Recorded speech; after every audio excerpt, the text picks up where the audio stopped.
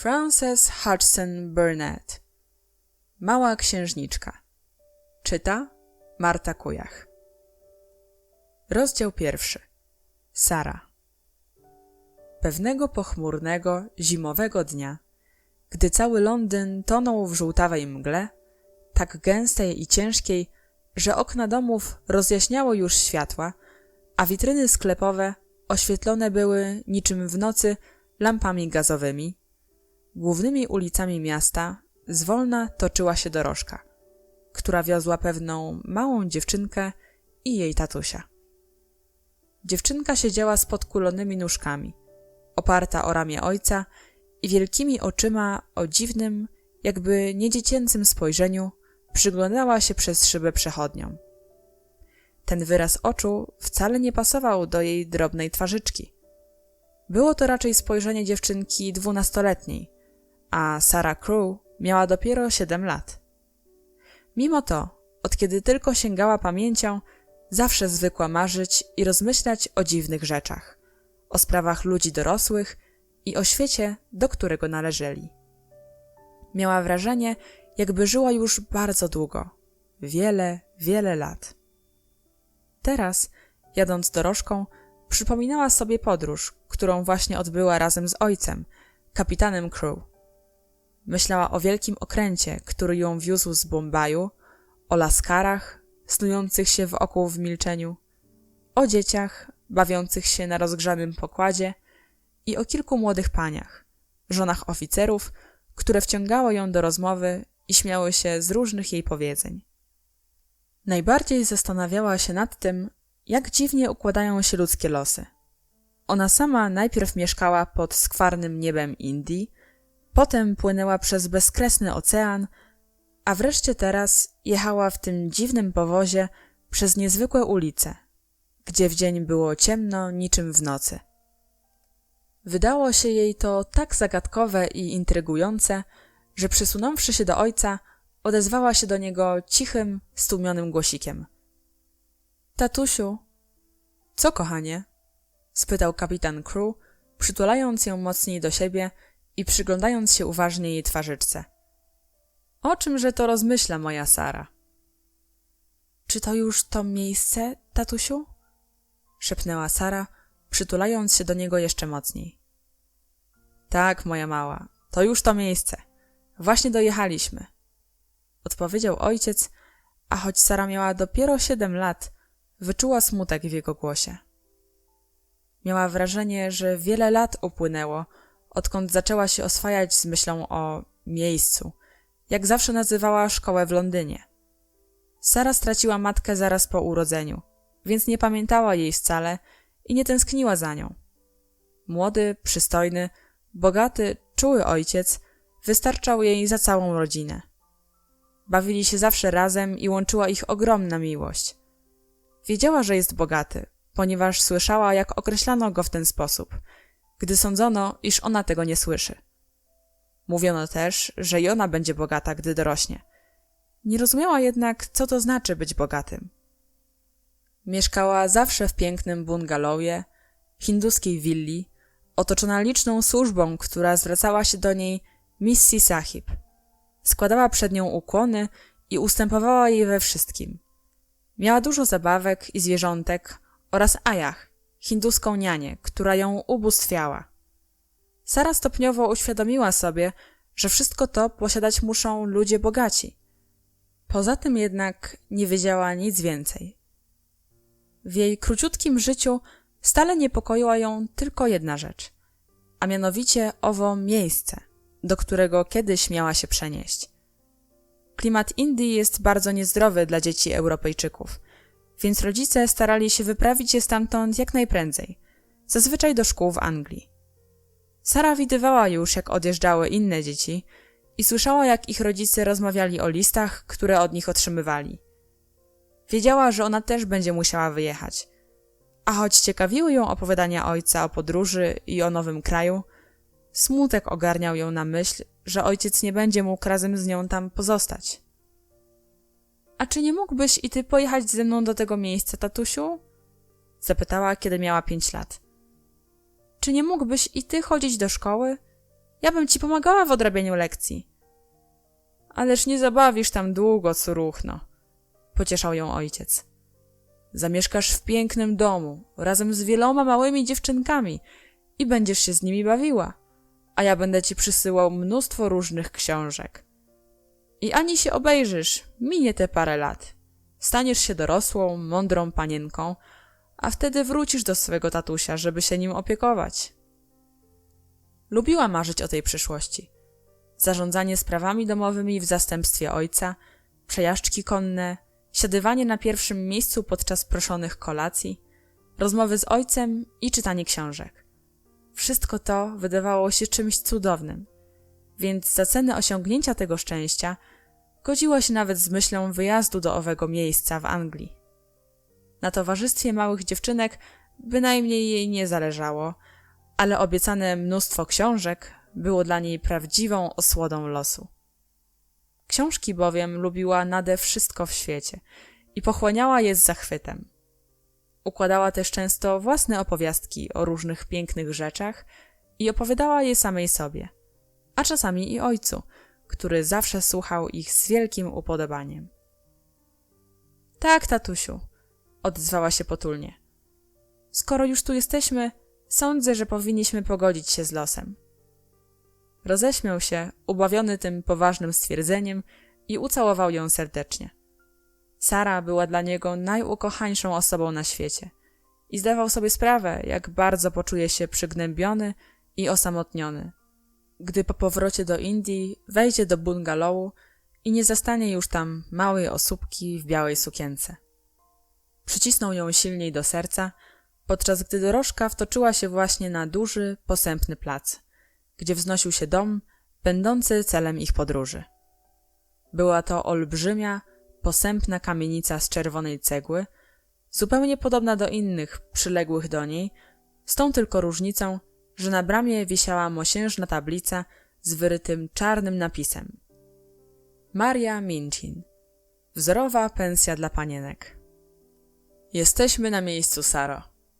Odezwał się kapitan Crew, starając się, by jego głos zabrzmiał jak najweselej. Wysadził ją z dorożki, po czym weszli na schodki i zadzwonili do bramy.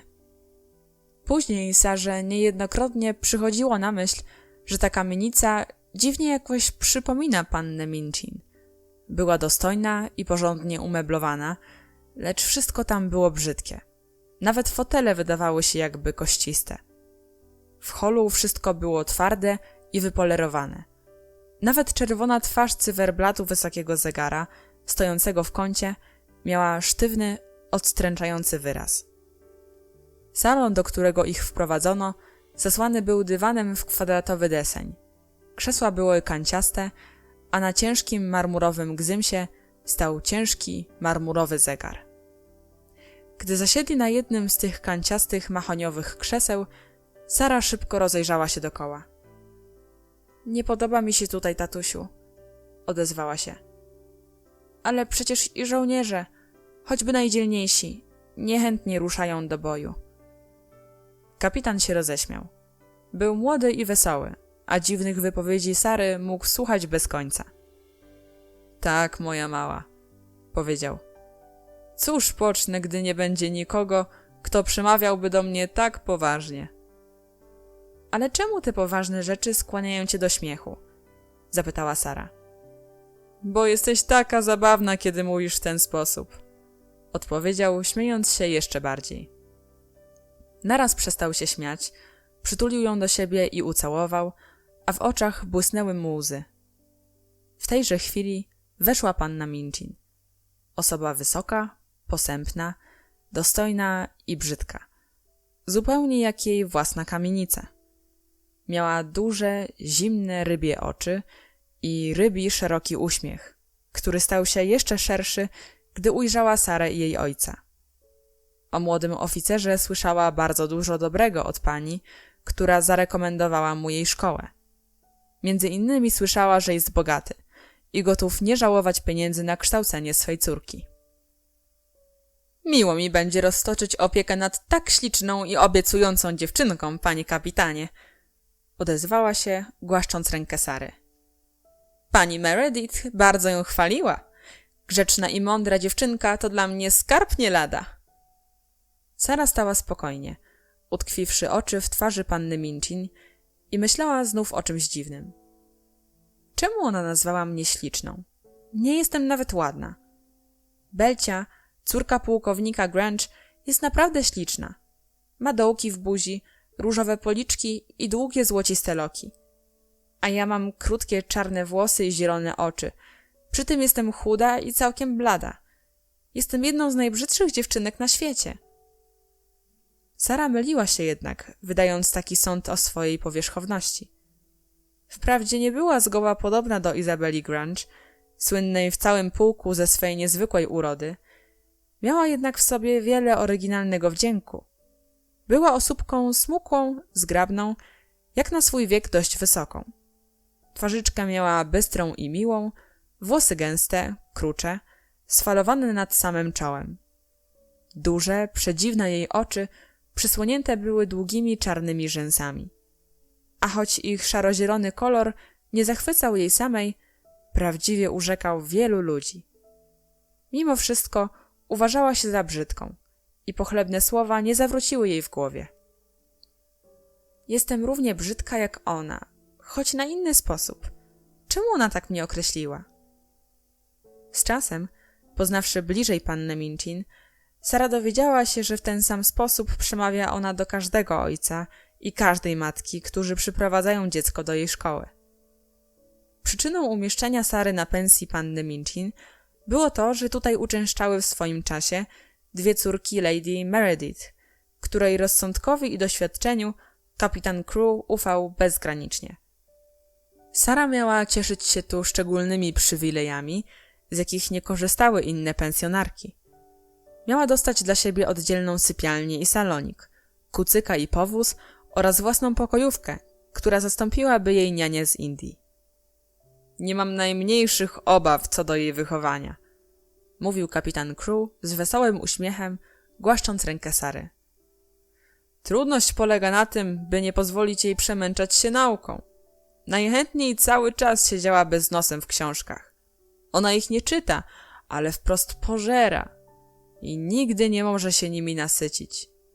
Wciąż się rwie do książek, i to książek dla dorosłych. Wszystko jedno po francusku, niemiecku czy po angielsku. Do dzieł historycznych, biografii czy poezji. Proszę więc ją odrywać od książek, jeśli będzie czytała zbyt wiele. Niech wtedy raczej pojeździ sobie na kucyku. Albo niech uda się do miasta, by kupić sobie nową lalkę. Powinna więcej bawić się lalkami. Tatusiu, odezwała się Sara. Gdybym co parę dni kupowała sobie nową lalkę, prędko wszystkie by mi się znudziły. Z lalkami powinno się żyć w prawdziwej przyjaźni. Moją serdeczną przyjaciółką będzie Emilka. Kapitan Crew i panna Minchin spojrzeli po sobie. Któż to jest Emilka? Zapytała panna Minchin. Opowiedz nam, Saro. Z uśmiechem zachęcił ją ojciec. W zielonych oczach Sary widniał wyraz wielkiej powagi i spokoju, gdy zaczęła mówić. To lalka, której jeszcze nie dostałam, a którą tatuś dopiero mi kupi. Razem pójdziemy ją kupić. Nazwałam ją Emilka, a gdy tatuś odjedzie, będę miała w niej przyjaciółkę i będę jej opowiadała o tatusiu. Szeroki, rybi uśmiech panny Minchin stał się w tej chwili wręcz przypochlebny. Jakież to niezwykłe dziecko! Zawołała. Jakież przemiłe maleństwo! Tak, potwierdził kapitan Crew, przyciskając Sarę do serca. Przemiłe maleństwo. Proszę opiekować się nią gorąco, panno Minchin. Przez kilka następnych dni, aż do czasu, gdy ojciec wyruszył w podróż powrotną do Indii, Sara mieszkała wraz z nim w hotelu. Zwiedzając miasto, wstępowali razem do dużych sklepów i kupowali najrozmaitsze rzeczy. Nie wszystkie były Sarze potrzebne, to prawda, ale kapitan Crew był człowiekiem młodym i niedoświadczonym, a córkę kochał ogromnie, więc pragnął, by miała wszystko, co tylko jej się podobało i co podobało się jemu samemu. W ten sposób wspólnymi siłami zgromadzili stosy garderoby, aż nazbyt wytwornej jak dla 7-letniej dziewczynki. Były tam aksamitne sukienki bramowane cennymi futerkami, sukienki haftowane i naszywane koronkami, kapelusze z wielkimi, puszystymi piórami strusimi, gronostajowe mówki i kołnierze oraz pudełka pełne takiej ilości chusteczek do nosa, rękawiczek i jedwabnych pończoch, iż panienki sklepowe szeptały sobie na ucho, że ta dziwna dziewczynka o wielkich, poważnych oczach musi być najpewniej zagraniczną księżniczką, może córką jakiegoś indyjskiego radży. Obeszli wiele sklepów i przyjrzeli się wielu lalkom, dużym i małym, czarnookim i błękitnookim, ubranym i nieubranym, zanim wreszcie znaleźli Emilkę. Ona musi być inna, mówiła Sara. Musi przede wszystkim patrzeć inaczej, tak jak gdyby słuchała tego, co do niej mówię. A u żadnej z lalek nie spotkałam takiego spojrzenia. Po wielu nieudanych próbach postanowili iść pieszo i przyglądać się kolejno wszystkim wystawom sklepowym, każąc woźnicy jechać krok w krok za nimi. Minęli ze 3 składy zabawek, nawet nie wstępując do środka, i właśnie dochodzili do małego, niepozornego sklepiku, gdy Sara nagle drgnęła i mocno ścisnęła ojca za ramię. – Tatusiu! – wykrzyknęła. – To Emilka! Rumieniec wystąpił jej na twarzyczkę, a w zielonych, wielkich oczach miała taki wyraz, jak gdyby spostrzegła dobrze znajomą, serdeczną przyjaciółkę. – Właśnie tu na nas czekała! – zawołała. – Chodźmy do niej! – Wiesz co, moja droga? – rzekł ojciec. – Mam wrażenie, że ktoś powinien nas jej przedstawić. – Dobrze, ty przedstawisz mnie, a ja ciebie – rozstrzygnęła Sara. – Ale ja poznałam ją od razu, ledwo tylko ją zobaczyłam, więc może i ona mnie poznała. I było to bardzo prawdopodobne, ponieważ gdy Sara wzięła ją na ręce, oczy Emilki patrzyły nad wyraz rozumnie. Była to lalka dużych rozmiarów, lecz nie tak duża, by nie można jej było swobodnie nosić na rękach. Miała prawdziwe włosy, spływające falą złocisto-kasztanowych kędziorków, jasne, siwo-niebieskie oczy o gęstych, jedwabistych rzęsach, nie namalowanych farbą, lecz prawdziwych. – Tak! – mówiła Sara, trzymając ją na kolanach i przyglądając się jej twarzy. – Tak, to jest Emilka! Kupili więc Emilkę i natychmiast udali się z nią do sklepu z ubrankami dla lalek, gdzie wybrano dla niej stroje tak wspaniałe, jakie miała Sara. Dostała więc sukienki koronkowe, aksamitne i muślinowe, chusteczki do nosa i futerka. – Będzie jej u mnie tak dobrze, jak dziecku u kochającej mamusi – mówiła Sara. – Bo przecież właściwie jestem jej mamusią, ale poza tym będę ją także uważała za swoją przyjaciółkę. Kapitana Crew także radowałyby ogromnie te sprawunki, gdyby nie dręczyła go smutna myśl, że wkrótce rozłączy się ze swoją najukochańszą, małą córeczką. Tej nocy wstał z łóżka, podszedł do Sary, śpiącej z Emilką w objęciach i długo się jej przyglądał. Czarne włoski rozsypały się po poduszce, mieszając się ze złocisto-kasztanowymi kędziorkami Emilki. Obie ubrane były w obszyte koronką koszulki nocne i obie miały długie rzęsy, ocieniające policzki. Emilka do tego stopnia wyglądała na prawdziwe dziecko, że kapitan Crew poczuł, że cieszy się z jej obecności. Westchnął, targając wąsy. – Ej, moja mała córeczko – szepnął. – Na pewno nie wiesz, jak smutno będzie tatusiowi bez ciebie. Rano zawiózł Sarę do panny Minchin i tam ją zostawił, bo już nazajutrz miał odjechać. Oznajmił pannie Minchin, że wszystkie rachunki regulować będą jego plenipotenci, panowie Barrow i Skipworth, do których też należy się zwracać po wszelkie potrzebne informacje. Prosił, by spełniono każde życzenie Sary i obiecał pisywać do niej 2 razy w tygodniu. Jest rozumnym dzieckiem i nigdy nie prosi o rzeczy niemożliwe, wyjaśnił jeszcze pannie Minchin. Następnie udał się z Sarą do jej małego saloniku, gdzie nastąpiła chwila pożegnania. Sara usiadła mu na kolanach i ująwszy rączkami wyłogi jego surduta, długo i przenikliwie patrzyła ojcu w oczy. Czy chcesz zapamiętać, jak wyglądam? Zapytał, gładząc jej główkę. Nie, odpowiedziała. Ja przecież pamiętam. Mam ciebie całego w moim sercu. Ucałowali się i przytulili do siebie tak mocno, jak gdyby nie chcieli dopuścić do rozstania. Gdy ojciec wsiadł do dorożki, Sara siadła na podłodze swego pokoiku i podparłszy główkę rękoma, patrzyła w ślad za odjeżdżającym powozem, dopóki nie zniknął za rogiem. Emilka siedziała obok niej i również wpatrywała się w dorożkę. Gdy nadeszła panna Amelia, siostra przełożonej, chcąc z jej rozkazu dowiedzieć się, co dzieje się z dziewczynką, znalazła drzwi zamknięte na klucz. Zamknęłam je umyślnie, usłyszała grzeczny, ale dziwnie brzmiący głosik. Bardzo bym sobie życzyła zostać sama. Panna Amelia była to osoba gruba i przysadzista i całkowicie zachłukana przez siostrę. Miała lepsze od niej serce, jednakże nigdy nie śmiała sprzeciwić się jej woli. Zeszła na dół ogromnie zaniepokojona. Nigdy jeszcze nie widziałam tak śmiesznego i dziwacznego dziecka, siostruniu. Zamknęła się w pokoju i siedzi tam cicho jak trusia. Wolę to, niż żeby tupała nogami i krzyczała, jak to niektóre z nich umieją, odpowiedziała panna Minchin. Myślałam, że dziecko tak rozpieszczone jak ona podniesie wrzask na cały dom, bo też nie wiedziałam, by komu tak dogadzano jak jej. Pomagała mi otwierać i rozpakowywać kufry, odezwała się panna Amelia. Czegoś podobnego nigdy nie widziałam.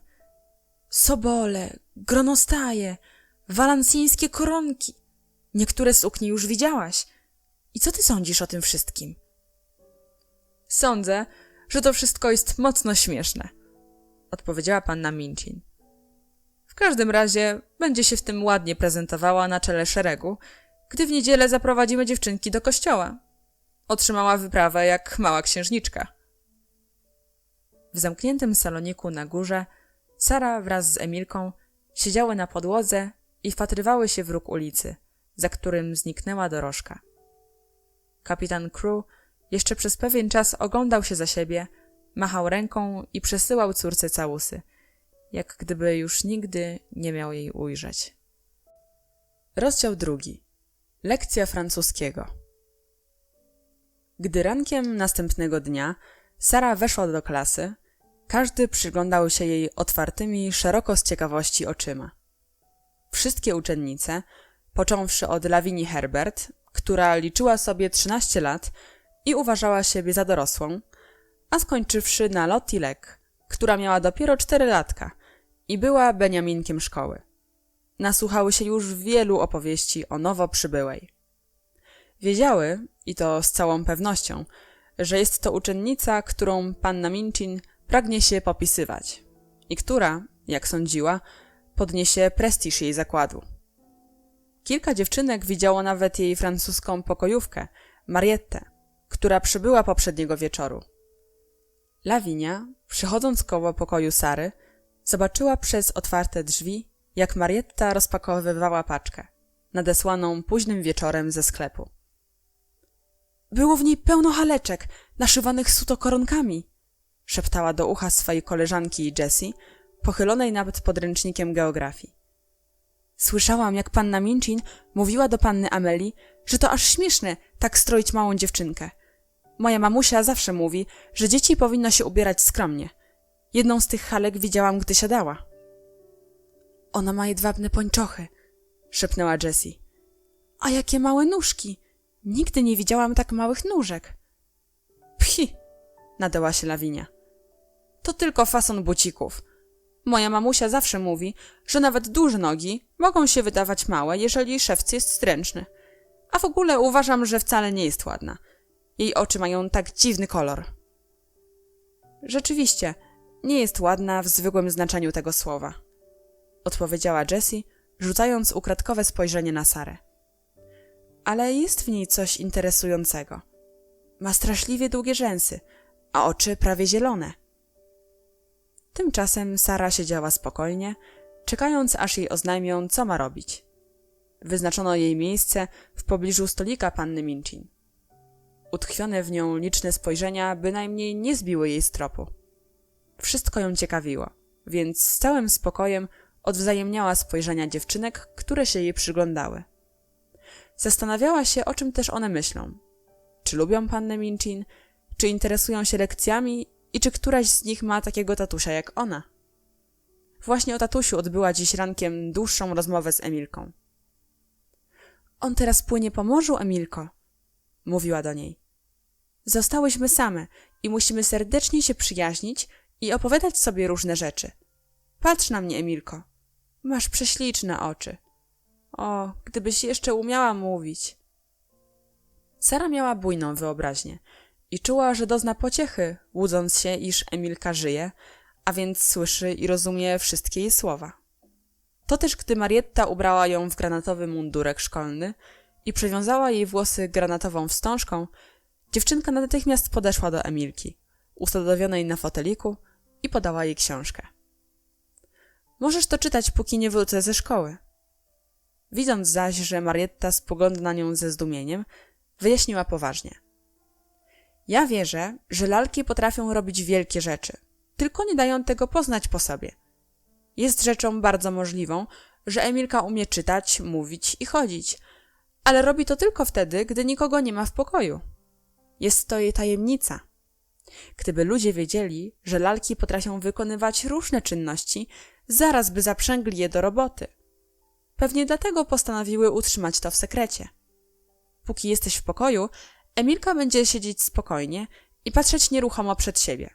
Ale gdy wyjdziesz, na pewno zacznie czytać albo podejdzie do okna i wyjrzy na ulicę. Skoro jednak posłyszy czyjeś kroki, pobiegnie czym prędzej z powrotem na dawne miejsce i będzie udawała, że siedziała tam przez cały czas. Comme elle est drôle, rzekła do siebie Marietta i zszedłszy na dół, opowiedziała o wszystkim starszej pokojówce. Od tej chwili zresztą poczuła wielką sympatię dla tej dziwnej dziewczynki, która miała twarzyczkę tak rozumną i była taka uprzejma. Marietta dotychczas miewała do czynienia z dziećmi, które bynajmniej nie odnosiły się do niej grzecznie. Więc teraz z zachwytem zwierzała się pokojówce, jak Sara mówi do niej: bądź łaskawa, Marietto. Dziękuję ci, Marietto, traktując ją jak dystyngowaną damę. Elle a l'air d'une princesse, cette petite, zakończyła, wielce zadowolona z nowej pani i z nowego miejsca. Sara już parę minut siedziała w swej ławce, oglądana z zaciekawieniem przez koleżanki, gdy panna Minchin zastukała w blat katedry.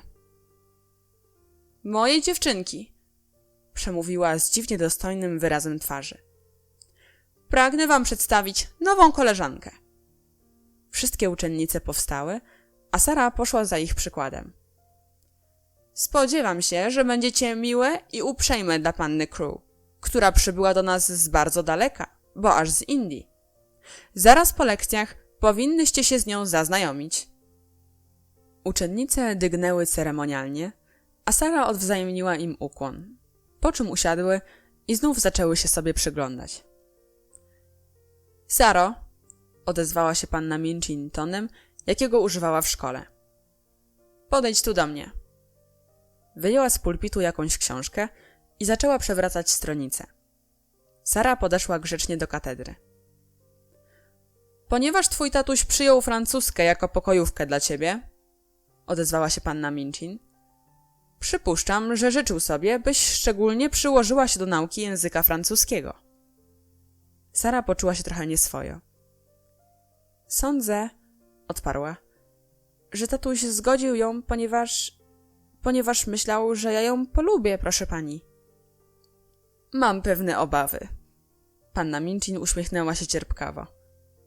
Że jesteś dziewczynką bardzo rozpieszczoną, która sobie wyobraża, iż wszystko czyni się tylko po to, aby dogodzić jej zachciankom. Ja natomiast przypuszczam, że twój tatuś sobie życzył, byś poważnie zabrała się do nauki francuskiego. Gdyby Sara była nieco starsza lub mniej przestrzegała zasad grzeczności, potrafiłaby wyjaśnić w kilku słowach całą sprawę. Tymczasem jednak nie zdobyła się już na ani jedno słówko i tylko gorący rumieniec oblał jej policzki. Panna Minchin była osobą bardzo stanowczą i bezwzględną, a przy tym tak głęboko przekonaną o tym, że Sara nie ma pojęcia o francuskim, iż wszelkie wyprowadzanie jej z błędu mogłaby uznać niemal za impertynencję. W istocie natomiast język francuski był Sarze znany niemal od kołyski. Jej matka była Francuską, a kapitan Crew przez pamięć o ukochanej żonie, którą stracił tak wcześnie, rozmawiał często w tym języku w obecności córki, a także z nią samą, jeszcze gdy była malutka. Ja nigdy naprawdę nie uczyłam się francuskiego, ale... Znów zaczęła, usiłując wytłumaczyć nieporozumienie. Jednym z najpoważniejszych strapień panny Minchin był brak znajomości francuskiego. Fakt ten, który ją bolał dotkliwie, usiłowała zataić przed ludźmi. Nie miała więc ochoty wdawać się w dyskusję z nową uczennicą i narażać się na jej niedyskretne pytania. To wystarczy, przerwała z kwaśną uprzejmością. Skoro się nie uczyłaś, musisz niezwłocznie przystąpić do nauki.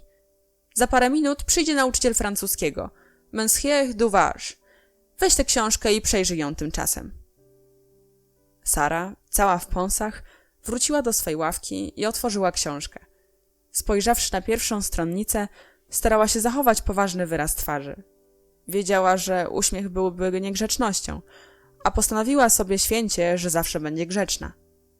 W każdym razie bawiło ją w duchu, że kazano jej się uczyć le père, znaczy ojciec, a la mère, matka. Panna Minchin spojrzała na nią badawczo. Widzę, Saro, że wodzisz oczyma po klasie, zamiast patrzeć w książkę. Szkoda, że nie wykazujesz zapału do języka francuskiego.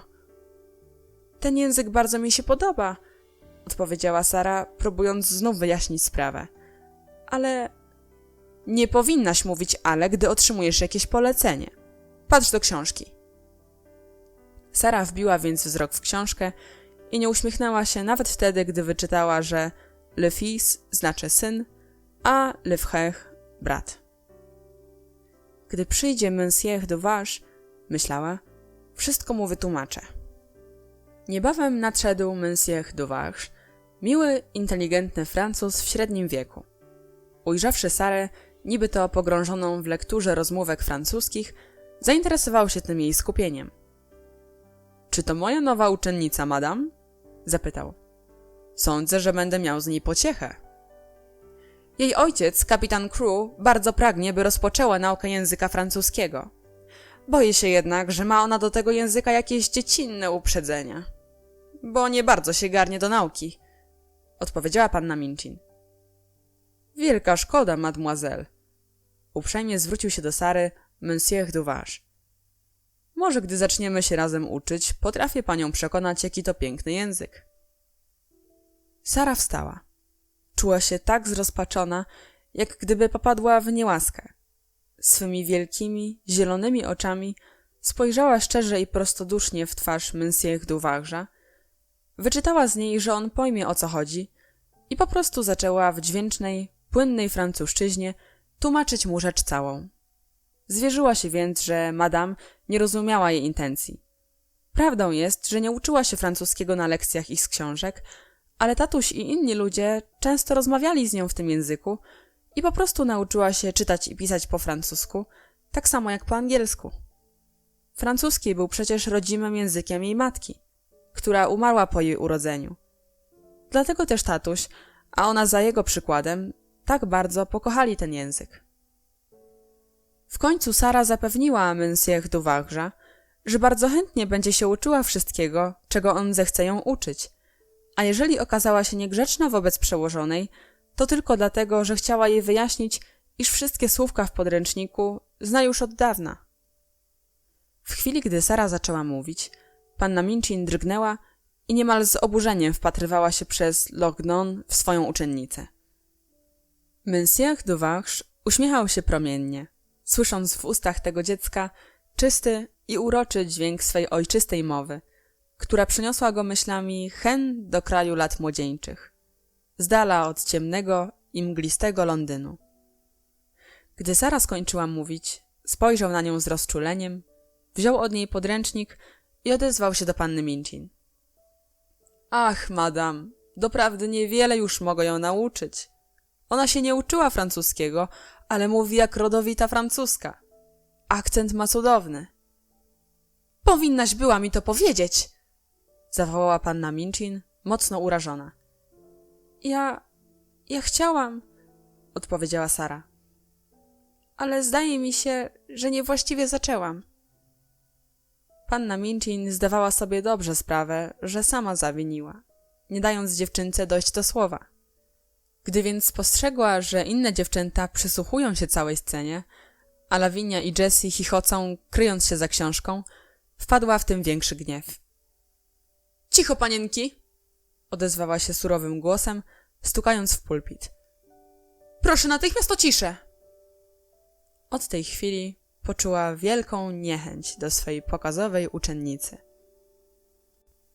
Rozdział 3. Ermengarda.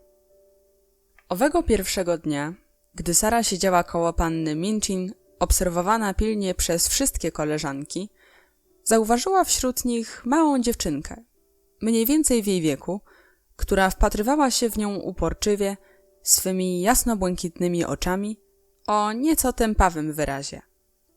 Była to tłusta dziewczynka, bynajmniej nie wyglądająca na zbyt mądrą, z buzią nadąsaną, ale poczciwą. Jej lniane włosy splecione były w gęsty warkocz, którego koniec przerzuciła sobie przez ramię i gryzła wstążkę. Opierając się łokciami o pulpit, z podziwem przyglądała się nowej uczennicy. Gdy Monsieur Tuvache zaczął przemawiać do Sary, na twarzyczce tłuścioszki odmalowało się lekkie przerażenie. Gdy zaś Sara, patrząc na nauczyciela dziecięcym, szczerym wzrokiem, odpowiedziała mu po francusku, grubaska aż podskoczyła w ławce i poczerwieniała od pełnego zachwytu zdumienia. Sama wylała tak wiele łez, czyniąc rozpaczliwe wysiłki, by zapamiętać, że la mère oznacza matka, a le père ojciec, że nie chciało się jej pomieścić w głowie, iż jakieś dziecko w jej wieku zna nie tylko te dwa wyrazy, ale i mnóstwo innych, które bez najmniejszego wysiłku potrafi łączyć w całe zdania. Tak wytrzeszczała oczy i tak mocno gryzła wstążkę warkocza, że ściągnęła na siebie uwagę, a co za tym idzie, i gniew panny Minchin. Panno St. John! Upomniała ją surowo przełożona. Cóż to za zachowanie? Proszę zdjąć łokcie z pulpitu i wyjąć z ust wstążkę. Proszę mi zaraz usiąść prosto. Dziewczynka znów poderwała się z ławki. Gdy zaś Lavinia i Jessie poczęły chichotać, zaczerwieniła się jeszcze bardziej, a w jej biednych, dziecięcych, tępawych oczach pojawiły się łzy. Na ten widok Sara poczuła naraz sympatię dla swej rówieśniczki i zapragnęła zaprzyjaźnić się z nią. Gdyby Sara była chłopakiem i żyła kilkaset lat temu, mawiał o niej ojciec, na pewno by jeździła z mieczem po kraju, broniąc i ratując uciśnionych. Nie może patrzeć spokojnie na ludzki smutek i krzywdę. Dlatego to Sara upodobała sobie małą, grubą pannę St. John i przez całe przedpołudnie wciąż spoglądała w jej stronę. Szybko zorientowała się, że dziewczynce z trudnością przechodzi nauka i że na pewno nie grozi jej zaliczenie w poczet wzorowych uczennic. Szczególnie lekcja francuskiego była dla niej udręką. Jej wymowa wywoływała mimowolny uśmiech nawet na dobrotliwej twarzy pana Tuvache, a Lavinia, Jessie i inne zdolniejsze uczennice pozwalały sobie wręcz na śmiechy i drwiny. Ale Sara nie śmiała się. Przeciwnie, udawała, że nie słyszy, jak panna St. John potwornie kaleczy i przekręca francuskie słowa. Zachowanie koleżanek przejmowało ją oburzeniem. Dlaczego one się śmieją? Szepnęła przez zęby, schyliwszy się nad książką. Przecież w tym nie ma nic śmiesznego. Po lekcjach uczennice zebrały się gromadkami i poczęły gawędzić. Sara odszukała pannę St. John, która ze smutną miną siedziała na parapecie okna. Podeszła do niej i zapytała. Jak się nazywasz? Od tego pytania małe dziewczynki zaczynają zwykle wszelką znajomość. Jednakże w słowach Sary brzmiał szczególny ton, uderzający ludzi swą serdecznością i uprzejmością. By zrozumieć zdumienie panny St. John, należy uświadomić sobie, że każda nowa uczennica jest przez czas pewien jakąś nieokreśloną istotą dla swych koleżanek. O żadnej zaś chyba nowicjuszce nie opowiadano w całej szkole tylu dziwnych, często sprzecznych ze sobą historii, co o Sarze. Opowieści takie, snute poprzedniego wieczora, przyciągnęły się aż do późnej nocy. Koleżanka, która miała powóz, kucyka i służącą, a przybyła aż z dalekich Indii. Było to coś niezwykłego. Nazywam się Ermengarda St. John, odpowiedziała dziewczynka. A ja nazywam się Sarah Crewe, przedstawiła się Sara. Masz bardzo ładne nazwisko, zupełnie jak z jakiejś powieści. Podoba ci się? Zawstydziła się Ermengarda. A mnie podoba się twoje nazwisko. Największym strapieniem, klęską w życiu Ermengardy St. John było to, że miała ojca uczonego, który wiedział wszystko. Mówił 7 czy 8 językami, a w swej bibliotece posiadał tysiące tomów, których treść znał niewątpliwie na pamięć. Człowiek ten żądał więc od swej córki, by znała przynajmniej treść podręczników szkolnych, a w każdym razie sądził, że powinna pamiętać parę zdarzeń z historii i umieć napisać wypracowanie po francusku.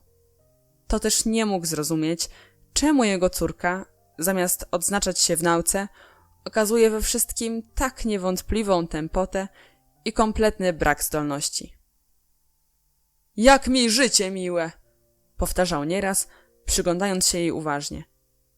Niekiedy mam wrażenie, że to dziecko jest równie tępe jak jej ciotka Eliza. Owa ciotka Eliza słynęła z tego, iż uczyła się każdej rzeczy z wielkim mozołem, by niebawem zapomnieć o niej doszczętnie. I pod tym względem Ermengarda była rzeczywiście uderzająco do niej podobna. To też ogólnie uważano ją za najsłabszą uczennicę w całej szkole.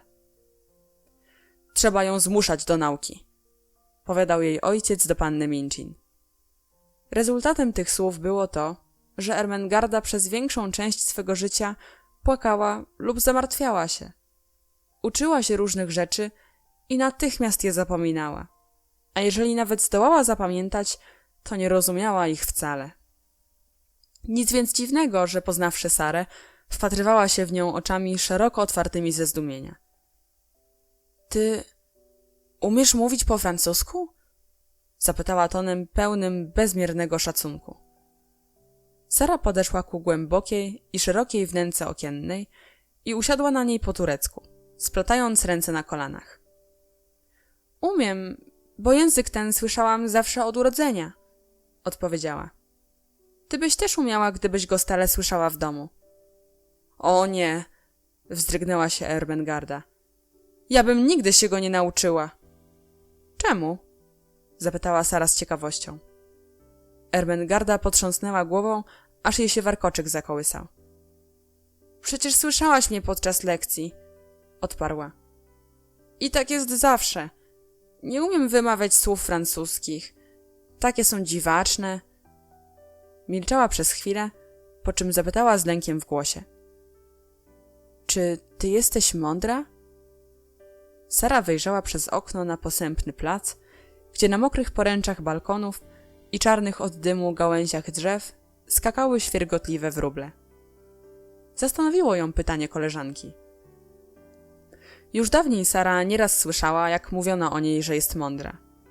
Pragnęła wiedzieć, czy tak jest istotnie i czemu by tę mądrość przypisać należało. Nie wiem, odezwała się. Nie umiem ci na to odpowiedzieć. Widząc smutek na okrągłej, pucołowatej twarzyczce koleżanki, zaśmiała się z lekka i zmieniła temat rozmowy. Czy chciałabyś zobaczyć Emilkę? Kto to jest Emilka? Zapytała Ermengarda takim samym tonem, jakiego poprzednio użyła panna Minchin. Chodź do mojego pokoju, to zobaczysz, odpowiedziała Sara, wyciągając rękę. Zeskoczyły z parapetu okna i poszły razem na górę.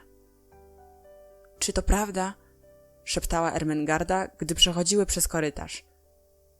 Czy to prawda, że masz dla siebie osobny pokój do zabawy? Tak, odpowiedziała Sara. Tatuś poprosił pannę Minchin o osobny pokój dla mnie, bo gdy się bawię, to sobie układam i opowiadam różne bajki. A nie lubię, by mnie podsłuchiwano. To psuje mi całą radość.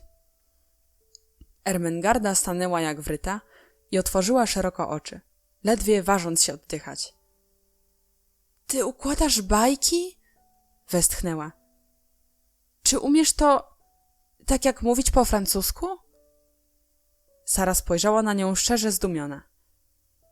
Przecież układanie bajek to nic trudnego. Czy nigdy nie próbowałaś tego robić? Ujęła ostrzegawczo dłoń Ermengardy. Podejdźmy cichutko do drzwi, szepnęła. A potem ja nagle je otworzę. Może uda się nam ją przyłapać.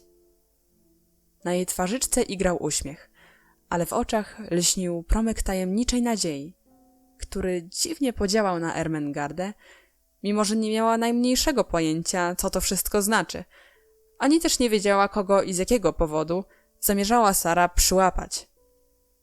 W każdym razie kryła się w tym jakaś wspaniała i intrygująca niespodzianka. To też Ermengarda drżała w napięciu, pełna oczekiwania, idąc na palcach za Sarą. Bezszelestnie dotarły aż do samych drzwi. Wówczas Sara nagle nacisnęła klamkę i otwarła je na oścież. Ujrzały przed sobą najzupełniej cichy i spokojny pokój, gdzie wszystko było na właściwym miejscu. Obok kominka, na którym łagodnie tlił się ogień, siedziała na foteliku prześliczna lalka, niby to zaczytana w leżącej przed nią książce. Oho, już wróciła na fotelik, zanim zdążyłyśmy ją podpatrzeć, zawołała Sara. One tak zawsze robią. Potrafią przebiec przez pokój prędko jak błyskawica. Ermengarda zaczęła patrzeć to na nią, to na lalkę. Czy ona umie chodzić? Zapytała stłumionym głosem. Tak, odpowiedziała Sara. Ja w to wierzę. Przynajmniej udaję, że wierzę. A dzięki temu wydaje mi się, że to wszystko jest prawdą. Czyżbyś ty nigdy nie udawała niczego? Nie, nigdy, odparła Ermengarda. Wytłumacz mi to wszystko. Tak była oszołomiona tą nową, dziwną znajomością, że patrzyła wciąż na Sarę, nie zwracając prawie uwagi na Emilkę, mimo że Emilka była najpiękniejszą lalką, jaką kiedykolwiek widziała. Usiądź, to ci opowiem, rzekła Sara. Jest to rzecz tak łatwa i przyjemna, że jeśli tylko zaczniesz, nigdy nie potrafisz się tego wyrzec. Emilko, i ty posłuchaj. Oto jest panna Ermengarda St. John. Ermengardo, oto Emilka. Czy chciałabyś wziąć ją na ręce? Och, a mogę? Zawołała Ermengarda. Naprawdę mogę? Jakaż ona piękna! Z lalką w objęciach Ermengarda spędziła jedną z najpiękniejszych godzin swego krótkiego żywota, słuchając przedziwnych opowieści nowej koleżanki, póki nie odezwał się dzwonek wzywający na obiad. Sara przysiadła w kucki na dywanie przed kominkiem, a jej zielone, duże oczy i nabiegłe rumieńcem policzki pałały żywo. Opowiadała o Indiach i o przebytej podróży. Największe jednak wrażenie na Ermengardzie wywarła zmyślona opowieść o lalkach, które chodzą, rozmawiają i robią co im się żywnie podoba, póki ludzi nie ma w pokoju, a z ich nadejściem zmykają błyskawicznie na swe dawne miejsce, nie chcąc zdradzić przed nikim, co umieją. My byśmy tego nie potrafiły, dodała Sara. To ich magiczna sztuczka. Gdy Sara opowiadała o poszukiwaniach Emilki, Ermengarda zauważyła nagłą zmianę w jej twarzy, jakby jakąś chmurę, która przemknęła nad brwiami, gasząc blask promieniejących oczu. I głos Sary się zmienił. Brzmiał cicho i smutnie. Stłumiła oddech, a potem zacisnęła mocno wargi, jak gdyby powzięła nagle jakąś stanowczą decyzję. Inna dziewczynka na jej miejscu na pewno wybuchnęłaby w tej chwili gwałtownym płaczem. Sara jednak, ku zdziwieniu Ermengardy, zdołała się opanować. — Czy ciebie coś boli? — odważyła się zapytać Ermengarda. — Tak — odpowiedziała Sara po chwili milczenia. Ale to nie jest ból cielesny. Po chwili zapytała cichym głosem, starając się mówić jak najspokojniej. Czy i ty kochasz swojego tatusia nad wszystko na świecie? Ermengarda ze zdumienia otworzyła usta. Wiedziała, iż z zachowaniem się uczennicy wzorowej pensji nie licuje oświadczenie, że nie przyszło jej nigdy na myśl, by można było kochać ojca i że zrobiłaby wszystko, byle tylko nie zostać z nim sam na sam, choćby przez 10 minut. Była naprawdę wielce zakłopotana. Ja prawie go nie widuję, wyjąkała. On wciąż tylko siedzi w bibliotece i czyta różne książki. Ja kocham mego tatusia ponad wszystko na świecie, oświadczyła Sara. I to mnie właśnie boli. To, że tatuś odjechał. Złożyła główkę na podwiniętych kolanach i siedziała cicho przez kilka minut. Zaraz się rozpłaczę, pomyślała Ermengarda. Ale Sara nie rozpłakała się. Siedziała spokojnie, a krótkie, czarne loki rozsypały się jej na uszy. Naraz odezwała się, nie podnosząc głowy. Obiecałam mu, że zniosę to cierpliwie i dotrzymam przyrzeczenia. W życiu trzeba dużo znosić. Pomyśl sobie, ile muszą znosić żołnierze. Mój tatuś jest żołnierzem. Gdyby wybuchła wojna, musiałby odbywać uciążliwe marsze, cierpieć pragnienie, może nawet odniósłby ciężką ranę i nie powiedziałby ani słowa. Ermengarda nic nie mówiła, tylko wlepiała w nią szeroko otwarte oczy, ale w duszy czuła dla niej ogromny szacunek i uwielbienie. Tak dziwnej i niezwykłej dziewczynki nie zdarzyło się jej spotkać nigdy w życiu. Nagle Sara spojrzała w górę. Uśmiechnęła się dziwnie i potrząsnąwszy czarnymi roczkami, odezwała się. Gdy będę tak często rozmawiała z tobą i opowiadała ci różne zmyślone historie, jakoś łatwiej przeżyję tę rozłąkę. Ty też pewno nie zapomnisz o domu, ale łatwiej będzie ci znosić to wszystko. Ermengarda poczuła, że w gardle coś się ściska, a oczy zaszły jej łzami. Lavinia i Jessie są najserdeczniejszymi przyjaciółkami, powiedziała ochrypłym głosem. Bardzo bym chciała być dla ciebie taką serdeczną przyjaciółką. Czy mogłabyś się zgodzić? Ty jesteś bardzo mądra, a ja jestem najgłupszą uczennicą w szkole. Ale ja ciebie tak kocham. Bardzo się z tego cieszę, zapewniła ją Sara. Tak, będziemy przyjaciółkami. I wiesz co? Nagle promyk radości rozjaśnił jej buzię. Będę ci pomagała w odrabianiu lekcji francuskiego. Rozdział 5. Lottie. Gdyby Sara była inną dziewczynką, na pewno by ją zepsuł tryb życia, jaki wiodła przez kilka lat na wzorowej pensji panny Minchin. Traktowano ją bowiem nie jak zwykłą uczennicę, ale jak jakiegoś dostojnego gościa. Gdyby była zarozumiałym, przyzwyczajonym do rozkazywania dzieckiem, pewno by to ustawiczne dogadzanie i pobłażanie uczyniło ją wręcz nieznośną. Gdyby była dzieckiem umysłowo ograniczonym, na pewno niewiele przykładałaby się do nauki. Panna Minchin nie lubiła jej osobiście, ale była zanadto obyta w świecie i sprytna, by miała zrobić lub powiedzieć coś takiego, co by tak wielce pożądaną uczennicę mogło skłonić do opuszczenia jej szkoły. Wiedziała doskonale, że gdyby Sara doniosła tatusiowi, że czuje się niezadowolona lub nieszczęśliwa, kapitan Crew zabrałby ją stąd natychmiast. Panna Minchin była przekonana, że dziecko, które otrzymuje wciąż pochwały i któremu nigdy niczego się nie zabrania, na pewno przywiąże się do miejsca, gdzie w ten sposób się z nim obchodzą. To też chwalono Sarę za jej bystrość, za pilność i staranne odrabianie lekcji, za dobre maniery, za uprzejmość w stosunku do koleżanek, wreszcie i za szczodrobliwość, ilekroć z pełnej sakiewki dała 6 pensów żebrakowi.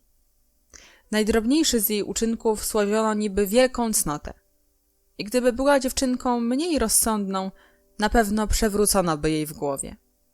Jednak rozsądek i zmysł spostrzegawczości zawsze odsłaniał Sarze właściwą prawdę o niej samej i otoczeniu. Czasami zwierzała się Ermengardzie. Wiele rzeczy dostaje się ludziom tylko przypadkiem. Tak jest i ze mną.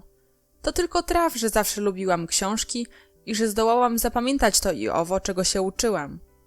To tylko traf, że jestem córką tak miłego i mądrego tatusia i że on może mi dawać wszystko, na co mam ochotę. Mówią, że mam dobre usposobienie. Jakże go nie mieć, gdy się posiada wszystko, czego dusza zapragnie i wszyscy okazują mi tak wiele życzliwości?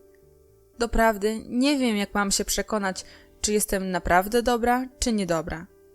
Może jestem bardzo złym dzieckiem, ale nikt tego nie potrafi stwierdzić, bo nigdy nie spotkały mnie żadne przeciwności. Lawinia też nie doznaje żadnych przykrości, zauważyła Ermengarda. A mimo to jest wstrętna. Sara potarła koniuszek nosa i zamyśliła się. Tak, odpowiedziała na koniec. Może to dlatego, że Lawinia zbyt szybko rośnie? Powiedzenie to było echem podsłuchanej rozmowy, w której panna Amelia orzekła, że Lawinia rośnie tak prędko, iż może się to odbić na jej zdrowiu i usposobieniu. Lawinia istotnie była przykra i złośliwa, a przy tym niesłychanie zazdrosna w stosunku do Sary. Przed przybyciem tej nowicjuszki wodziła rej w szkole, zwłaszcza, że umiała boleśnie dać się we znaki tym, które się jej sprzeciwiały. Tyranizowała małe dziewczynki, a zadzierała dumnie nosa wobec rówieśniczek.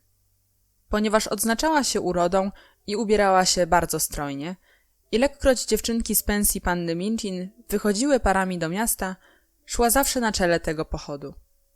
Zmieniło się to jednak z chwilą, gdy w szkole pojawiły się aksamitne sukienki Sary, jej sobolowe kołnierze i kapelusik ze strusimi piórami. Już to samo było dla Lawinii powodem do rozgoryczenia. Na domiar złego okazało się niebawem, że Sara cieszy się również wielkim uznaniem wśród koleżanek. I to nie dlatego, że potrafi dokuczać, ale przeciwnie, dlatego, że nigdy nie dokucza nikomu. Jedna rzecz mi się podoba u Sary Crew, mówiła szczerze Jessie, pobudzając tym do wściekłości swą najserdeczniejszą przyjaciółkę. Ona nigdy się nie wywyższa, choć niewątpliwie by mogła. Ja na pewno nie byłabym taka, gdybym miała tyle błyskotek i gdyby robiono ze mną tyle ceregieli. Aż niemiło patrzeć, jak panna Minchin popisuje się nią, ilekroć przyjdą jacyś goście. Saro, moja droga, musisz iść do salonu i opowiedzieć pani Musgrave o Indiach, zaczęła Lawinia przedrzeźniać sposób przemawiania panny Minchin. Saro, moja droga, porozmawiaj z panią Pitkin po francusku. Masz taki wspaniały akcent. W każdym razie nie jest zasługą naszej pensji, że Sara tak dobrze mówi po francusku. Nie jest to nawet zasługą jej samej. Przyznaje przecież, że nie uczono jej tego języka, tylko przyswoiła go sobie od tak mimochodem, bo jej ojciec często go używał. Co się zaś tyczy jej ojca, to też nic wielkiego być oficerem w Indiach. Tak, odrzekła z powagą Jessie. Ale on polował na tygrysy. Skórę jednego z upolowanych przez niego tygrysów Sara ma w swoim pokoju i ogromnie jest do niej przywiązana. Często kładzie się na niej, głaszcze łeb tygrysa i rozmawia z nim jak z kotem. Jej zawsze się trzymają podobne głupstwa, warknęła Lawinia.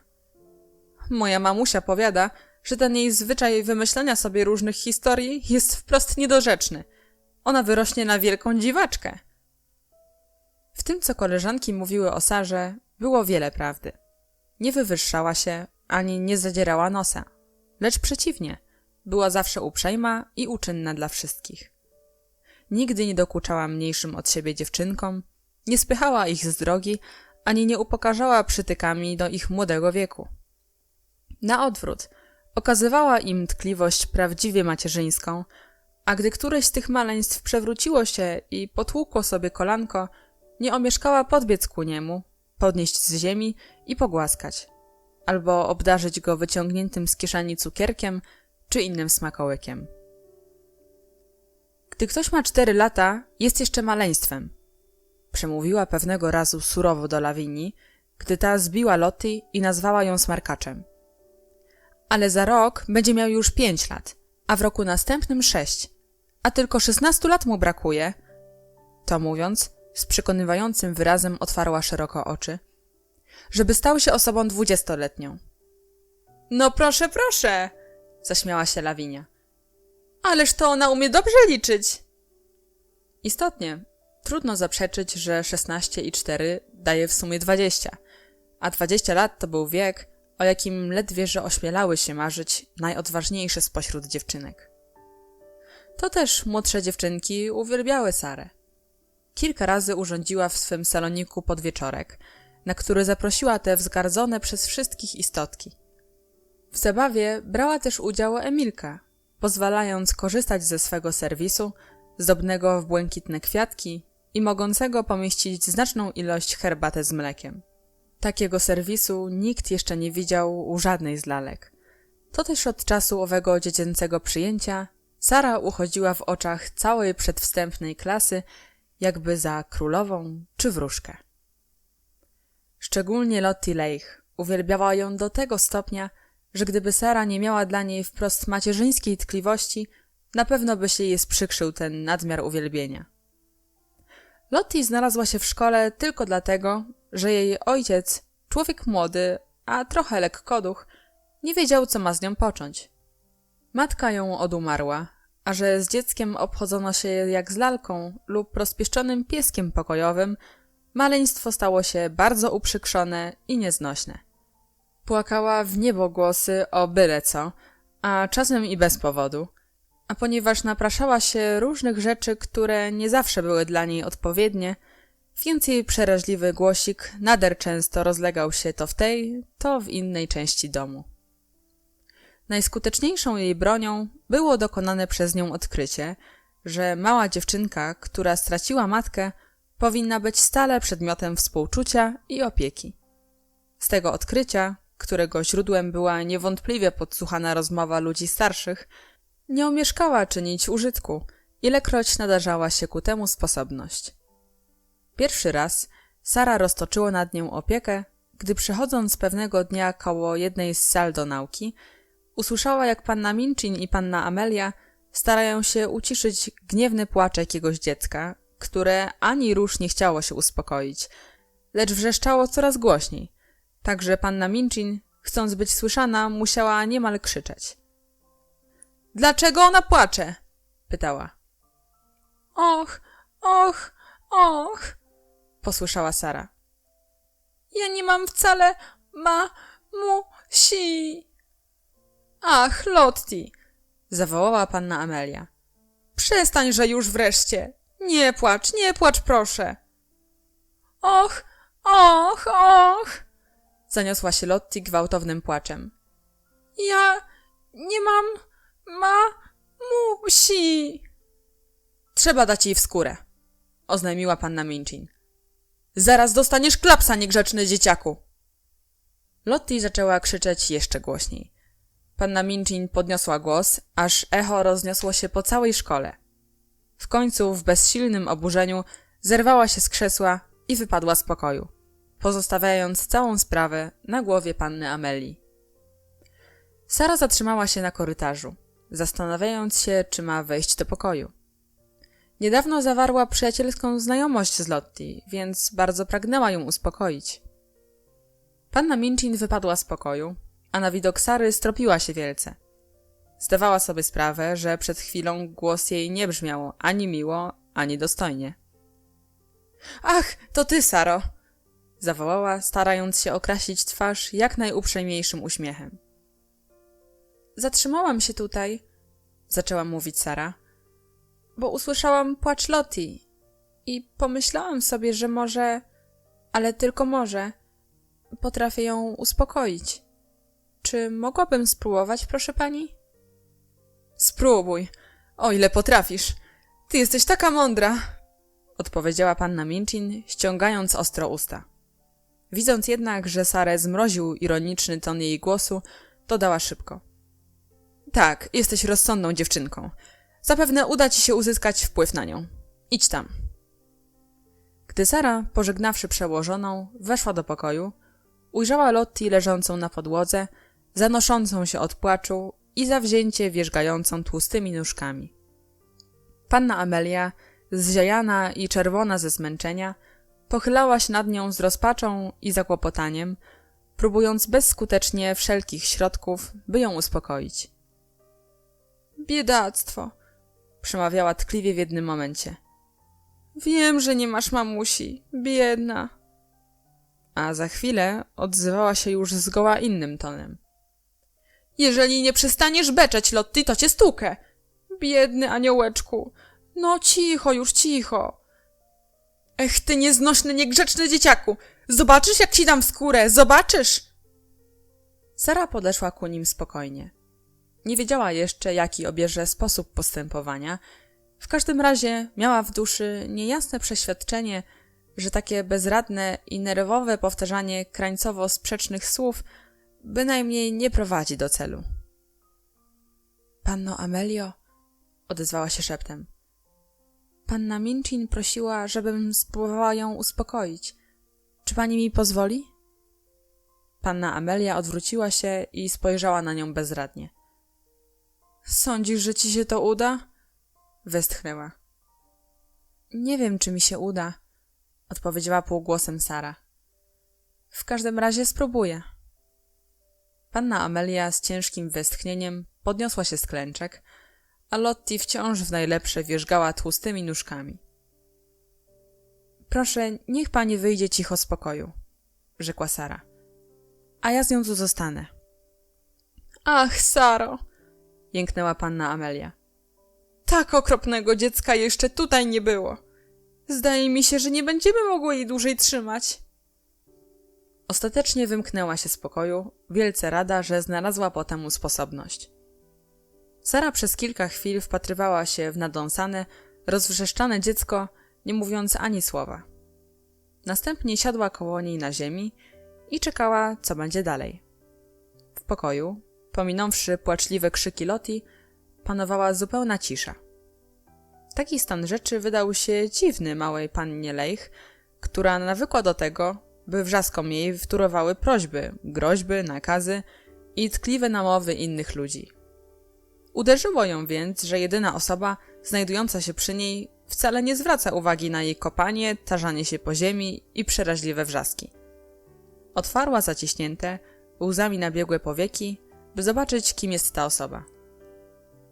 Okazało się, że jest to inna, niewiele starsza od niej dziewczynka. Ta właśnie, która miała Emilkę i tyle innych ładnych rzeczy. Ona to siedziała przy niej i wpatrywała się w nią, jakby o czymś rozmyślając. Lottie przycichła na parę sekund, żeby to sobie uświadomić, a gdy zamierzała już rozpocząć nową serię wrzasków, cisza panująca w pokoju oraz dziwna, skupiona twarz Sary sprawiły, że pierwszy krzyk zabrzmiał jakby bojaźliwie i nieśmiało. Ja nie mam mamusi, oznajmiła, teraz już znacznie ciszej. Sara popatrzyła na nią jeszcze uważniej, ale jakby z błyskiem zrozumienia w oczach. Ja też nie mam, odezwała się. Odpowiedź ta była tak niespodziewana, że oszołomiona Lottie w jednej chwili opuściła nóżki na ziemię i ze zdumienia szeroko otworzyła oczy.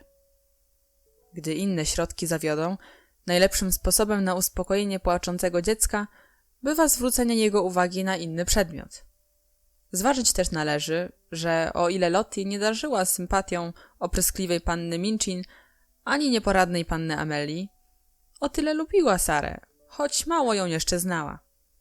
Mimo więc, że nie zamierzała rezygnować ze swego strapienia, już oderwała od niego swoje myśli. Zaszlochała głucho i spytała. A gdzie jest twoja mamusia? Sara zamilkła na chwilę. Opowiadano jej, że mamusia przebywa w niebie. Ona jednak po dłuższych rozmyślaniach wyrobiła sobie na tę sprawę nieco odmienny pogląd. Poszła do nieba, odpowiedziała. Ale jestem pewna, że ona czasami przychodzi, żeby mnie zobaczyć. Choć ja zobaczyć jej nie mogę. To samo robi i twoja mamusia. Być może w tej chwili obie są w tym pokoju i patrzą na nas. Lottie usiadła i rozejrzała się wkoło. Była ładną, drobną istotką o kędzierzawej czuprynce, a okrągłe jej oczy miały barwę niezapominajek. Jeżeli by matka widziała ją w ciągu ostatniej pół godziny, na pewno nie uznałaby, że jej dziecko jest choć trochę podobne do aniołka. A Sara snuła dalszy ciąg swej opowieści. To, co mówiła, niejeden człowiek uznałby za piękną bajkę. Jednakże jej słowa brzmiały tak prawdziwie, że Lottie mimo woli z ciekawością zaczęła słuchać. Dotychczas opowiadano jej, że mamusia ma skrzydełka i aureole i pokazywano obrazki, które przedstawiały istoty w białych, powłóczystych szatach, zwane aniołami. Natomiast Sara opowiadała jej cudowną opowieść o przepięknym kraju, gdzie żyją prawdziwi ludzie. Są tam wielkie łąki pełne kwiatów, mówiła, zapominając się zupełnie, jak zwykle w podobnych razach i jakby śniąc na jawie. Całe łany lilii. W powietrzu rozpływa się cudowny aromat. I wszyscy oddychają tym zapachem, bo wietrzyk wieje bez ustanku. A małe dzieci biegają po tych liliowych łanach, zbierają całe naręcza kwiatów, śmieją się i plocą wianki. A wszystkie drogi i ulice lśnią i błyszczą. I choćby ktoś szedł nimi nie wiedzieć jak daleko, nigdy nie bywa zmęczony. Każdemu wolno tam chodzić, gdzie mu się podoba. Dokoła miasta są mury z pereł i ze złota, ale tak niskie, że ludzie mogą opierać się na nich, jak na poręczach balkonów, spoglądać w stronę ziemi, uśmiechać się do niej i przesyłać na nią miłe wieści. Gdyby Sara opowiedziała jakąkolwiek bajkę, Lottie niewątpliwie słuchałaby jej z zachwytem i pod jej wrażeniem zapomniałaby o płaczu.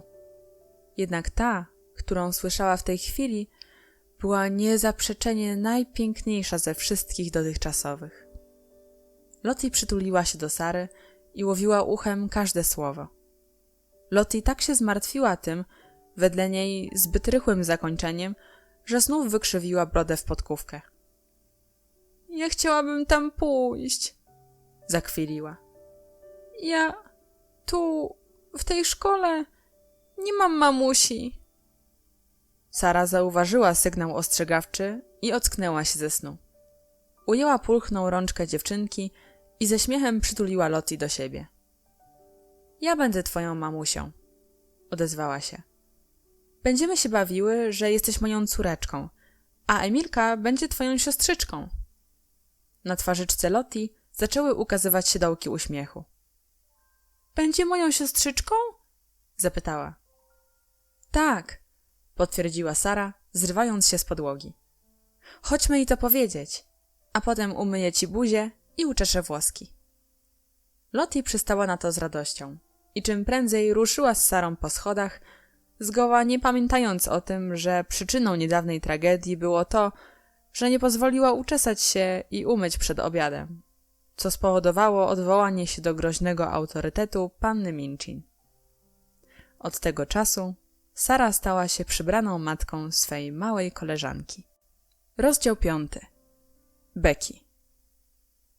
Niewątpliwie najcenniejszą zaletą Sary, zaletą, która zjednywała jej większą liczbę zwolenniczek niż zbytek, jaki ją otaczał, oraz wyróżnienie okazywane jej przez pannę Minchin, był dar opowiadania baśni i nadawania wszystkiemu, o czym mówiła, pewnego baśniowego kolorytu. Daru tego zazdrościła jej Lawinia i kilka innych dziewczynek. Nawet one jednak nie umiały oprzeć się urokowi, bijącemu z opowiadań Sary. Sara nie tylko potrafiła, ale też uwielbiała opowiadać. Gdy znalazła się w gronie przyjaciółek i zaczynała tworzyć swoje historie, jej zielone oczy rozszerzały się i nabierały blasku, a policzki pałały rumieńcem. Ożywiała się do tego stopnia, że, nie zdając sobie sprawy z tego, co robi, zaczynała grać jak aktor na scenie, gestykulując rękami, odpowiednio wyginając swe smukłe ciało i podnosząc lub ściszając głos, zależnie od nastroju opowieści. Zapominała, że przemawia do słuchających rówieśniczek jakby na jawie, żyła wraz z wróżkami, krasnoludkami, królami i księżniczkami, o których była mowa w opowieści. Niekiedy, skończywszy opowieść, tak była podniecona, że aż nie mogła złapać tchu, tylko przyciskała rękę do drobnej, zdyszanej piersi i śmiała się jakby sama do siebie. To wszystko, co opowiadam, mówiła, wydaje mi się nie zmyśleniem, ale rzeczywistością. Bardziej prawdziwą niż sala szkolna i we wszystkie. Mam wrażenie, jakbym była kolejno wszystkimi osobami, które występują w mojej opowieści.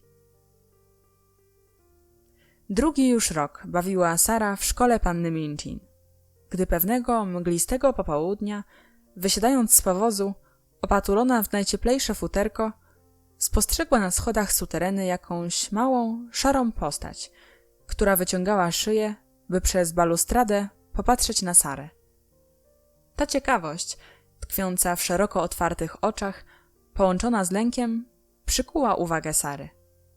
Spojrzawszy na tę szarą, niepozorną, umorusaną buzię, uśmiechnęła się do niej, bo miała zwyczaj uśmiechać się do każdego.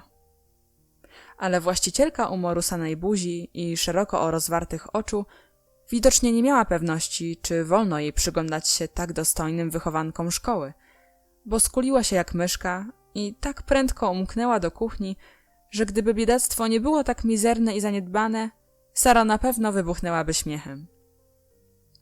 Tegoż wieczora, gdy Sara siedziała w rogu sali szkolnej, opowiadając zasłuchanym towarzyszkom jedną ze swych bajek, nagle w drzwiach stanęła nieśmiało ta sama postać. Wniosła wiadro z węglem, zbyt ciężkie na jej wątłe siły, i przyklękła przed kominkiem, by wygarnąć popiół i podsycić ogień. Wyglądała czyściej niż wtedy, gdy patrzyła zza poręczy schodków, ale zdawała się równie zalękniona. Widać było, że bała się spoglądać na dziewczynki lub wzbudzić podejrzenie, że przysłuchuje się ich rozmowom. Nie chcąc im przeszkadzać, brała ostrożnie palcami każdy kawałek węgla i nader delikatnie manipulowała pogrzebaczem.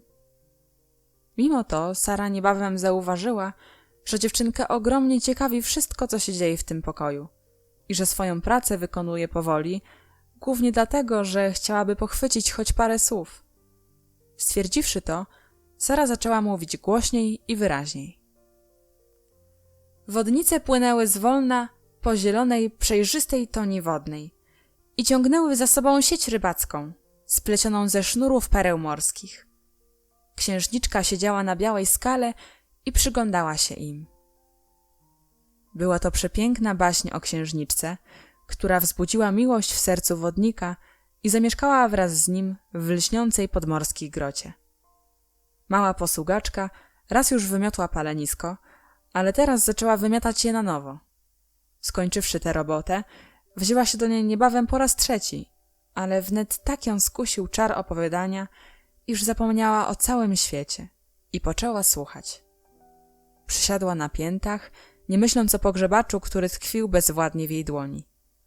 A głos opowiadającej rozbrzmiewał bez przerwy, wiodąc słuchaczki w kręte groty podwodne, wysypane prawdziwym złotym piaskiem i rozbłyskujące jasno-błękitną światłością. Wokoło kołysały się dziwne kwiaty i morskie trawy, a hen w dali rozlegała się cicha muzyka i pieśni. Pogrzebacz wypadł z szorstkich rąk posługaczki. Lavinia Herbert spojrzała na nią i rzekła: Ta dziewczyna podsłuchuje nasze rozmowy! Winowajczyni chwyciła pogrzebacz i wiadro z węglem, zerwała się na równe nogi i czmychnęła z pokoju jak spłoszony królik. Sara zawołała z oburzeniem: Wiem, że słuchała! I cóż to komu przeszkadza? Lavinia potrząsnęła głową. No, odezwała się. Nie wiem, czy twoja mama byłaby zadowolona, że opowiadasz bajki służącym. Wiem w każdym razie, że moja mama na pewno by mnie zganiła za podobny postępek. Jestem pewna, że moja mama nie miałaby mi tego za złe. Ona wie, że każdy ma prawo słuchać bajek. Zdawało mi się, że twoja mama nie żyje, odparła Lavinia. Jakże więc może wiedzieć o czymkolwiek? Ty myślisz, że ona o niczym nie wie? Zapytała ją Sara poważnym głosem. Mamusia Sary wie o wszystkim, zapiszczała Lottie. Tak samo i moja mamusia, ta druga, bo w naszej szkole moją mamusią jest Sara.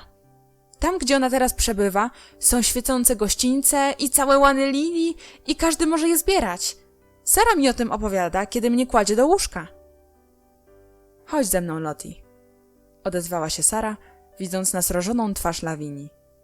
Wyszła z pokoju, nie tyle chcąc uniknąć rozmowy, ile raczej wiedziona nadzieją, że uda jej się znów spotkać małą posługaczkę. Zniknęła już jednak bez śladu. Któż to jest ta dziewczynka, która pali u nas w piecach? Wieczorem zapytała Sara pokojówkę. Marietta zaczęła szczegółowo opowiadać, co wiedziała o małej posługaczce. Okazało się, że to małe, przez wszystkich opuszczone biedactwo przyjęto niedawno do służby jako pomywaczkę kuchenną, choć poza zmywaniem robiła też mnóstwo innych rzeczy. Była to istna dziewczynka do wszystkiego. Czyściła buty, szorowała podłogę, myła okna, nosiła węgiel na górę, uprzątała popiół z kominków. Miała już lat 14, ale patrząc na jej wątłą, drobną postać, nikt by jej nie dał powyżej 12. Usposobienie miała tak pojaźliwe, że ilekroć ktoś ją zagadnął, jej biedne, wytrzeszczone oczy zdawały się wyskakiwać z orbit.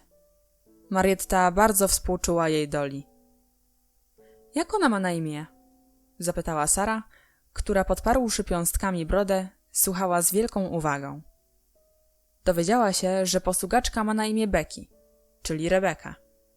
Marietta nieraz słyszała rozlegające się na schodach wołanie. — Becky, zrób to! Becky, zrób tamto! Przez jakiś czas po odejściu Marietty Sara siedziała, wpatrzona w ogień, rozmyślając o losie Becky. Zaczęła sobie układać opowieść, w której Becky grała rolę nieszczęśliwej bohaterki. Pomyślała sobie, że ta dziewczynka tak wygląda, jakby nigdy w życiu nie najadła się dosyta. Świadczył o tym wyraźnie zgłodniały wyraz jej oczu. Sara miała wielką ochotę spotkać się z nią ponownie, ale przez dłuższy czas nie miała okazji, bo choć parę razy widziała ją idącą z jakimś ciężarem po schodach, ta zawsze tak się śpieszyła i tak się bała ludzkich spojrzeń, że niepodobna była ją zagadnąć. Jednak w parę tygodni później, gdy w podobnie mglisty dzień Sara weszła do swojego pokoju, ujrzała w nim dziwnie wzruszający obrazek. W jej własnym, ulubionym fotelu przed jasno płonącym kominkiem siedziała Becky, z czarną plamą sazy na nosie i paroma równie brudnymi smugami na fartuchu, w przekrzywionym czepku na głowie i z wiadrem węgla u stóp na podłodze. I spała twardo, wyczerpana trudem przekraczającym wytrzymałość nawet jej młodego, przywykłego do pracy ciała. Dano jej rozkaz, by obeszła i sprzątnęła wszystkie sypialnie. Było ich dużo, więc nabiegała się porządnie przez cały dzień. Pokoje Sary zachowała sobie na sam koniec. Różniły się one zupełnie od reszty pokojów, urządzonych skromnie i prymitywnie. Zwykłe uczennice winny były poprzestawać na tym, co było im niezbędnie potrzebne. Przeto przytulny i ładnie umeblowany pokój Sary wydawał się Becky istnym cudem wykwintu i przepychu, choć w istocie był tylko miłym i jasnym pokoikiem. Znajdowały się tu przepiękne książki i obrazy oraz różne dziwy przywiezione aż z Indii. Była tu sofa i niski, miękki fotel. Na drugim zaś fotelu siedziała Emilka z miną boginki zasiadającej na tronie.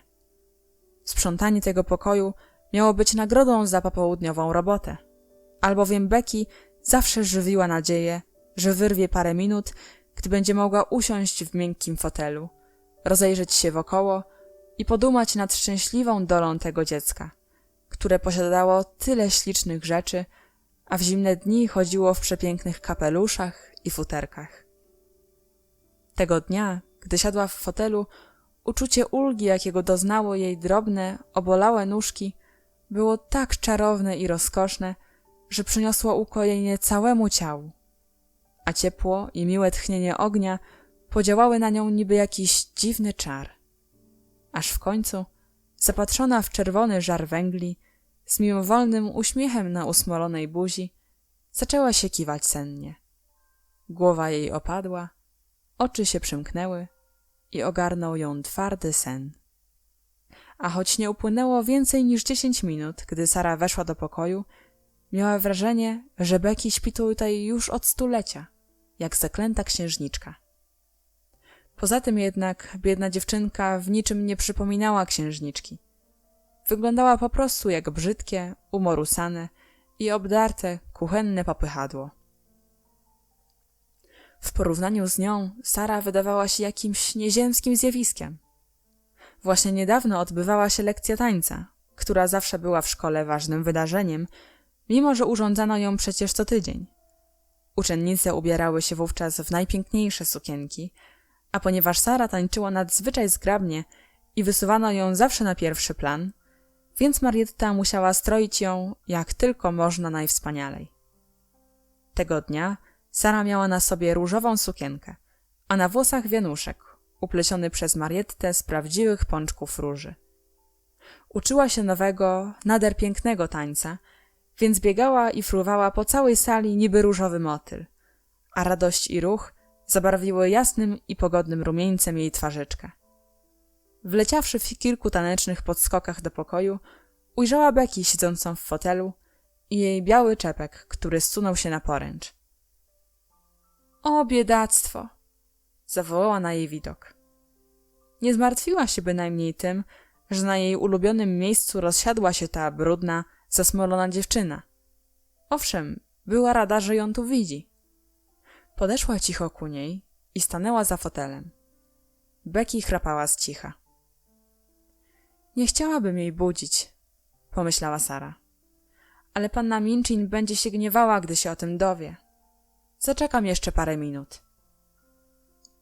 Usiadła na rogu stołu i zaczęła kołysać zgrabnymi nóżkami w różowych pończoszkach, rozmyślając, co powinna zrobić. Panna Amelia mogła tu nadejść lada chwila, a gdyby zobaczyła, co się dzieje, na pewno by wyłajała dziewczynę.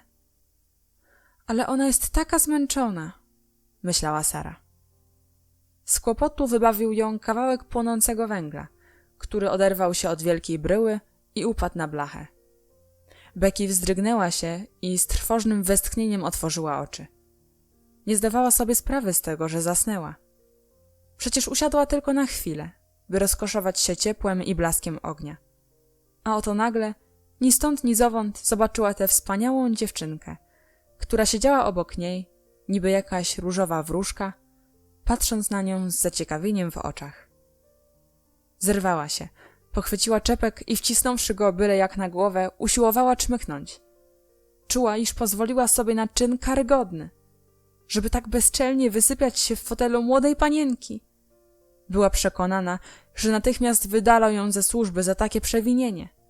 Rozpłakała się cichutko. Ach, panienko łaskawa, wyjąkała. Bardzo przepraszam panienkę, niech się panienka nie gniewa. Sara zeskoczyła ze stołu i podeszła ku niej. Nie bój się, odezwała się jak do równej sobie dziewczynki. Nic złego się nie stało. Toż ja nie chciałam tego zrobić, łaskawa panienko, broniła się Becky. Byłam taka zmęczona, a ogień tak ładnie się palił. To nie było przez złość. Sara zaśmiała się przyjaźnie i położyła jej rękę na ramieniu. Trudno, byłaś zmęczona. Jeszcze i teraz nie jesteś zupełnie wyspana. Becky wytrzeszczyła na nią oczy. Tak miłego i serdecznego tonu nie słyszała jeszcze nigdy dotąd. Nawykła do tego, że przemawiano do niej rozkazująco, łajano ją, a niekiedy targano za uszy. Aż tu ta piękna panienka w ślicznej różowej sukience tak na nią patrzy, jakby nie uważała jej wcale za winowajczynię. Jakby przyznawała jej, że ma prawo być zmęczona, a nawet zasnąć. Ale najwięcej oszołomiła biedną posługaczkę ta drobna, zgrabna rączka, która spoczęła na jej ramieniu. Panienka się nie gniewa? Zapytała z westchnieniem. Czy panienka nie powie tego paniom? Nie, zawołała Sara. Ani mi to w głowie.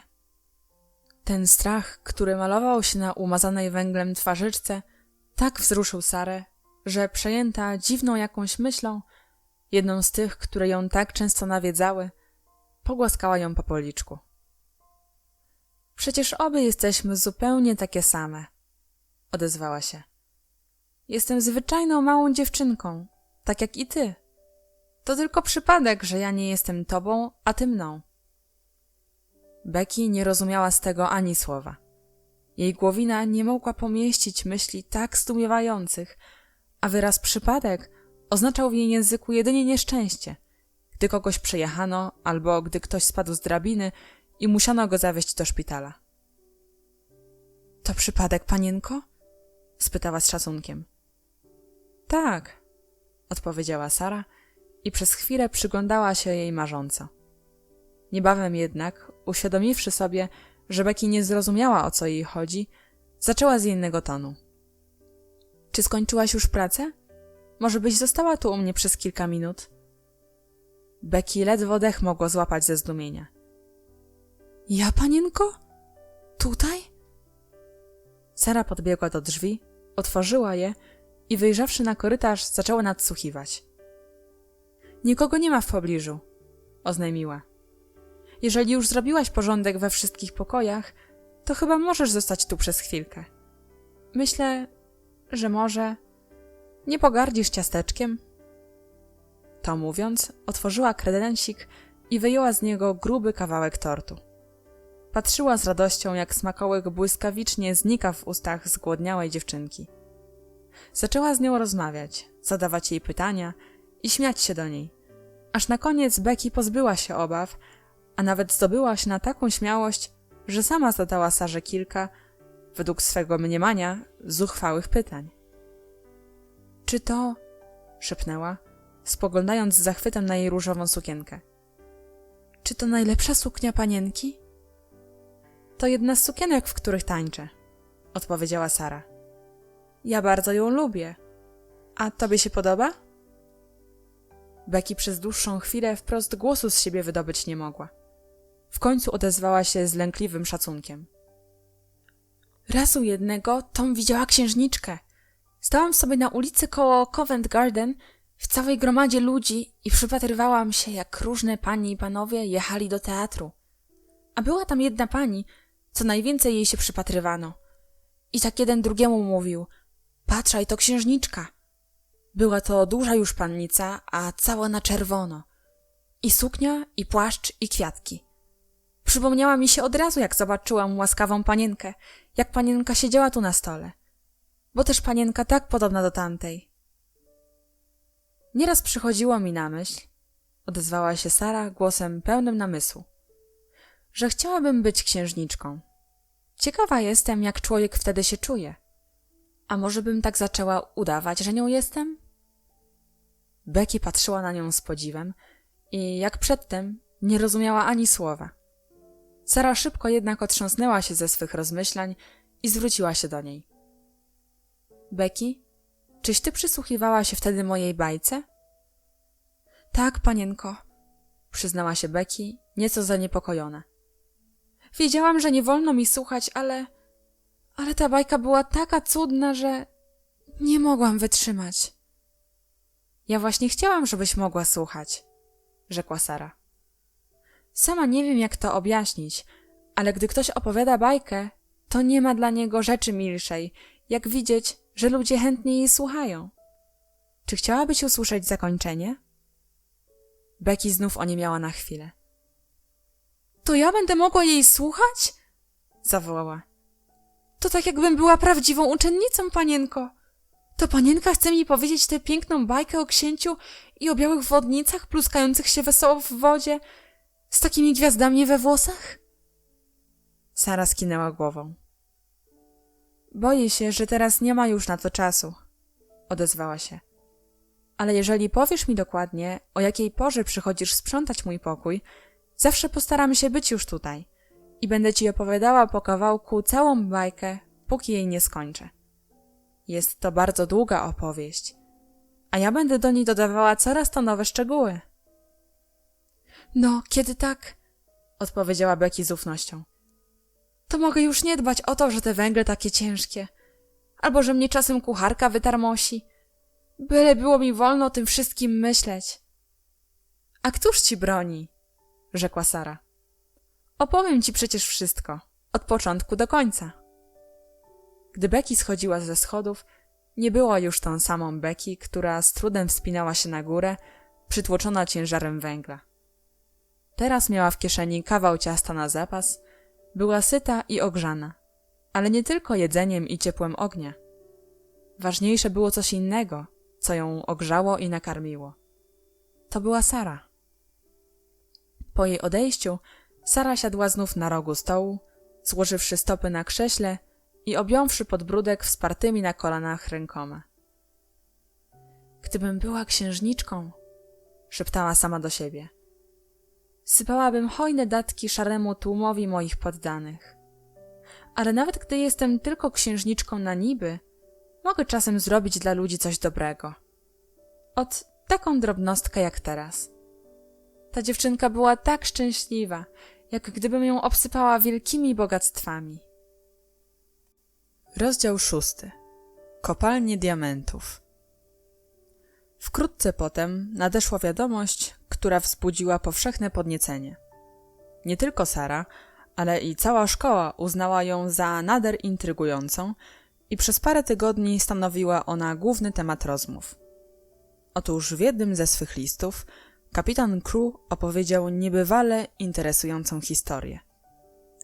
Jeden z jego przyjaciół, którego znał jeszcze z ławy szkolnej, przybył niespodziewanie do Indii, aby go odwiedzić. Był on właścicielem znacznego obszaru ziemi, na której znajdowano diamenty i właśnie przystąpił do organizowania kopalni. O ile spełniłyby się wszystkie jego przewidywania, mógł w krótkim czasie dojść do tak ogromnego majątku, że na samą myśl o nim już człowiekowi mąciło się w głowie. Ponieważ zaś żywił dla swego drucha z lat chłopięcych uczucie gorącej przyjaźni, dawał mu więc sposobność zyskania udziału w tych olbrzymich skarbach, czyniąc go powiernikiem i wspólnikiem swego przedsięwzięcia. Tyle przynajmniej Sara zdołała zrozumieć z listu ojca. Gdyby szło o jakieś inne przedsiębiorstwo, choćby najbardziej zyskowne, na pewno i ona sama, i jej koleżanki nie zainteresowałyby się zbytnio tą wiadomością. Jednak wyrażenie kopalnie diamentów do tego stopnia przypominało opowiadania z 1001 nocy, że nikt nie mógł pozostać obojętnym. Sara była nim wprost oczarowana. Poczęła rozsnuwać przed Lottie i Ermengardą obrazy krętych korytarzy w głębi ziemi, gdzie błyszczące kamienie zdobiły zarówno ściany, jak i strop i podłogę, skąd czarni, dzicy ludzie wyrąbywali je ciężkimi, żelaznymi kilofami. Ermengarda była zachwycona tą opowieścią, a Lottie co wieczór nalegała, żeby powtarzać jej wszystko od początku do końca. Jedynie Lavinia wzruszała ramionami i mówiła Jessie, że wcale nie wierzy w istnienie kopalni diamentów. Moja mamusia ma pierścionek z brylantem, który kosztuje 40 funtów, choć wcale nie jest wielki. Gdyby istniały kopalnie diamentów, wszyscy ludzie staliby się bogaci aż do zbytku. Może Sara stanie się bogata aż do zbytku, zaśmiała się Jessie. Ona i tak w zbytku się wychowała, choć nie jest taka bogata, fuknęła Lavinia. Zdaje mi się, że jej zazdrościsz, rzekła Jessie. O nie, wcale nie, rzekła Lavinia. Ale nie wierzę w te kopalnie diamentów. No, przecież ludzie muszą je skądś wydobywać, odparła Jessie, po czym znów się zaśmiała. A co myślisz o tym, co mówiła Ermengarda? Nie wiem, co mówiła. I nie chcę słuchać, jeżeli dotyczy to Sary. Właśnie dotyczy. Jednym z jej uronień jest to, jakoby była księżniczką. Odgrywa wciąż jej rolę, nawet w klasie. Mówi, że to pomaga jej w nauce. Chciałaby i z Ermengardy zrobić księżniczkę, ale Ermengarda odpowiada, że jest na to za gruba. Bo też jest za gruba, potwierdziła Lavinia. A Sara za chuda. Jessie roześmiała się znowu. Ona mówi, że to nie ma nic do rzeczy, jak kto wygląda lub czym się odznacza, bo najważniejsze jest to, co się robi lub myśli. Coś mi się zdaje, że nawet gdyby była żebraczką, jeszcze by się jej roiło, iż jest księżniczką, odpowiedziała Lavinia. Wiesz co? Będziemy ją odtąd nazywały jej książęcą mością. Gdy tego dnia skończyły się już lekcje, Dziewczynki zasiadły przed kominkiem w sali szkolnej, bawiąc się i wesoło gawędząc. W tym samym czasie panna Minchin i panna Amelia jadły podwieczorek w swoim salonie, do którego nikt prócz nich dwóch nie miał wstępu. O tej godzinie wiodły zawsze długą, poufną rozmowę, zwłaszcza jeśli nie przeszkadzało im głośne zachowanie młodszych uczennic, co, trzeba stwierdzić, zdarzało się nader często. W takich wypadkach jednak ingerowały zazwyczaj starsze uczennice i dopiero gdy ich łajania nie odnosiły skutku, pojawiała się w drzwiach panna Minchin lub panna Amelia i kładła kres swawoli. Właśnie gdy Lavinia skończyła mówić, drzwi się otworzyły i do pokoju weszła Sara, za którą, niby mały piesek, dreptała nieodstępna Lottie. Już tu przylazła z tym nieznośnym dzieciakiem, syknęła Lavinia. Skoro ona tak lubi tę małą, to czemu jej nie trzyma w swoim pokoju? Tylko patrzeć, jak ta płaksa zacznie wrzeszczeć. Właśnie zdarzyło się, że Lottie ni stąd ni zowąd zapragnęła pobawić się w sali szkolnej i wyprosiła u swej przybranej matki, żeby zabrała ją tam ze sobą. Przyłączyła się do gromadki najmłodszych dziewczynek, bawiących się w kącie, natomiast Sara usiadła na ławce pod oknem, otworzyła książkę i zaczęła czytać. Była to książka o rewolucji francuskiej. Niebawem całą uwagę Sary pochłonęło opowiadanie o losach więźniów Bastylii, którzy tak długie lata spędzili w ciemnicy, że gdy ich stamtąd wyzwolono, mieli twarze całkowicie pokryte długim, siwym zarostem i już wcale nie pamiętali, jak wygląda świat zewnętrzny. Byli niczym ludzie pogrążeni we śnie. Lektura tak oddaliła ją od sali szkolnej, że doznała przykrego uczucia, gdy nagle głośny płacz Lottie przywrócił ją znów do rzeczywistości. Najtrudniej było jej zapanować nad sobą, gdy ktoś przerwał jej marzenia. Mam wtedy takie uczucie, jakby mnie ktoś nagle uderzył. Zwierzyła się pewnego razu Ermengardzie.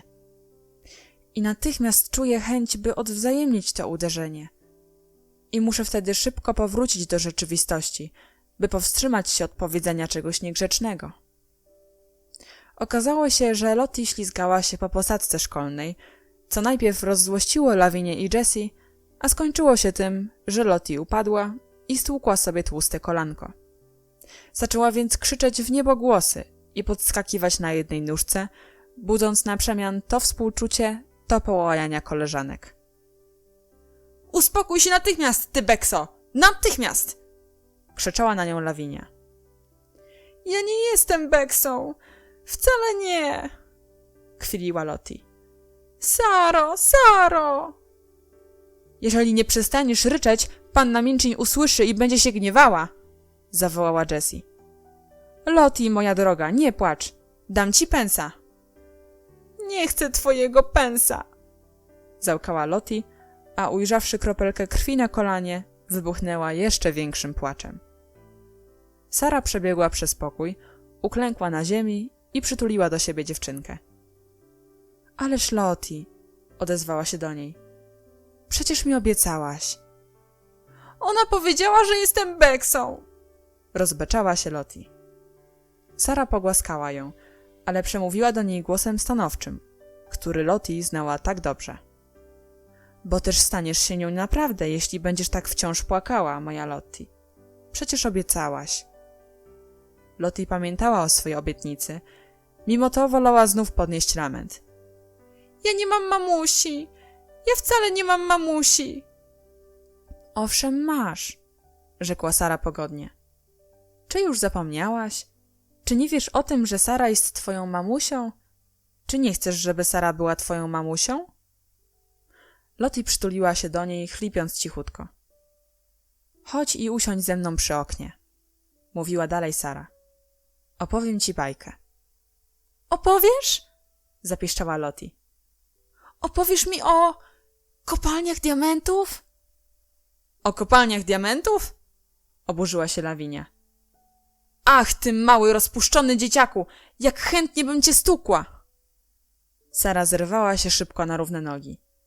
Trzeba pamiętać, że przerwano jej tak zajmującą lekturę o zdobyciu Bastylii, że musiała nagle oderwać się od książki i pośpieszyć z pomocą przybranemu dziecku, a wreszcie, że nie była aniołem i nie czuła zbyt wielkiej sympatii do Lawinii.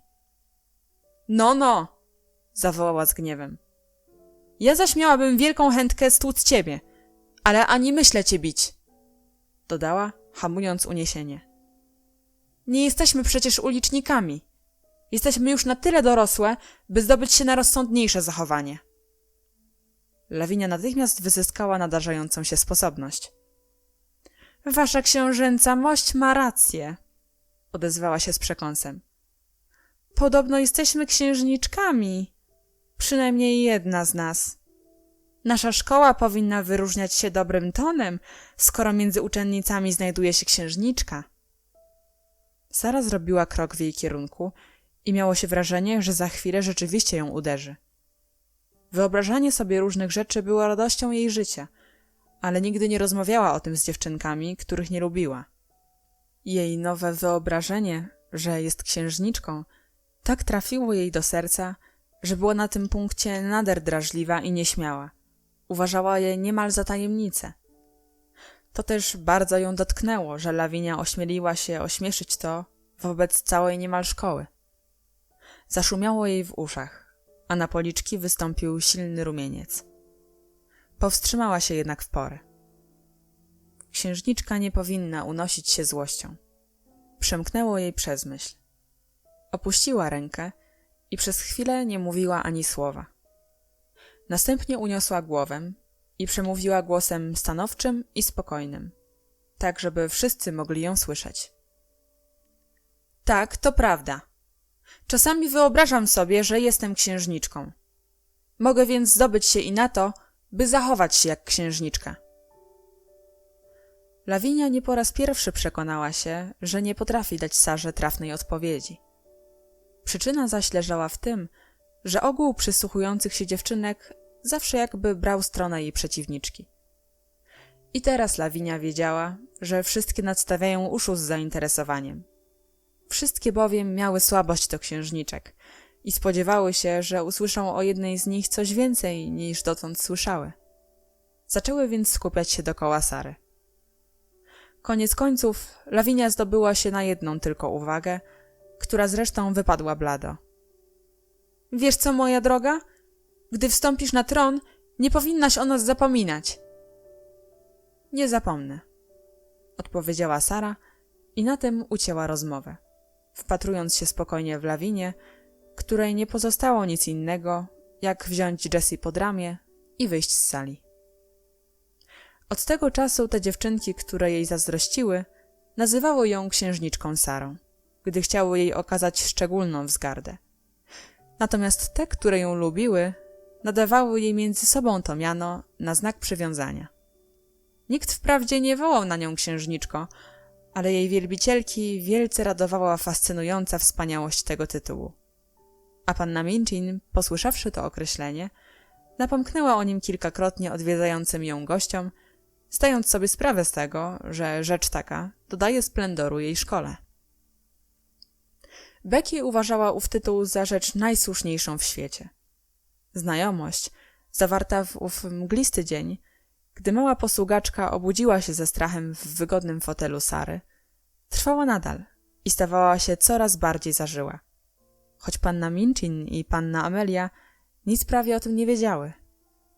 Zauważyły wprawdzie, że Sara była grzeczna dla posługaczki, ale nie doszła do nich żadna wieść o tych z trudem wytartych chwilach, gdy Becky, błyskawicznie uporawszy się ze sprzątaniem górnych pokojów, wkraczała do pokoju Sary, z westchnieniem ulgi stawiając na podłodze ciężkie wiadro z węglem. W owych chwilach bajki snuły się jak na zamówienie, a różne smakołyki wędrowały bądź do ust Becky, bądź do jej kieszeni jako zapas na noc, którą posługaczka spędzała w swym łóżku na poddaszu. — Ale muszę je ostrożnie zjadać, proszę panienki — odezwała się pewnego razu. — Bo jak zostawię bodaj okruszynę, zaraz wyłażą szczury, żeby to pożreć. — Szczury! — zawołała Sara w przerażeniu. — To tam są szczury?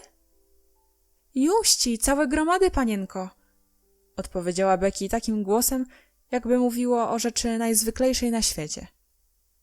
Na strychach zawsze bywa wiele szczurów i myszy. W końcu się człowiek przyzwyczai do hałasu, który one robią. Ja to się tak przyzwyczaiłam, że sobie nic z nich nie robię, póki mi nie zaczną biegać po poduszce. Och, zawołała Sara. Do wszystkiego można przywyknąć, mówiła dalej Becky. I panienka pewnie by przywykła, jakby się urodziła pomywaczką. A ja już wolę szczury niż karaluchy.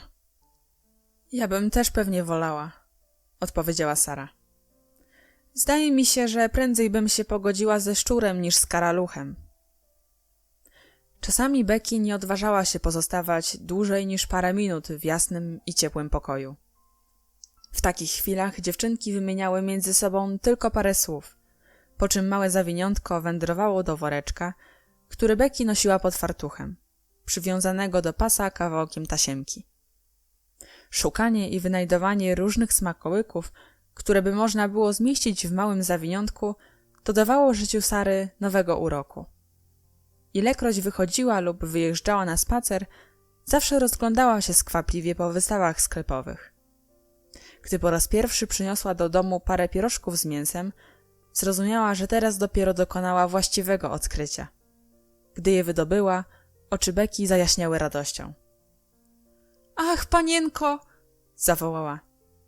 To dopiero będzie smaczne i pożywne. Najlepsze to, jak się człowiek może pożywić.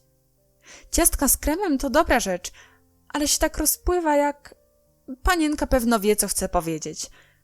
A to, co mi teraz panienka przyniosła, to dopiero poczuje się w żołądku.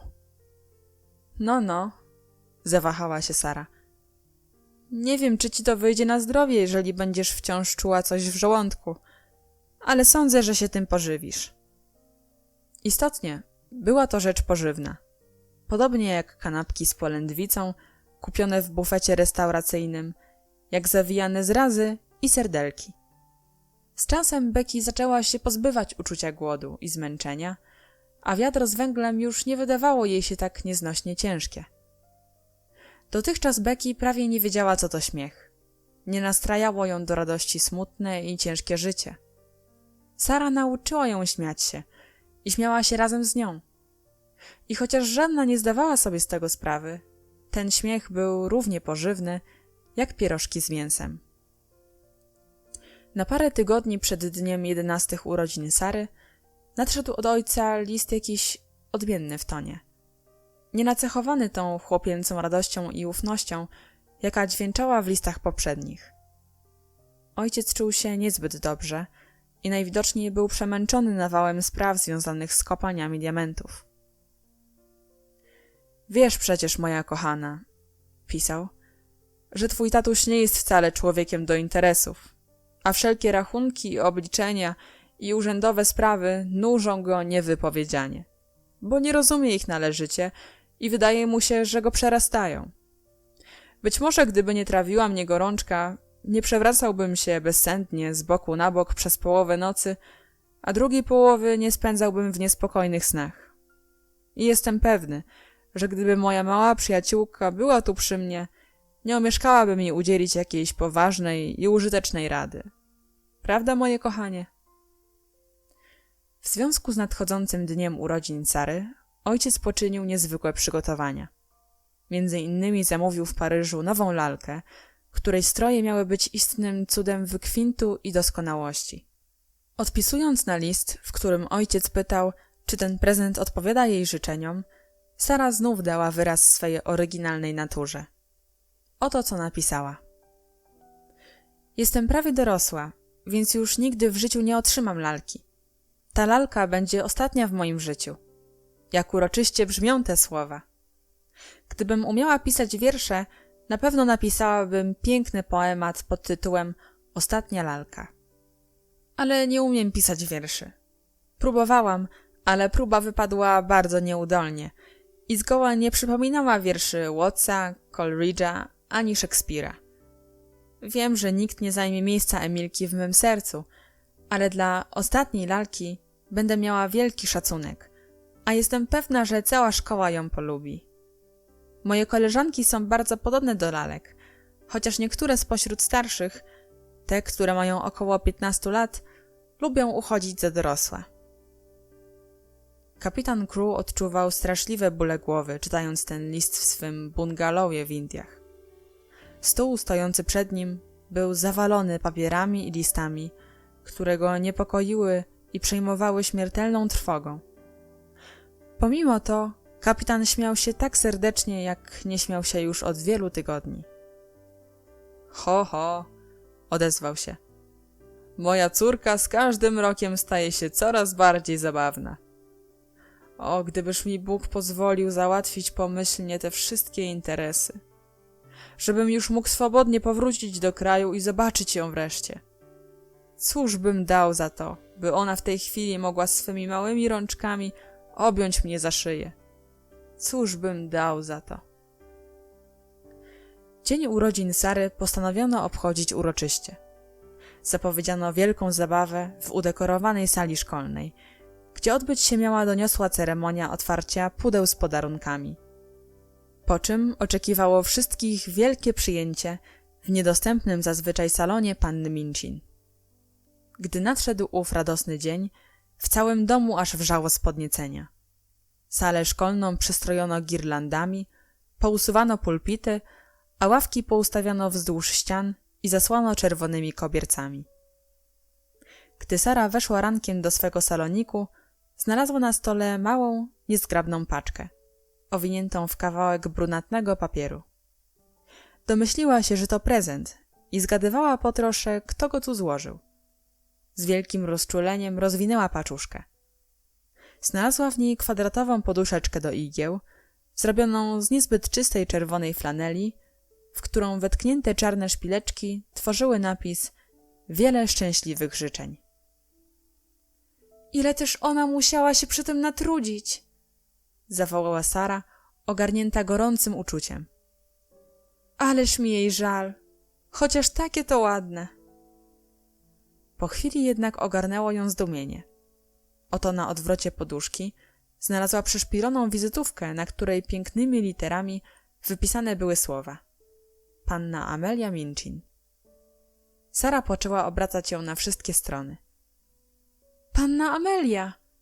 Powtórzyła, nie dowierzając własnym oczom. Jakże to możliwe? W tej chwili usłyszała skrzypienie lekko otwieranych drzwi i ujrzała twarz Becky, zaglądającej ostrożnie do pokoju. Niebawem posługaczka stała już przed nią. Podoba się panience? Zapytała, szczerząc zęby w tkliwym, serdecznym uśmiechu i nieśmiało gładząc jej rękę.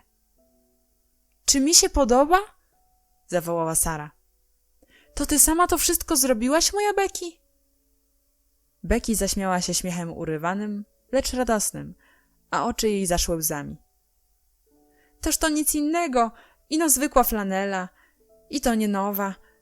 Ale ja chciałam dać coś panience na urodziny, więc to wyszywałam po nocach. Wiedziałam, że panienka umie sobie wyobrazić, że to jedwabna poduszeczka z brylantowymi szpileczkami. I ja sobie też to wyobrażałam, jak robiłam tę poduszeczkę. A co do tej karteczki, tu zawahała się nieco. To może nikt się na mnie nie pogniewa, że podniosłam ją ze śmieci? Panna Amelia ją wyrzuciła, więc ją sobie zabrałam. Nie mam swojego biletu wizytowego, a wiedziałam, że prezent bez biletu wizytowego tak jakoś nie przystoi. Więc przyszpiliłam bilet panny Amelii. Sara rzuciła się jej na szyję i przytuliła ją do siebie, a w gardle dławiło ją wzruszenie. Ach, Becky! Zawołała, śmiejąc się z cicha. Ja cię tak kocham, naprawdę. Och, panienko! Wykrztusiła z siebie Becky. Bóg zapłać, panienko, ależ toż to nie ma czego chwalić.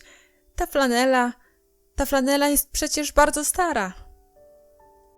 Rozdział 7. Jeszcze o kopalniach diamentów.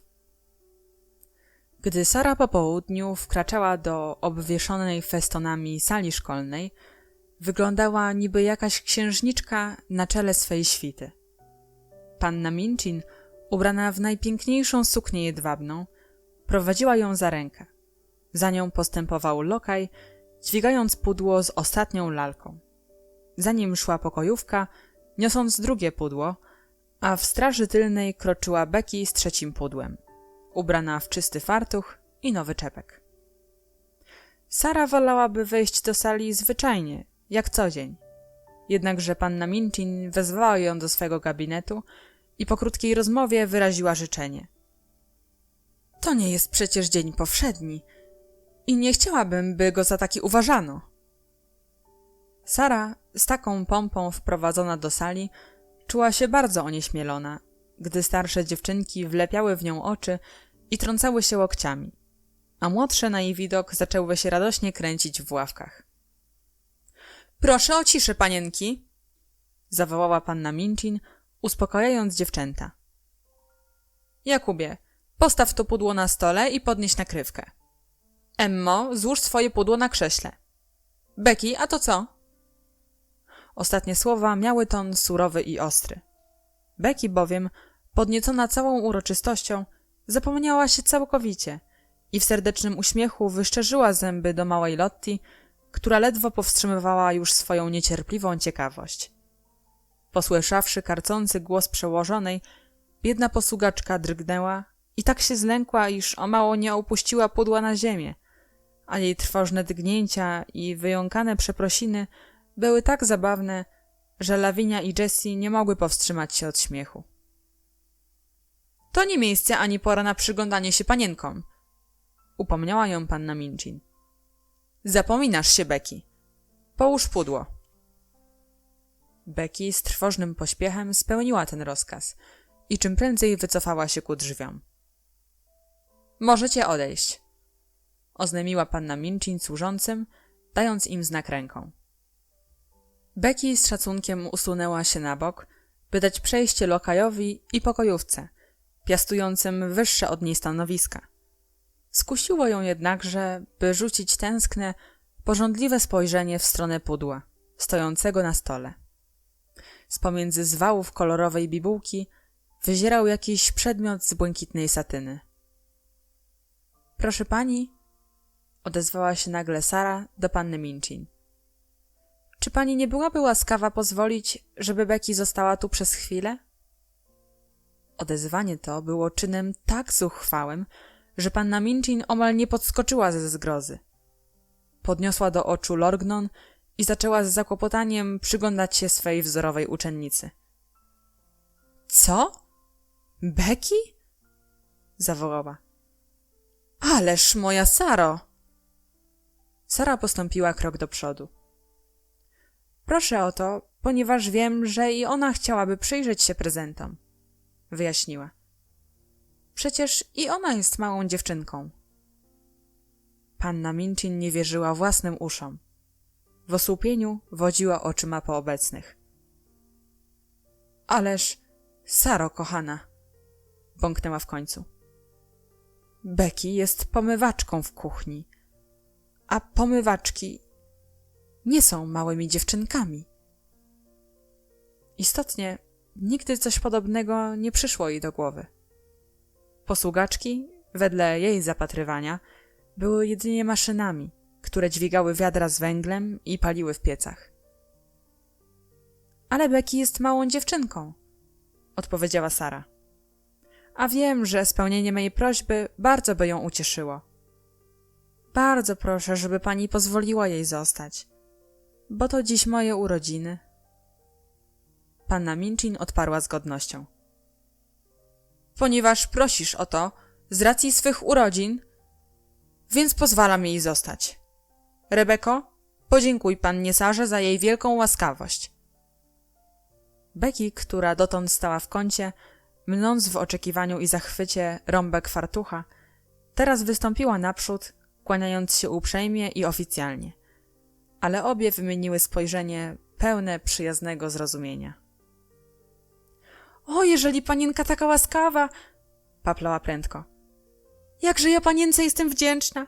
Ja ino chciałam popatrzeć się trochę na tę lalkę, proszę panienki. Dziękuję pięknie panience, a i wielmożnej pani pięknie dziękuję za to pozwoleństwo.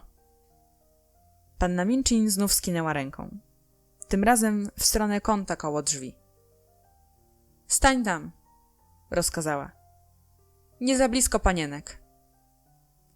Becky udała się na wskazane miejsce, szczerząc zęby w uśmiechu. Obojętne jej było, gdzie każą jej stać, byle miała szczęście przebywać w tym pokoju, w którym działy się takie cuda. Tymczasem panna Minchin odchrząknęła i oświadczyła uroczyście.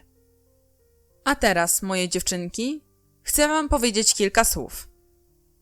Oho, będzie przemówienie, szepnęła jedna z dziewczynek. Oby skończyło się jak najprędzej. Sara poczuła się nieswojo.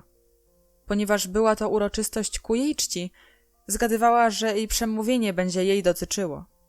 A wszak niemiłą jest rzeczą stać na środku sali szkolnej i słuchać oficjalnej mowy na swój temat.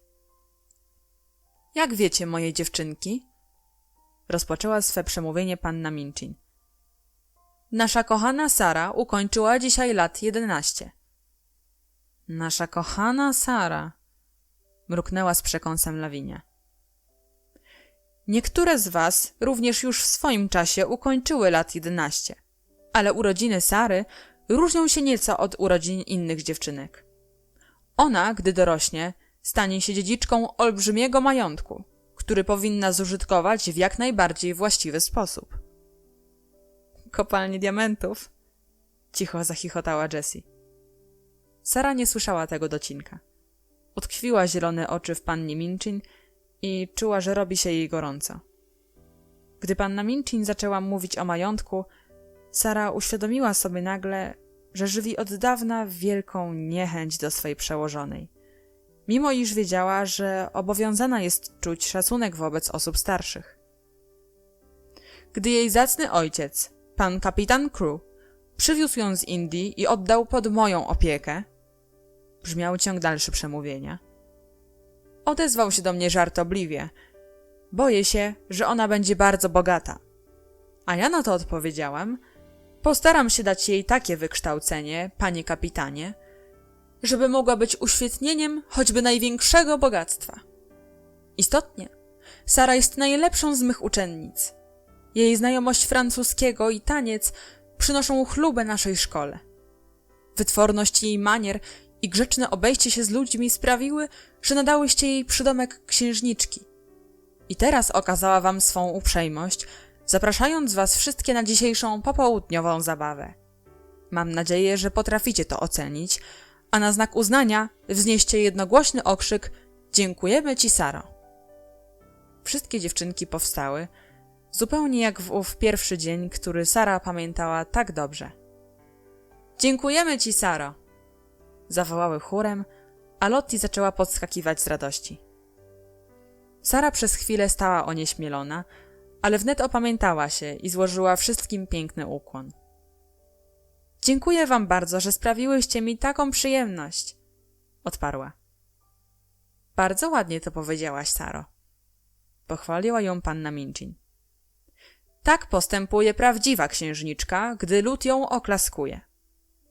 Tu zwróciła się w inną stronę, zmieniając ton głosu na gniewny. „Lawinio, ten dźwięk, który wydałaś przed chwilą, mocno przypominał prychnięcie. Jeżeli jesteś zazdrosna o koleżankę, powinnaś wyrażać swe uczucia nieco bardziej powściągliwie. A teraz zostawiam was. Pobawcie się same”. Ledwie wyszła, od razu zniknął sztywny nastrój. Jeszcze się drzwi nie zamknęły, a już wszystkie ławki były puste. Małe dziewczynki przeskakiwały przez nie lub pchały się jedna przez drugą, a starsze nie dawały się im wyprzedzić. Wszystkie cisnęły się ku pudełkom. Sara z rozpromienioną twarzą pochyliła się nad jednym z nich. „Aha, tu są książki”.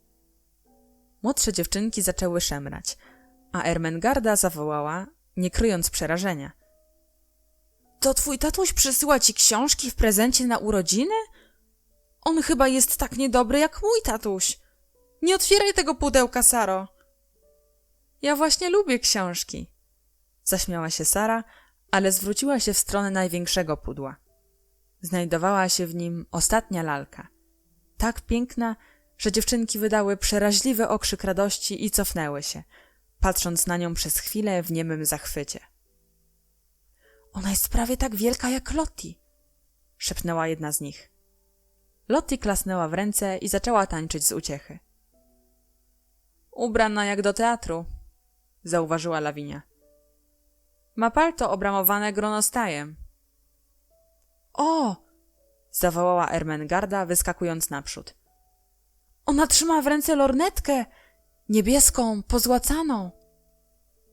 A oto jej walizka, rzekła Sara. Otwórzmy ją i zobaczmy, co zawiera. Usiadła na podłodze i przekręciła kluczyk. Dziewczynki z hałasem skupiły się koło niej, przypatrując się z zachwytem, jak podnosiła jedno wieczko za drugim i odsłaniała zawartość walizki. Były tam koronkowe kołnierzyki, jedwabne pończoszki i chusteczki. Było pudełko z klejnotami, zawierające naszyjnik oraz przepaskę na włosy, która błyszczała tak pięknie, jakby w nią wprawiono prawdziwe diamenty. Były sukienki balowe, spacerowe, wieczorowe i wizytowe, kapelusze i wachlarze. Była futrzana mówka i długi kołnierz fokowy. Nawet Lawinia i Jessie zapomniały, że już wyrosły z tych lat, kiedy bawiły się lalkami i raz po raz porywały do obejrzenia to jedną, to drugą rzecz, wydając przy tym okrzyki zachwytu. Wyobraźmy sobie, odezwała się Sara, stojąc przy stole i wdziewając wielki, aksamitny kapelusz na głowę, uśmiechającej się obojętnie właścicielki tych wspaniałych strojów. Wyobraźmy sobie, że ona rozumie ludzką mowę i czuje się dumna z podziwu, jaki wzbudza. Ty wciąż sobie tylko wyobrażasz różne rzeczy, odezwała się tonem pewnej wyższości Lawinia. Wiem o tym i jest mi z tym dobrze, odrzekła Sara, bynajmniej niespeszona.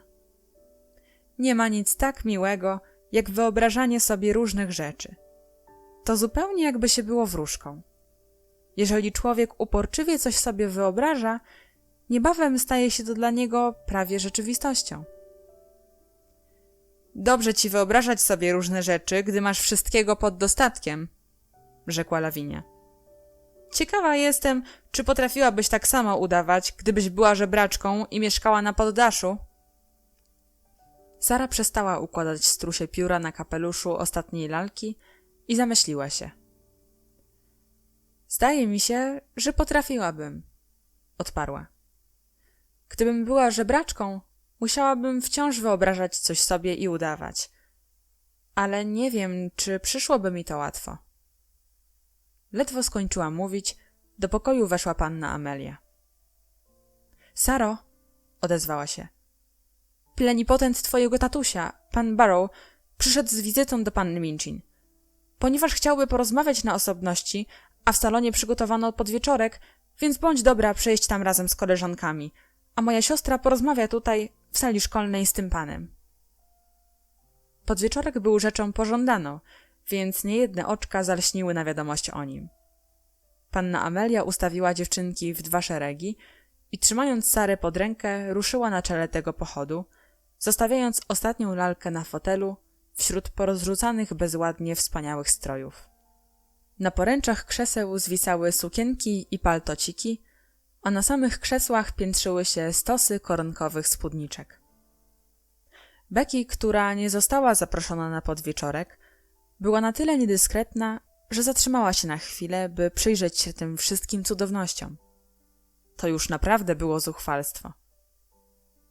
Wracaj do roboty, Rebeko, przykazała jej na odchodnym panna Amelia. Ona jednak pozostała, żeby z wielką czcią wziąć do ręki najpierw mówkę, a następnie jedną z sukienek. Jeszcze przyglądała się im nabożnie, niby jakiejś świętości, gdy posłyszała tuż za progiem kroki panny Minchin. Ogarnięta trwogą na myśl, że mogą ją posądzić o coś niedozwolonego, dała czym prędzej nura pod stół, gdzie zasłoniły ją zwisające brzegi obrusa. Panna Minchin weszła do pokoju w towarzystwie niskiego, chudego pana o ostrych rysach twarzy, na której malowało się w tej chwili jakby zakłopotanie. Trzeba przyznać, że i panna Minchin też wyglądała na zakłopotaną, a w spojrzeniu, jakim obrzucała owego małego jegomościa, przebijało zmieszanie i rozdrażnienie. Usiadła sztywno i wyniośle i wskazała gościowi krzesło. Proszę siadać, panie Barrow, odezwała się. Pan Barrow nie usiadł od razu. Całą jego uwagę pochłonęła ostatnia lalka oraz otaczające ją przedmioty. Włożył na nos binokle i z widocznym zgorszeniem przyglądał się tej garderobie. Ostatnia lalka nie przejmowała się tym bynajmniej. Siedziała nieruchomo i spoglądała na niego obojętnym wzrokiem. 100 funtów! Burknął zwięźle pan Barrow. Najdroższe materiały, a wszystko wykonane u paryskiej modystki. Ależ ten człowiek marnował pieniądze. Panna Minchin czuła się obrażona tym, że ktoś śmie tak urągliwie wyrażać się o najlepszym z jej klientów. Nawet plenipotenci nie powinni przekraczać pewnych granic. Przepraszam, panie Barrow, odezwała się chłodno. Nie rozumiem, co pan chce przez to powiedzieć. Widział to kto sprawiać 11-letniemu dziecku takie prezenty na urodziny, odrzekł pan Barrow tonem równie krytycznym. Moim zdaniem to istne szaleństwo. Panna Minchin wyprostowała się jeszcze bardziej. Kapitan Crew jest człowiekiem majętnym, rzekła. Same kopalnie diamentów. Pan Barrow nie dał jej dokończyć. Kopalnie diamentów! Ależ ich nie ma i nigdy nie było! Panna Minchin zerwała się z krzesła. Co takiego? Wykrzyknęła. Co pan chce przez to powiedzieć? W każdym razie, odpowiedział zgryźliwie pan Barrow. Sprawa przedstawiałaby się o wiele lepiej, gdyby tych kopalni nigdy nie było. Gdyby nie było kopalni diamentów? Powtórzyła panna Minchin, chwytając się poręczy krzesła z takim uczuciem, jak gdyby nagle z krainy pięknych snów powróciła do szarej rzeczywistości. Kopalnie diamentów częściej przynoszą ruinę niż bogactwo, odpowiedział pan Barrow. Gdy ktoś nie ma głowy do interesów, a zetknie się z ukochanym i szczerym koleżką, niechże go Bóg uchowa od wszelkich kopalni złota, diamentów i innych skarbów, w których ów koleżka pragnie ulokować swe kapitały. Nieboszczyk kapitan Crew...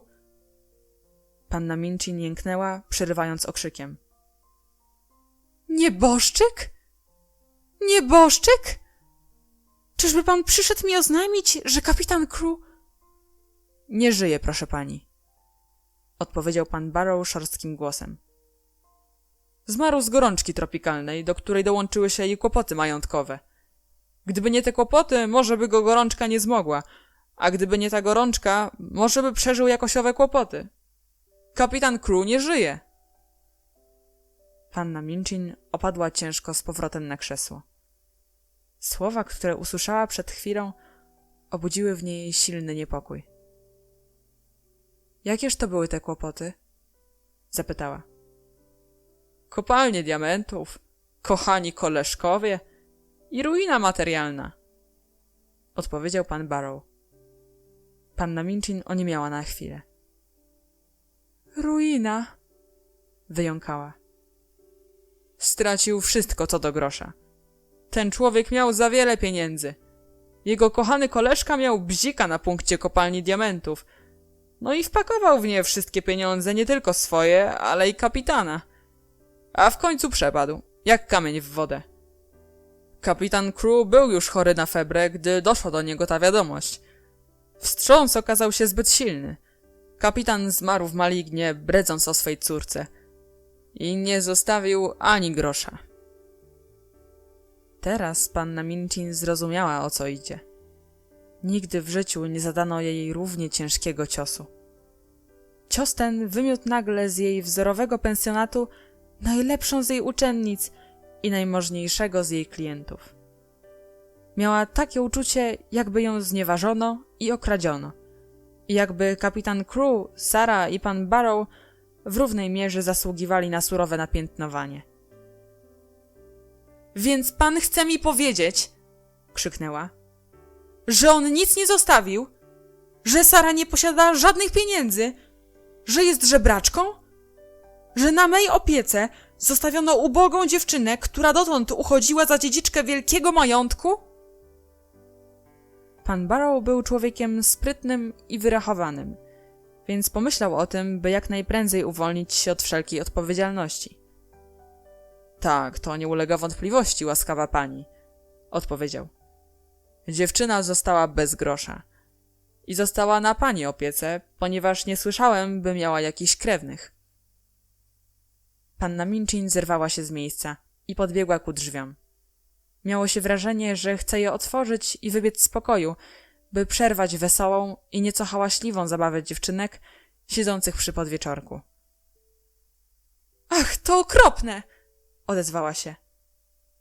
Ona w tej chwili siedzi w mym salonie, ubrana w jedwabną sukienkę i koronkowe halki i na mój koszt wyprawia przyjęcie dla koleżanek.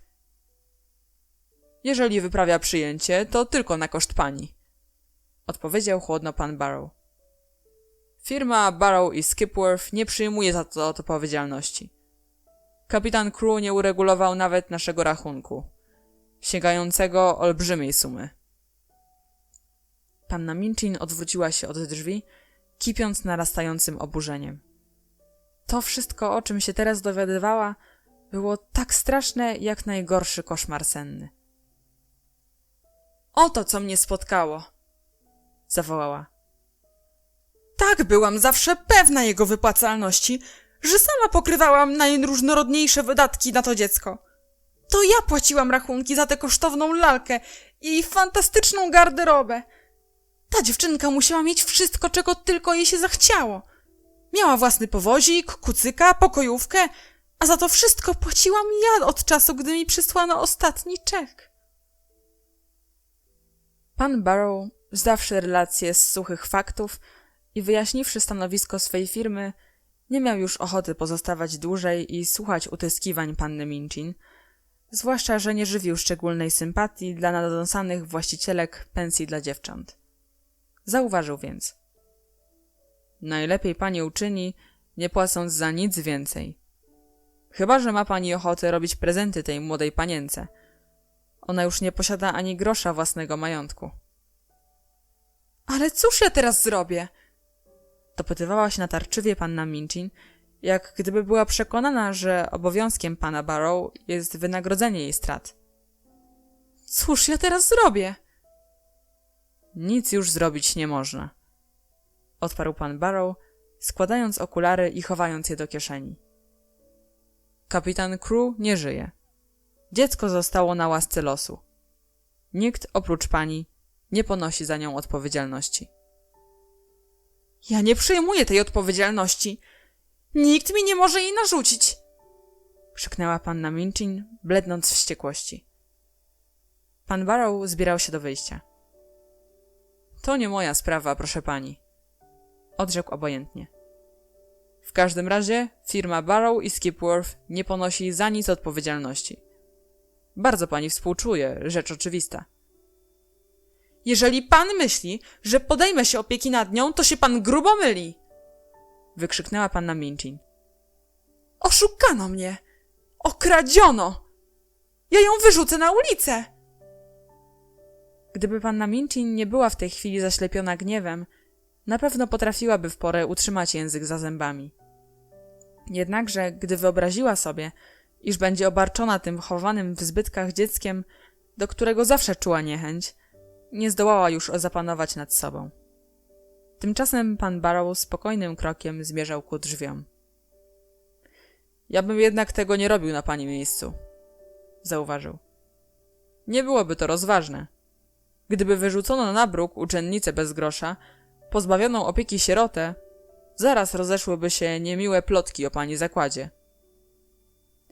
Był człowiekiem rozsądnym, jak przystało na zawodowego handlowca. Wiedział zatem, co mówi. Wiedział również, że panna Minchin jest kobietą znającą się na interesach i na tyle roztropną, by zrozumieć należycie sytuację, wobec czego nie zdobyłoby się na taki postępek, za który ludzie nazywaliby ją osobą okrutną i twardego serca. Lepiej byłoby ją zatrzymać i zrobić z niej pomocnicę, dodał pan Barrow. Podobno jest to dziewczynka rozgarnięta. Gdy dorośnie, niewątpliwie będzie pani z niej miała niemałą wyrękę. Będę miała z niej wielką wyrękę, zanim jeszcze dorośnie, zawołała panna Minchin. Jestem tego pewien, odparł pan Barrow ze złośliwym uśmiechem. Jestem tego absolutnie pewien. Do widzenia. Ukłonił się i znikł za drzwiami. Panna Minchin stała przez kilka minut jak osłupiała i patrzyła przed siebie. Zdawała sobie sprawę, że pan Barrow oznajmił jej szczerą prawdę, od której nie było ucieczki. Uczennica, stanowiąca ozdobę i chlubę pensji, przepadła bez śladu. Na jej miejscu została tylko zubożała, pozbawiona opieki dziewczyna. Znaczna suma pieniędzy, wydana przez przełożoną, była już stracona i niepodobna było jej odzyskać. I gdy tak stała, ogłuszona wrażeniem doznanej krzywdy, nagle doszedł ją gwar wesołych głosów, rozbrzmiewający w jej własnym sanktuarium domowym, przeobrażonym obecnie w salę biesiadną. Postanowiła położyć kres tej zabawie. Podeszła przetoku drzwiom, ale w tejże chwili drzwi się otwarły i stanęła w nich panna Amelia. — Cóż się stało, siostro? — krzyknęła z przerażeniem na widok zmienionej, gniewnej twarzy przełożonej. Panna Minchin, zamiast odpowiedzi, rzuciła pytanie, wypowiedziane głosem dochodzącym do granic wściekłości. — Gdzie jest Sarah Crewe? Panna Amelia osłupiała do reszty. — Sara? — wyjąkała. — Przecież jest w twoim salonie, razem z innymi dziewczynkami. — Czy ona ma wśród swych kosztownych strojów choćby jedną czarną sukienkę? — spytała znów panna Minchin tonem pełnym gorzkiej ironii. — Czarną sukienkę? — wyjąkała panna Amelia. — Czarną? — Wiem, że ma sukienki różnych kolorów. Czy więc ma i czarną? Panna Amelia pobladła. — Nie, a raczej tak, odpowiedziała. Ma jedną, tę starą z czarnego welwetu, ale już z niej wyrosła. Idź, powiedz jej, ażeby zdjęła tę nieodpowiednią dla niej suknię z czerwonego jedwabiu i włożyła czarną. Mniejsza z tym, czy jest na nią za krótka, czy nie. Teraz będzie musiała wyrzec się wszelkiego zbytku. Wówczas panna Amelia załamała pulchne dłonie i rozpłakała się. — Ach, siostro! — chlipała. — Siostro, co się stało? Kapitan Crewe umarł, nie zostawiając ani złamanego szelonga. Ta rozpieszczona, kapryśna dziewczyna pozostała w zupełnej nędzy. Zdana na moją opiekę. Panna Amelia usiadła ciężko w najbliższym fotelu. Setki funtów przetrwoniłam na różne fatałaszki dla niej i nie dostanę za to ani pensa. Przerwij natychmiast tę głupią zabawę, to przyjęcie niby przez nią urządzone i każ jej przebrać się w czarną sukienkę. Ja? Westchnęła panna Amelia. Mam iść i powiedzieć jej to wszystko? Ruszaj natychmiast! Brzmiała gniewna odpowiedź. Nie wytrzeszczaj oczu jak gęś! Idź zaraz! Biedna panna Amelia przywykła już do tego, że nazywano ją gęsią. Ba, sama przyznawała w duchu, że jest bez mała gęsią i że wobec tego do niej należy wykonywanie wielu niemiłych obowiązków. Takim właśnie niemiłym obowiązkiem było wkroczenie do pokoju pełnego rozradowanych dzieci i oznajmienie królowej biesiady, że w jednej chwili zmieniła się w żebraczkę, na znak czego powinna pójść na górę i przebrać się w starą, kusą i przyciasną już czarną sukienczynę. Cóż, musiała spełnić polecenie siostry, bo nie był to czas po temu, by dopytywać się o szczegóły. Tarła chusteczką oczy, aż całkiem poczerwieniały, po czym wyszła z pokoju, nie śmiąc ani słowem sprzeciwić się rozkazowi siostry. Panna Minchin zaczęła przechadzać się po pokoju, mówiąc głośno do siebie i nawet nie zdając sobie z tego sprawy. Czuła się strącona ze szczytu swych marzeń majątkowych, opartych na opowiadaniu o kopalniach diamentów, w wielką przepaść, gdzie zamiast zysków widziała same straty. A jakże! Księżniczka Sara! Przewracano w głowie temu dziecku, niczym jakiej królewnie. Gdy domawiając słów tych mijała stojący w kącie stół, nagle wzdrygnęła się, posłyszawszy głośne, spazmatyczne łukanie dochodzące spod obrusa. A cóż to takiego? Zawołała gniewnie. Łukanie dało się słyszeć ponownie. Zniecierpliwiona nachyliła się i podniosła zwisający brzeg obrusa. Jakże ty śmiałaś! Wrzasnęła. Co za bezczelność! Wyłaź natychmiast! Spod stołu wyczołgała się Becky. Czepek miała przekrzywiony, a twarz czerwoną od tłumionego płaczu. To ja, proszę pięknie, łaski jaśnie pani, to ja... Zaczęła się usprawiedliwiać. Wiem, że nie powinnam była tego robić, ale ja się, proszę pani, przypatrywałam tej lalce i przestraszyłam się, jak pani weszła i schowałam się tu pod stół. Więc byłaś tam przez cały czas i podsłuchiwałaś? Zgromiła ją panna Minchin. Nie, proszę jaśnie pani, przeczyła Becky, kłaniając się uniżenie. Nie podsłuchiwałam. Myślałam, że będę mogła się wymknąć, żeby jaśnie pani mnie nie dojrzała.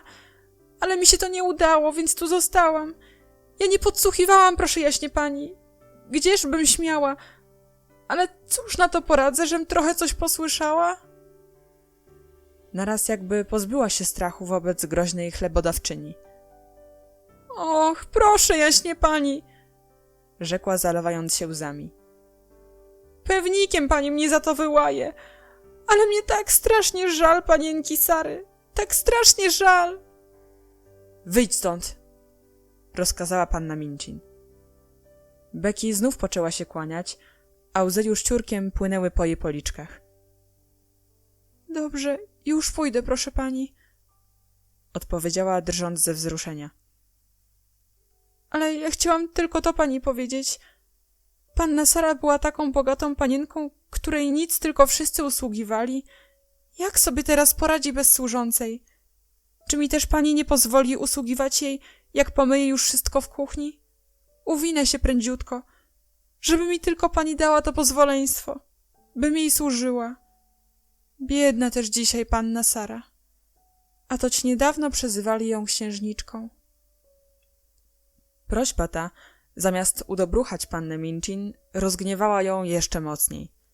Tego było już nadto, żeby pierwszy lepszy kocmołuch kuchenny miał stawać po stronie tej nielubianej przez nią dziewczyny.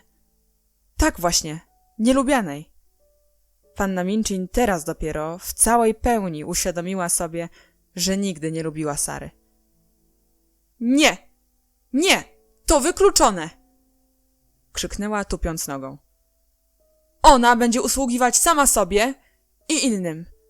Wynoś mi się stąd natychmiast, jeżeli nie chcesz stracić u mnie służby.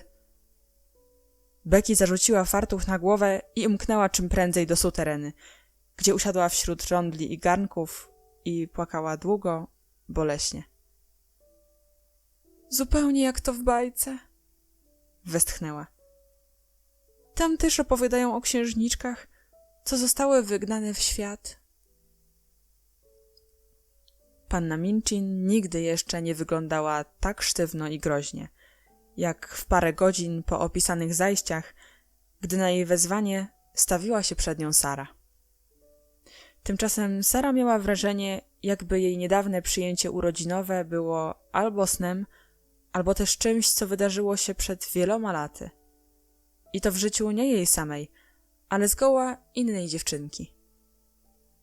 Wszystkie ślady uroczystości zatarto doszczętnie. Ze ścian sali szkolnej pozdejmowano girlandy, a ławki i pulpity poustawiano z powrotem na dawnych miejscach. Salon panny Minchin wyglądał jak zwykle. Nic nie zdradzało, że niedawno odbyła się tu uczta. Panna Minchin przebrała się w codzienną suknię, a uczennice otrzymały rozkaz pochowania swych odświętnych sukienek. Spełniwszy ten rozkaz, powróciły do sali szkolnej i skupiły się w grupkach, szepcąc i gwarząc z ożywieniem. Powiedz Sarze, żeby przyszła do mojego pokoju, oznajmiła panna Minchin swej siostrze. A uprzeć ją przy tym, że nie życzę sobie żadnych płaczów ani awantur. Siostro, odezwała się panna Amelia. Tak dziwnego dziecka nie widziałam jeszcze nigdy. Pamiętasz, że nie płakała wcale, kiedy kapitan Crew odjeżdżał do Indii? Tak samo zachowała się i teraz. Gdy opowiadałam jej, co się wydarzyło, stała całkiem bez ruchu i wpatrywała się we mnie, nie mówiąc ani słówka. Tylko pobladła jak ściana i szeroko otworzyła oczy. Gdy skończyłam mówić, stała jeszcze przez parę sekund, patrząc na mnie. Potem zaczął jej drżeć podbródek. Odwróciła się nagle, wybiegła z pokoju i popędziła na górę. Kilka jej koleżanek zaczęło płakać, ale ona jakby ich nie słyszała. Nie zwracała na nic uwagi, poza tym, co do niej mówiłam. Najbardziej mnie to uderzyło, że nie powiedziała ani słowa. A przecież gdy się komuś oznajmia taką nagłą i tragiczną wiadomość, należy się spodziewać, że usłyszymy choćby jakieś zapytanie, jakiś wyraz bólu. Nikt prócz Sary nie wiedział i nie dowiedział się nigdy, co działo się w jej pokoju, gdy wbiegła na górę i zamknęła drzwi na klucz. Prawdę mówiąc, ona sama niewiele mogła sobie przypomnieć ponad to, że chodziła przez dłuższy czas tam i z powrotem po pokoju, powtarzając w kółko głosem, który się jej wydawał jakby obcy. Mój tatuś nie żyje. Tatuś nie żyje. W pewnym momencie zatrzymała się przed Emilką, spoglądającą na nią ze swego fotela i zawołała rozpaczliwie. Emilko, czy słyszysz? Czy słyszysz, że mój tatuś nie żyje? Umarł w Indiach. 1000 mil od nas. Gdy posłuszna wezwaniu weszła do pokoju przełożonej, miała twarz bladą i ciemne obwódki dokoła oczu. Usta zacisnęła, jak gdyby pragnęła nie zdradzać się z tym, jak cierpi i co już wycierpiała. Nie była ani trochę podobna do tego różowego motylka, co niedawno w przystrojonej sali fruwał od jednej zabawki do drugiej. Przeobraziła się w biedną, opuszczoną, prawie niezgrabną dziewczynkę. Bez pomocy Marietty przebrała się w porzuconą od dawna, czarną, welwetową sukienkę, przyciasną już i krótką, tak iż smukłe nóżki wydawały się aż nazbyt chude i długie, jak u bociana. Ponieważ nie mogła nigdzie znaleźć ani skrawka czarnej wstążki, przeto krótkie i gęste czarne włosy rozsypały się bezładnie dokoła twarzy, tworząc silny kontrast z jej bladością. W rękach tuliła Emilkę, odsłoniętą kawałkiem czarnego materiału. Odłóż tę lalkę, odezwała się panna Minchin. Po co się tu przyniosła? Nie odłożę, powiedziała Sara. Ona jest wszystkim, co posiadam na ziemi. Dostałam ją od tatusia. Jej odpowiedzi stale wywoływały ciche zakłopotanie w duszy panny Minchin. Tak też było i teraz. Sara nie odezwała się bynajmniej niegrzecznie, ale w głosie jej dźwięczała chłodna stanowczość, z którą panna Minchin i w tej chwili nie umiała sobie poradzić. Odtąd już nie będziesz miała czasu na bawienie się lalkami, zapowiedziała. Będziesz musiała pracować, wyzbyć się złych nawyków i stać się pożyteczna.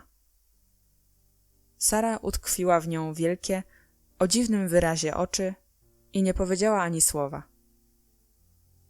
Teraz wszystko się zmieni, mówiła dalej panna Minchin. Przypuszczam, że panna Amelia wyjaśniła ci całą sprawę. Tak jest, odpowiedziała Sara. Mój tatuś umarł i nie pozostawił mi ani grosza. Jestem w nędzy. Tak, jesteś żebraczką, podkreśliła panna Minchin, ze złością znów uświadamiając sobie, co oznacza to dla niej samej. Okazuje się, że nie masz rodziny ani krewnych i nie ma kto zaopiekować się tobą. Sara znowu nic nie odpowiedziała, ale mała, blada jej twarzyczka drgnęła boleśnie. Czemu wytrzeszczasz oczy? Spytała ją ostro panna Minchin. Czy jesteś tak tępa, że nie rozumiesz, co do ciebie mówię? Powtarzam ci, że jesteś dziś na świecie sama i że nikt nie zatroszczy się o ciebie, o ile ja z litości nie zatrzymam cię w moim domu. Rozumiem, odpowiedziała Sara głosem stłumionym, jakby przełykała coś, co ją dławiło w gardle. Rozumiem. A ta lalka? Zawołała panna Minchin, wskazując na leżący w pobliżu wspaniały prezent imieninowy. Ta do śmieszności kosztowna lalka, wraz z tymi bezsensownymi, zbytkownymi fatałaszkami, to ja zapłaciłam za nią cały rachunek. Sara zwróciła głowę w stronę fotela. Ostatnia lalka. Ostatnia lalka. Westchnęła z dziwnym smutkiem w głosie. Tak jest, ostatnia lalka, rzekła panna Minchin. Ona należy do mnie, nie do ciebie. Wszystko, co posiadasz, należy teraz do mnie. A więc proszę ją sobie zabrać, odparła Sara. Ja jej nie potrzebuję. Gdyby Sara rozpłakała się, histeryzowała czy okazała wielkie przerażenie, panna Minchin na pewno zdobyłaby się wobec niej na większą cierpliwość. Ta kobieta lubiła rządzić i odczuwać potęgę swej władzy. Patrząc jednak w bladą, ale nieugiętą twarzyczkę Sary i słysząc jej cichy, ale hardy głosik, miała wrażenie, że jej władza na nic się nie zda wobec tej dziewczyny. Nie przybieraj tak wyniosłej miny, upomniała ją. Minął ten czas, gdy mogłaś pokazywać swoje fumy. Nie jesteś już księżniczką. Jutro odeślemy twojego kucyka i twój powóz, a pokojówkę odprawimy. Będziesz nosiła sukienki jak najskromniejsze i najbardziej znoszone. Te wyszukane stroje nie licują z twą obecną pozycją. Teraz musisz zarabiać na utrzymanie, jak Becky. Ku jej zdziwieniu, w tejże chwili w oczach Sary zalśnił drobny jakiś błysk, niby promyczek otuchy.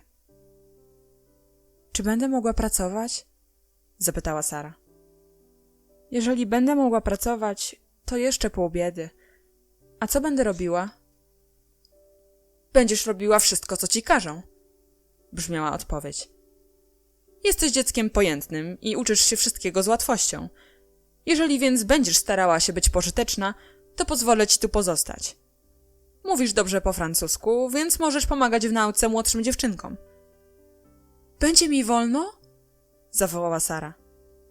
Proszę, niech mi pani pozwoli. Wiem, że potrafię jej nauczyć. Takie lubię i one mnie lubią. Tylko się nie przychwalaj tym, że cię ktoś lubi. Ofuknęła ją panna Minchin. Będziesz miała do roboty o wiele więcej niż tylko uczenie najmłodszych dziewczynek.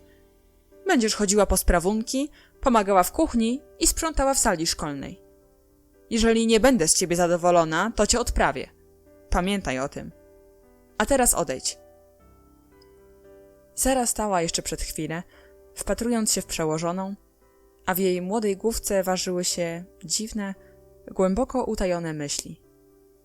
Nagle odwróciła się i skierowała kroki ku drzwiom.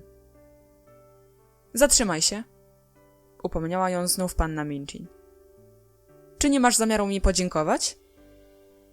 Sara stanęła, a wszystkie owe dziwne, głęboko utajone myśli ogarnęły nagle potężną falą jej serce. Za co? Spytała. Za moją dobroć, odpowiedziała panna Minchin. Za tę łaskę, że ofiarowuję ci dom i opiekę rodzinną. Sara podeszła kilka kroków w jej stronę, dysząc gwałtownie, i odezwała się głosem, jak na dziecko, niezwykle śmiałym. Pani nie jest dobra i nie ofiarowuje domu ani opieki rodzinnej. To rzekłszy, odwróciła się i wybiegła z pokoju. Panna Minchin nie zdołała już jej powstrzymać. Posłała za nią jedynie jadowite, złowrogie spojrzenie. Sara szła po schodach powoli, łapiąc z trudnością oddech i przyciskając do serca Emilkę. O, gdybyż ona umiała mówić, powtarzała sobie w duchu. Gdybyż umiała mówić. Zamierzała udać się do swego pokoju, położyć się na tygrysiej skórze, przytulić policzek do głowy wielkiego zwierza, wpatrzeć się w ogień na kominku i myśleć. Zanim jednak doszła do półpiętra, z jej pokoju wyszła panna Amelia. Zamknęła za sobą drzwi na klucz i stanęła przed nimi jakaś zakłopotana i nieswoja. Tobie nie wolno tam wchodzić, oznajmiła. Nie wolno mi wchodzić? Zawołała Sara, cofając się nieco. To już nie jest twój pokój, odpowiedziała panna Amelia, rumieniąc się z lekka. Sara zaczęła rozumieć sytuację. Pojęła, że jest to początek tych zmian, o których wspominała panna Minchin. A gdzie jest mój pokój? Zapytała, starając się, by głos jej nie zadrżał. Masz spać na poddaszu, w sąsiedztwie Becky. Sara wiedziała, gdzie jest ów apartament, bo słyszała już o nim od Becky. Odwróciła się więc i przeszła przez 2 rzędy schodów. Drugi z nich był wąski i wysłany brudnymi strzępami starego chodnika. Miała wrażenie, że idzie w daleką, daleką przyszłość i że zostawia hen za sobą ów świat, w którym żyła owa druga dziewczynka, coraz mniej mająca wspólnego z nią samą. Z tym dzieckiem w kusej i ciasnej sukienczynie, które wspinało się po schodach wiodących na poddasze. Gdy doszła do drzwi prowadzących na strych i otwarła je, serce głucho zadudniło jej w piersiach. Zamknęła drzwi, oparła się o nie i rozejrzała wokoło. Istotnie, był to zgoła inny świat. Pokój był bielony i miał pochyły sufit. Brudny już tynk poodpadał w wielu miejscach. Koło zardzewiałego piecyka stało stare, żelazne łóżko, na którym leżał twardy siennik, nakryty spłowiałą kołdrą. Poza tym znajdowało się tu parę zniszczonych sprzętów, przyniesionych z dołu, gdzie nie nadawały się już do użytku. Pod oknem w suficie, przez które nie było widać nic prócz podłużnego skrawka szarego nieba, stał czerwony podnóżek, mocno już wytarty od starości. Sara usiadła na nim. Nie miała zwyczaju płakać, więc i teraz nie płakała. Tylko położyła na kolanach Emilkę, objęła ją rękoma, przytuliła do niej policzek i tak siedziała bez słowa, nieruchomo, przez dłuższy czas. Naraz rozległo się ciche stukanie do drzwi. Tak ciche i nieśmiałe, że Sara nie dosłyszała go z początku i nawet nie podniosła się z miejsca. W końcu drzwi się uchyliły, lekko, jakby trwożliwie naciśnięte, i ukazała się w nich zmizerowana i zasmolona twarzyczka.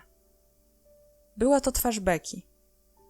Biedna pomywaczka popłakiwała ukradkiem od paru godzin, a ponieważ ocierała łzy fartuchem kuchennym, więc w końcu jej czoło, powieki i policzki przybrały wygląd zgoła komiczny. Ach, panienko, odezwała się szeptem. Czy wolno mi, czy panienka da mi pozwoleństwo, żebym weszła do pokoju? Sara podniosła oczy i spojrzała na przybyłą, starając się uśmiechnąć, co jednak się jej nie udało. Nagle pod wrażeniem tkliwego smutku, bijącego z zapłakanych oczu Becky, twarz jej się zmieniła, przybierając wyraz o wiele bardziej dziecinny. Wyciągnęła rękę i zaszlochała cichutko. Ach, Becky, rzekła w końcu. Mówiłam ci, że jesteśmy zupełnie takie same. Po prostu małe dziewczynki. Nic poza tym. Tylko 2 małe dziewczynki. Widzisz, że miałam rację.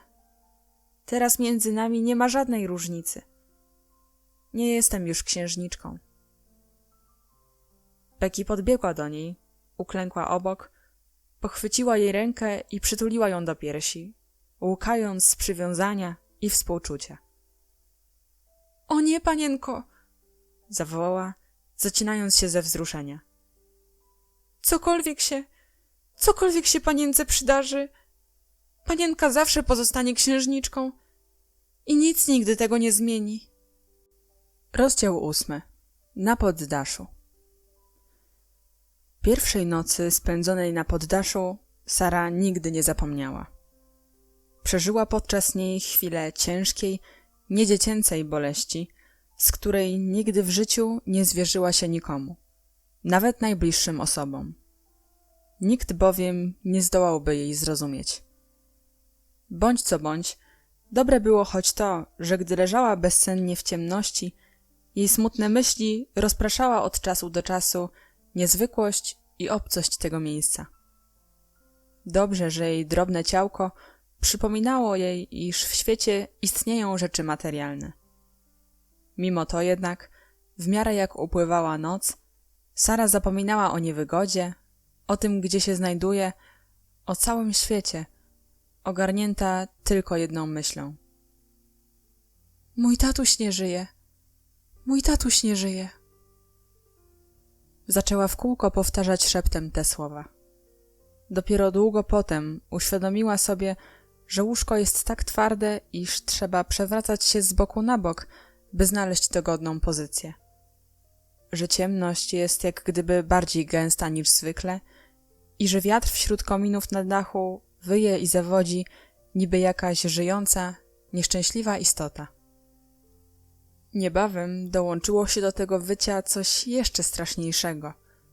Oto w murze i pod podłogą rozległy się jakieś skrobania, szurgotania i piski. Sara, pomna opowiadań Becky, wiedziała, co to znaczy. Były to głosy szczurów i myszy, zabawiających się lub walczących ze sobą. Kilka razy posłyszała nawet stukot pazurków przebiegających szybko po podłodze. Gdy później przypomniała sobie tę chwilę, miała w pamięci i to, że posłyszawszy ten odgłos po raz pierwszy, zerwała się i usiadła na łóżku, a kiedy położyła się z powrotem, nakryła głowę kołdrą. Zmiana w jej życiu dokonała się nie stopniowo, ale nagle, z dnia na dzień. Ona od samego początku musi się wdrożyć do wszystkiego, oświadczyła panna Minchin siostrze. Powinna od razu wiedzieć dokładnie, czego się od niej wymaga. Nazajutrz rano Marietta została zwolniona ze służby. Przechodząc koło otwartych drzwi swego saloniku, Sara spostrzegła, że wygląd jego zmienił się całkowicie. Usunięto wszelkie ozdoby i przedmioty zbytku, a w kącie postawiono łóżko dla nowo przyjętej uczennicy. Gdy zeszła na śniadanie, ujrzała, że jej miejsce przy boku panny Minchin było już zajęte przez Lawinię. Saro, odezwała się chłodno panna Minchin. Swoje nowe obowiązki zaczniesz od tego, że usiądziesz z młodszymi dziewczynkami przy mniejszym stole i będziesz czuwała nad tym, żeby nie hałasowały, nie broiły i nie marnowały jedzenia. Powinnaś wcześniej schodzić na dół. Lottie zdążyła już wylać herbatę. Taki był początek, a odtąd z każdym dniem mnożyły się nakładane na nią obowiązki. Uczyła młodsze dziewczynki francuskiego i przesłuchiwała je z innych lekcji, ale to była jeszcze najlżejsza praca. Przekonano się bowiem, że można z niej mieć wyrękę w wielu sprawach. Można ją było posyłać po sprawunki, o każdej porze dnia i w każdą pogodę. Można jej było nakazać, by wykonała robotę niewykończoną lub zaniedbaną przez innych. Kucharka i pokojówki podchwyciły ton panny Minchin, radę, że mogą rozkazywać tej smarkatej, której przez tyle czasu wszyscy tak nadskakiwali.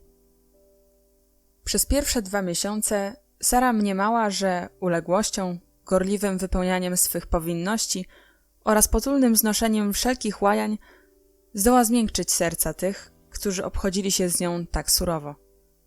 W głębi swego dumnego serduszka chciała, by przekonali się, że wcale nie potrzebuje ich łaski, lecz potrafi zapracować na swe utrzymanie. Ale w końcu uświadomiła sobie, że wszystko to na nic. Im większą bowiem okazywała uległość, tym bardziej wykorzystywały ją leniwe służące i tym częściej karciła ją i strofowała kucharka. Gdyby Sara była o kilka lat starsza, panna Minchin obarczyłaby ją prowadzeniem zajęć ze starszymi dziewczynkami i w ten sposób mogłaby zaoszczędzić, odprawiając jedną z nauczycielek. Ponieważ jednak była tylko dzieckiem i wyglądała jak dziecko, więc uznano, że większy z niej będzie pożytek, gdy zostanie dziewczyną do wszystkiego. Głównie zaś miała załatwiać wszystkie zakupy i biegać na posyłki. Radziła sobie z tym lepiej niż zawodowy posłaniec, tak, że można jej było powierzać najtrudniejsze zlecenia. Umiała nawet płacić rachunki na mieście, a zarazem potrafiła doskonale sprzątać i porządkować pokoje. Własne jej lekcje należały już do przeszłości.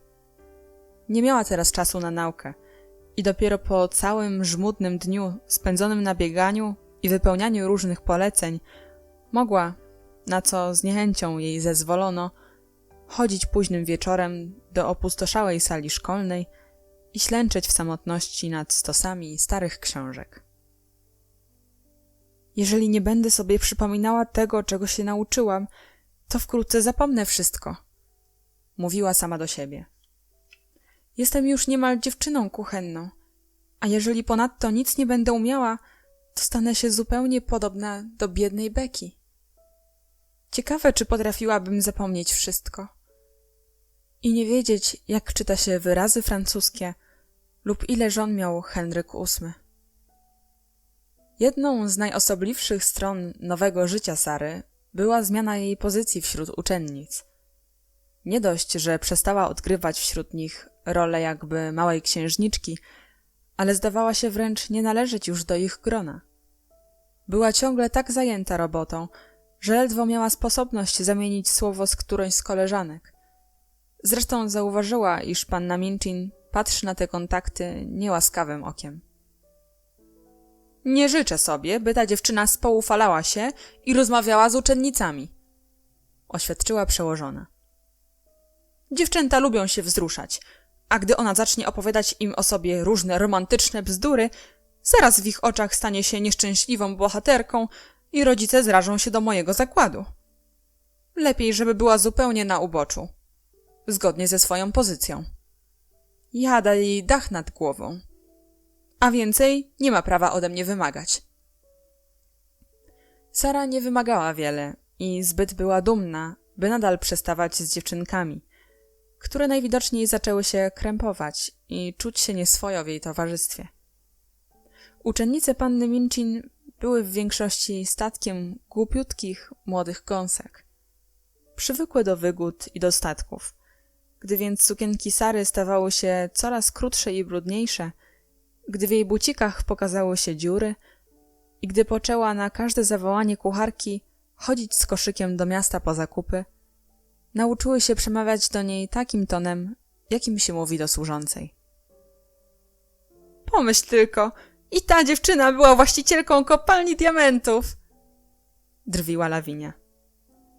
Wygląda jak garkotłuk, a z każdym dniem coraz bardziej dziwaczeje.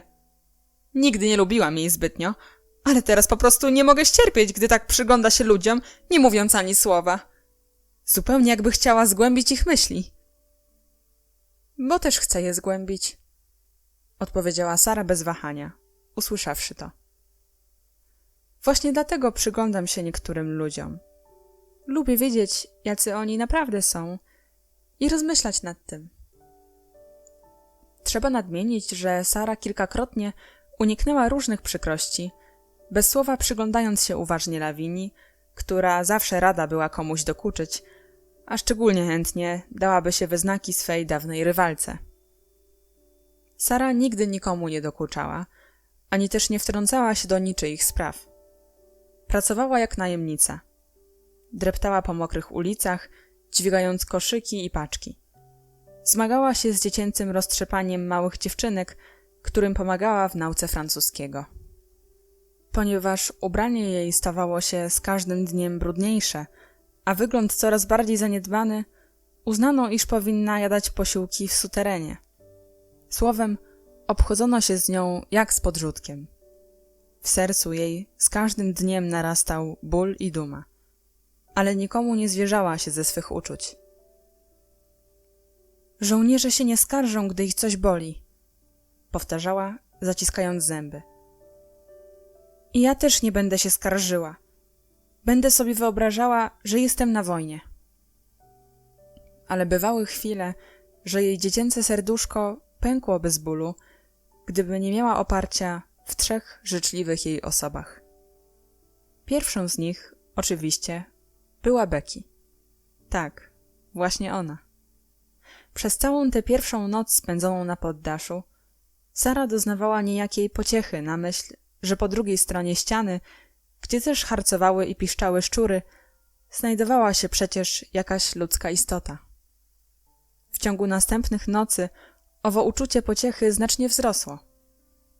Za dnia obie sąsiadki mało miały sposobności do rozmowy, każda z nich bowiem miała własną robotę, a wszelka próba pogawędki byłaby poczytana za próżniactwo i marnotrawienie czasu. — Proszę się na mnie nie gniewać, panienko — szepnęła Becky pierwszego dnia. — Jeśli nie będę grzecznie mówiła. Jeszcze bym po uszach od kogo obrywała, jakbym zaczęła rozmawiać. Teraz to nie ma czasu na takie tam przepraszam czy dziękuję. Każdego ranka wkradała się jednak do pokoiku Sary, ażeby pozapinać jej ubranie i pomóc w czym tylko mogła, zanim zbiegła do kuchni rozpalić ogień. A gdy zapadła noc, Sara zawsze słyszała nieśmiałe stukanie do drzwi, oznaczające, że jej pokojówka znów gotowa pomagać jej we wszystkim. Przez pierwsze tygodnie swej niedoli Sara czuła się jakby ogłuszona. Minął więc dłuższy czas, zanim zaczęły się odwiedzać. Instynkt trafnie podszepnął Becky, że gdy człowiek dozna smutku, najlepiej zostawić go w samotności. Drugą pocieszycielką była Ermengarda. Zanim jednak do tego doszło, zdarzyło się wiele dziwnych rzeczy. Gdy umysł Sary zaczął znów jakby nawiązywać łączność ze światem, uświadomiła sobie, że w chwili nieszczęścia zapomniała zupełnie o istnieniu Ermengardy. Były przyjaciółkami, lecz Sara, choć w tym samym wieku, miała zawsze wrażenie, że jest starsza. Ermengarda bowiem, przy całej swej dobroci, była zawsze osóbką mało rozgarniętą.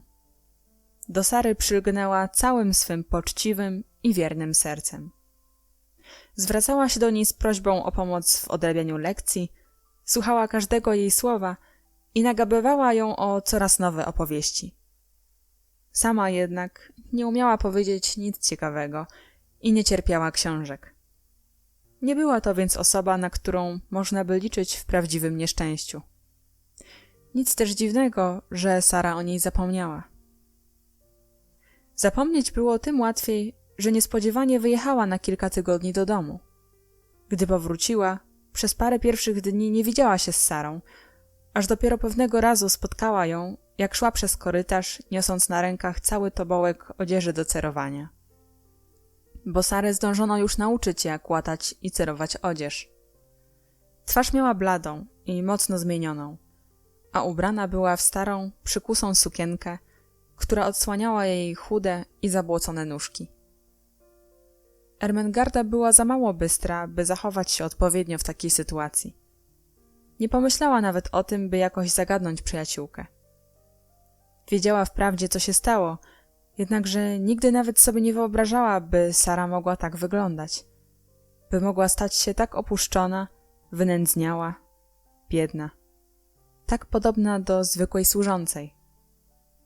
Rozżaliło ją to do tego stopnia, iż nie zdobyła się na nic więcej, niż tylko na to, by wybuchnąć złowionym, histerycznym śmiechem i wykrzyknąć bezmyślnie i trochę bez sensu: Ach, Saro, to naprawdę ty?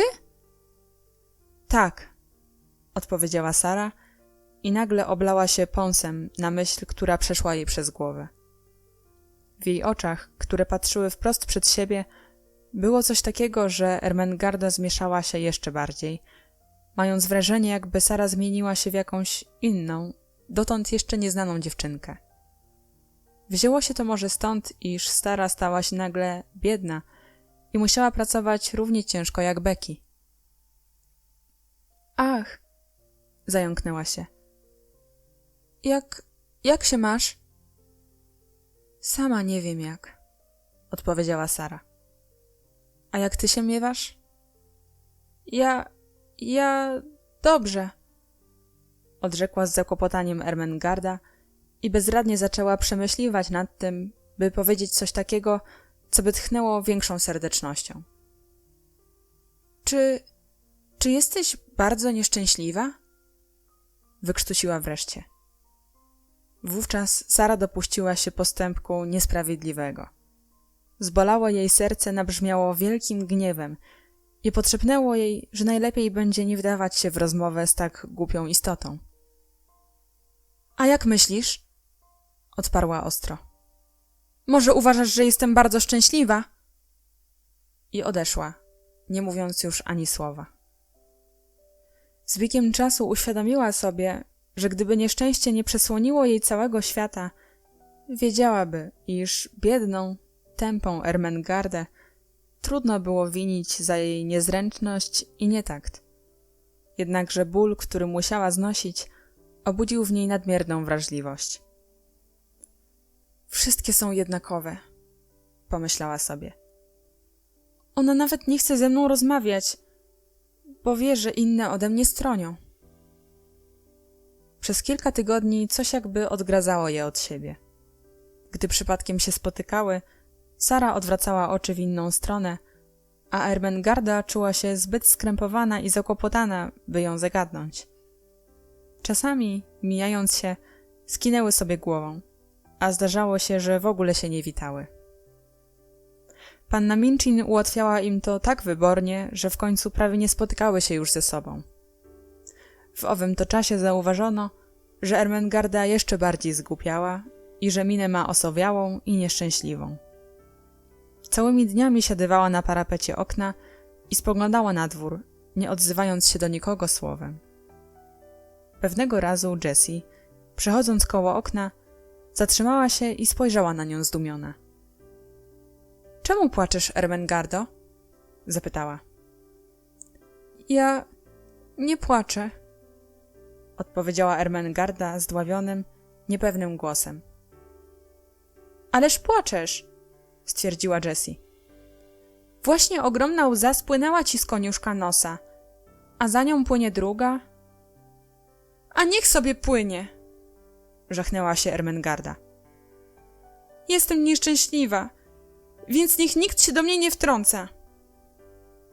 To rzekłszy, odwróciła się do niej plecami i zakryła sobie twarz chusteczką. Tego wieczoru Sara później niż zwykle wróciła na poddasze. Zatrzymano ją przy robocie aż do tej godziny, o której dziewczynki kładły się spać, po czym udała się do pustej sali szkolnej, by odrabiać lekcje. Gdy weszła na schody wiodące na strych, zdumiała się ogromnie, widząc jakieś światełko dobywające się przez szparę pod drzwiami jej pokoiku. Ktoś zapalił świecę, pomyślała. Ale kto? Oprócz mnie nikt tam nie wchodzi. Istotnie, ktoś zapalił świecę. Stała ona jednak nie w kuchennym lichtarzyku, którego Sara zwykła używać, lecz w takim, jakie znajdowały się w sypialnych pokojach dziewczynek. Ten ktoś siedział na wytartym podnóżku, ubrany w szlafroczek i otulony czerwonym szalem. Sara poznała przybyłą. Była to Ermengarda. — Ermengardo! — krzyknęła Sara w zdumieniu, graniczącym niemal z przerażeniem.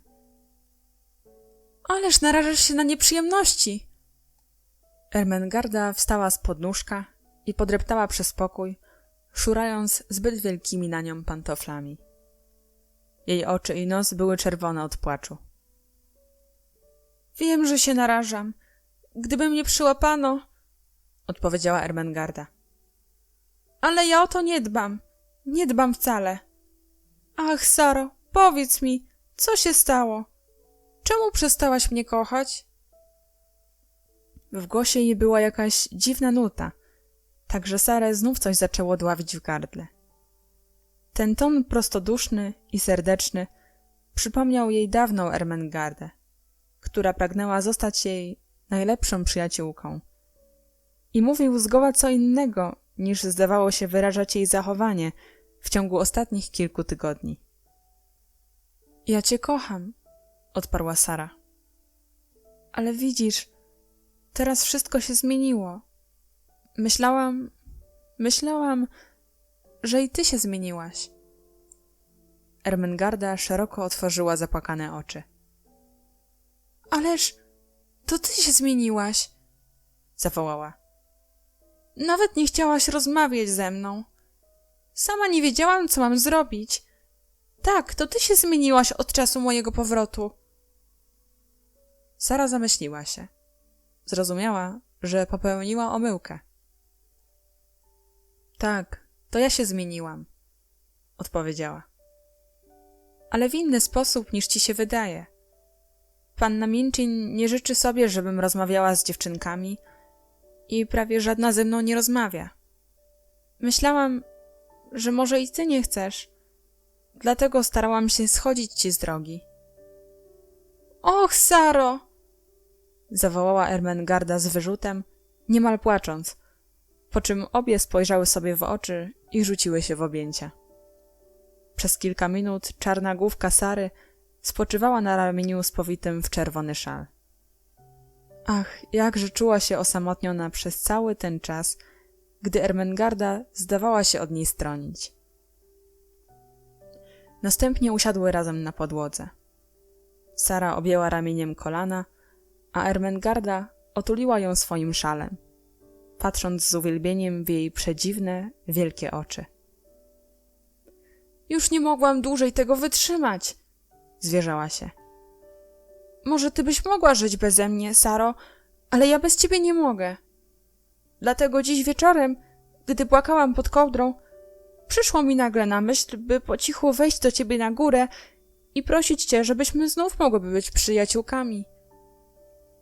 Postąpiłaś o wiele piękniej niż ja, wyznała Sara. Ja byłam zbyt dumna, by starać się o twoją przyjaźń. Widzisz, teraz, gdy los mnie doświadczył, okazało się, że wcale nie jestem dobra. Bałam się zawsze, że przyjdą na mnie takie ciężkie chwile. Może to właśnie ma być dla mnie próba? Ermengarda rozejrzała się po pokoiku, a na jej twarzyczce malowała się jednocześnie ciekawość i bojaźń. Saro, odezwała się. Jak ty możesz tu mieszkać? Sara również rozejrzała się wokoło. Owszem, mogę. O ile sobie wyobrażę, że ten pokoik inaczej wygląda. Albo też, że jest to jedno z miejsc, o których mowa w powieściach. Mówiła powoli, a wyobraźnia jej poczęła się ożywiać i pracować, jak nie zdarzyło się to od chwili, gdy na Sarę spadło nieszczęście. To też Sara miała wrażenie, że ta cząstka jej duszy uległa niejakiemu stępieniu. Inni ludzie żyli w gorszych jeszcze warunkach. Przypomnij sobie hrabiego Monte Cristo, gdy znajdował się w lochach twierdzy If. A pomyśl o więźniach Bastylii. Bastylii, szeptem powtórzyła Ermengarda, wpatrując się w przyjaciółkę i ulegając już jej urokowi. Miała żywo w pamięci dzieje rewolucji francuskiej, które Sara za pomocą intrygujących opowiadań utrwaliła jej w pamięci. Prócz Sary nikt nie zdołałby tego dokonać. Tak, mówiła dalej Sara, obejmując rękami kolana, a w oczach jej zajaśniał błysk, tak dobrze znany Ermengardzie. W tym miejscu można doskonale wszystko sobie wyobrażać. Jestem oto więźniem Bastylii. Spędziłam tu wiele, wiele lat i wszyscy o mnie zapomnieli. Panna Minchin jest dozorcą więzienia, a Becky... Tu w jej oczach rozjarzył się błysk jeszcze silniejszy. Becky jest więźniem znajdującym się w sąsiedniej celi. Zwróciła twarz ku Ermengardzie. W tej chwili była znowu całkiem podobna do dawnej Sary. Będę to sobie wyobrażała, rzekła. Przyniesie mi to wielką ulgę. Ermengarda była jednocześnie zachwycona i onieśmielona. A czy będziesz mi o tym opowiadała? Zapytała. Czy będę mogła tu przychodzić nocą, kiedy jest najbezpieczniej i słuchać tych opowieści, które sobie ułożysz w ciągu dnia? W ten sposób staniemy się jeszcze serdeczniejszymi przyjaciółkami, niż byłyśmy przedtem. Dobrze, zgodziła się Sara. W nieszczęściu poznaje się ludzi. Ja w moim nieszczęściu poznałam twoje dobre serce. Rozdział 9. Melchizedek. Trzecią sojuszniczką Sary była Lottie. To maleństwo jeszcze nie rozumiało, co to znaczy nieszczęście. To też przerażała ją i niepokoiła zmiana, jaką zauważyła w trybie życia swej przybranej mamy. Z pogłosek słyszała, że Sarze przydarzyło się coś niezwykłego, ale nie mogła pojąć, czemu Sara wygląda inaczej, czemu ubiera się w starą, czarną sukienkę i przychodzi do sali szkolnej tylko po to, żeby uczyć dziewczynki, zamiast siedzieć jak dawniej na honorowym miejscu i sama się uczyć. Małe dziewczynki ciągle szeptały o tym, że Sara już nie mieszka w swych pokojach, w których tak długo królowała Emilka. W największe zakłopotanie wprawiało małą Lottie to, że Sara tak niewiele mówiła, gdy ją ktoś o coś zapytał. A jeśli chce się dociec znaczenia tylu tajemnic, trzeba dużo pytać. Czy ty też jesteś teraz bardzo biedna, Saro? Zapytała ją poufale zaraz pierwszego dnia, gdy Sara objęła nadzór nad małą szkółką języka francuskiego. Tak biedna jak żebrak? Ścisnęła tłustą łapką smukłą dłoń Sary i szeroko otworzyła okrągłe, zalane łzami oczka. Ja nie chcę, żebyś ty była biedna jak żebrak! Widząc, że Lottie gotowa za chwilę się rozpłakać, Sara pośpieszyła ją pocieszać. Żebracy nie mają gdzie mieszkać, rzekła dzielnie. A ja przecież mam mieszkanie. A gdzie ty mieszkasz? Nalegała Lottie. W twoim pokoju śpi nowa uczennica i nie jest on już taki ładny jak dawniej. Mieszkam teraz w innym pokoju, odpowiedziała Sara. A czy jest ładny? Dopytywała się Lottie. Chcę tam pójść i go obejrzeć. Nie rozmawiaj, upomniała ją Sara. Panna Minchin na nas patrzy i jeszcze będzie się gniewała, że pozwalam ci szeptać. Zdążyła już się przekonać, że musi ponosić odpowiedzialność za wszelkie nieporządki i brak karności wśród uczennic. Jeżeli dziewczynki były nieuważne, jeżeli rozmawiały lub hałasowały, ją za to karcono. Ale Lottie była osóbką upartą. Widząc, że Sara nie chce jej wyjawić, gdzie teraz mieszka, postanowiła odkryć to sama, jakimkolwiek sposobem. Zagadywała więc młodsze koleżanki i podsłuchiwała rozmowy starszych dziewczynek. Aż w końcu, opierając się na jakiejś informacji, rzuconej przez kogoś mimochodem, wybrała się pewnego wieczoru na poszukiwania i wdrapując się na schody, o których istnieniu dotąd nawet nie wiedziała, dotarła na sam strych. Znalazła tu dwoje drzwi, jedne obok drugich, a gdy otwarła pierwsze z nich, ujrzała Sarę stojącą na starym stoliku i wyglądającą przez okno. Saro, mamusiu moja! Zawołała z przerażeniem. Jaki brzydki i pusty był ten pokój, odległy od całego świata. Małe nóżki tak były zmęczone, jakby pokonały co najmniej kilkaset stopni. Na dźwięk jej głosu Sara obejrzała się i struchlała. Co teraz będzie? Jeżeli Lottie zacznie płakać, a ktoś usłyszy, obie będą zgubione. Zeskoczyła ze stołu i podbiegła do małej. Tylko nie płacz i nie rób hałasu, zaczęła ją błagać. Dostałabym za to burę, a już dość tego, że przez cały dzień wciąż mnie łajano. Ten pokój wcale nie jest najgorszy. Nie najgorszy? Szepnęła Lottie i zacisnęła usta, rozglądając się wokoło. Była wprawdzie rozpieszczonym dzieckiem, ale tak kochała swą przybraną mamę, że dla niej zdobyła się na ten wielki wysiłek i zapanowała nad sobą. Zresztą wiedziała, że każde miejsce, w którym mieszkała Sara, mogło przemienić się w przybytek piękna i szczęścia. Naprawdę nie najgorszy? Szepnęła. Jak to? Sara przytuliła ją do siebie i starała się uśmiechnąć. Bo widać stąd różne rzeczy, jakich nie ogląda się nigdy tam na dole, odpowiedziała. Cóż to za rzeczy? Zapytała Lottie z zaciekawieniem, jakie Sara umiała obudzić nawet w starszych dziewczynkach. Kominy na dachu, tak bliskie, że niemal ręką można je dosięgnąć. I dym, który się wije smugą i kłębami wzbija się w niebo. I wróble, co skaczą dokoła i gwarzą ze sobą zupełnie jak ludzie. I okna innych poddaszy, z których co chwilę wychylają się jakieś głowy. Tak miło jest myśleć o tych ludziach, kim oni są i co porabiają.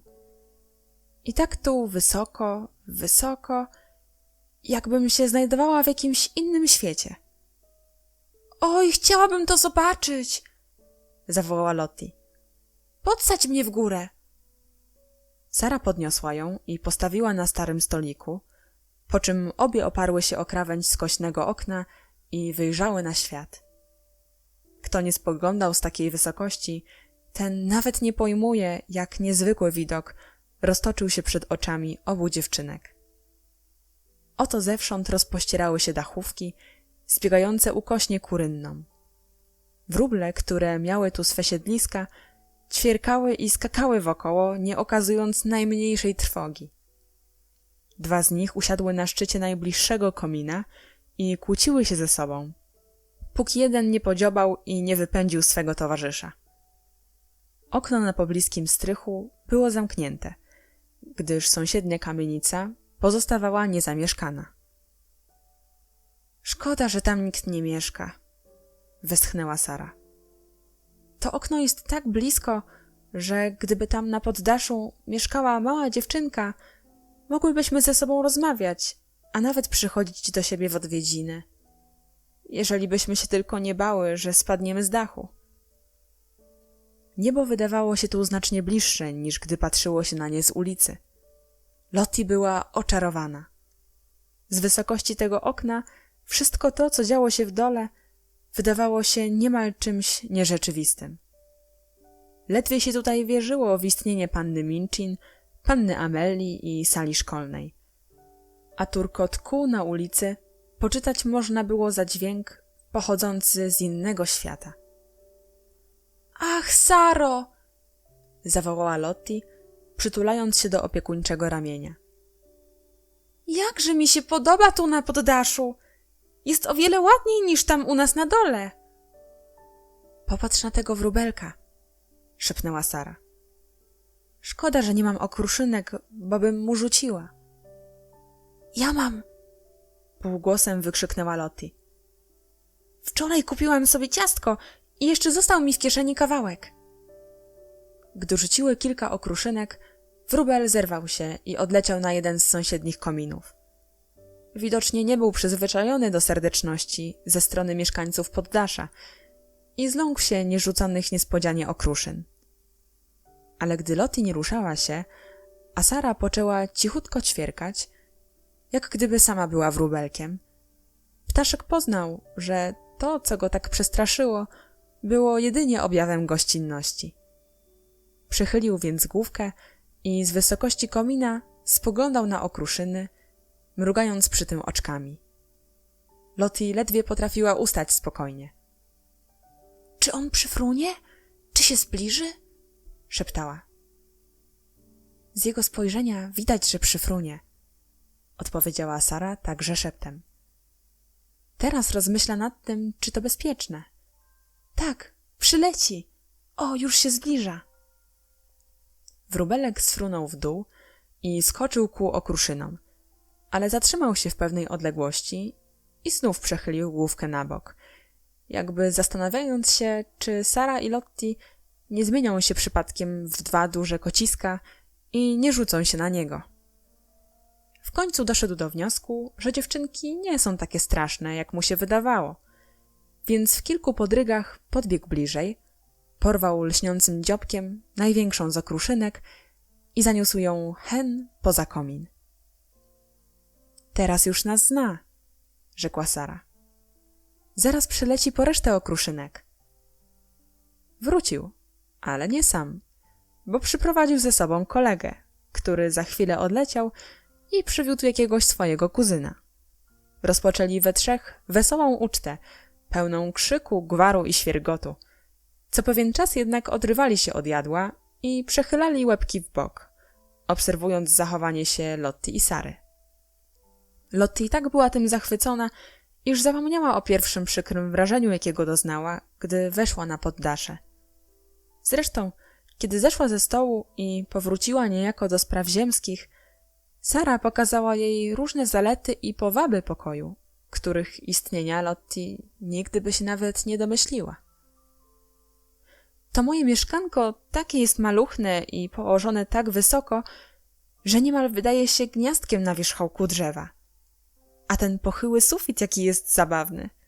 Patrz, w tym końcu pokoju zaledwie można stanąć prosto, a gdy świta poranek, mogę leżeć w łóżku i patrzeć wprost w niebo przez to okienko w dachu. Wygląda zupełnie jak kwadratowy skrawek światła. Gdy słońce zaczyna świecić, przepływają nade mną małe różowe obłoczki, a mnie się zdaje, że mogłabym ich dotknąć. A jeżeli pada deszcz, to krople szemrzą i szemrzą, jak gdyby gwarzyły ze mną o czymś miłym. Kiedy indziej znowu, gdy świecą gwiazdy, można położyć się na łóżku i liczyć, ile ich widać przez okno. A popatrz tylko na ten zardzewiały piecyk w kącie. Gdyby go wyczyścić i rozpalić w nim ogień, byłoby tu prześlicznie. Widzisz teraz, że mam naprawdę miły pokoik. Mówiąc to, trzymała Lottie za rękę i obchodząc wraz z nią całe swe malutkie mieszkanko, unaoczniała gestami wszystkie te rzekome cudowności. Lottie, która zawsze wierzyła słowom Sary, również zaczęła sobie wyobrażać, że dostrzegła to wszystko. Widzisz, mówiła dalej Sara, tu na podłodze mógłby leżeć gruby, puszysty kobierzec indyjski. W tym zaś kącie mogłaby stać mała, miękka sofa, pełna poduszek. Tam dalej stałaby półka pełna książek. Przed piecykiem mogłaby leżeć tygrysia skóra, a na ścianie wisiałyby obrazy i dywaniki, które zasłoniłyby odrapany tynk. Tam mogłaby wisieć lampka z różowym abażurem.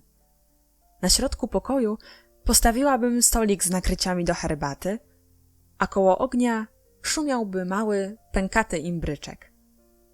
Łóżko też mogłoby być zupełnie inne, ładne, wygodne, zasłane miłą, jedwabną kołderką.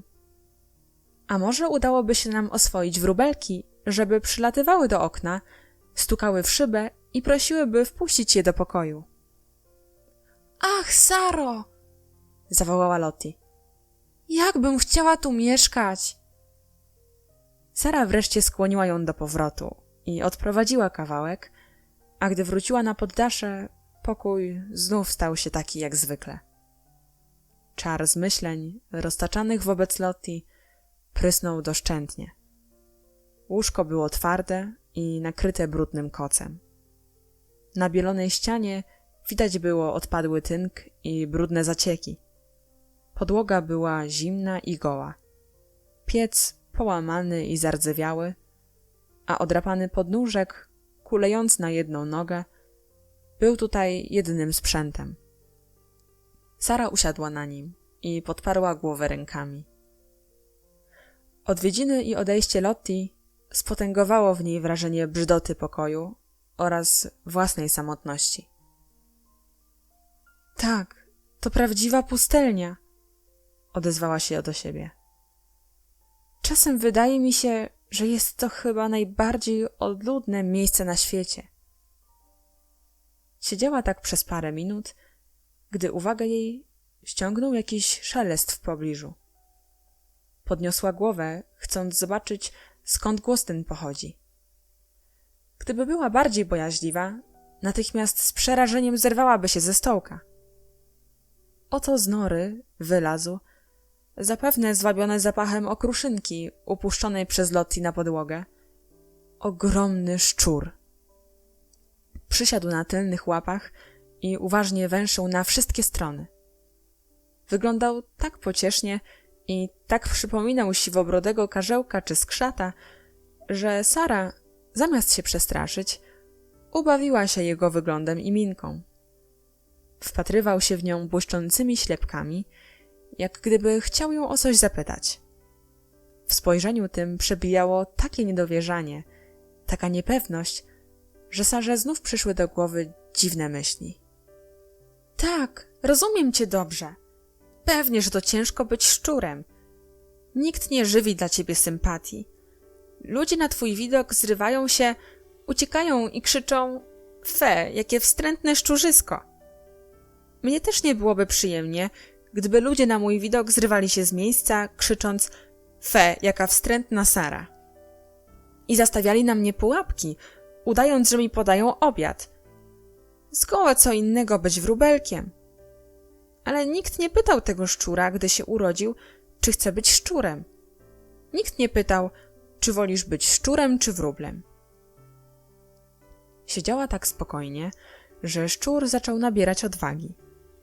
Bał się wprawdzie ogromnie, ale może miał serce takie jak wróbelek, a ono mu mówiło, że ta dziewczynka nie jest kotem i nie skoczy na niego znienacka.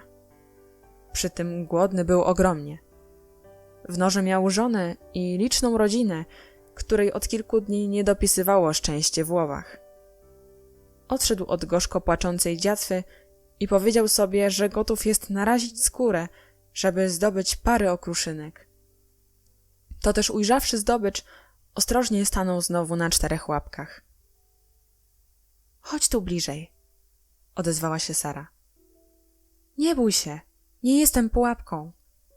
Możesz sobie zabrać te okruszyny, biedaku. Więźniowie Bastylii przyjaźnili się ze szczurami. Może i my zawrzemy przyjaźń? Nie wiadomo, czemu to przypisać, jednakże jest rzeczą pewną, że zwierzęta rozumieją, co się do nich mówi. Może istnieje mowa, która wcale nie składa się ze słów, a mimo to jest zrozumiała dla wszystkich na świecie. Może we wszystkim kryje się jakaś dusza, która, nie wydając nawet najlżejszego dźwięku, umie zawsze rozmówić się z inną duszą. Jakakolwiek była przyczyna, szczur wiedział już od owej chwili, że może czuć się bezpieczny, chociaż jest niczym więcej jak szczurem. Wiedział, że ta młoda ludzka istota, siedząca na czerwonym podnóżku, nie zerwie się i nie nastraszy go dzikim hałasem, ani też nie będzie w niego ciskała ciężkimi przedmiotami, które, jeżeli by go nie zmiażdżyły, to w każdym razie mogłyby okulawić lub zmusić do szybkiej ucieczki i ukrycia się w głębi nory. Był to naprawdę szczur bardzo grzeczny i nie myślał nikomu robić nic złego. Kiedy stał na 2 łapkach i węszył, utkwiwszy oczy w Sarze, miał nadzieję, że ona zrozumie jego zamiary i nie odniesie się do niego wrogo. A gdy ów tajemniczy głos, który przemawia bez słów, powiedział mu, że nie ma czego się obawiać, podszedł cicho ku okruszynom i zaczął je zjadać, przy czym od czasu do czasu zerkał spod oka na Sarę, zupełnie jak to czyniły wróble. A minkę miał tak potulną i nieśmiałą, że aż wzruszył serduszko dziewczynki. Jedna z okruszyn była większa od innych, tak iż trudno by ją nawet nazwać okruszyną. Widać było, że szczur miał wielką chrapkę na ten kąsek. Jednakże bał się podejść do podnóżka, przy którym leżała ta smakowitość. Pewno chce ją zanieść do nory, dla swej rodziny, pomyślała Sara. Jeżeli nie będę się ruszała, może nabierze odwagi i złapie tę okruszynę. Była tak zaciekawiona jego zachowaniem, że ledwo śmiała oddychać. Szczur podpełznął nieco bliżej i schrupał jeszcze kilka okruszyn, po czym zatrzymał się i jął węszyć ostrożnie, rzucając ukradkowe spojrzenia w stronę osoby siedzącej na podnóżku. Naraz skoczył i z nagłą śmiałością, przypominającą poprzednie zachowanie się wróbla, dopadł ciastka, a ledwo je zagarnął w swe pazurki, natychmiast umknął ku ścianie i zniknął w jakiejś szczelinie pod podłogą. Wiedziałam, że chciał tę okruszynę zanieść swoim dzieciom, rzekła Sara. Jestem przekonana, że wkrótce zawrzemy przyjaźń. W jakiś tydzień później, w jeden z tych nielicznych wieczorów, gdy Ermengarda miała sposobność wymknąć się na górę, na próżno stukała przez parę minut koniuszkami palców w drzwi pokoiku Sary. W głębi pokoiku panowała taka cisza, że Ermengarda początkowo myślała, że Sara już śpi. Naraz, ku wielkiemu swojemu zdziwieniu, usłyszała jej cichy śmiech oraz słowa wypowiedziane do kogoś pieszczotliwym głosem. No, no, weź to sobie, Melchizedeku, i wracaj do domu. Już tam żona czeka na ciebie.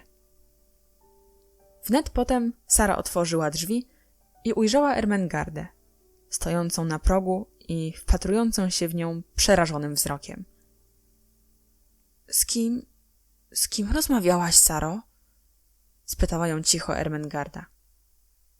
Sara wciągnęła ją ostrożnie do pokoju, ale twarz miała jakby uradowaną i rozbawioną. Musisz mi przyrzec, że się nie przestraszysz, ani nie krzykniesz, bo inaczej nic ci nie powiem, odparła. Ermengarda już teraz miała ochotę wydać przeraźliwy okrzyk, zdołała jednak zapanować nad sobą. Rozejrzała się wokoło po pokoju i nie zobaczyła nikogo. A przecież Sara najwyraźniej z kimś rozmawiała. Ermengardzie przyszły na myśl duchy. Czy to coś takiego, co by mnie mogło przestraszyć? Zapytała lękliwie. Niektórzy ludzie się ich boją, odpowiedziała Sara. Ja też bałam się początkowo, ale teraz się nie boję. Czy to był duch? Pisnęła Ermengarda. Nie, odparła Sara, śmiejąc się. To był mój szczur. Ermengarda skoczyła jak oparzona i jednym susem znalazła się na środku brudnego łóżeczka. Podwinęła nogi pod siebie, otulając się szlafrokiem i czerwonym szalem. Nie krzyczała, ale dyszała ciężko z przerażenia. Och, och! Kwiliła po cichu. Szczur, szczur! Przypuszczałam, że się zlękniesz, rzekła Sara. Ale nie masz czego się obawiać. Ja go oswoiłam. On mnie już zna i przychodzi na każde moje wezwanie. Czy chciałabyś go zobaczyć? Ermengarda początkowo była tak przerażona, że skuliła się w kłębek na łóżku i nie śmiała się ruszać. Jednakże niebawem uspokoił ją pogodny wyraz twarzy przyjaciółki, a opowiadanie o pierwszym pojawieniu się Melchizedeka tak w końcu pobudziło jej ciekawość, iż odważyła się spojrzeć przez poręcz łóżka. Sara podeszła do otworu pod ścianą i uklękła przy nim. Czy on nie wypadnie nagle i nie wyskoczy na łóżko? Zapytała. Nie, odpowiedziała Sara. On jest równie dobrze wychowany jak my. Zachowuje się zupełnie jak człowiek. No popatrz. Zagwizdała tak cicho i przymilnie, że jedynie w zupełnej ciszy można było głos ten dosłyszeć. Powtórzyła to kilkakrotnie, całkowicie tym pochłonięta. Ermengardzie przyszło na myśl, że przyjaciółka jej wygląda na wróżkę odprawiającą czary. W końcu, widocznie w odpowiedzi na owo zaklęcie, z nory wysunął się łebek o szarych wąsach i błyszczących ślepkach. Sara rozsypała kilka okruszyn, trzymanych w dłoni, a Melchizedek wylazł spokojnie z nory i począł je zajadać.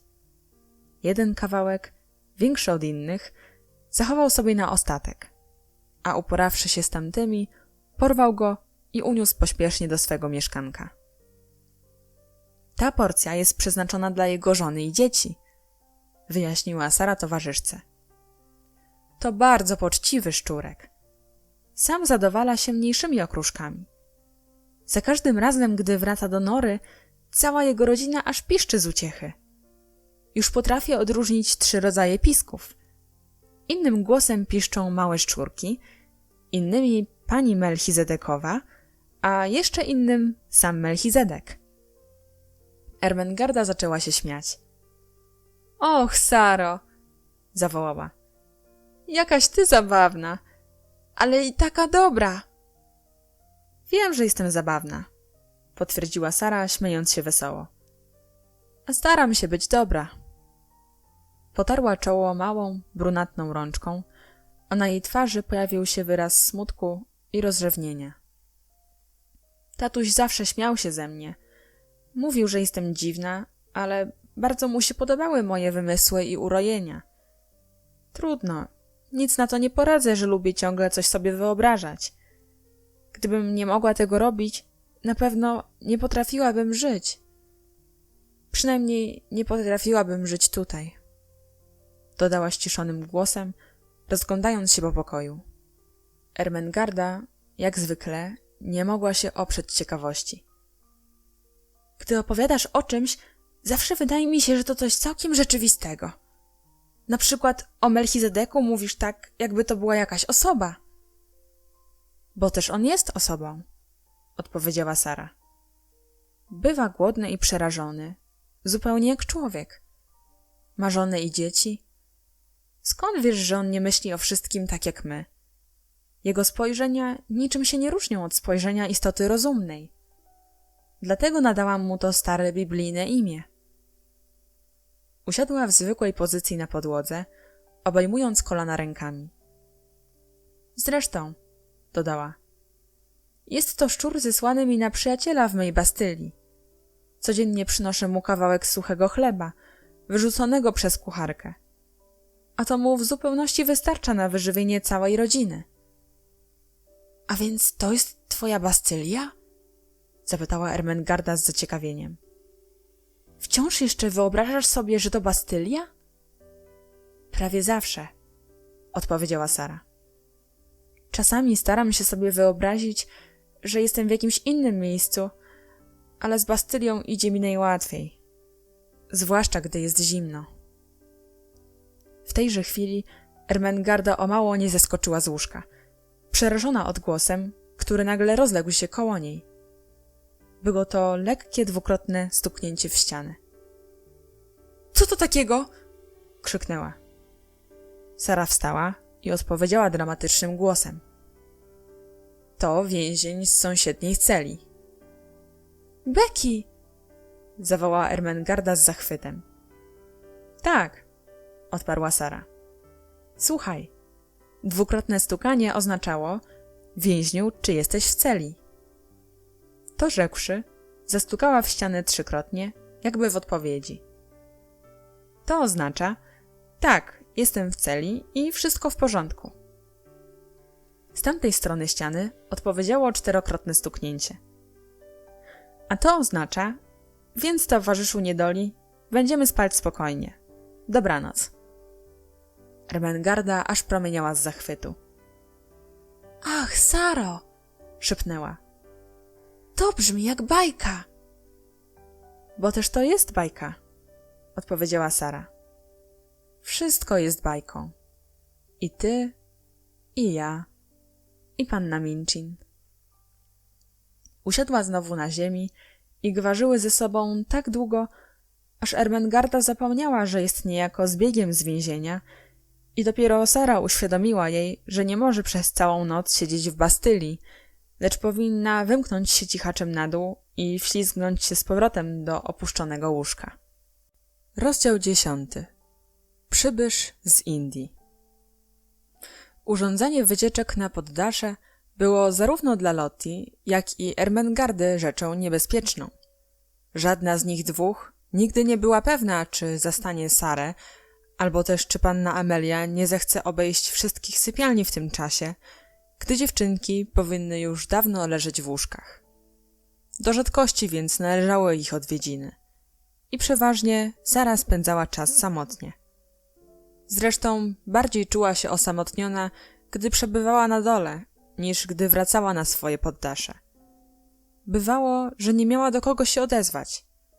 Gdy wysyłano ją po sprawunki i gdy mała, niepozorna dziewczynka przemierzała wielkie ulice, dźwigając z trudem koszyk lub paczkę, przytrzymując kapelusz targany wiatrem i czując, jak w deszczu przemakają jej buciki, miała wrażenie, jakby tłumy przechodniów, mijających ją pośpiesznie, zwiększały jeszcze jej samotność. Dawniej, kiedy jeszcze była księżniczką i jeździła powozikiem przez ulicę lub szła w towarzystwie Marietty, widok jej jasnej i żywej twarzyczki oraz malowniczych sukienek i kapeluszy nieraz sprawiał, że ludzie wodzili za nią oczyma.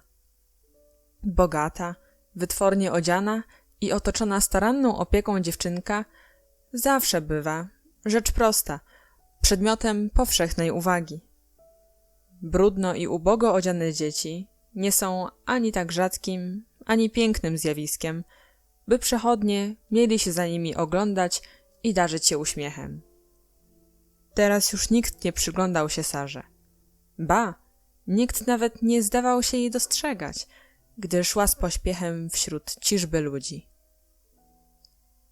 Ostatnimi czasy zaczęła szybko rosnąć, a ponieważ ubierała się tylko w te skromne sukienki, jakie jej pozostawiono z dawnej garderoby, wyglądała coraz dziwaczniej. Wszystkie kosztowne stroje pozabierano, a te, którymi jeszcze rozporządzała, miała nosić tak długo, póki się całkiem nie zedrą. Czasami, gdy spoglądała na swe odbicie w witrynie sklepowej, o mało nie wybuchała śmiechem na widok własnej postaci. Czasami znowu rumieniła się, zaciskała usta i oddalała się czym prędzej. Ilekroć wieczorami zdarzało się jej przechodzić koło oświetlonych okien kamienic, zaglądała ukradkiem do wnętrza ciepłych pokojów i zabawiała się rozmyślaniami o ludziach, którzy siedzieli przed kominkiem lub wokół stołów. Przy placu, gdzie stał dom panny Minchin, mieszkało kilka rodzin, z którymi Sara zawarła na swój sposób bliższą znajomość, podpatrując ich życie przez niedomknięte okiennice i snując na ich temat różne domysły. Jedną, którą szczególnie polubiła, przezwała dużą rodziną. Nie dlatego, że składała się z samych dużych ludzi. Przeciwnie, większość jej stanowiły małe dzieci.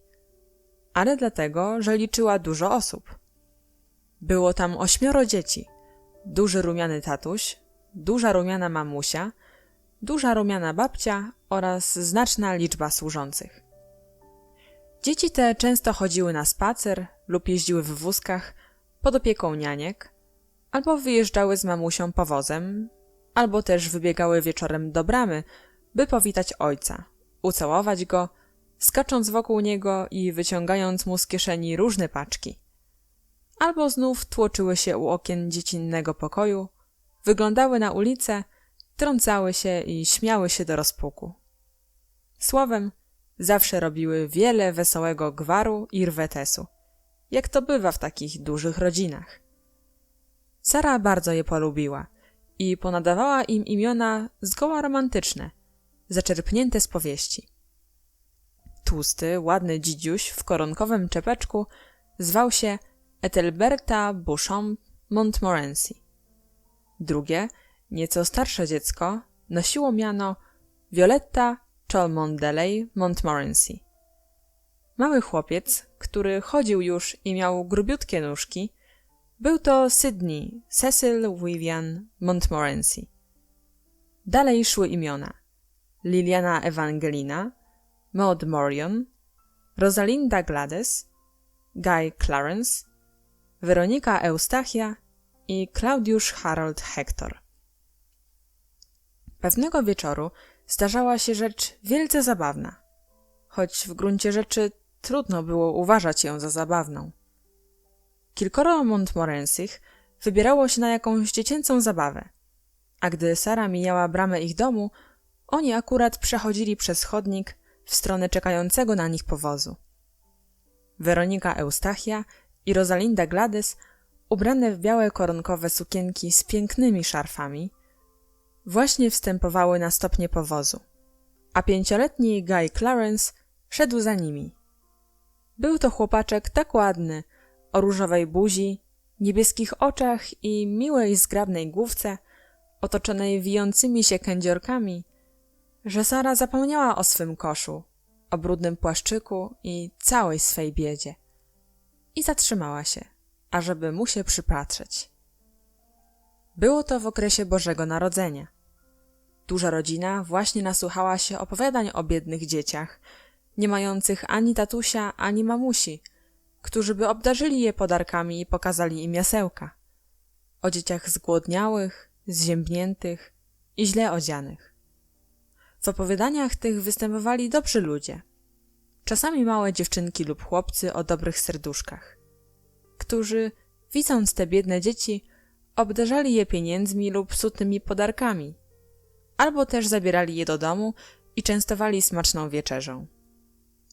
Guy Clarence właśnie w ów dzień wzruszył się do łez jedną z takich opowieści. To też gorąco pragnął spotkać jakąś biedną dziecinę i podarować jej 6 pensów, stanowiące cały jego majątek w gotówce. Był pewny, że za 6 pensów można sobie nakupić całe mnóstwo jedzenia. Gdy przechodził przez chodnik, miał właśnie ten pieniążek w kieszonce spodenek.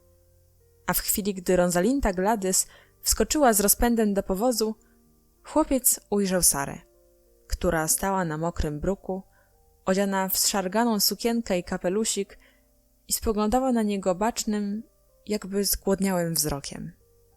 Przyszło mu na myśl, że ta dziewczynka zapewne od dłuższego czasu nie miała nic w ustach. Nie wiedział, iż jej wygłodniałe spojrzenie wyraża tęsknotę za ciepłym i radosnym życiem rodzinnym tego domu. Że Sara miałaby ochotę wziąć chłopca w objęcia i ucałować. Wiedział tylko, że ta dziewczynka ma duże oczy, wymizerowaną buzię, chude nożyny, lichą odzież, a w rękach zwykły koszyk kuchenny. Sięgnął więc do kieszeni, wydobył monetę 6-pensową i uprzejmie podał ją Sarze. — Chodź tu, biedna dziewczynko — odezwał się. — Przyjmij ode mnie 6 pensów. Sara wzdrygnęła się. W jednej chwili uświadomiła sobie, że wygląda całkiem jak te biedne dzieci, które dawniej nieraz wpatrywały się w nią, gdy wysiadała z powozu. Ona również obdarzała je kilkoma pensami. Twarz jej pokraśniała, potem pobladła. Przez chwilę poczuła, że za nic w świecie nie mogłaby przyjąć tej drobnej monety. — O nie! — żachnęła się. — O nie, dziękuję. Doprawdy, nie mogę przyjąć.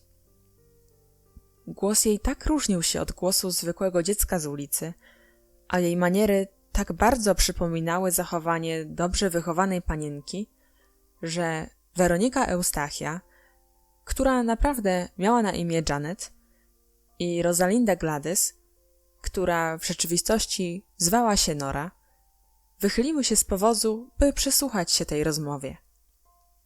Guy Clarence nie dał się pohamować w swej szczodrobliwości i przemocą wcisnął monetę w dłoń Sary. — Owszem, musisz przyjąć, biedna dziewczynko — nalegał. — Możesz sobie za to kupić dużo jedzenia. Przecież to całe 6 pensów. W jego twarzyczce było coś tak szlachetnego i ujmującego, iż Sara zrozumiała, że nie może nie przyjąć jego ofiary, gdyż odmowa sprawiłaby mu niewymowną przykrość.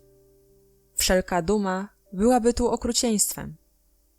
Przeto, prawda, rumieniąc się, zdecydowała się w końcu włożyć do kieszeni ofiarowaną monetę. — Dziękuję ci — rzekła. — Jesteś bardzo miłym i dobrym dzieckiem. A gdy on z radością gramolił się do powozu, Sara oddaliła się z uśmiechem. Oddychała jednak nierówno, a w jej oczach tlił się dziwny ogień. Że jest obdarta i zaniedbana, o tym wiedziała już dawniej. Nie sądziła jednak dotychczas, że ktoś może wziąć ją za żebraczkę. Powóz dużej rodziny potoczył się po bruku, a siedzące w nim dzieci zaczęły gwarzyć z ożywieniem. — Ach, Donaldzie! — takie było imię Guy Clarence'a. Zawołała Janet niespokojnie. — Czemu ofiarowałeś 6 pensów tej dziewczynce? Jestem przekonana, że ona wcale nie jest żebraczką. — Ona nie mówiła takim głosem jak żebraczka — zawołała Nora.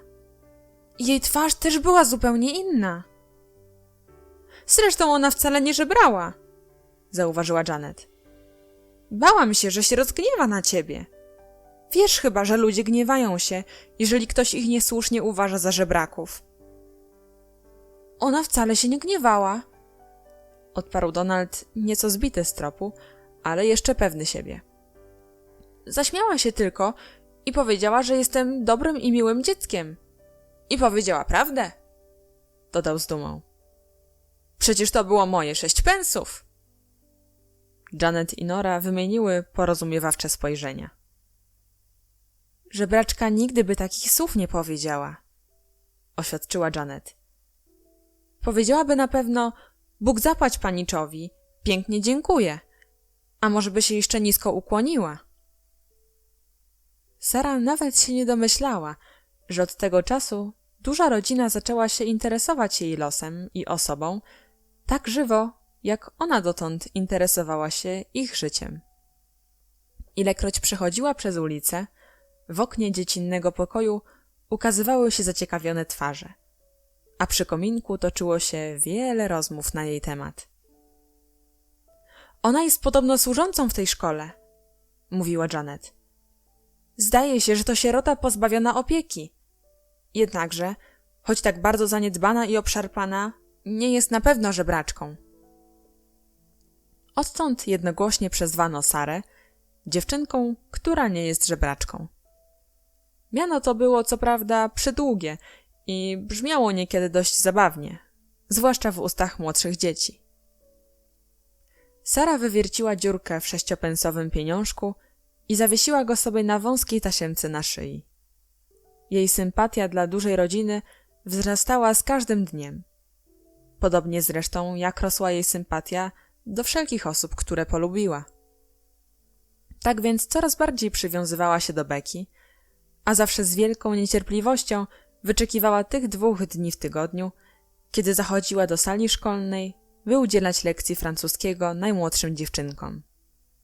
Małe uczenniczki bardzo ją kochały i biły się o ten przywilej, by móc stać jak najbliżej przy niej i ściskać ją za rękę.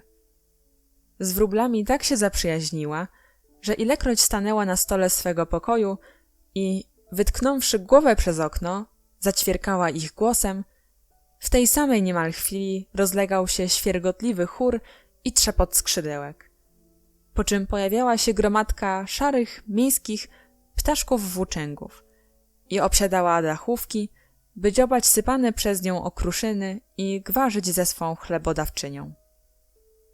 Melchizedek tak się z nią spoufalił, że niekiedy przyprowadzał ze sobą panią Melchizedekową, a nieraz i parę Melchizedeciątek.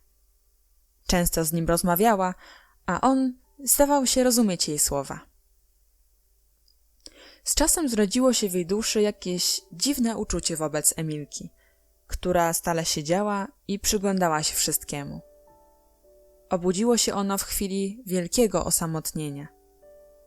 Sara lubiła wierzyć, lub wmawiać sobie, że wierzy, iż Emilka ją rozumie i dzieli jej los. Nie miała ochoty wyznać przed sobą, że jej jedyna towarzyszka niczego nie słyszy ani nie czuje. Niekiedy umieszczała ją na krześle, siadała naprzeciw niej na starym, czerwonym podnóżku, wpatrywała się w nią i snuła o niej różne niestworzone historie.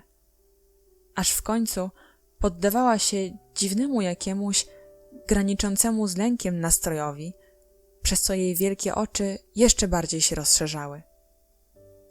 Zdarzało się to zwłaszcza nocą, gdy wokoło panowała głucha cisza, przerywana od czasu do czasu jedynie szmerem i piskiem rodziny Melchizedeka w norze pod ścianą. Jedną z takich historii, jakimi Sara zwykła się zabawiać, było wyobrażanie sobie, że Emilka jest jakąś dobrą, opiekuńczą wróżką. Poniesiona fantazją, rozbudzona dłuższym wpatrywaniem się w ulubioną lalkę, Sara zadawała jej niekiedy różnorakie pytania, żywiąc nadzieję, że usłyszy kiedyś odpowiedź. Lecz Emilka nigdy nie odpowiadała. Ach, co tam, mówiła Sara, aby się pocieszyć. Przecież ja sama też czasem nie odpowiadam, gdy nie potrafię nic mądrego wymyślić. Na przykład, gdy ludzie mi urągają. Nie ma lepszego sposobu, jak nie odpowiadać im ani słowa, tylko patrzeć na nich. I myśleć. Panna Minchin blednie z wściekłości, ilekroć tak robię, a panna Amelia spogląda na mnie z przestrachem. Podobnie i dziewczynki.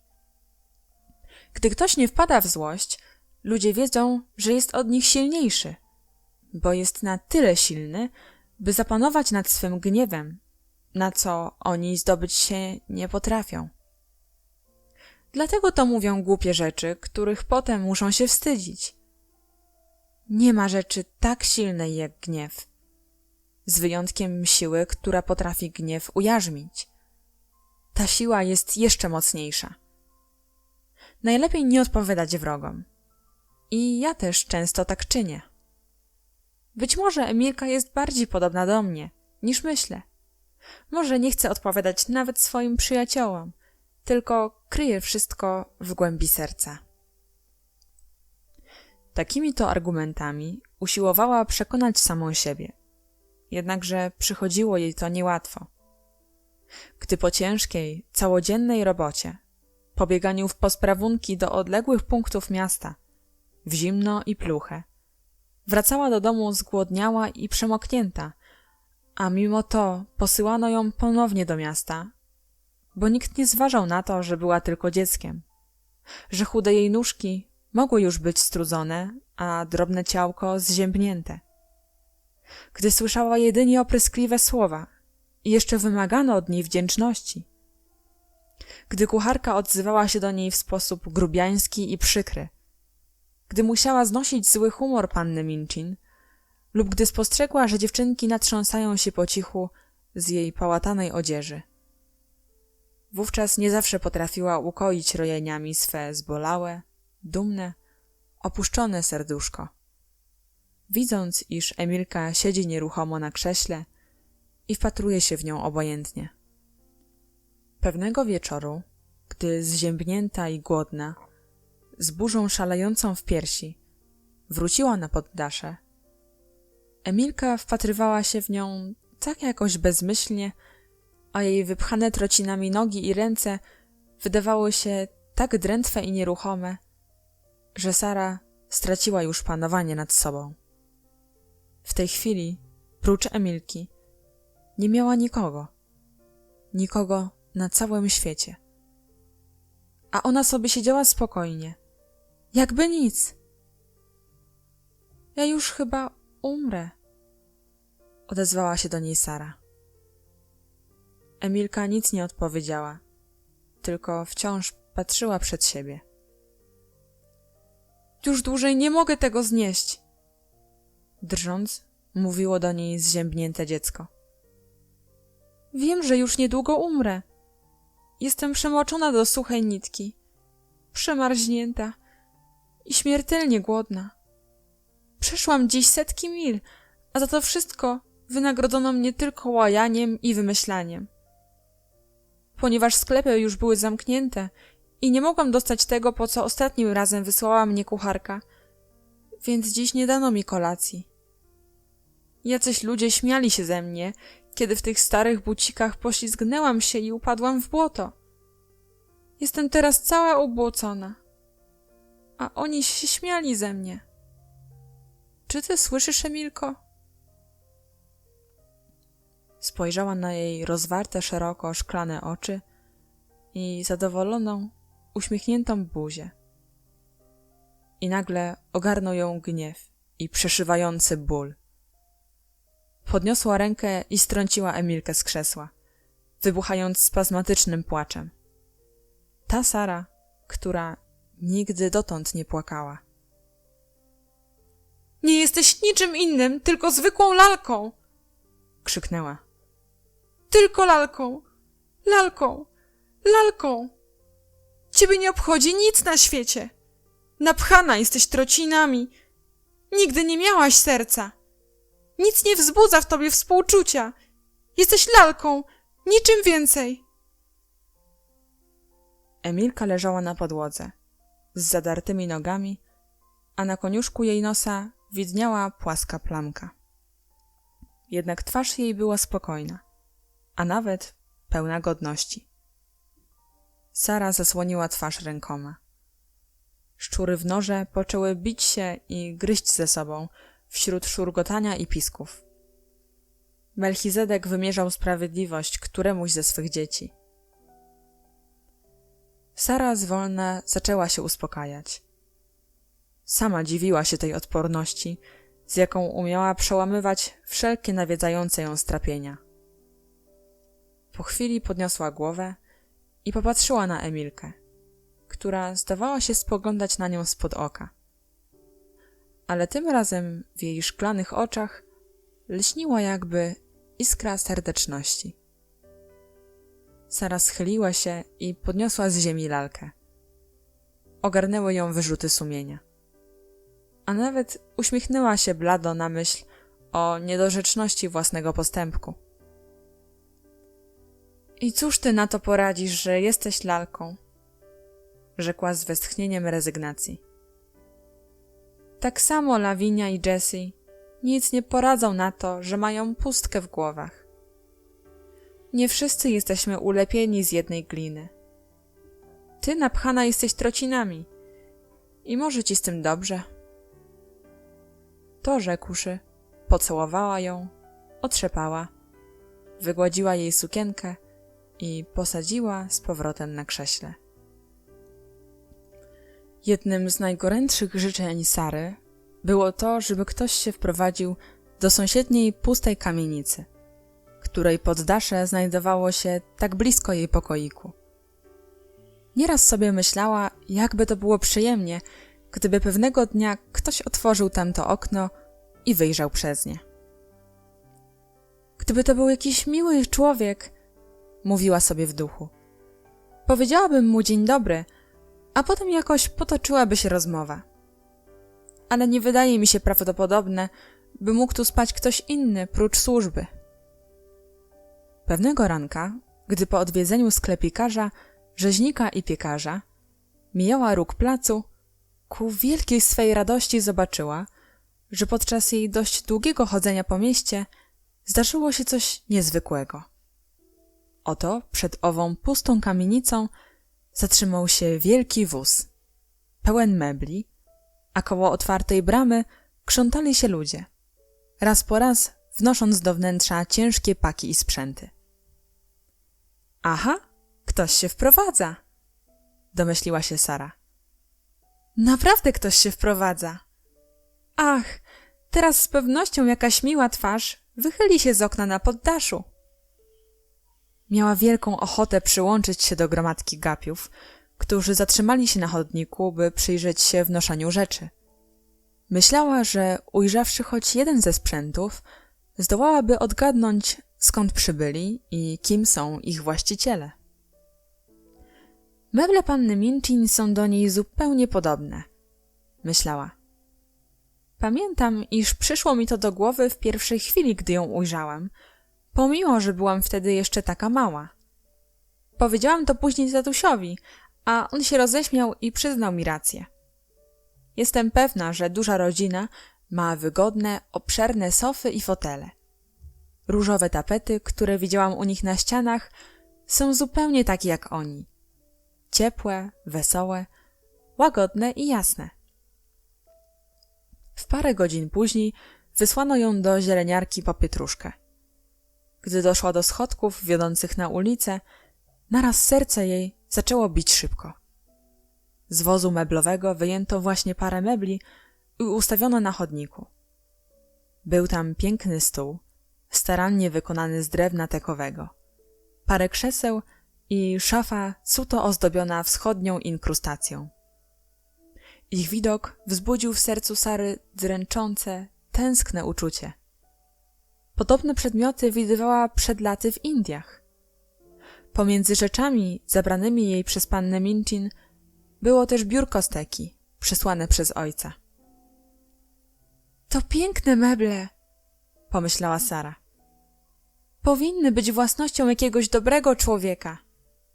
Jakie to wszystko wspaniałe i cudowne. Pewno jakaś bogata rodzina zamieszka w tym domu. Przez cały dzień nadjeżdżały jedne za drugimi wozy pełne mebli. Kilkakrotnie Sarze udało się zobaczyć niektóre z przedmiotów wnoszonych do domu. Okazało się, że miała rację, przypuszczając, iż nowi lokatorzy są ludźmi zamożnymi. Wszystkie meble były kosztowne i piękne, a znaczna ich część pochodziła ze wschodu. Były tam cudowne kobierce, makaty i ozdoby. Przy tym wiele obrazów i stosy książek, mogących zapełnić całą bibliotekę. Wśród innych osobliwości zwrócił uwagę Sary okazały posąg Buddy w ozdobnej kapliczce. Ktoś z tej rodziny musiał przebywać w Indiach, zawyrokowała Sara. Widzę bowiem, że nawykli do różnych indyjskich przedmiotów i znajdują w nich upodobanie. Bardzo jestem temu rada. Będę ich uważała za przyjaciół, nawet gdyby żadna głowa nie wychyliła się z okna na poddaszu. Gdy wieczorem szła po mleko dla kucharki, nie było takiej roboty, do której by jej nie zaprzęgano. Ujrzała coś takiego, dzięki czemu sytuacja stała się jeszcze bardziej interesująca. Przystojny, rumiany mężczyzna, w którym rozpoznała ojca dużej rodziny, przeszedł urączym krokiem przez ulicę i wbiegł na schodki nowo zamieszkanej kamienicy. A uczynił to tak śmiało, jakby czuł się tu zgoła jak u siebie w domu i zamierzał jeszcze niejednokrotnie tu przychodzić.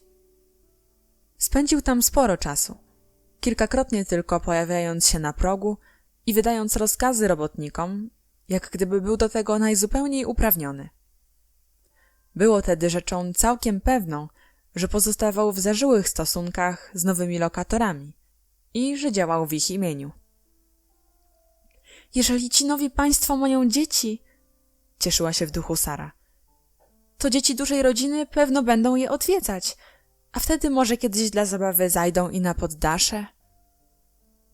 Wieczorem, po ukończeniu całodziennej roboty, przyszła Becky, by przynieść jej nowiny. Wie panienka, do sąsiedniej kamienicy sprowadził się pan jeden, co to przyjechał aż z Indii, zaczęła opowiadać.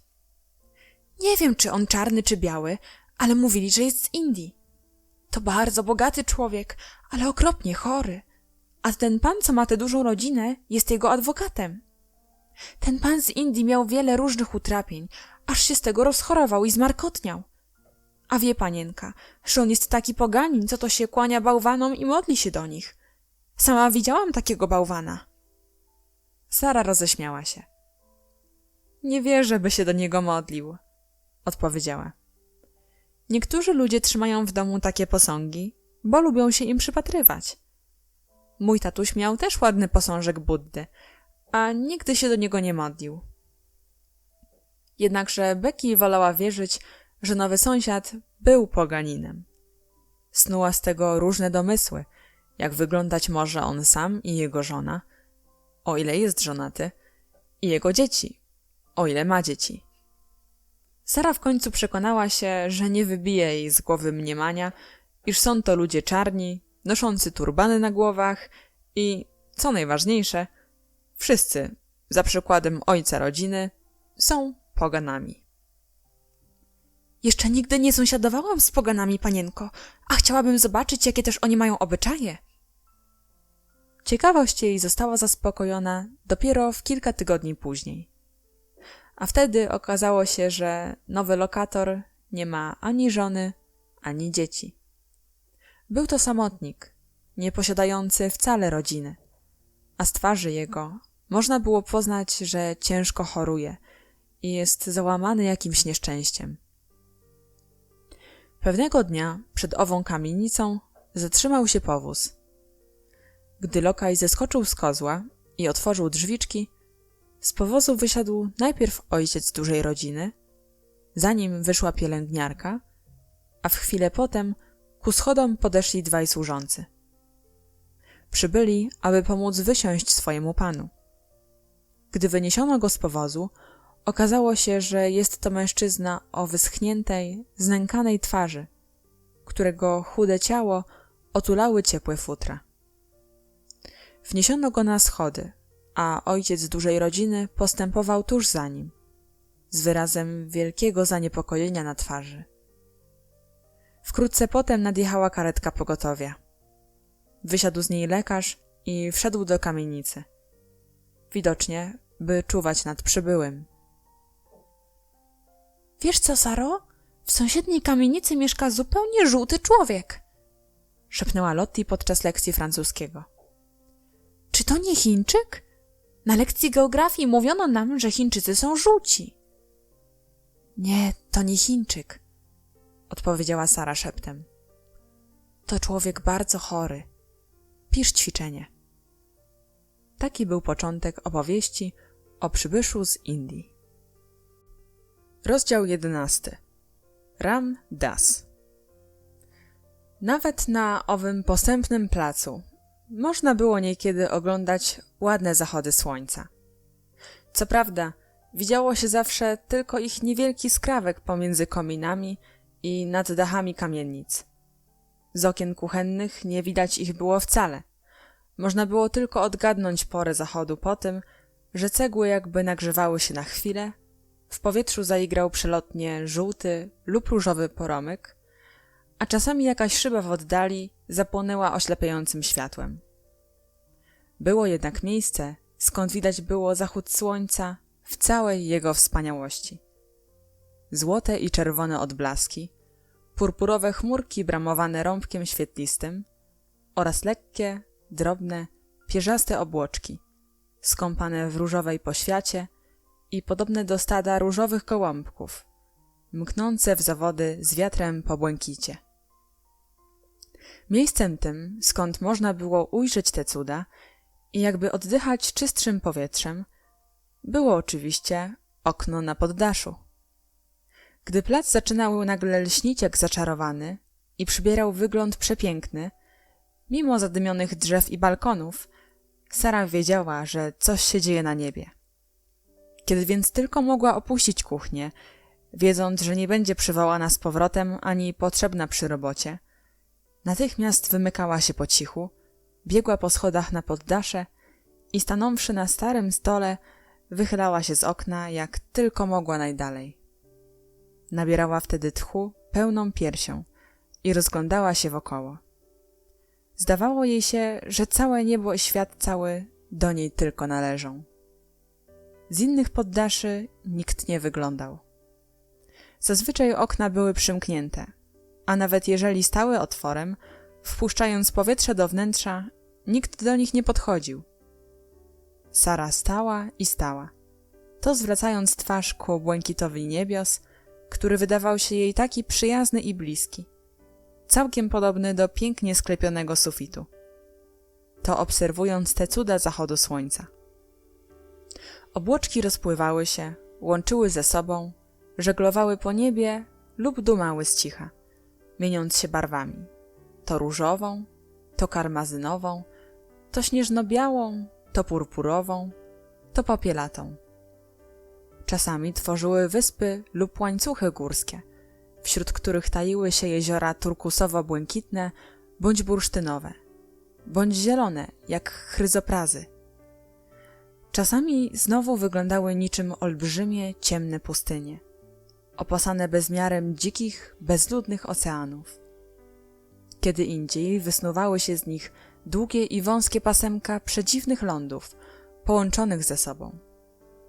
Były też takie miejsca, gdzie, jak się Sarze wydawało, można było stać, chodzić, biegać, wdrapywać się, a może i płynąć hen w bezbrzeżną dal. Sara nigdy nie oglądała takich niezwykłych cudów, jak wtedy, gdy stała na stole, na wpół wychylając się przez okno i wsłuchując się w ciche, przedwieczorne ćwierkanie wróbli. Taki właśnie zachód słońca, pełen blasków, barw cudnych i cichego, stłumionego ćwierkania wróbli, zdarzył się wkrótce po wprowadzeniu się przybysza z Indii. Los szczęśliwy zrządził, że Sara tego dnia uporała się prędko z zajęciami w kuchni i że nikt nie wysyłał jej ani po zakupy, ani do żadnej roboty, więc łatwiej niż kiedykolwiek przyszło jej wymknąć się niepostrzeżenie na górę. Wdrapała się na stół i wyjrzała przez okno. Chwila była czarowna. Strugi roztopionego złota zalewały zachodnią połać nieba. Jakby jakaś powódź blasków szerzyła się nad światem. Soczysta, bogata światłość nasycała przestworze. Ptaki, latające ponad dachami domów, wydawały się na jej tle całkiem czarne.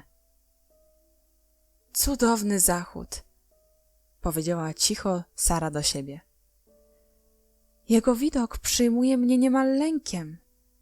jakimś przeczuciem bojaźliwym, jakby teraz miało dokonać się coś dziwnego. Zawsze w takiej chwili miewam podobne uczucie. Nagle odwróciła głowę, słysząc jakiś głos w pobliżu. Był to głos dziwny, podobny do rozmowy, prowadzonej piskliwie w nieznanym języku. Dochodził z okna na sąsiednim poddaszu. Widocznie kogoś skusiło, jak i ją, by wyjrzeć stąd na świat i przypatrzeć się zachodowi słońca. Z okna istotnie wychylała się czyjaś głowa i ramiona. Nie była to jednak głowa małej dziewczynki ani służącej. Laskar! Wyrwało się z ust Sary. Istotnie, był to Laskar. Hindus o ciemnej twarzy i błyszczących oczach, w malowniczym, białym turbanie na głowie. Dźwięk zaś, jaki Sara słyszała, był głosem małpki, która siedziała na rękach Hindusa i odwzajemniając się za pieszczoty, gwarzyła z nim pociesznie. Przyciągnięty spojrzeniem Sary, Laskar zwrócił oczy w jej stronę.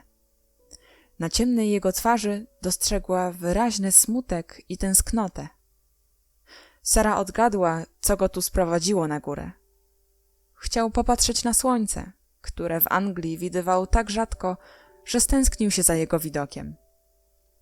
Przyglądała mu się przez chwilę, a potem uśmiechnęła się do niego. Z własnego doświadczenia wiedziała, ile pocieszenia mieści w sobie uśmiech. Choćby uśmiech osoby obcej. Nie omyliła się. Jej uśmiech sprawił cudzoziemcowi widoczną przyjemność. Laskar poweselał i wyszczerzył w uśmiechu zęby tak lśniące, iż wydały się jakby promieniem światła na tle jego ciemnej twarzy. Złożył jej ukłon, a tymczasem małpka, korzystając z okazji, wyzwoliła się z jego objęć. Była to małpka bardzo psotna i zawsze skora do psikusów, a możliwe, że podrażnił ją widok małej dziewczynki. Wyrwawszy się więc na wolność, skoczyła na dachówki, przebiegła przez nie wśród gwaru i pisku, dała susa na ramię Sary, stąd zaś wpadła do jej pokoju. Sara była ubawiona i zachwycona, jednakże zdawała sobie sprawę z tego, że musi oddać zwierzątko właścicielowi, o ile Laskar był właścicielem, i zastanawiała się, jak tego dokonać. Czy małpka pozwoli się złapać, czy też okaże się na tyle krnąbrna, że jej schwytanie stanie się rzeczą niemożliwą? A nóż wymknie się, pobiegnie na dachy innych kamienic i przepadnie? Byłaby to przykra sprawa. Kto wie, może małpka należy do tego pana, co przyjechał z Indii i biedak jest do niej bardzo przywiązany. Zwróciła się do Laskara, uświadamiając sobie z radością, że przecież pamięta jeszcze to i owo z języka hinduskiego, którego nauczyła się, gdy mieszkała z ojcem w Indiach. Będzie więc mogła porozumieć się z tym człowiekiem. Zapytała go w jego ojczystej mowie. Czy małpka pozwoli mi się schwytać? Nigdy chyba Sara nie widziała większego zdumienia i zachwytu, niż te, które odmalowały się na ciemnej twarzy Laskara na dźwięk znanej mu mowy. Biedak miał wrażenie, że to sami bogowie wydali się w tę sprawę, a uprzejmy głosik spływa ku niemu wprost z niebios. Sara od razu poznała, że miewał już do czynienia z dziećmi Europejczyków. Z ust jego w jednej chwili popłynęła struga pełnych szacunku podziękowań. Jestem uniżoną sługą Missi Sahib. Małpka jest dobrym stworzeniem i nie gryzie, ale niestety trudno ją złapać. Będzie uciekała z jednego miejsca na drugie, chyżo jak błyskawica. Nie jest ona bowiem zła, ale nieposłuszna. Ram Das zna ją jak rodzone dziecko, więc ona czasem słucha Ram Dasa, ale nie zawsze. Jeżeli Missi Sahib pozwoli, Ram Das sam przejdzie po dachu do pokoju Missi Sahib i schwyta niegodziwe zwierzątko. Tak mniej więcej przemawiał Ram Das. Z twarzy jego można było poznać, że boi się, by Sara nie pomyślała, iż on sobie za wiele pozwala i żeby nie broniła mu wejść do jej pokoju. Jednakże Sara zgodziła się natychmiast. — Czy potrafi pan się tu dostać? — zapytała. — W jednej chwili — odpowiedział Ram Das. — A więc proszę tu przyjść. rzekła Sara. Małpka lata po wszystkich kątach pokoju, jakby się czegoś przestraszyła. Ram Dass wysunął się ze swego okna i przeszedł po dachu tak zręcznie i z taką pewnością, jak gdyby przez całe życie nic innego nie robił. Stanąwszy przed Sarą, oddał jej głęboki ukłon. Małpka, ujrzawszy go, wrzasnęła z cicha. Ram Dass czym prędzej przymknął okno, by nie mogła przez nie uciec, po czym puścił się za nią w pościg. Pościg ten nie trwał długo. Małpka uciekała jeszcze przez parę minut, ale czyniła to najwidoczniej tylko z figlów, gdyż naraz skoczyła z piskiem na ramię Ram Dassa i usiadła wrzeszcząc i obejmując go za szyję chudą, zwinną łapką. Ram Dass dziękował Sarze uniżenie. Zauważyła wprawdzie, że jego bystre oko ogarnęło jednym spojrzeniem całą nędzę jej pokoiku. Udawał jednak, że nie widzi niczego i przemawiał do niej takim tonem, jak gdyby była co najmniej córką indyjskiego radży. Złapawszy małpkę, nie miał już zamiaru pozostawać dłużej w cudzym mieszkaniu, składając tylko kolejne ukłony i podziękowania za udzielone mu pozwolenie. To małe licho nie jest takie złe, jak się wydaje, mówił, głaszcząc małpkę. Mój pan, który ciężko choruje, bardzo jest do niej przywiązany, więc zmartwiłby się ogromnie, gdyby jego faworytka uciekła i przepadła. To rzekłszy, oddał Sarze znowu głęboki ukłon, po czym wymknął się przez okno i przebiegł po dachu tak szybko i zwinnie, że nawet małpka nie uczyniłaby tego lepiej. Po jego odejściu Sara stała przez długi czas na środku swego pokoiku, rozmyślając o wielu rzeczach, które jej przypomniała ciemna twarz Laskara oraz jego zachowanie, pełne objawów czci i szacunku. Dziwne jej się teraz wydawało, że ona, to popychadło, które przed godziną musiało znosić najgorsze urągania i obelgi ze strony kucharki, była parę lat temu otoczona ludźmi, którzy do niej odnosili się tak, jak Ram Dass, którzy kłaniali się jej nisko, gdy przechodziła, bili czołem przed nią, gdy się do nich odezwała, byli jej sługami i niewolnikami. Zdawało się to snem, który przeminął i już nie wróci. W każdym razie nie mogła mieć żadnej nadziei na to, by w jej obecnym życiu miała zajść jakakolwiek zmiana. Sara wiedziała, jakie zamiary powzięła panna Minchin w sprawie jej przyszłości.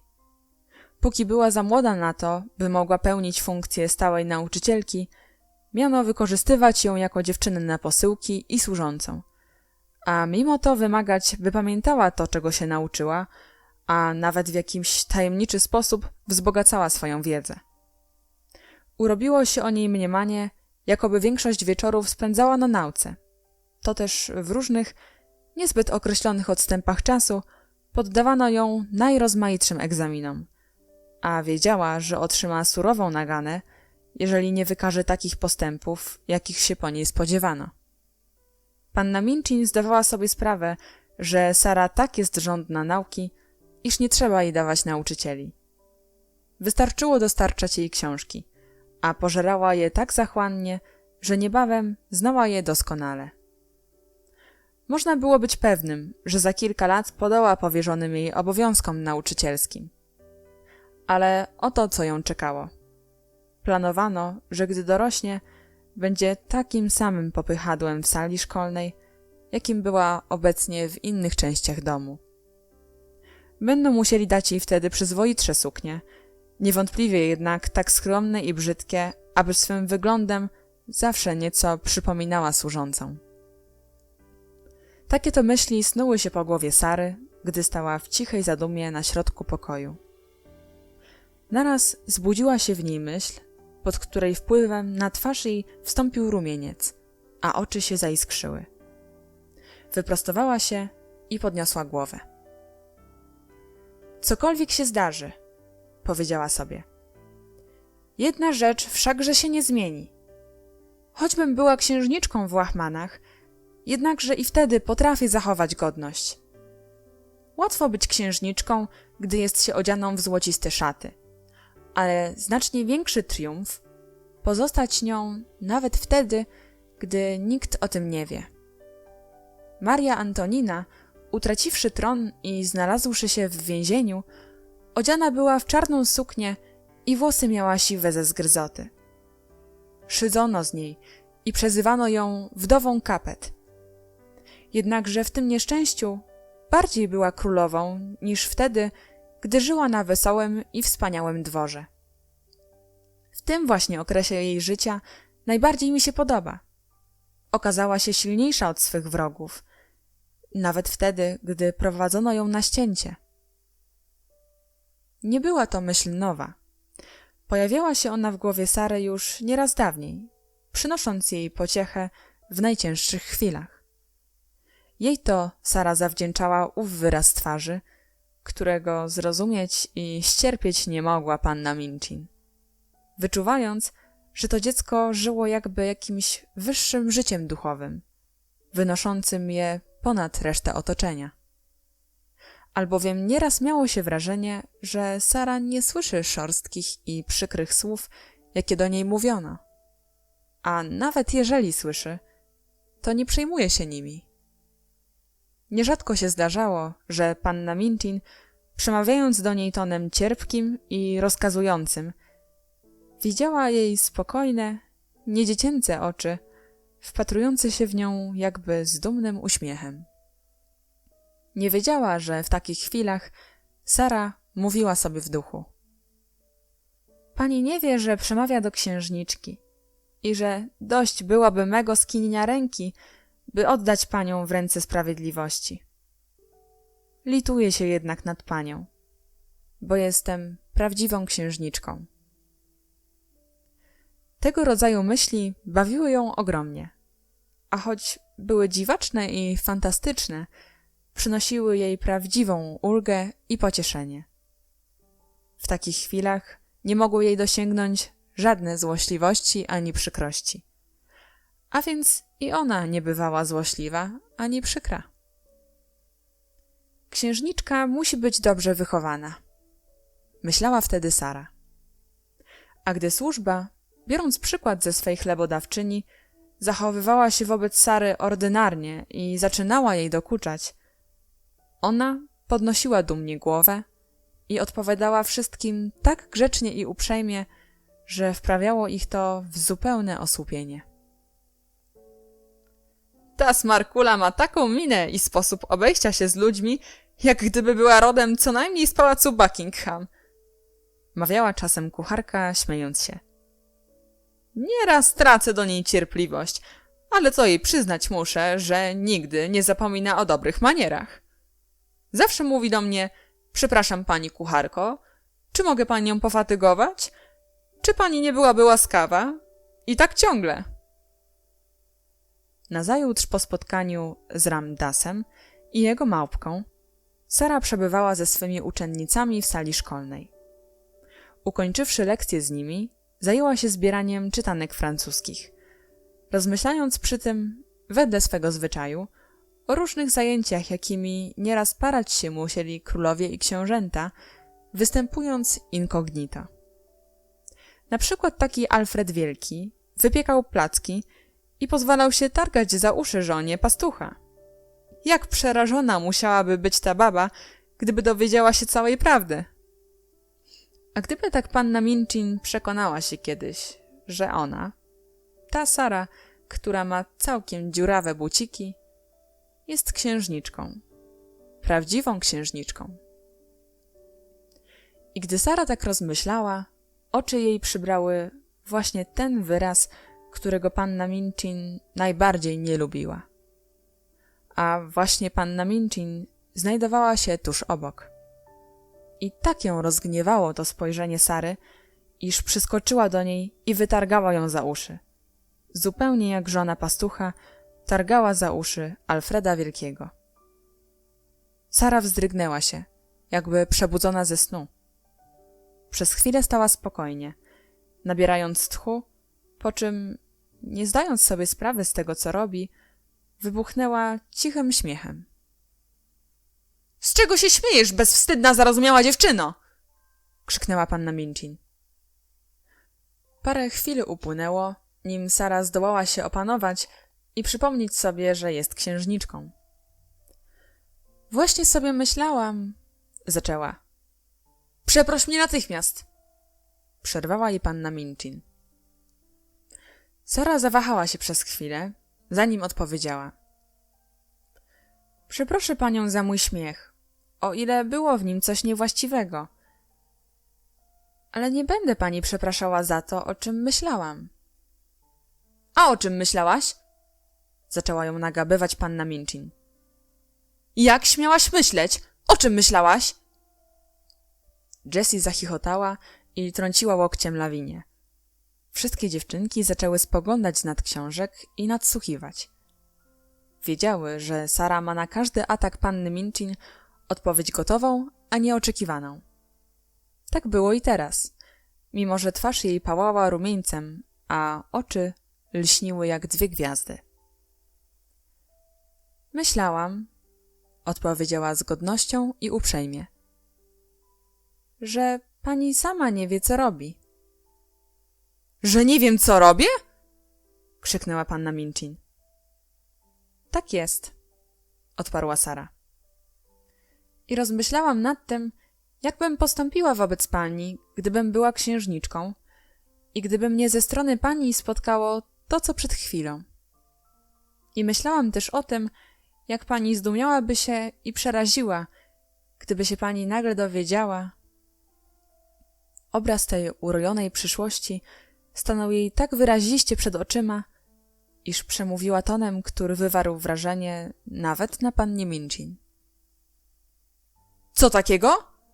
Krzyknęła, czując jakby jakąś rzeczywistą siłę kryjącą się w dumnej postawie Sary. Czego bym się dowiedziała? Że jestem naprawdę księżniczką, odparła Sara. I mogę uczynić wszystko. Wszystko, co mi się podoba. Uczennice siedzące w klasie osłupiały z wrażenia. Lawinia aż się pochyliła, by lepiej widzieć, co się dzieje. Marsz natychmiast do swego pokoju! Krzyknęła panna Minchin ostatkiem tchu. Wyjdź z sali! Panienki, proszę zająć się lekcjami! Sara ukłoniła się lekko. Proszę mi wybaczyć mój śmiech, jeżeli był on niegrzeczny, rzekła na odchodnym i wyszła z sali.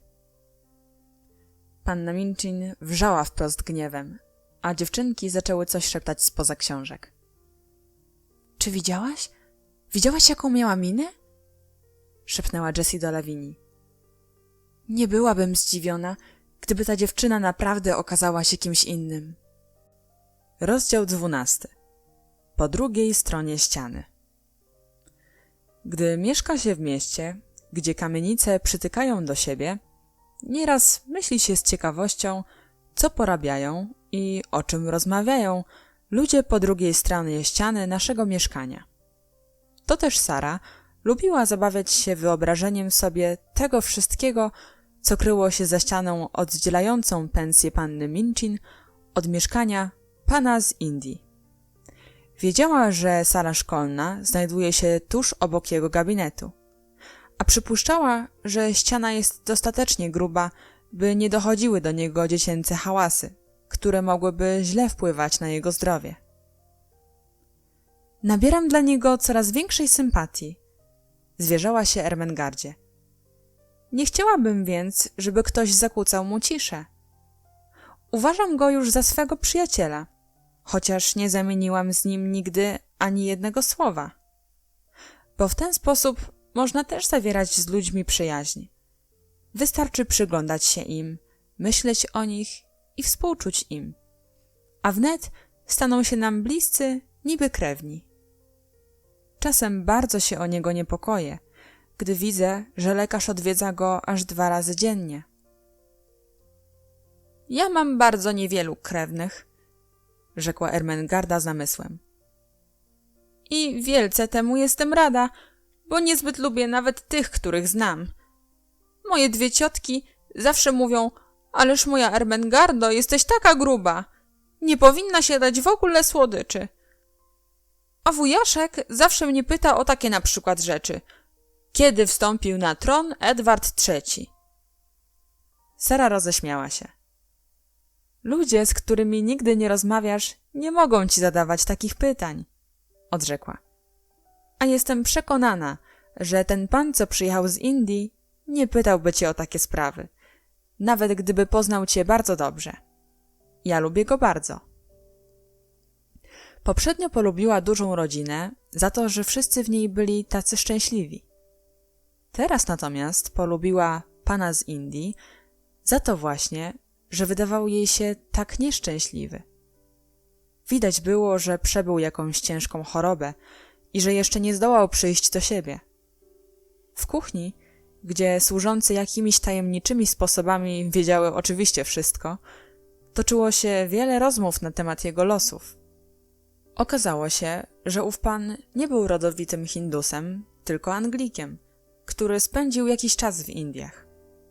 Spotkały go tam wielkie niepowodzenia, które w tak poważny sposób zagroziły jego finansom, iż przez pewien czas uważał się za zrujnowanego i pogrzebanego w ludzkiej opinii.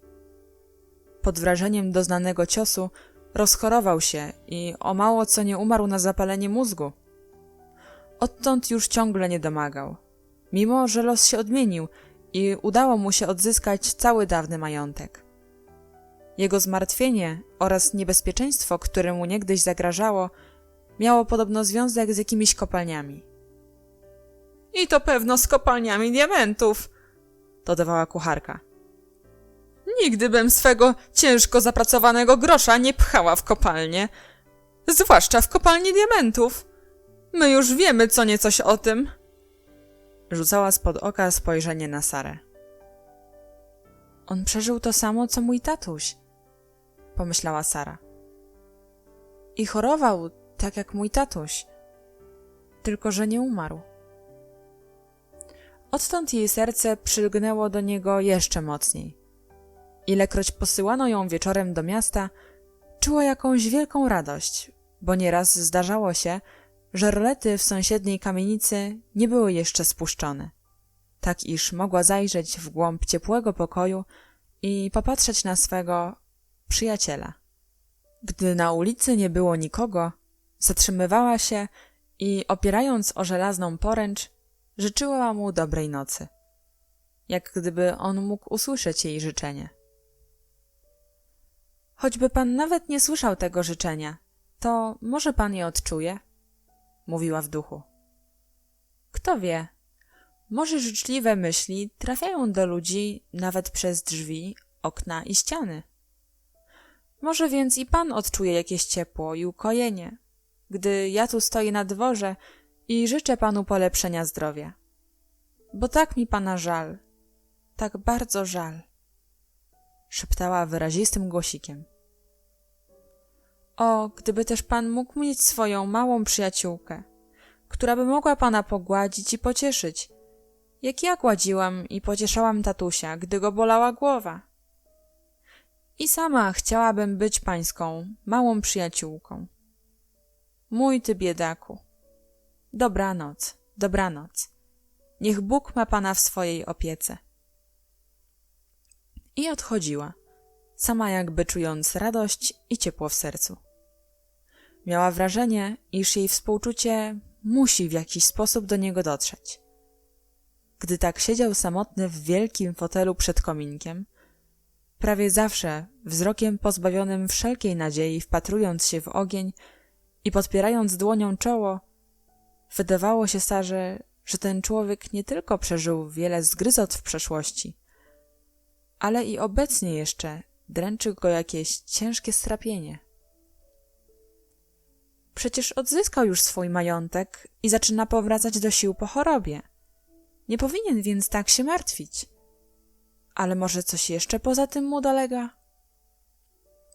Jeżeli istotnie było coś jeszcze, coś takiego, o czym nawet wszechwiedząca służba nie wiedziała, to wiedzieć musiał o tym ojciec dużej rodziny. Ten pan, którego Sara nazywała panem Montmorency.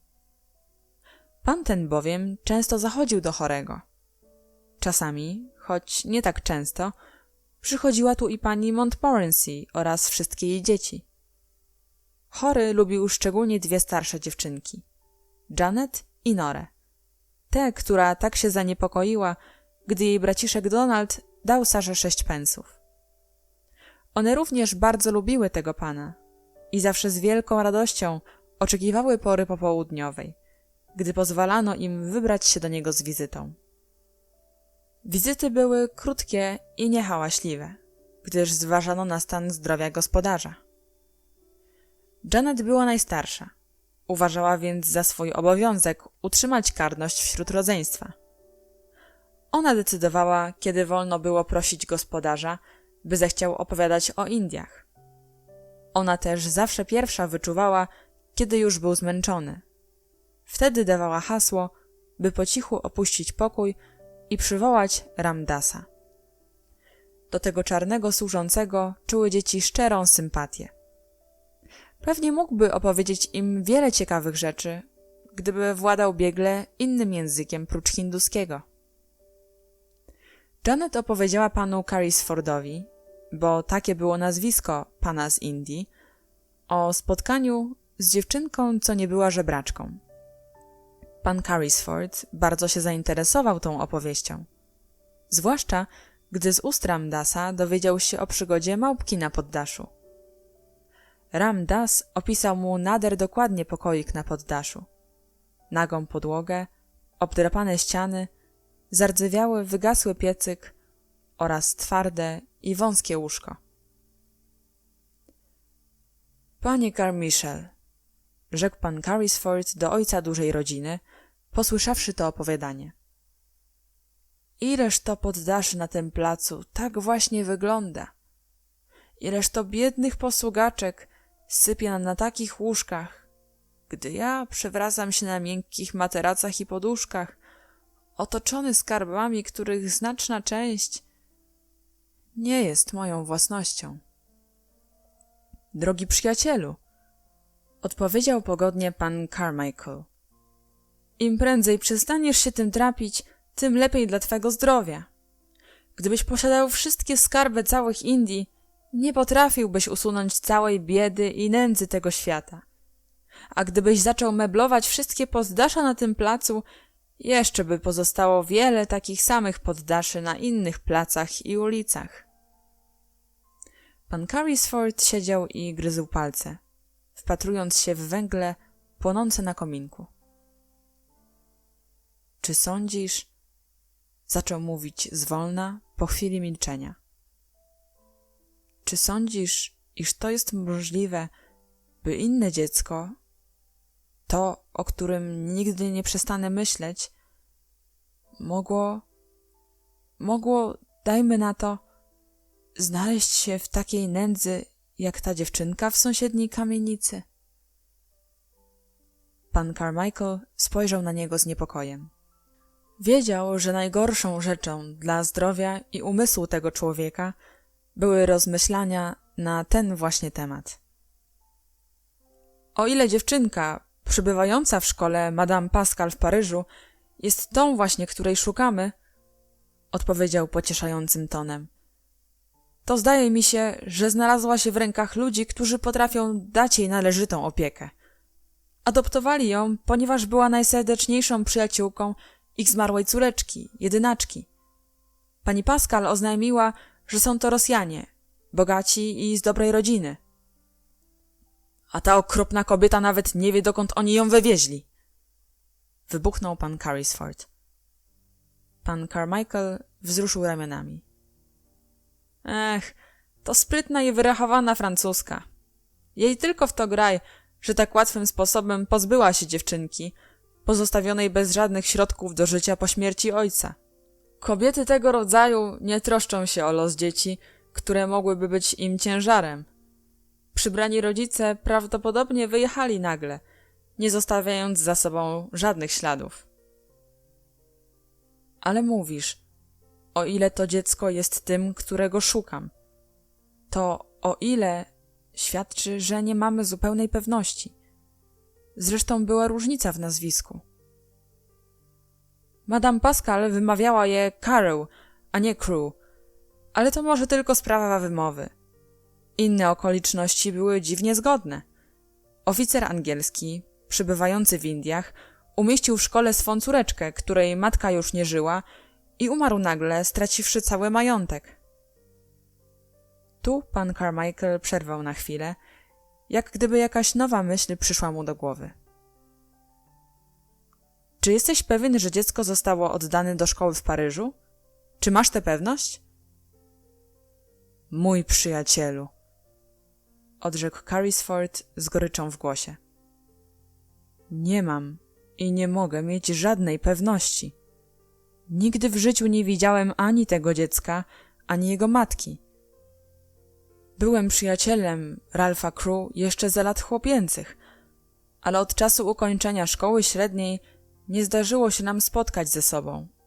Aż dopiero ostatnimi laty w Indiach.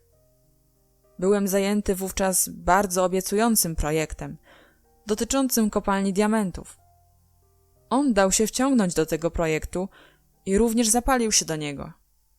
Był to bowiem projekt tak imponujący i wspaniały, że potraciliśmy głowy i nie mówiliśmy ze sobą o niczym innym, jak tylko o tych kopalniach.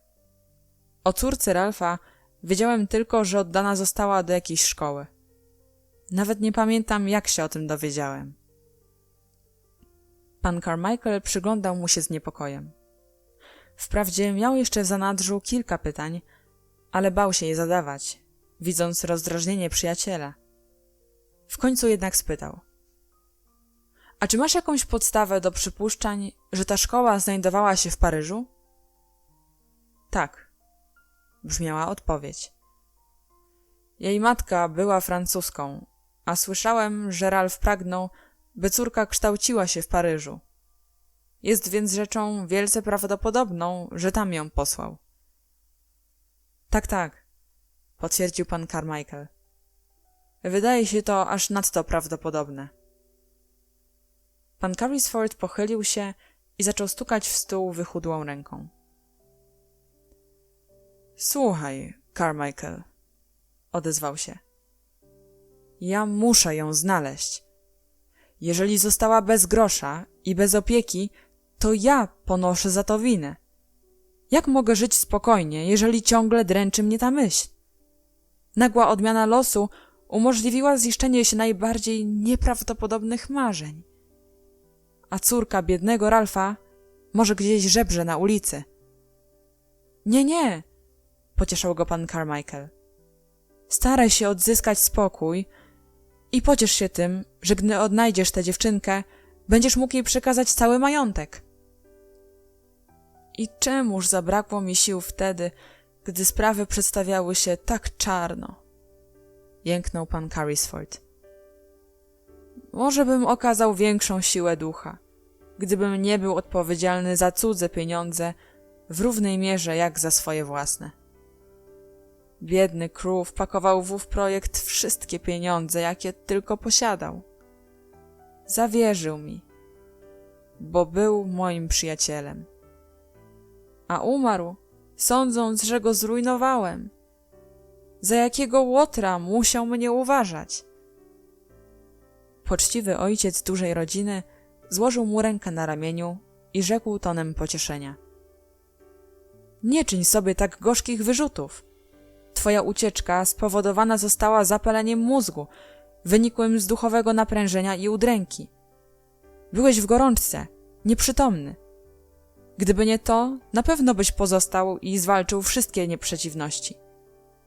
Pamiętaj, że w 2 dni po wyjeździe znalazłeś się w szpitalu, gdzie majaczyłeś w chorobie. Pan Carrisford podparł głowę rękoma. Mocny Boże! Ach tak! O mało nie zwariowałem ze strachu i zgrozy. Całymi tygodniami nie spałem. Prześladowały mnie jakieś widziadła. W ową noc, gdy wywlokłem się jak pijany z domu, wydawało mi się, że powietrze roi się od jakichś potworów, szydzących sobie ze mnie w żywe oczy. To właśnie cię tłumaczy, odpowiedział pan Carmichael. Jakże człowiek, znajdujący się w najgorszym stadium choroby, Mógł zdrowo sądzić o wszystkim? Pan Carrisford potrząsnął głową. Gdy odzyskałem przytomność, biedny Crew już nie żył. Już było po jego pogrzebie. A ja wtedy jakbym pamięć utracił. Przez wiele miesięcy nie pamiętałem nawet, że zostawił córkę. A gdy zacząłem sobie przypominać o jej istnieniu, jeszcze jakaś mgła przesłaniała mój umysł. Umilkł na chwilę, pocierając czoło.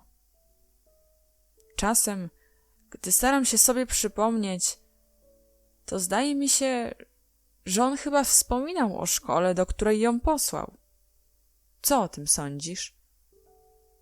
Zapewne nigdy nie mówił o tym wyraźnie.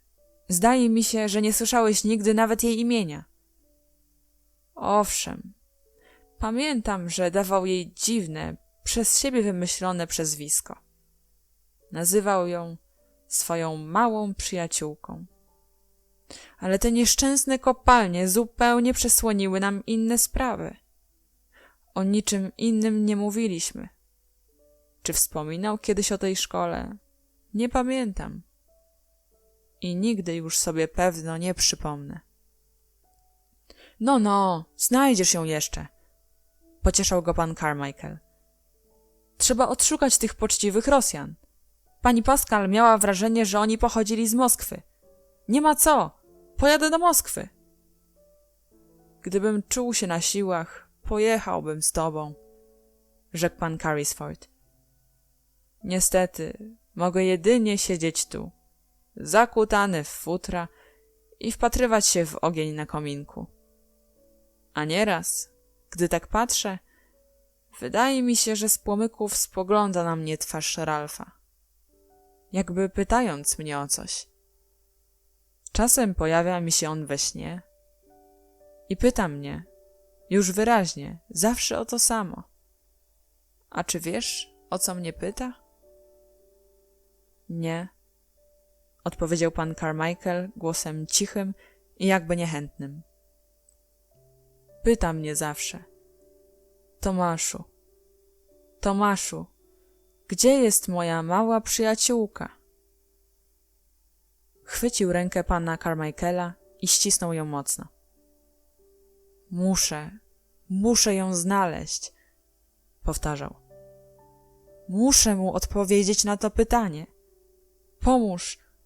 Pomóż mi ją znaleźć. Po drugiej stronie muru siedziała na poddaszu Sara, rozmawiając z Melchizedekiem, który właśnie przybył na kolację. Ciężka była dziś dla mnie rola księżniczki, mówiła. Cięższa niż kiedykolwiek. I staje się to coraz trudniejsze, gdy nadchodzą chłody i deszcze, a ulice pokrywa błoto. Dziś Lawinia śmiała się z mej zabłoconej spódniczki. Chciałam powiedzieć jej kilka przykrych słów, ale w porę zdołałam się powstrzymać. Gdy się jest księżniczką, nie można sobie pozwolić na mówienie impertynencji. Trzeba ugryźć się w język i pohamować gniew. No i ugryzłam się w język. Dziś po południu było tak zimno, Melchizedeku. I noc dzisiaj jest taka zimna. Nagle zasłoniła rękami ciemną główkę, co nieraz czyniła, gdy była sama w pokoju. Ach, tatusiu, szepnęła. Jakże dawne wydają mi się te czasy, gdy nazywałeś mnie swą małą przyjaciółką. Takie to rzeczy działy się w ową noc po obu stronach tej samej ściany. Rozdział 13. Mała żebraczka. Była to ciężka zima. Zdarzały się dni, gdy Sara, idąc po zakupy, brnęła po kostki w śniegu. Bywały też i gorsze dni, gdy nadchodziła odwilż, tworząc kałuże błota.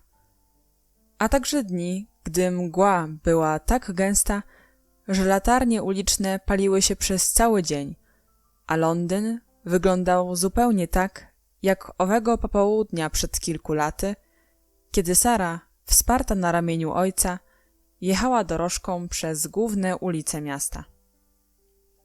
W takie dni okna domu dużej rodziny wydawały się szczególnie przytulne i nęcące, a gabinet pana z Indii promieniował ciepłem i bogactwem kolorów.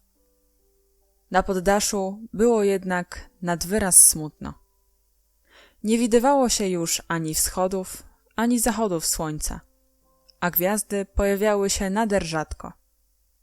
Ponad oknem nisko zwisały chmury, szare bądź brudno-rdzawe, bądź nabrzmiałe ciężką ulewą. O godzinie 4 po południu, choćby nawet nie było mgły, ściemniało się zupełnie. To też Sara musiała zapalać świece, ilekroć uddawała się na poddasze. Służące w kuchni pomarkotniały i stały się jeszcze bardziej złośliwe. Biedną Becky pędzono wciąż to tu, to tam, jak niewolnicę. Gdyby nie panienka, nie ta Bastylia i nie to, że ja jestem niby ten więzień w drugiej celi, to bym już dawno pomarła. Zwierzała się Sarze zachrypłym głosem, wślizgnąwszy się pewnego wieczoru do jej pokoju. Bo może to wszystko nie wygląda jak prawdziwe? Nasza pani to z każdym dniem staje się podobniejsza do dozorcy więziennego. Nawet ma takie klucze, o jakich panienka opowiadała. Kucharka też wygląda jakby jakiś strażnik. Ale pomniejszy, co to słucha rozkazów. A niechże mi panienka z łaski swej opowie jeszcze coś niecoś o tym podziemnym lochu, cośmy go wykopały pod ścianą. Opowiem ci o czymś cieplejszym, odpowiedziała Sara, trzęsąc się z zimna. Przynieś tu swój koc i owiń się nim porządnie. Ja się owinę swoim, usiądziemy na łóżku i przytulimy się mocno do siebie. A ja ci opowiem o lesie podzwrotnikowym, gdzie przebywała niegdyś małpka naszego sąsiada. Ilekroć ją widzę, jak siedzi na stole pod oknem i spogląda tak smutno na ulicę, zawsze jestem przekonana, że ona rozmyśla o swych lasach podzwrotnikowych, gdzie zawieszała się ogonkiem na gałęziach palm i zrywała orzechy kokosowe. Ciekawa jestem, kto ją schwytał i czy ona zostawiła rodzinę, która była na jej utrzymaniu? Prawda, że to cieplejsza historia, rzekła Becky z wdzięcznością. Ale nawet i ta Bastylia jakoś mnie tak rozgrzewa, jak mi panienka o niej opowiada. To dlatego, że myślisz wtedy o czym innym, nie o tym, co dzieje się wokół ciebie, odpowiedziała Sara, owijając się kocem tak szczelnie, że ledwo twarz było jej widać. Gdy coś dolega ciału, wtedy najlepiej myśleć o innych zgoła rzeczach. A panienka to potrafi? Spytała Becky z podziwem. Sara zmarszczyła na chwilę brwi. Czasem potrafię, czasem nie. Ale dużo znaczy praktyka. Ja już praktykuję to od dość dawna. Gdy jest mi bardzo, bardzo ciężko, to wmawiam w siebie, że jestem księżniczką. Powtarzam sobie wtedy, jestem księżniczką. I to księżniczką zaklętą. Więc nikt nie zdoła mnie skrzywdzić, ani nawet urazić. Okazje do tego, by myśleć o czymś innym, zdarzały się Sarze często, a nie brakło też sposobności do tego, by ciągle mogła samą siebie sprawdzać, czy jest naprawdę księżniczką. Ale jedna z najcięższych prób, na jakie kiedykolwiek była wystawiona, nadeszła pewnego strasznego dnia, którego Sara nie miała zapomnieć do końca życia. Od kilku dni lało bez przerwy. Ulice były wilgotne, błotniste, śliskie, przesłonięte zimną, posępną mgłą. Wszędzie było błoto. Kleiste, grząskie błoto londyńskie. A nad tym błotem zwieszały się płachty mgły i przejmującej chłodem mrzawki. Oczywiście w takie dni bywało wiele spraw do załatwienia, często w odległych punktach miasta. Na takie dalekie i uciążliwe wyprawy posyłano Sarę nawet kilka razy dziennie. To też zwykle jej kusa i znoszona już odzież przemoczona była do suchej nitki. Stare, niemodne i wystrzępione pióra na jej zszarganym kapelusiku wystrzępiły się jeszcze bardziej i wyglądały wprost żałośnie. a jej wydeptane buciki tak nasiąkły wodą, że więcej już jej chyba pomieścić nie mogły. Na dobitkę Sara w tym dniu nie dostała obiadu, gdyż panna Minchin uznała za stosowne ukarać ją za coś. Była więc tak głodna, zziębnięta i zmęczona, że znękana jej twarzyczka nieraz ściągała na siebie litościwe spojrzenia przechodniów. Ona jednak nie dbała o to. Szła pośpiesznie, starając się myśleć o czymś innym. Tym razem jednak trudno jej to przychodziło. A chwilami nawet odnosiło skutek wręcz przeciwny. Zamiast zapomnieć o głodzie i zimnie, odczuwała je w większym jeszcze stopniu. Jednakże szła wytrwale i gdy brudna woda chlupała w jej dziurawych bucikach, a wiatr nieomal zdzierał jej z ramion cienki żakiecik, ona tak gwarzyła ze sobą, nie wydając głosu, a nawet nie poruszając wargami. Wyobraźmy sobie, że mam na sobie suche odzienie, całe buciki, gruby, długi płaszcz i wełniane pończochy, a w rękach trzymam porządną parasolkę. I przypuśćmy, że przechodząc koło piekarni, gdzie sprzedają ciepłe bułeczki, znajdę 6 pensów, które nie należą do nikogo. Przypuśćmy, że tak się stanie. Weszłabym do sklepu, kupiłabym 6 ciepłych bułeczek i zjadłabym je na poczekaniu. Niekiedy na tym świecie dzieją się dziwne rzeczy. Coś takiego przytrafiło się właśnie Sarze. Akurat wtedy, gdy to mówiła, musiała przejść przez jezdnię. Błoto było okropne. Brnęła przez nie, starając się iść jak najostrożniej i wciąż patrząc pod nogi. Aż nagle, właśnie gdy doszła do chodnika, dostrzegła jakiś błyszczący przedmiot, leżący w rynsztoku. Była to drobna srebrna moneta, zdeptana wprawdzie niejedną stopą, mimo to na tyle jeszcze błyszcząca, że można było ją dostrzec. Nie była to co prawda 6-pensówka, ale niewiele mniej, bo 4 pensy. Za chwilę pieniążek spoczywał już w skostniałej, czerwonej rączce Sary. — A więc to prawda, to prawda! — szepnęła uradowana dziewczynka, po czym spojrzała na sklep znajdujący się tuż przed nią. I czy uwierzycie? Była to właśnie piekarnia, a w środku pogodna, dostojna, po matczynemu dobrotliwa kobieta o różowych policzkach ustawiała tackę pełną rozkosznych, świeżo upieczonych bułeczek. Dużych, pięknie wyrośniętych, błyszczących, nadziewanych rodzynkami. Sarze aż słabo zrobiło się przez chwilę. Tak podziałało na nią nagłe oszołomienie. Widok bułeczek oraz rozkoszny zapach ciepłego chleba, płynący z suteren piekarni. Wiedziała, że nie potrzebuje się wahać, co zrobi ze znalezioną monetą.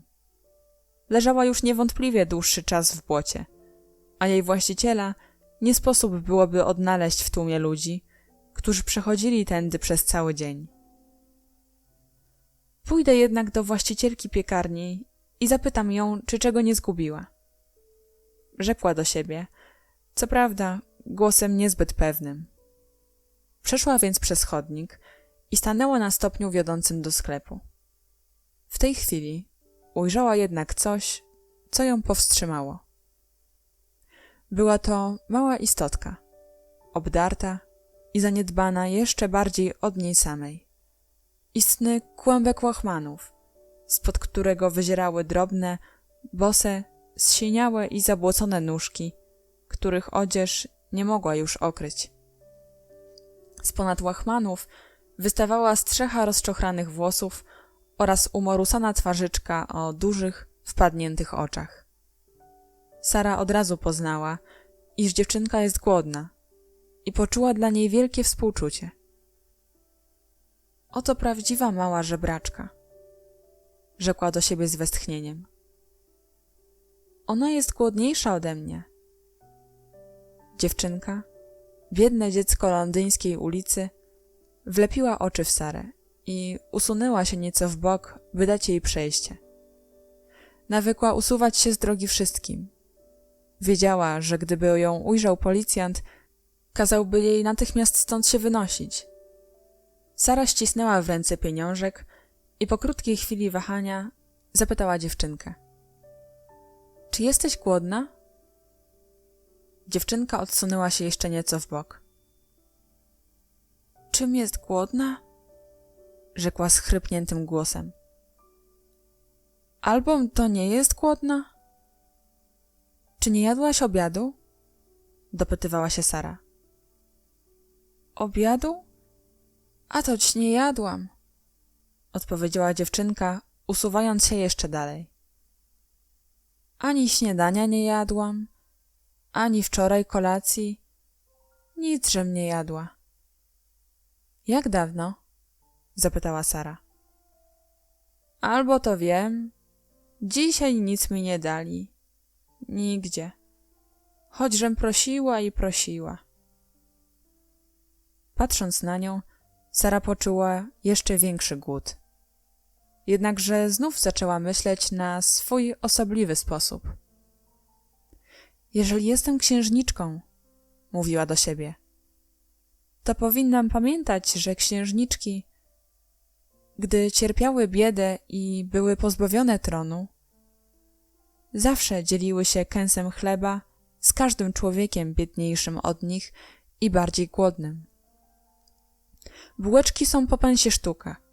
Gdybym znalazła 6 pensów, mogłabym zjeść 6 bułeczek. Tego, co mam, nie wystarczy dla nas obu, ale lepsze coś niż nic. Zaczekaj chwilkę, odezwała się do małej żebraczki, po czym weszła do sklepu. Ciepło tu było i zewsząd płynęły rozkoszne zapachy. Sklepikarka właśnie zamierzała wyłożyć na wystawę nową porcję bułeczek. Proszę pani, rzekła Sara, czy to pani zgubiła ten pieniądz? Srebrne 4 pensy? Kobieta spojrzała najpierw na pieniądz, a następnie na dziewczynkę. Dziwiąc się jej rozumnej twarzyczce i zniszczonej, choć widocznie niegdyś wytwornej odzieży. Ależ nie, odpowiedziała. Czyś je znalazła? Tak, rzekła Sara. Znalazłam w rynsztoku. Zatrzymaj więc sobie ten pieniążek, moje dziecko, rzekła sklepikarka. Leżał tam może i cały tydzień, a Bóg tylko jeden wie, czyja to zguba. I tak nie znajdziesz właściciela, szkoda zachodu. Tak i mnie się zdawało, odpowiedziała Sara. Myślałam jednak, że wypada panią zapytać. Nie każdy by to zrobił, zauważyła kobieta, spoglądając na nią wzrokiem dobrotliwym, a jednocześnie ze zdziwieniem i jakby zakłopotaniem. A może byś chciała coś kupić? Dodała, widząc jak Sara spogląda na pieczywo. 4 bułeczki drożdżowe, proszę pani, odpowiedziała Sara. Takie po pensie sztuka. Kobieta podeszła do okna i włożyła kilka bułeczek do papierowej torby. Sara spostrzegła, że było ich 6. Pomyliła się pani, prosiłam o 4, wyjaśniła. Mam tylko 4 pensy. Dorzuciłam 2, dla lepszej wagi, odparła dobrodusznie sklepikarka. Zjesz je sobie przy sposobności. Czy nie jesteś głodna? Sarze aż zakręciło się w głowie. Tak, odpowiedziała. Jestem bardzo głodna i bardzo pani dziękuję za jej łaskawość, ale... Tu chciała dodać, ale na ulicy jest dziewczynka jeszcze głodniejsza ode mnie. W tejże jednak chwili weszło do sklepu naraz kilku bardzo śpieszących się klientów, więc nie pozostało jej nic innego, jak podziękować właścicielce i wyjść. Mała żebraczka wciąż jeszcze siedziała skulona w kącie pod drzwiami, patrząc przed siebie tępym, pełnym cierpienia wzrokiem, co róż przecierając szorstką dłonią oczy, nabiegające łzami. Sara otwarła torebkę i wyjęła jedną z bułeczek, które swym ciepłem nieco już ogrzały jej zziębnięte dłonie. Weź to, rzekła, wręczając bułeczkę dziewczynce. To dobre i ciepłe. Zjedz, a trochę się pożywisz. Nie będziesz taka głodna. Dziewczynka wzdrygnęła się i utkwiła w nią przerażone oczy, jakby nie dowierzając tak nagłemu i zdumiewającemu szczęściu. Naraz pochwyciła bułeczkę i poczęła chciwie jeść. O mój Boże, mój Boże! Wzdychała przy tym w zachwycie. O mój Boże! Sara wydobyła jeszcze 3 bułeczki i podała je dziewczynce. Ochrypły głos małej, wygłodniałej żebraczki miał w sobie coś przerażającego. Ona jest bardziej głodna ode mnie. Umiera z głodu, rzekła sobie Sara w duchu, ale ręka jej drżała, gdy wyjmowała 4. bułeczkę. Ja jeszcze nie umieram, zauważyła, dokładając 5. Wygłodzona dziewczynka zbyt łapczywie pożerała ofiarowane jej przysmaki, by miała czas podziękować. Choćby nawet znała zasady grzeczności, których przecież nikt nigdy nie wpajał tej małej dzikusce. Do widzenia, rzekła Sara, odchodząc. Gdy przeszła na drugą stronę ulicy, obejrzała się za siebie. Dziewczynka trzymała po 1 bułeczce w każdej ręce, lecz nagle przestała jeść, aby przyjrzeć się swej dobrodziejce. Sara skinęła głową, a mała żebraczka po chwili również skinęła zwichrzoną czupryną i nie wzięła do ust ani kęsa, póki Sara nie zniknęła za zakrętem ulicy. W tejże chwili przez szybę wystawową wyjrzała sklepikarka. No czegoś takiego Tom jeszcze nie widziała, zawołała. To ta mała oddała swoje bułeczki żebraczce? Dużo bym dała za to, by wiedzieć, czemu to uczyniła. Stała przez chwilę za oknem, po czym zdjęta ciekawością podeszła ku drzwiom i zapytała żebraczkę. Kto ci dał te bułeczki? Dziecko wskazało głową w stronę, gdzie odeszła Sara. A co ci ona mówiła? Dopytywała się kobieta. Pytała mnie, czy mnie głodna, odpowiedziała dziewczynka schrypniętym głosem. A co ty na to? Że jeszcze jak jestem głodna. A ona wtedy weszła do sklepu, kupiła bułeczki i dała je tobie? Dziecko kiwnęło głową. A ile? 5.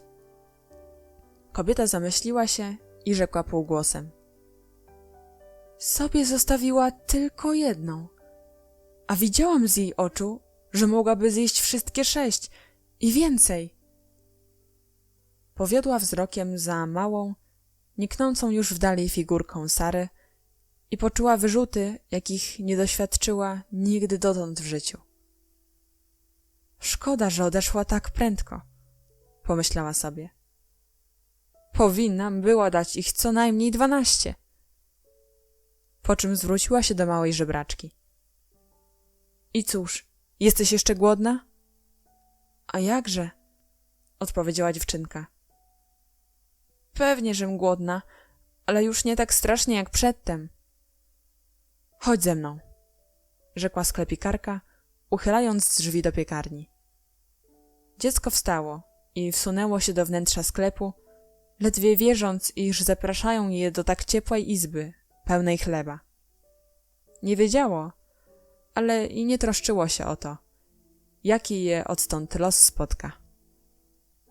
Ogrzej się, odezwała się sklepikarka, wskazując piec w przyległym pokoiku. A gdybyś kiedy była bardzo głodna, możesz tu zajść i poprosić o chleb, a zawsze cię nakarmię, mając w pamięci tamtą dziewczynkę. Bułeczka, jedyna jaka pozostała, nie zaspokoiła wprawdzie głodu Sary, jednakże przyniosła jej pewne pocieszenie. Bądź co bądź, była ciepła i smaczna. I zawsze lepsze to niż nic. Idąc ulicą, odłamywała z niej po kawalątku i zjadała ją powoli, ażeby smak trwał w ustach dłużej. Przypuśćmy, że jest to zaczarowana bułeczka której jeden kąsek starczy za cały obiad. Gdybym ją zjadła od razu, mogłabym się przejeść. Ciemno już było, gdy doszła do placu, przy którym znajdowała się pensja panny Minchin. We wszystkich domach pozapalano już światła, a w oknach, gdzie Sara widywała dużą rodzinę, jeszcze nie pozamykano okiennic. O tej porze zazwyczaj widać było pana Montmorency, siedzącego w dużym fotelu i otoczonego gwarną i roześmianą gromadką swych dzieci. To siadających mu na kolanach lub na poręczy fotela, to przytulających się do niego. Również i tego wieczora zebrała się przy nim cała gromadka. On jednak nie siedział w fotelu. Widać było, że czyniono gorączkowe przygotowania do podróży. Pan Montmorency miał wyjechać. Przed bramą stał powóz, do którego przytroczono olbrzymią walizę. Dzieci tańczyły wokoło, gwarząc z ojcem i wieszając mu się u ramion. Tuż obok niego stała miła, rumiana mamusia, wypytując jakby o ostatnie rozporządzenia.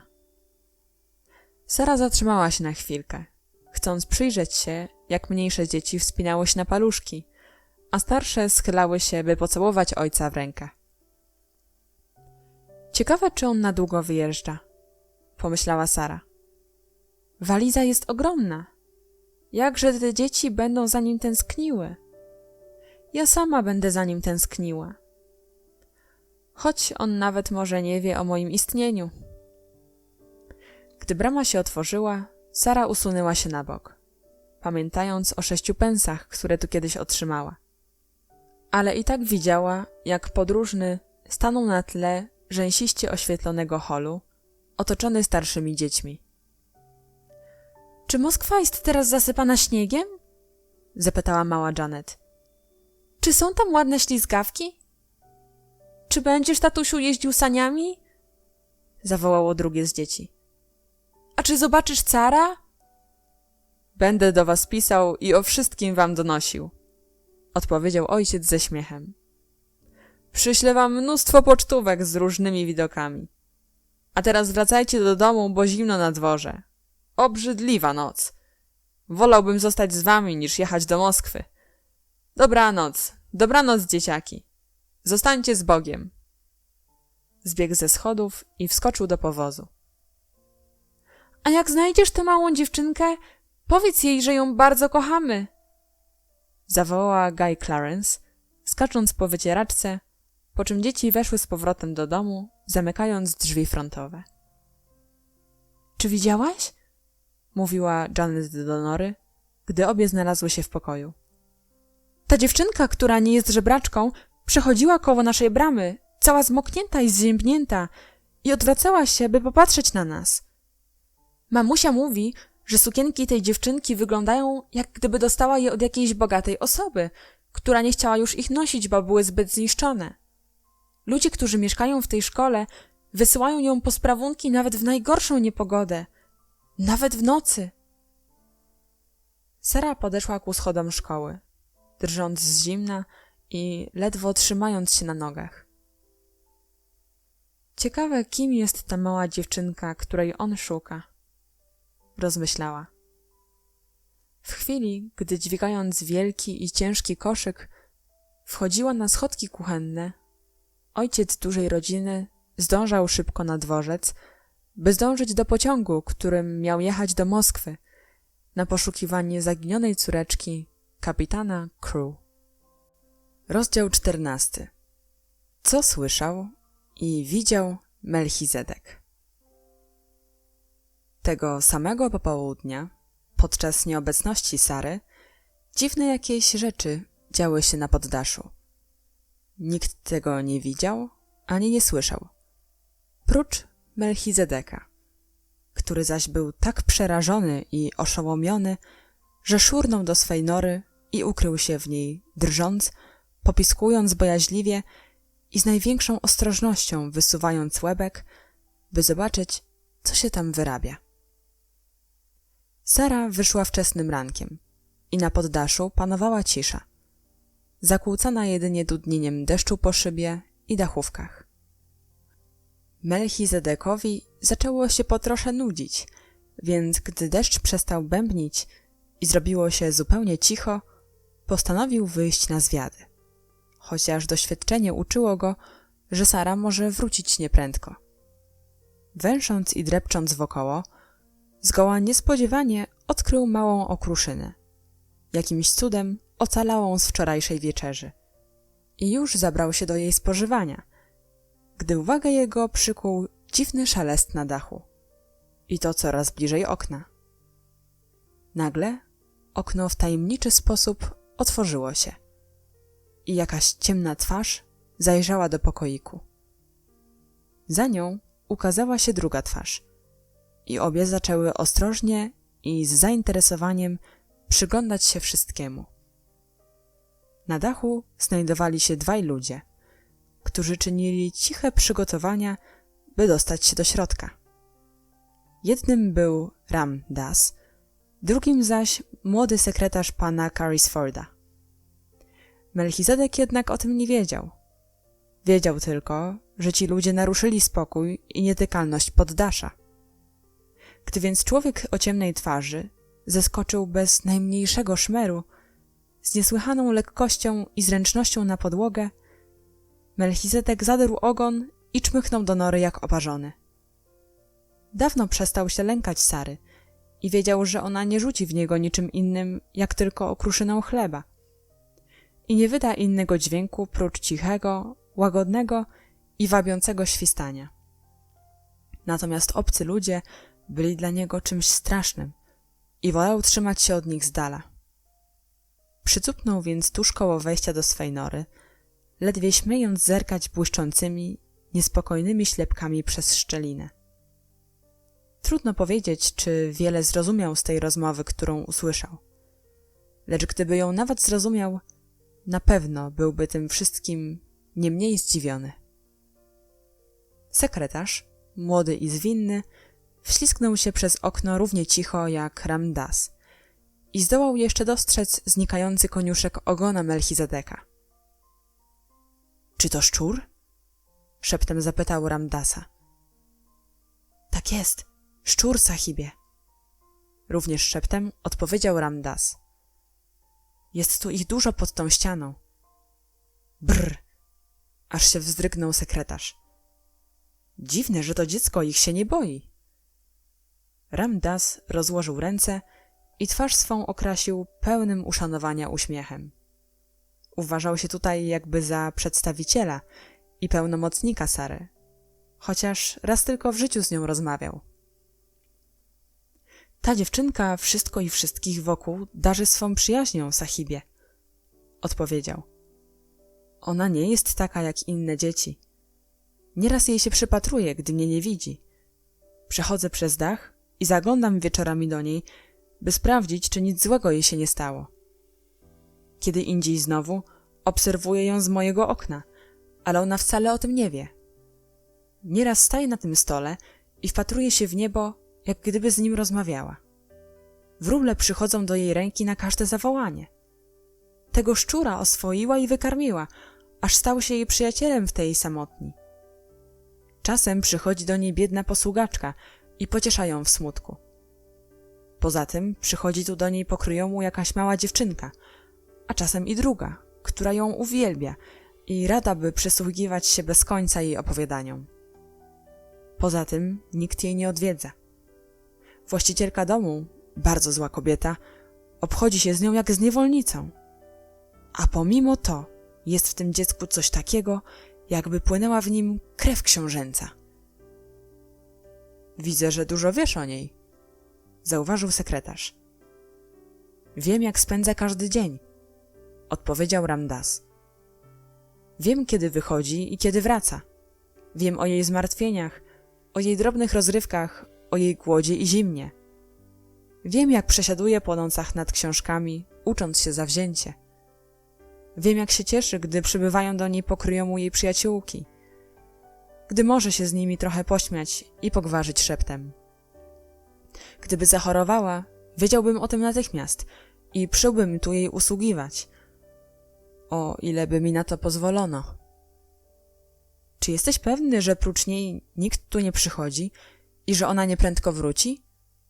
Byłaby pewno przerażona, gdyby nas tu zastała, a plan Sahiba Carrisforda by się nie powiódł. Ram Dass podszedł cicho ku drzwiom. Prócz niej nikt tutaj nie przychodzi, sahibie, odpowiedział. Teraz wyszła z koszykiem na miasto i nie wróci wcześniej niż za parę godzin. Z tego miejsca będę słyszał każdy jej krok, zanim dojdzie do ostatniego piętra. Sekretarz wyjął notatnik i ołówek z kieszeni surduta.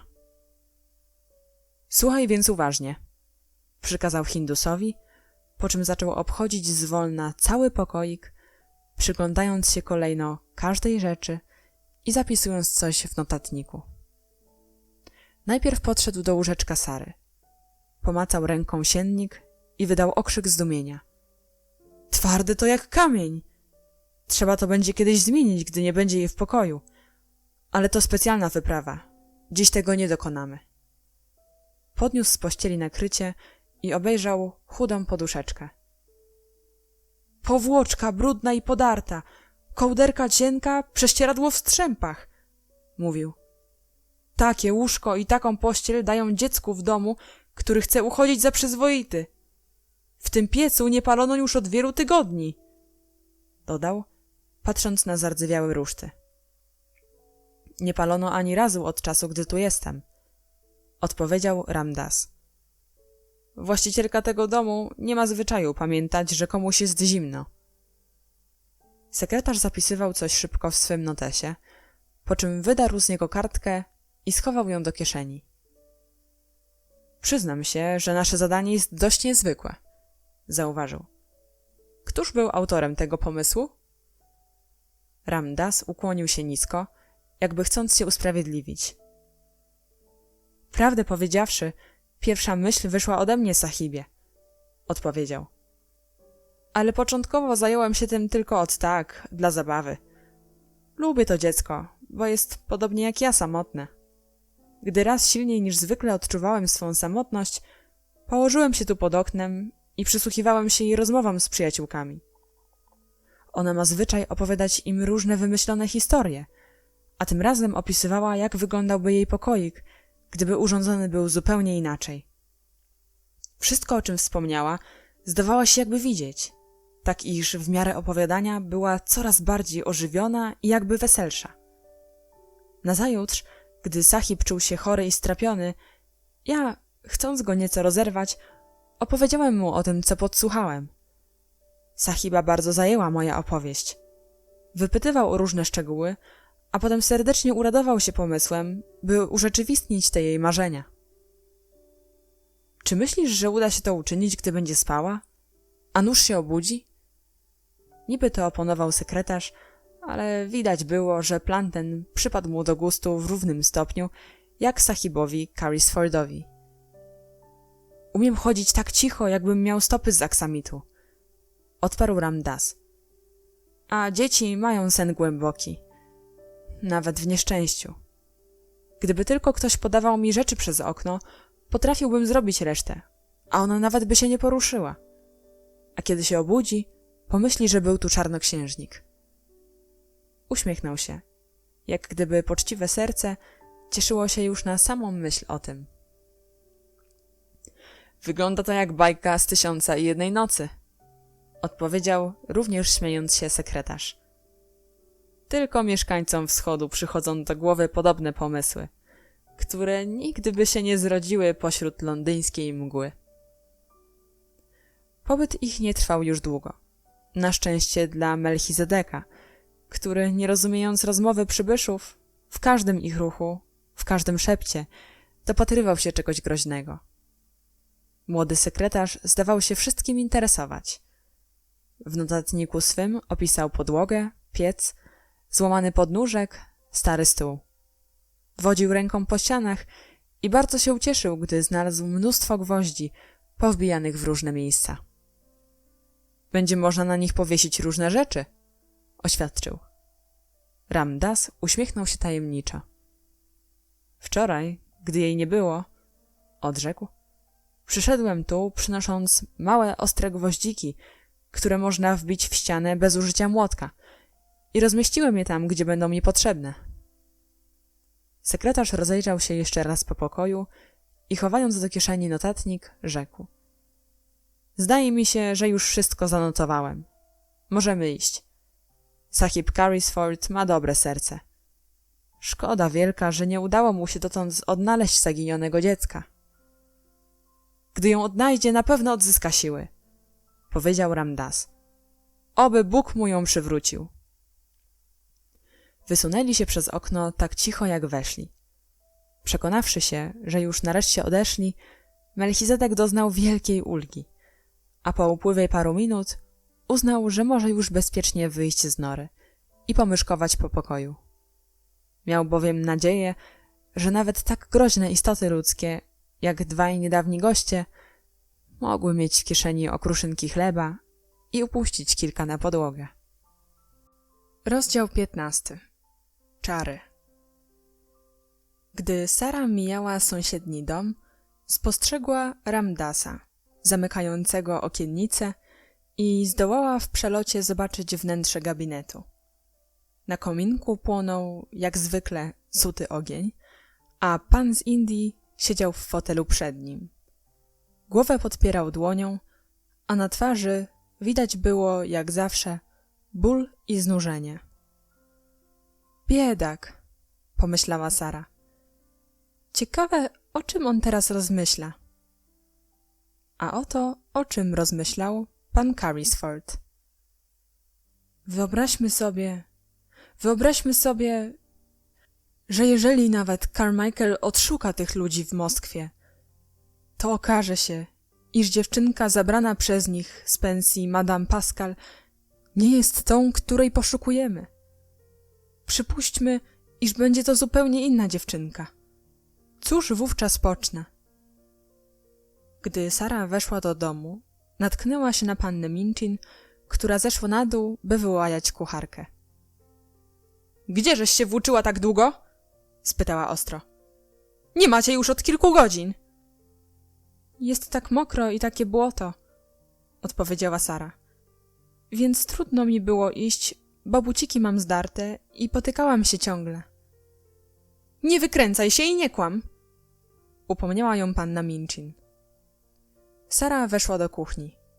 Kucharka właśnie dostała surową naganę, miała więc jak najgorszy humor. Przeto, ujrzawszy Sarę, rada była wyładować na niej swoją złość. — Już myślałam, że całą noc przesiedzisz w mieście! — warknęła. Sara położyła na stole sprawunki. Kucharka spojrzała na nie, mrucząc coś pod nosem. Była naprawdę wściekła. — Czy mogę dostać coś do jedzenia?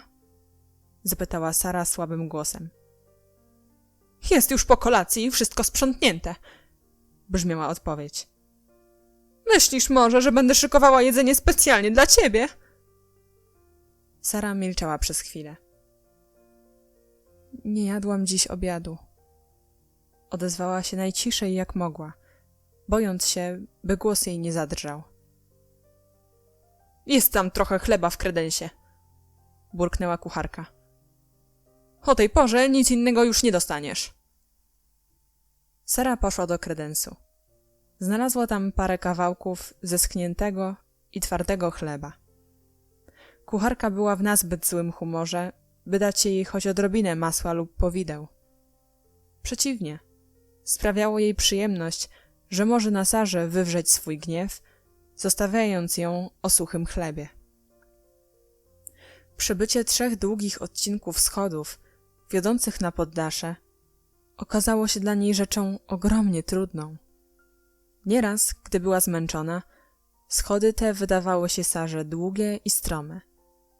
Tego wieczora miała jednak wrażenie, że nigdy nie zdoła ich pokonać. Kilka razy musiała się zatrzymać, by odpocząć. Gdy wreszcie dotarła do najwyższego podestu, ujrzała smugę światła dochodzącą z jej pokoiku. Domyśliła się, że Ermengarda przyszła znów do niej z wizytą. Myśl ta przyniosła Sarze pewną pociechę. Sama obecność nieporadnej, pulchnej Ermengardy, opatulonej w czerwony szal, wnosiła na poddasze trochę ciepła. Istotnie, otworzywszy drzwi, ujrzała Ermengardę, która siedziała pośrodku łóżka, podwinąwszy nogi pod siebie. Ermengarda nigdy nie spoufaliła się z Melchizedekiem i jego rodziną, mimo że czuła dla nich wielką sympatię. Ilekroć znalazła się sama na poddaszu, zawsze wolała siedzieć na łóżku, póki nie przyszła Sara.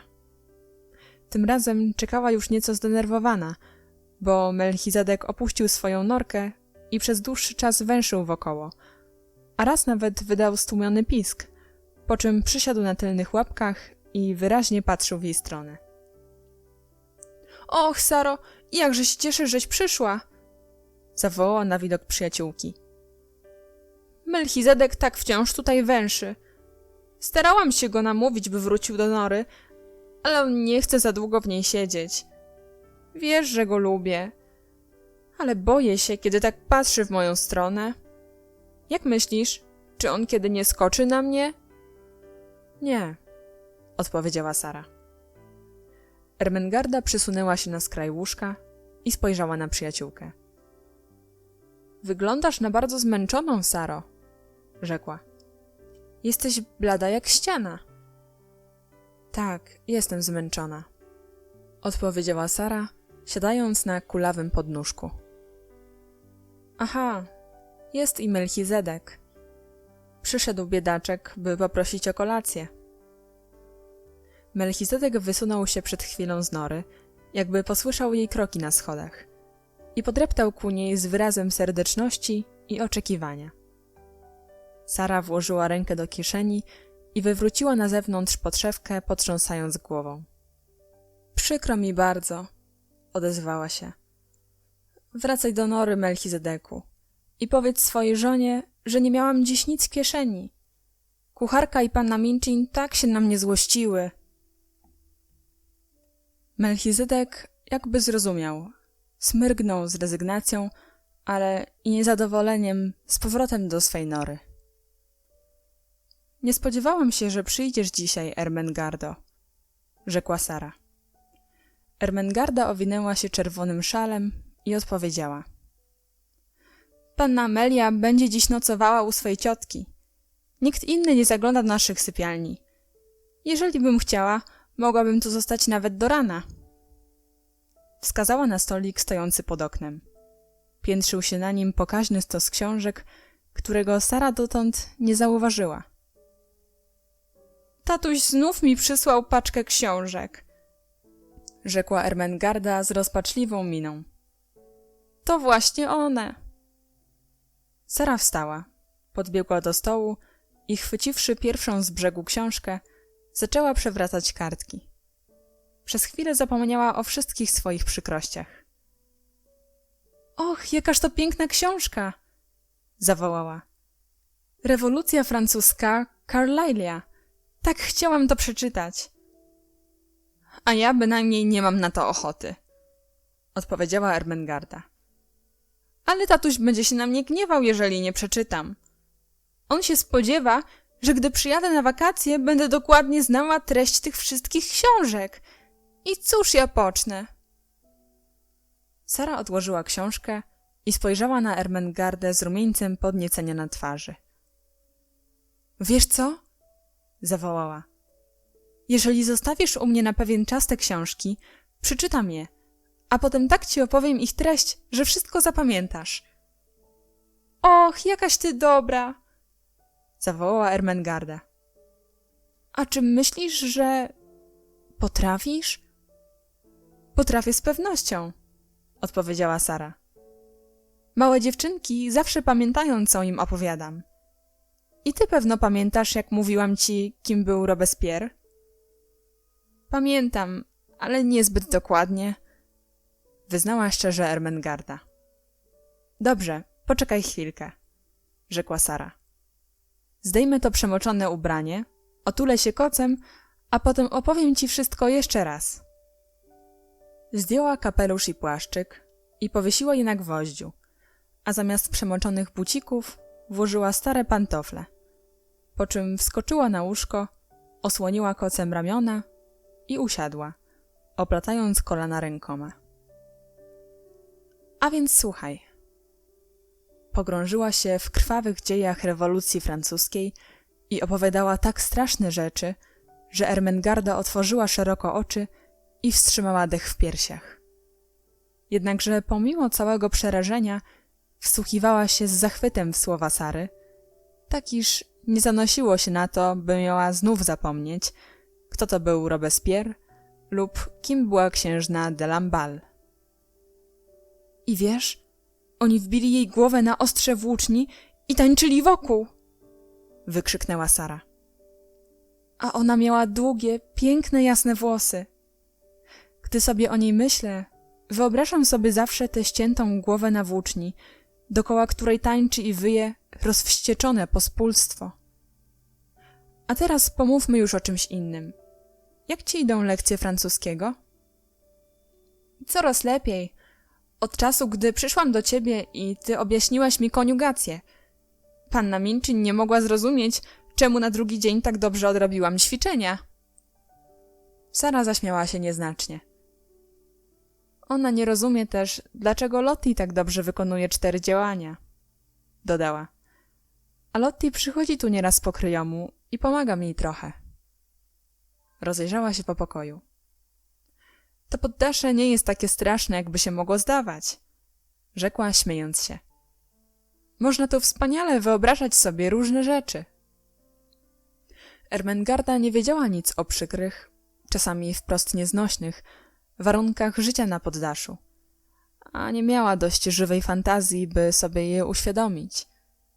W tych rzadkich chwilach, gdy udawało się jej tu zawitać, widziała to życie tylko ze strony udawanych rzeczy i barwnych opowieści Sary.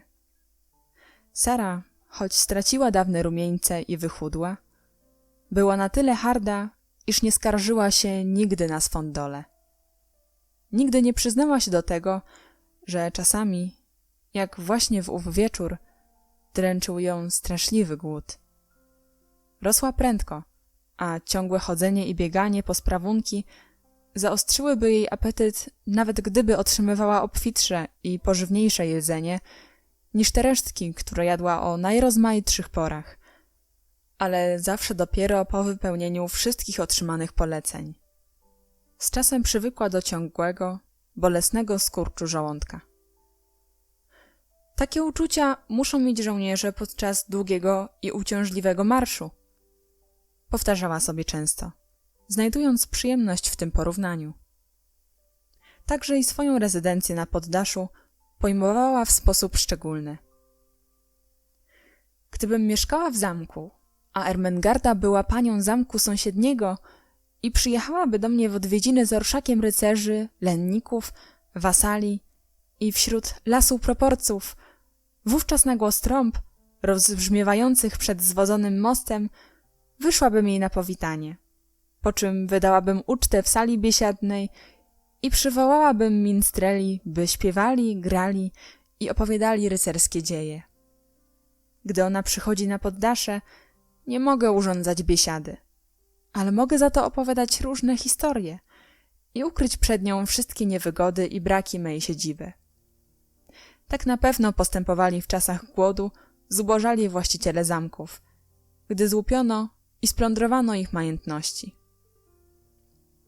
Częstowała więc swego gościa, czym chata bogata. Marzeniami, które snuła, widzeniami, jakie jej się jawiły, urojeniami, które były jej radością i pociechą.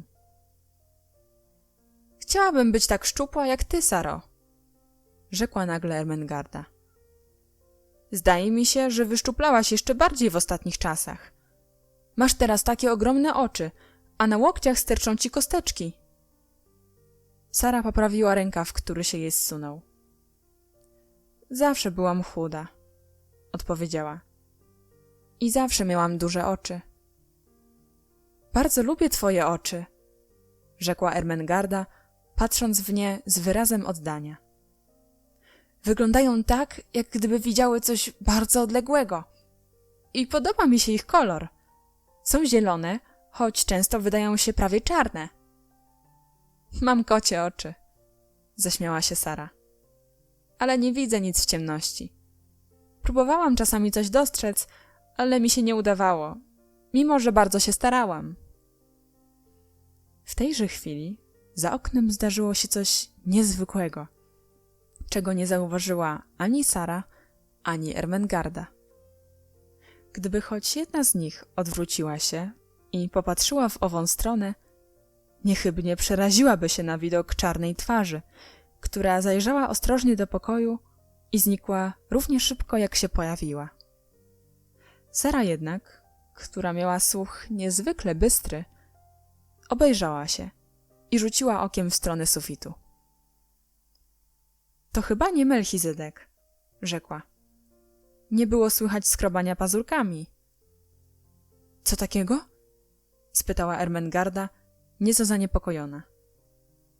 Czy nie słyszałaś żadnego szmeru? Nie, wyjąkała Ermengarda. A ty? Może to było tylko złudzenie, ale zdawało mi się, że coś się przesunęło cichutko po dachu. Co to mogło być? Zapytała Ermengarda. Czyżby złodzieje?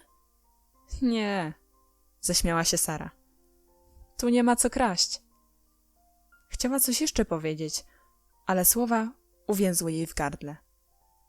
Tym razem już obie posłyszały dźwięk, który nie pozwolił jej mówić dalej. Rozległ się nie na dachu, ale na jednym z dolnych pięter. Był to gniewny głos panny Minchin. Sara wyskoczyła z łóżka i zgasiła świecę. Ona łaje Becky, szepnęła, stojąc w ciemności. Biedna Becky, aż płacze. Czy ona tu przyjdzie? Szepnęła Ermengarda, przejęta śmiertelną trwogą na myśl o spotkaniu z przełożoną. Nie, myśli, że już śpię. Nie ruszaj się. Rzadko się zdarzało, by panna Minchin wchodziła na poddasze. Sara pamiętała zaledwie jeden taki przypadek. Teraz jednak przełożona była tak rozgniewana, że wspinała się na górę, popychając przed sobą, jak można było wnosić z hałasu, biedną Becky. Ty bezwstydnico, nieuczciwa dziewczyno! Krzyczała. Kucharka mi się skarży, że wciąż jej coś ginie. To nie ja, proszę wielmożnej pani, szlochała Becky. Choćby mi była głodna, nigdy bym tego nie zrobiła.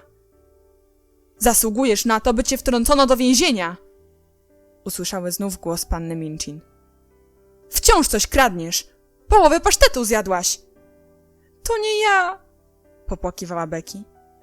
Poradziłabym zjeść jej cały pasztet, ale nawet nie tknęłam go palcem.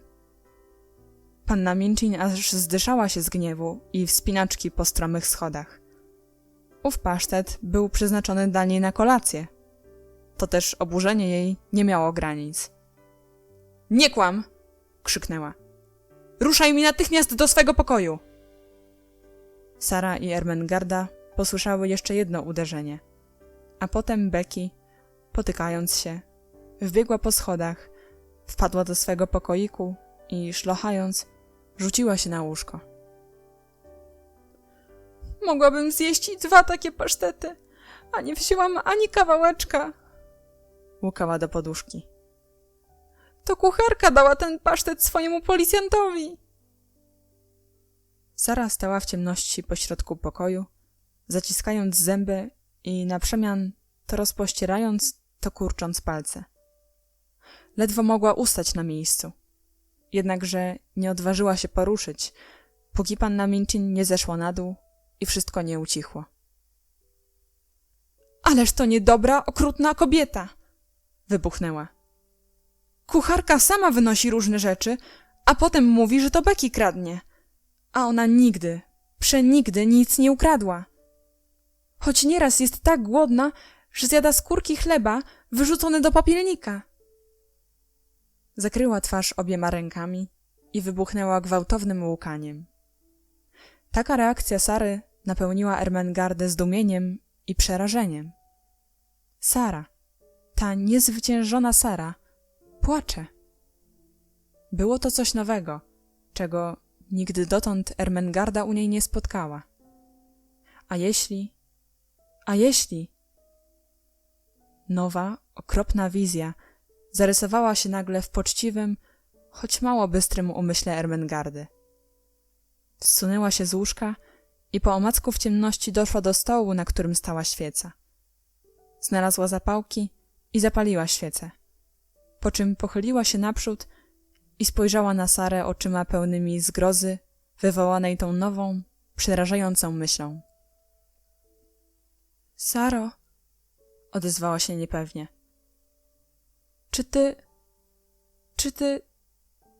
Tyś mi nigdy tego nie mówiła. Nie chciałabym ci robić przykrości, ale, czy ty bywasz głodna? Pytanie to przełamało nagle wszelkie bariery. Sara odjęła ręce od twarzy. Tak, odpowiedziała niespotykanym unitonem, rozżalonym i bolesnym. Tak, jestem teraz tak głodna, że zjadłabym nawet ciebie. Dlatego tym gorszy jest dla mnie płacz biednej Becky. Ona cierpi głód o wiele dotkliwszy. Ermengarda westchnęła. Ach, krzyknęła płaczliwym głosem. Że też ja tego nie wiedziałam. Nie chciałam, żebyś wiedziała, odpowiedziała Sara. Czułabym się wobec ciebie jak żebraczka. Wiem, że i tak już wyglądam jak żebraczka. Nie, mylisz się, przerwała jej Ermengarda.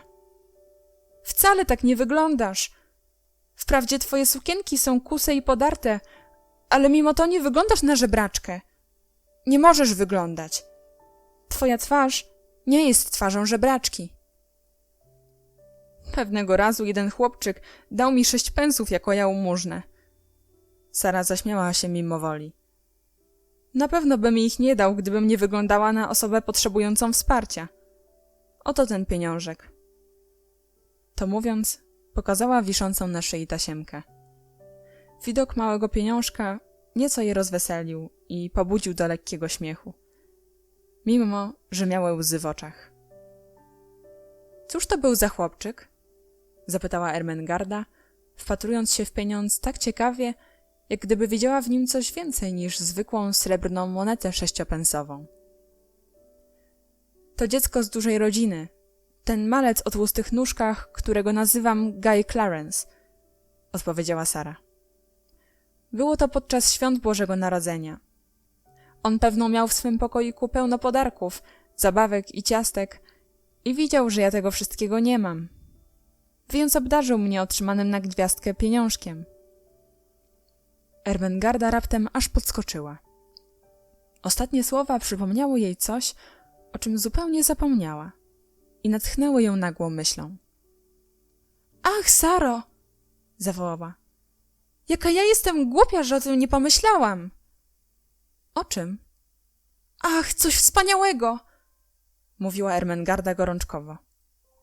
Dziś po południu najdroższa moja ciocia przysłała mi paczkę pełną różnych pysznych rzeczy. Nawet jej nie tknęłam, bo zjadłam dużo leguminy na obiad, a poza tym okropnie się martwiłam książkami, które mi przysłał tatuś. Jest tam piernik i małe paszteciki, i ciastka z konfiturami, pączki, pomarańcze, winogrona, rodzynki, figi i czekolada. Wymknę się do mojego pokoju, przyniosę to wszystko i zaraz będziemy jadły. Wzmianka o jedzeniu dziwnie oszałamia człowieka osłabionego głodem. Sarze aż zakręciło się w głowie. Myślisz, że ci się uda? Zawołała, chwytając się ramienia Ermengardy.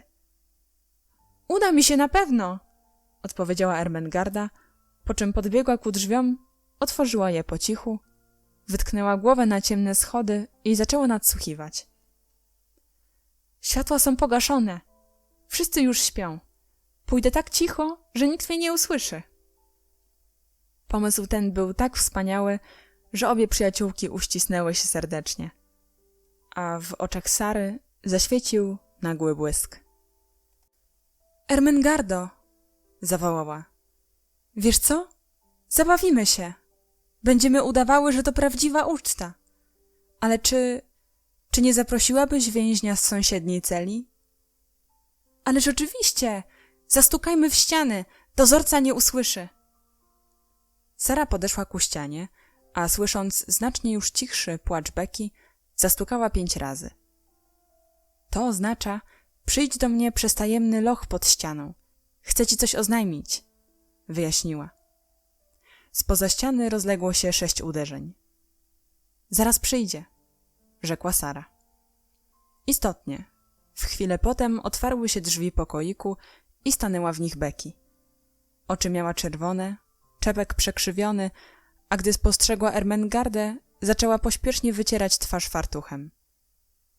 Nie krępuj się mną, Becky, zawołała Ermengarda.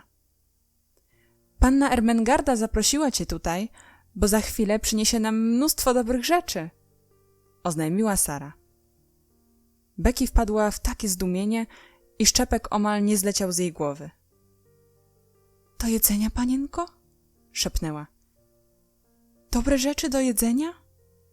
Tak, odpowiedziała Sara. I zabawimy się w przyjęcie. Przyniosę tyle jedzenia, ile tylko zdołam, rzekła Ermengarda. Już idę. Tak się śpieszyła, że wymykając się z pokoiku, nawet nie zauważyła, iż czerwony szal zsunął się jej z ramion i upadł na podłogę. Przez dłuższą chwilę żadna z dziewczynek tego nie spostrzegła.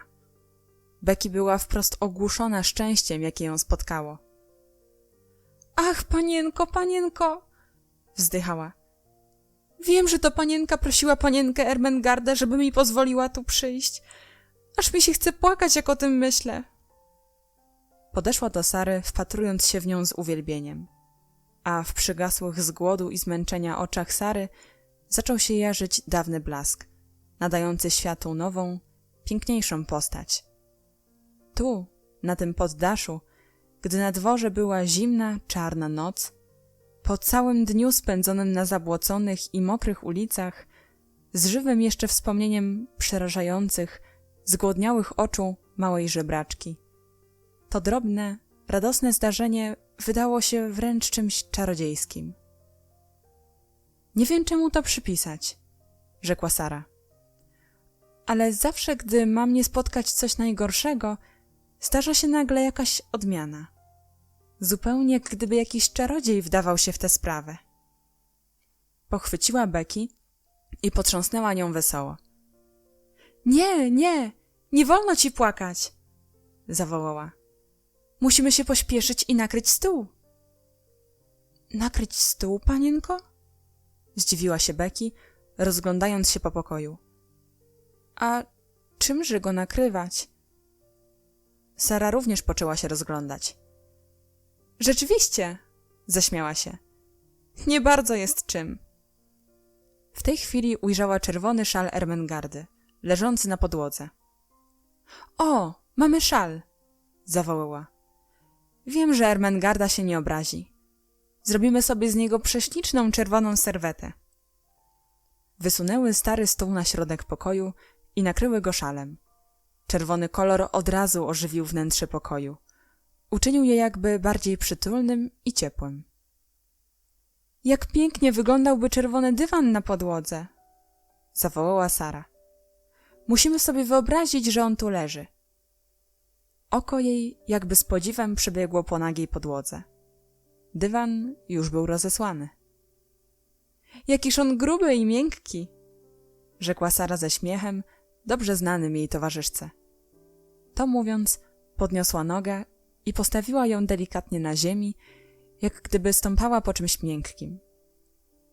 Tak jest, panienko, odpowiedziała Becky, patrząc na nią z niezakłamanym zachwytem. Wszystko zwykle brała serio.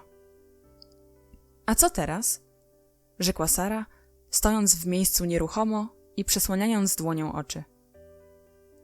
Pomyślę chwilę i poczekam, a na pewno coś przyjdzie mi do głowy. Dodała łagodnym, ufnym głosem. Czary zrobią wszystko, co trzeba. Często lubiła mówić, że gdzieś na zewnątrz krążą różne myśli, które tylko czekają na ludzkie wezwanie. Becky nieraz widywała ją, jak stoi, przywołując takie myśli. Dlatego wiedziała, że za chwilę ujrzy jej rozpromienioną, roześmianą twarz. Istotnie, sprawdziły się jej domysły. Już! Zawołała nagle Sara. Już przyszedł mi pomysł. Wiem, co zrobię. Poszperam w tym starym kuferku, który pozostał mi z czasów, gdy byłam księżniczką.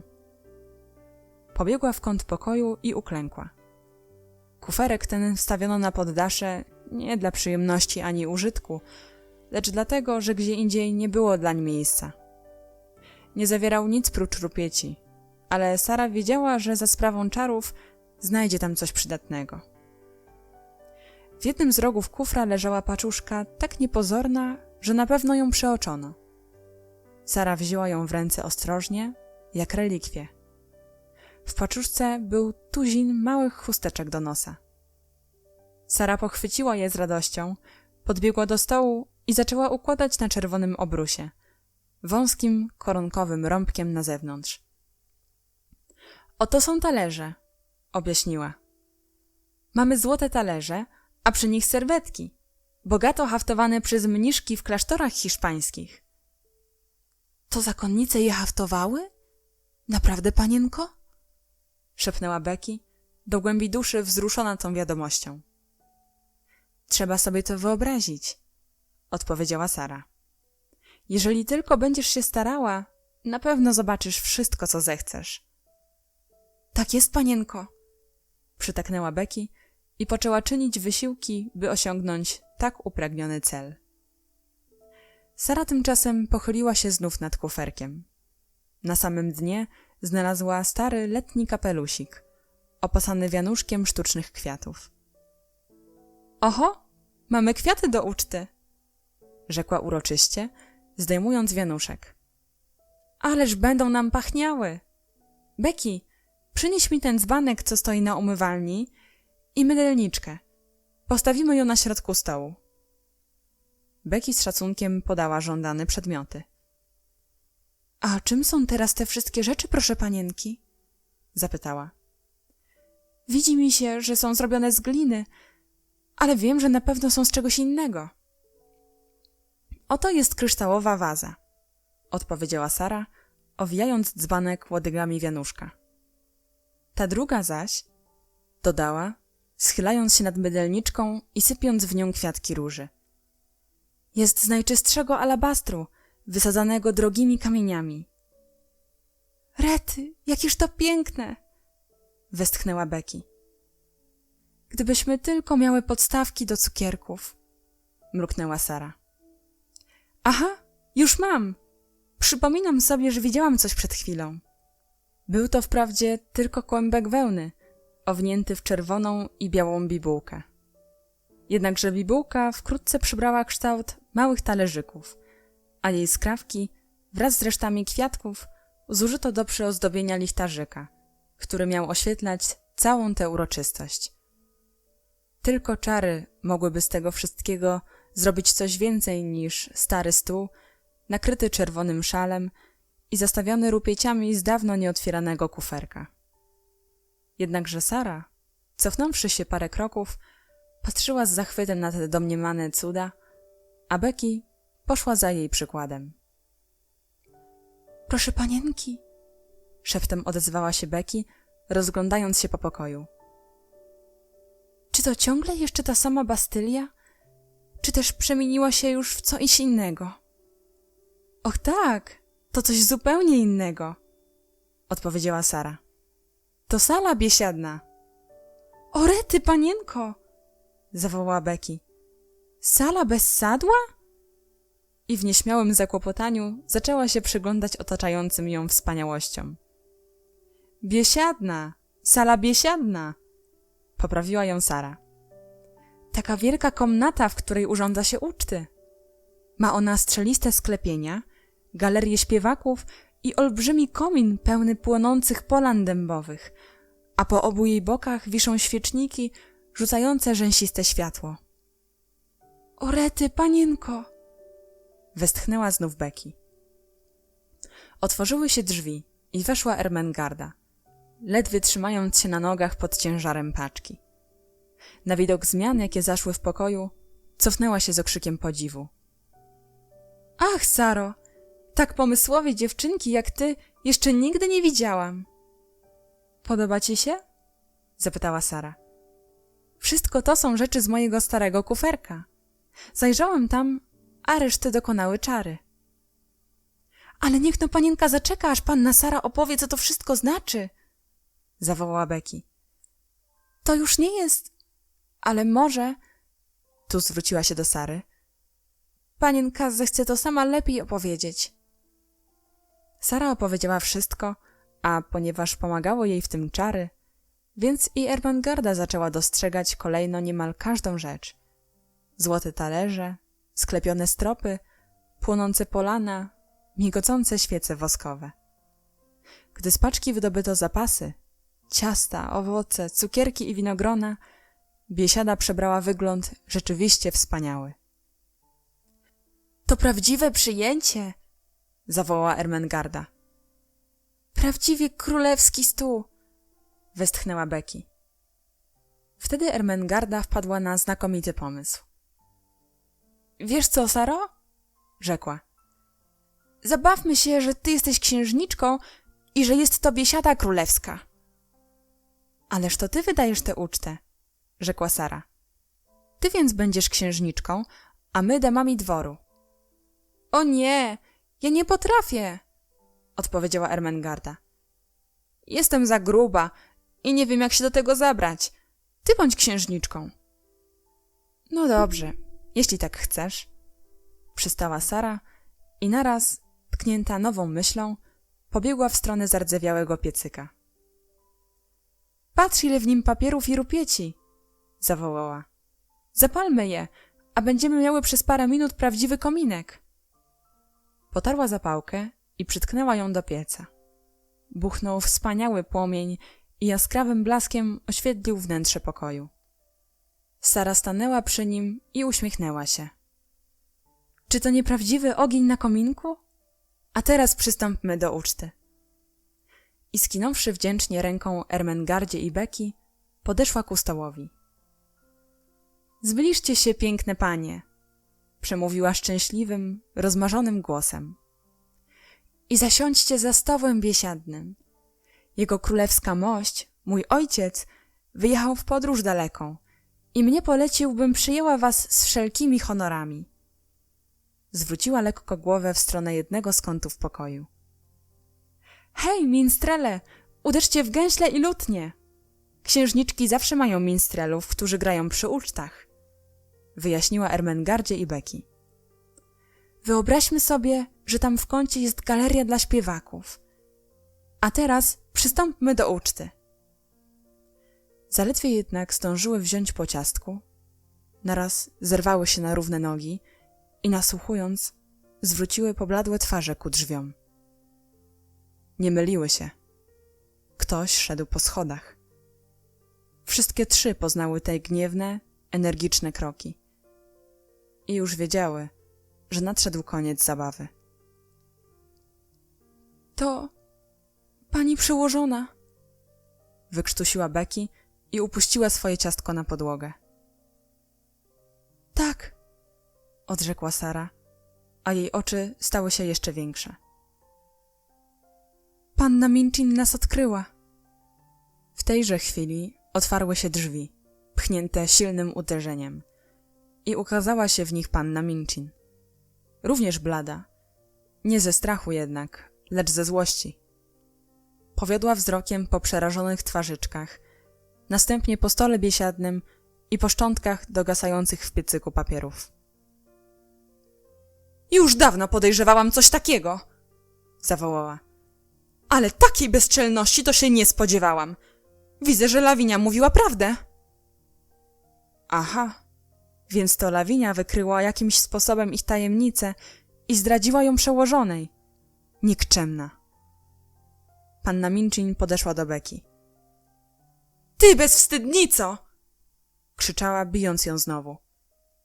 Jutro wyrzucę cię z mego domu! Sara stała spokojnie, blednąc coraz bardziej i coraz szerzej otwierając oczy. Ermengarda wybuchnęła płaczem. O, niech pani nie wydala jej ze służby. To ciocia przysłała mi paczkę i urządziłyśmy sobie przyjęcie. Widzę, odpowiedziała oschle panna Minchin. A księżniczka Sara siedzi na pierwszym miejscu za stołem. Tak, wiem, że to twoja sprawka, krzyknęła, zwracając się do Sary. Ermengardzie nigdy by nic podobnego nie przyszło do głowy. To ty zapewne przystroiłaś stół tymi śmieciami. A ty marsz mi do swojego pokoju. Tupnęła nogą w stronę Beki. Biedna posługaczka zakryła twarz fartuchem i wymknęła się, szlochając z cicha. Teraz przyszła kolej na Sarę. Jutro za karę nie dostaniesz ani śniadania, ani obiadu, ani kolacji. Już ja tego dopilnuję. Dzisiaj też nie dostałam ani obiadu, ani kolacji, proszę pani. Słabym głosem odrzekła Sara. Tym lepiej. Zapamiętasz sobie na przyszłość. Nie stójże tak bezczynnie. Kładź mi zaraz to wszystko do paczki. W zniecierpliwieniu zaczęła sama zgarniać wszystko ze stołu i spostrzegła nowe książki Ermengardy. Widzę, Ermengardo, że przyniosłaś tu swoje nowe książki. Pewno chcesz, by się tu zabrudziły na tym poddaszu. Weź się stąd zaraz i wracaj do łóżka. Zostaniesz jutro przez cały dzień w swym pokoju, a ja napiszę o wszystkim do twojego tatusia. Ciekawa jestem, co by rzekł, gdyby wiedział, gdzie przebywałaś dziś w nocy. W poważnym, utkwionym w nią spojrzeniu Sary było coś takiego, co wzbudziło w pannie Minchin nowy przypływ złości. Czemu się tak wpatrujesz we mnie? Cóż ty sobie myślisz? Zastanawiałam się nad jedną rzeczą. Odpowiedziała Sara takim tonem, jak owego pamiętnego dnia w sali szkolnej. Nad czym się zastanawiałaś? Powtórzyła się nieomal ta sama scena. Zastanawiałam się, odparła Sara głosem cichym, ale smutnym i spokojnym. Co by powiedział mój tatuś, gdyby wiedział, gdzie ja jestem dzisiejszej nocy? Panna Minchin wpadła w istny szał wściekłości. Przyskoczyła do Sary i szarpnęła nią silnie. Ty bezczelna, niesforna dziewczyno! Wykrzyknęła. Jak śmiesz! Jak śmiesz tak mówić? Porwała ze stołu książki. W bezładzie zgarnęła całą ucztę do paczki, wcisnęła to wszystko w ramiona Ermengardzie i popchnęła ją przed sobą w stronę drzwi. Możesz się teraz zastanawiać do woli, syknęła. Marsz natychmiast do łóżka. Zatrzasnęła drzwi i wyszła za nieszczęśliwą, potykającą się wciąż Ermengardą, pozostawiając Sarę w zupełnej samotności. Skończył się piękny sen. Papier w piecyku wypalił się do ostatniej iskierki, pozostawiając jedynie garstkę czarnego popiołu. Stół był nienakryty, a złote talerze, bogato haftowane serwety i girlandy kwiecia przemieniły się z powrotem w zwykłe chustki do nosa, strzępki czerwonej i białej bibułki oraz spłowiałe sztuczne kwiaty, porozrzucane w nieładzie po pokoju. Minstrele wymknęli się chyłkiem z galerii, a gęśle i lutnie umilkły. Emilka siedziała na ziemi, oparta o ścianę plecami, patrząc przed siebie bezmyślnie. Spostrzegłszy ją, Sara podeszła ku niej i objęła ją drżącymi rękoma. Nie pozostało już nic z biesiady, Emilko. Nie ma tu już księżniczki. Nie pozostało nic, prócz więźniów Bastylii. I usiadła pod ścianą, zakrywając twarz rękami. Nie wiadomo, co by się stało, gdyby w tej chwili nie zakryła twarzy, albo gdyby rzuciła przypadkowo wzrokiem na okno w suficie. Być może wówczas zakończenie niniejszego rozdziału przedstawiałoby się zgoła inaczej. Albowiem, gdyby spojrzała w górę, na pewno przeraziłaby się tym, co by tam spostrzegła, a zobaczyłaby tę samą ciemną twarz, przyciśniętą do szyby i zaglądającą w głąb pokoju, podobnie jak zaglądała przedtem, podczas rozmowy Sary z Ermengardą. Lecz Sara nie spojrzała w górę. Siedziała tylko przez dłuższy czas nieruchomo, kryjąc w ramionach czarną główkę. Jak siadywała zawsze, ilekroć starała się znieść swój ból w milczeniu. Potem wstała i ociężałym krokiem powlokła się do łóżka. Już nie mogę niczego zmyślać na jawie, rzekła. Gdy zasnę, może mi się coś przyśni? Poczuła nagle takie zmęczenie, zapewne wskutek głodu, iż przysiadła na brzegu łóżka, zupełnie już bez sił. Wyobraźmy sobie, mruczała nieprzytomnie, że na kominku pali się jasny ogień, aż sypią iskierki. Wyobraźmy sobie, że przed nim stoi wygodny fotel i że w pobliżu znajduje się mały stoliczek, a na nim ciepła kolacja.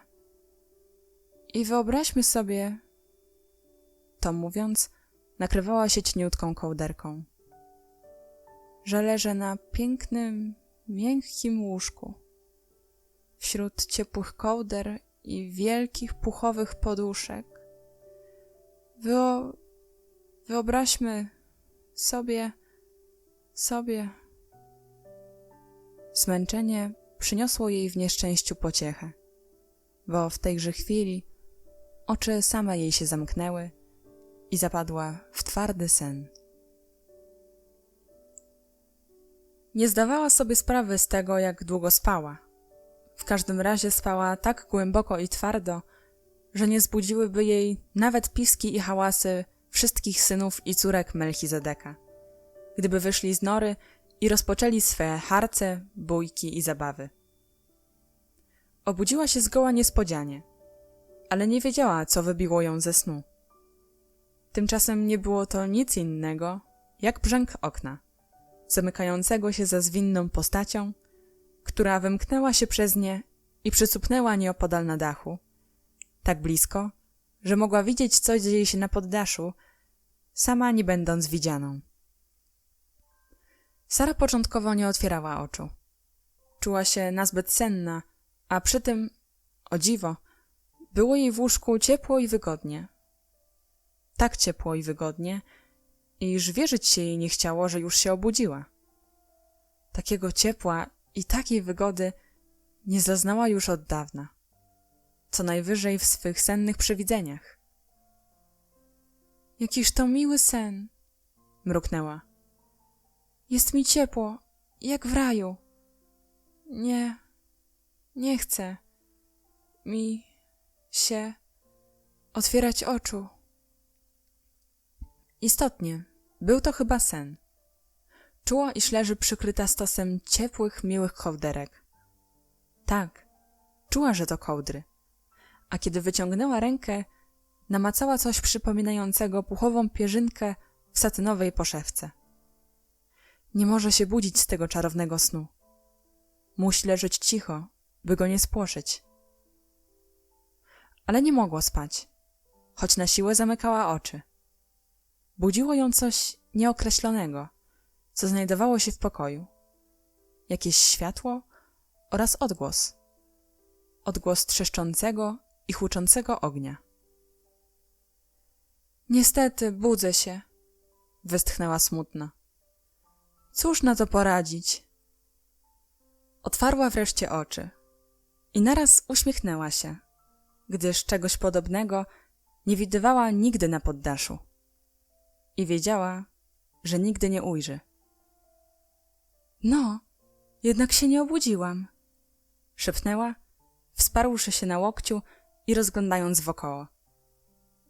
Ciągle jeszcze śnię. Była pewna, że to tylko sen, bo to, co widziała, było na jawie rzeczą wprost niemożliwą. A oto, co zobaczyła. W piecyku płonął jasny, wielki ogień, a nad nim wisiał mały imbryk, w którym bulgotał i syczał wrzątek. Na podłodze leżał rozesłany czerwony dywan, gruby i ciepły. Przed ogniem stał fotel, zasłany poduszkami, a koło niego mały składany stoliczek, przykryty białym obrusem i zastawiony małym serwisem. Nakryte wieczkami półmiski, filiżanka, sosierka i czajnik. Na łóżku była nowa, ciepła pościel oraz powleczona satyną pierzynka. W nogach leżał jedwabny watowany szlafroczek, para puszystych pantofli i kilka książek. Pokój przemienił się w jakąś zaczarowaną krainę i był zalany miłym światłem, gdyż na stole stała jasno świecąca lampa osłonięta różowym kloszem. Sara usiadła, a oddech jej stał się prędki i nierówny. Jakoś to wszystko nie znika, westchnęła. Ach, takiego snu nigdy jeszcze nie miałam. Przez pewien czas nie ważyła się na żaden ruch. W końcu jednak odrzuciła kołdry i z pełnym zachwytu uśmiechem stanęła na podłodze. Śni mi się, że wychodzę z łóżka. Słyszała wyraźnie dźwięk własnych słów. Stanęła na środku pokoju, obracając się zwolna na wszystkie strony. Śni mi się, że to wszystko nie znika, że jest prawdziwe. Śni mi się, że odczuwam tę rzeczywistość.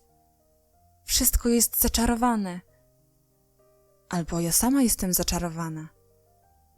Tylko mi się wydaje, że widzę to wszystko. Ale gdyby tak mogło ciągle mi się wydawać.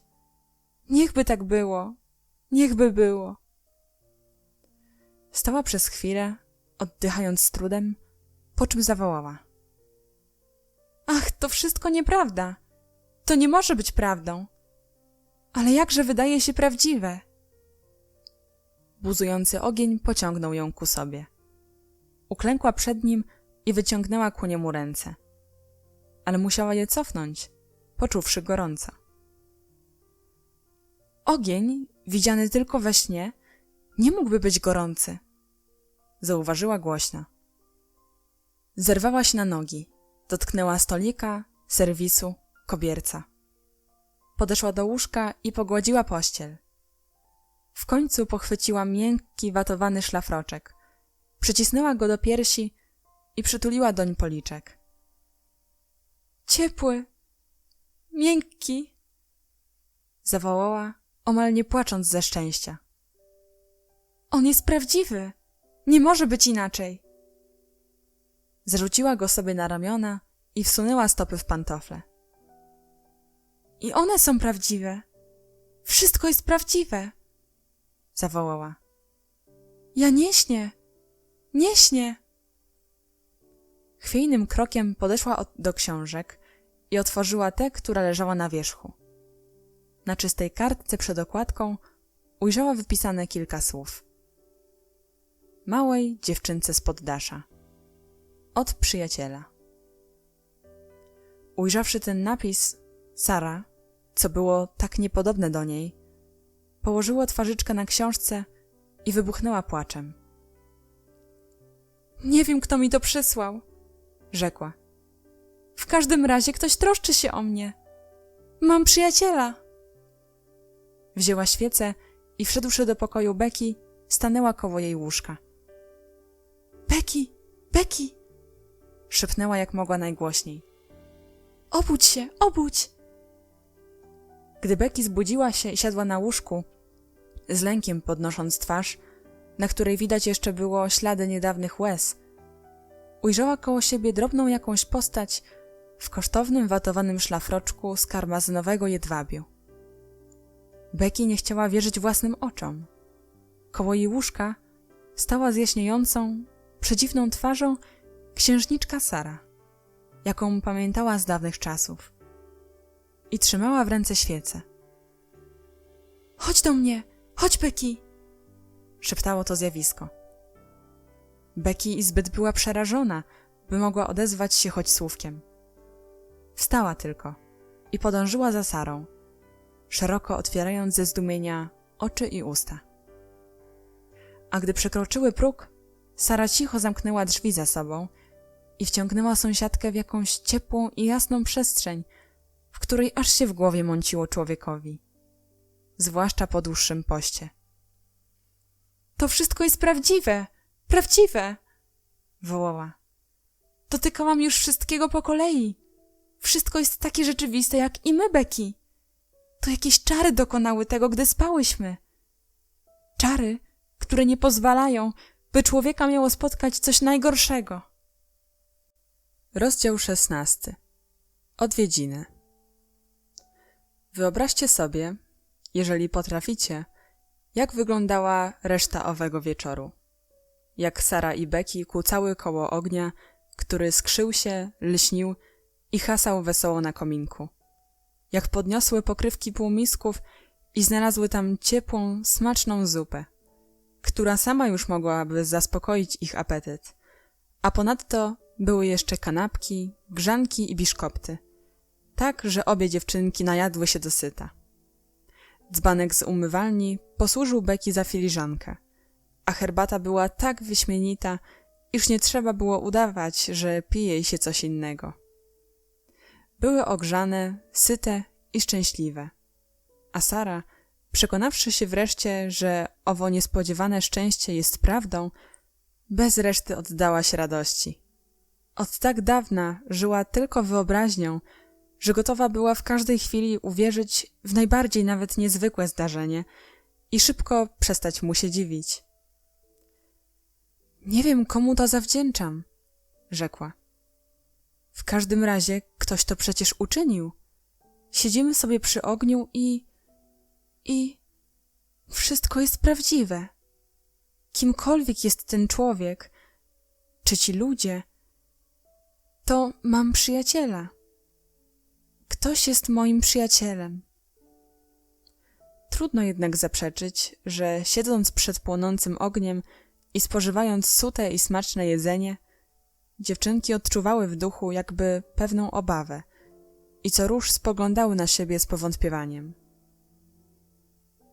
Czy panienka nie myśli, wyjąkała Becky szeptem, że to wszystko może raptem zniknąć? Lepiej może pośpieszmy się trochę.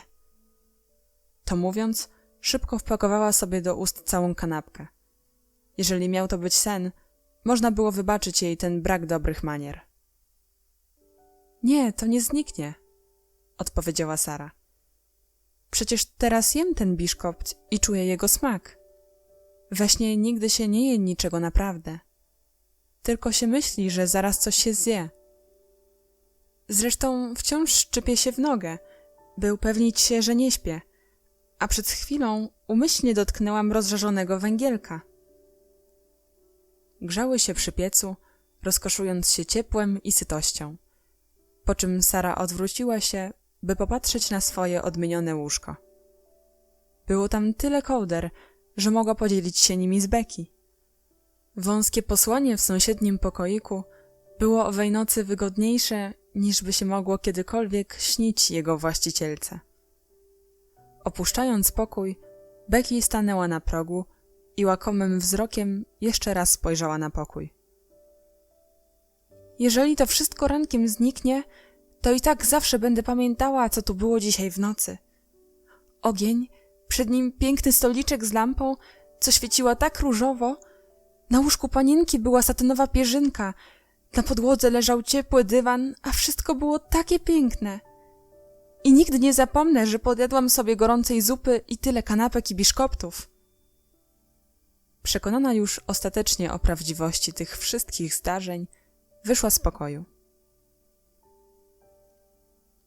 Jakaś tajemnicza poczta, kursująca wśród uczennic i między służbą, rozniosła nazajutrz sprawdzoną wieść, że Sara Crewe popadła w wielką niełaskę u panny Minchin, że Ermengarda została surowo ukarana i że Becky byłaby jeszcze przed śniadaniem wydalona ze służby, gdyby nie to, że panna Minchin nieprędko znalazłaby inną służącą, równie potulną i niemrawą, która zgodziłaby się harować jak wół za parę szylingów tygodniowo. Starsze uczennice wiedziały również, że panna Minchin nie wyrzuciła Sary tylko i wyłącznie ze względów czysto praktycznych. Ona tak prędko rośnie i tak dużo się uczy, mówiła Jessie do Lawinii, że wkrótce zostanie nauczycielką, a panna Minchin wie dobrze, że ona będzie pracowała nawet za darmo. Bardzo to nieładnie, Lawinio, że opowiedziałaś o jej zabawach na poddaszu. A jak tyś się o tym dowiedziała? Od Lottie. Ta smarkata wypoplała mi wszystko. Bynajmniej nie postąpiłam nieładnie, donosząc o tym pannie Minchin. Uważałam to za swój obowiązek. Sara ją oszukiwała, a przy tym śmiesznie było patrzeć, jak zadziera nosa i patrzy na wszystkich z góry, a chodzi w łachmanach. A cóż one takiego robiły, gdy panna Minchin je przyłapała? Ermengarda zabrała na górę swoją paczkę, żeby podzielić się z Sarą i Becky. Z żadną z nas nigdy niczym się nie podzieli. Mnie wprawdzie na tym nie zależy, ale źle to o niej świadczy, że woli dzielić się ze służącymi na poddaszu. Dziwię się, że panna Minchin nie wyrzuciła Sary, choćby jej nawet potrzebowała jako nauczycielki. Gdzieżby Sara poszła, gdyby ją wypędzono? Zapytała Jessie, nieco zaniepokojona. A cóż mnie to obchodzi? Prychnęła Lawinia. Sądzę, że marnie będzie dziś wyglądała po tym wszystkim, co się zdarzyło. Wczoraj nie dostała obiadu i kolacji, a dziś w ogóle nie dostanie nic do jedzenia. Jessie była nie tyle zła, ile niemądra, więc słowa przyjaciółki przejęły ją dreszczem. Ależ to straszne, rzekła, biorąc do rąk książkę. Czyż oni chcą ją zamorzyć głodem? Gdy Sara rano weszła do kuchni, kucharka i służący spojrzały złym okiem, ale ona bez słowa minęła je szybko. Śpieszyła się, trochę bowiem zaspała, a ponieważ to samo zdarzyło się Becky, więc nie miały czasu spotkać się wcześniej. Gdy weszła do izby czeladnej, zastała Becky szorującą zawzięcie jakiś kocioł i nucącą sobie półgłosem. Proszę panienki, szepnęła w podnieceniu, patrząc na Sarę wzrokiem rozpromienionym. Kiedy się obudziłam, to ta kołdra wciągle jeszcze była na łóżku. Zupełnie taka sama, jak wtedy, kiedy się kładłam spać. Moja również, odpowiedziała Sara. Wszystko pozostało tak, jak widziałyśmy w nocy. Ubierając się, zjadłam parę ciastek, które zostały od wczoraj. O rety! Jęknęła Becky z zachwytem i natychmiast pochyliła głowę nad kotłem, widząc zbliżającą się kucharkę. Gdy Sara wchodziła do sali szkolnej, panna Minchin spodziewała się, podobnie jak Lawinia, że będzie wyglądała dość marnie. Po wczorajszej głodówce, po gwałtownej scenie zeszłego wieczoru, duma Sary musiała się załamać. Zaiste dziwić by się należało, gdyby ta harda dziewczyna nie miała dziś bladych policzków, zaczerwienionych oczu i nieszczęśliwego, pokornego wyrazu twarzy. Tymczasem, ku wielkiemu zdziwieniu panny Minchin, Sara weszła do sali krokiem żwawym, niemal w podskokach. Na policzkach kwitnął jej rumieniec, w kącikach ust taił się uśmiech. Panna Minchin aż się wzdrygnęła. Cóż to wszystko ma znaczyć? Czy ta dziewczyna jest ze stali? Przywołała ją do swego stolika. Wyglądasz, jakbyś nie wiedziała o tym, że jesteś w niełasce, upomniała ją. Czyżbyś aż tak była zatwardziała? Rzecz w tym, że gdy ktoś jest dzieckiem, albo nawet dorosłą osobą, i gdy pożywił się dosyta i wyspał się w ciepłej, miękkiej pościeli, gdy zasnął wśród cudownych czarów, a po obudzeniu przekonał się, że czary są prawdą, nie może być nieszczęśliwy, ani wyglądać na nieszczęśliwego. Co więcej, nie potrafi, mimo usilnych starań, przygasić radosnego blasku w oczach. Panna Minchin wprost oniemiała na widok promiennych oczu Sary, gdy spojrzała na nią, odpowiadając z wielkim szacunkiem na zadane pytanie. Bardzo panią przepraszam. Wiem, że jestem w niełasce. Racz więc o tym nie zapominać i nie przybieraj takiej miny, jak gdyby spotkało cię wielkie szczęście. To impertynencja. I pamiętaj, że dziś przez cały dzień nie dostaniesz nic do jedzenia. Dobrze, proszę pani, odpowiedziała Sara, ale gdy odwróciła się, serce jej drgnęło na wspomnienie wczorajszego dnia. Gdyby czarodziej w porę nie przyszedł mi z pomocą, pomyślała, jakiż straszny los by mnie czekał. Ona chyba nie jest głodna, szepnęła Lawinia. Spójrz na nią. Może sobie wyobrażasz, że zjadła dobre śniadanie, dodała z pogardliwym uśmiechem. Ona całkiem różni się od innych ludzi, odpowiedziała Jessie, przyglądając się Sarze, zajętej odrabianiem lekcji z najmłodszymi dziewczynkami. Nieraz nawet trochę się jej boję. Śmieszna jesteś, zgromiła ją Lawinia. Przez cały dzień twarz Sary promieniała, a policzki jaśniały rumieńcem. Służba rzucała na nią zdziwione spojrzenia i szeptała coś pomiędzy sobą, a niebieskie oczka panny Amelii wyrażały zdumienie i zakłopotanie. Nie rozumiała, co może oznaczać taka zuchwała, wręcz szczęśliwa mina Sary wobec wiszącego nad nią gniewu przełożonej. Taki upór jednakże zawsze cechował Sarę. Pewnie więc i tym razem postanowiła niczego po sobie nie pokazywać. Sara natomiast postanowiła tylko jedno.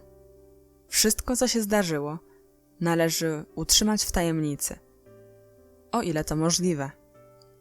Gdyby pannie Minchin przyszła ochota zajść ponownie na poddasze, wszystko, rzecz oczywista, musiałoby wyjść na jaw.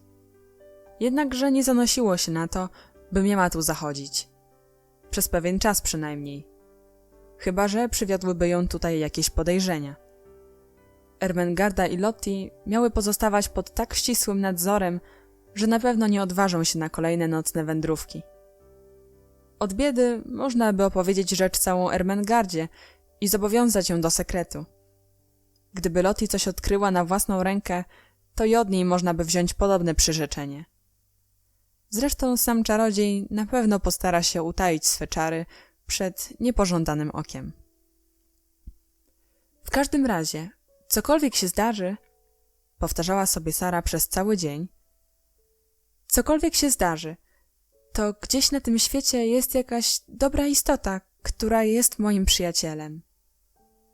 Choćbym nawet nigdy nie dowiedziała się, kto to taki, choćbym nawet nie mogła mu nigdy podziękować, to jednak nie będę już czuła się tak samotna. Och, ileż uczyniły dla mnie te czary! Pogoda tego dnia była chyba jeszcze gorsza niż wczoraj. Błoto, szaruga i dokuczliwe zimno. Sprawunków było więcej niż kiedykolwiek, a kucharka, wiedząc, że Sara jest w niełasce, traktowała ją tym bardziej szorstko. Ale to wszystko Sara mogła uważać za drobnostkę, ponieważ ciągle pamiętała o czarach i o tym, że ma prawdziwego przyjaciela. Czuła się pokrzypiona wczorajszą kolacją i wiedziała, że czeka na nią ciepłe i wygodne posłanie. To też, gdy wieczorem zaczął jej dokuczać głód, nie przejmowała się tym, przekonana, że znów znajdzie w swym pokoiku wspaniałą kolację. Późno już było, gdy pozwolono jej udać się na górę. Otrzymała rozkaz, że musi pozostać do godziny 10 w sali szkolnej i uczyć się. Tak jednak pochłonęły ją książki, że pozostała tam znacznie dłużej. Gdy dotarła do szczytu schodów i stanęła przed drzwiami swego pokoiku, serce jej zaczęło bić szybko. A może zabrano mi już wszystko? Szepnęła, starając się nie tracić otuchy. Może tylko wypożyczono mi to na ową jedną, straszliwą noc? W każdym razie mam pewność, że to wszystko zdarzyło się naprawdę. Otworzyła drzwi i weszła do pokoju. Kiedy zobaczyła jego wnętrze, westchnęła z zachwytem, zamknęła drzwi i oparła się o nie plecami, rozglądając się wokół. Czary pozostały, a nawet było ich więcej niż wczoraj. W piecu huczał jeszcze żywszy ogień, strzelając pięknym płomieniem. W pokoju przybyło wiele nowych przedmiotów, które tak zmieniły jego wygląd, że Sara na pewno przetarłaby oczy ze zdumienia, gdyby nie to, że zdołała już uwierzyć, że to wszystko jest prawdą. Na stole znowu stała przygotowana kolacja. Tym razem było pod dostatkiem talerzy i filiżanek, zarówno dla Sary, jak i dla Becky. Na obtłuczonym gzymsie kominka rozciągnięto piękny haftowany kilimek, a na nim ustawiono parę ozdób. Pozasłaniano też makatkami wszystkie inne szczerby i uszkodzenia. Na ścianach wisiały dziwne, barwne materie, przymocowane cienkimi, ostrymi gwoździkami. Tak ostrymi, że można je było wbijać w drewno i tynk bez użycia młotka. Tu i ówdzie rozpięto piękne wachlarze i umieszczono wielkie, miękkie poduszki, na których można było siadać. Drewnianą skrzynię nakryto dywanem, a na wierzch położono także parę poduszek, tak iż była to teraz całkiem wygodna sofa. Sara zwolna odeszła od drzwi i usiadła, nadal przyglądając się tym wspaniałościom. To wszystko jest zupełnie tak jak w bajce, odezwała się do siebie. Mam wrażenie, iż gdybym tylko sobie tego zażyczyła, pojawiłyby się przede mną worki złota i diamentów. I nawet by mnie już teraz to nie zdziwiło. Czyż to bowiem naprawdę mój pokoik na poddaszu? Czy jestem tą samą, zziębniętą, obdartą, głodną Sarą? Ileż to razy wymyślałam sobie różne baśnie i pragnęłam, by choć cząstka z nich stała się prawdą. A teraz właśnie przeżywam taką baśń. Mam wrażenie, jakbym sama mogła być wróżką i wszystko przemieniać, w co tylko zechcę. Wstała i zastukała w ścianę, przywołując więźnia z sąsiedniej celi. Gdy Becky weszła do pokoju, omal nie zemdlała z wrażenia. Przez dobrą chwilę nie była w stanie wydobyć z siebie głosu. O rety, panienko!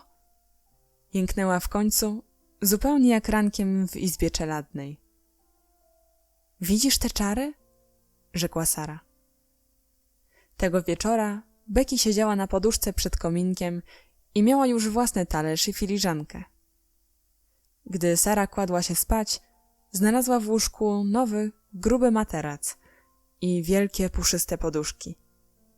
Jej poprzedni materac i poduszka powędrowały do łóżka Becky, która dzięki tym nowym nabytkom miała teraz posłanie jak jeszcze nigdy w życiu. Rety, panienko, skąd też to wszystko się bierze? Zawołała w pewnej chwili Becky. Kto to robi? Lepiej nie pytajmy, odpowiedziała Sara. Gdyby nie to, że chciałabym podziękować temu dobroczyńcy, wolałabym nie wiedzieć, kim on jest. W ten sposób wszystko wydaje się jeszcze piękniejsze. Od tego czasu życie Sary z każdym dniem stawało się coraz bardziej cudowne. Czary trwały nadal. Każdego wieczoru, gdy wracała do swego pokoju, zostawała w nim jakąś nową ozdobę, nowy wygodny sprzęt, aż w końcu nędzna klitka na poddaszu przemieniła się w piękny i wykwintny salonik. Obdrapane ściany zostały całkowicie zakryte obrazami i makatkami. Pojawiły się nader pomysłowe meble składane, a nawet półki z książkami, tak że nie było już chyba rzeczy, której można by jeszcze pragnąć. Gdy Sara rankiem schodziła na dół, na stole zostawały resztki kolacji, a gdy wieczorem wracała na poddasze, już ich nie było. Na ich miejscu czekał natomiast świeży, smaczny i pożywny posiłek. Panna Minchin była szorstka i dokuczliwa jak zawsze. Panna Amelia po dawnemu narzekała na wszystko.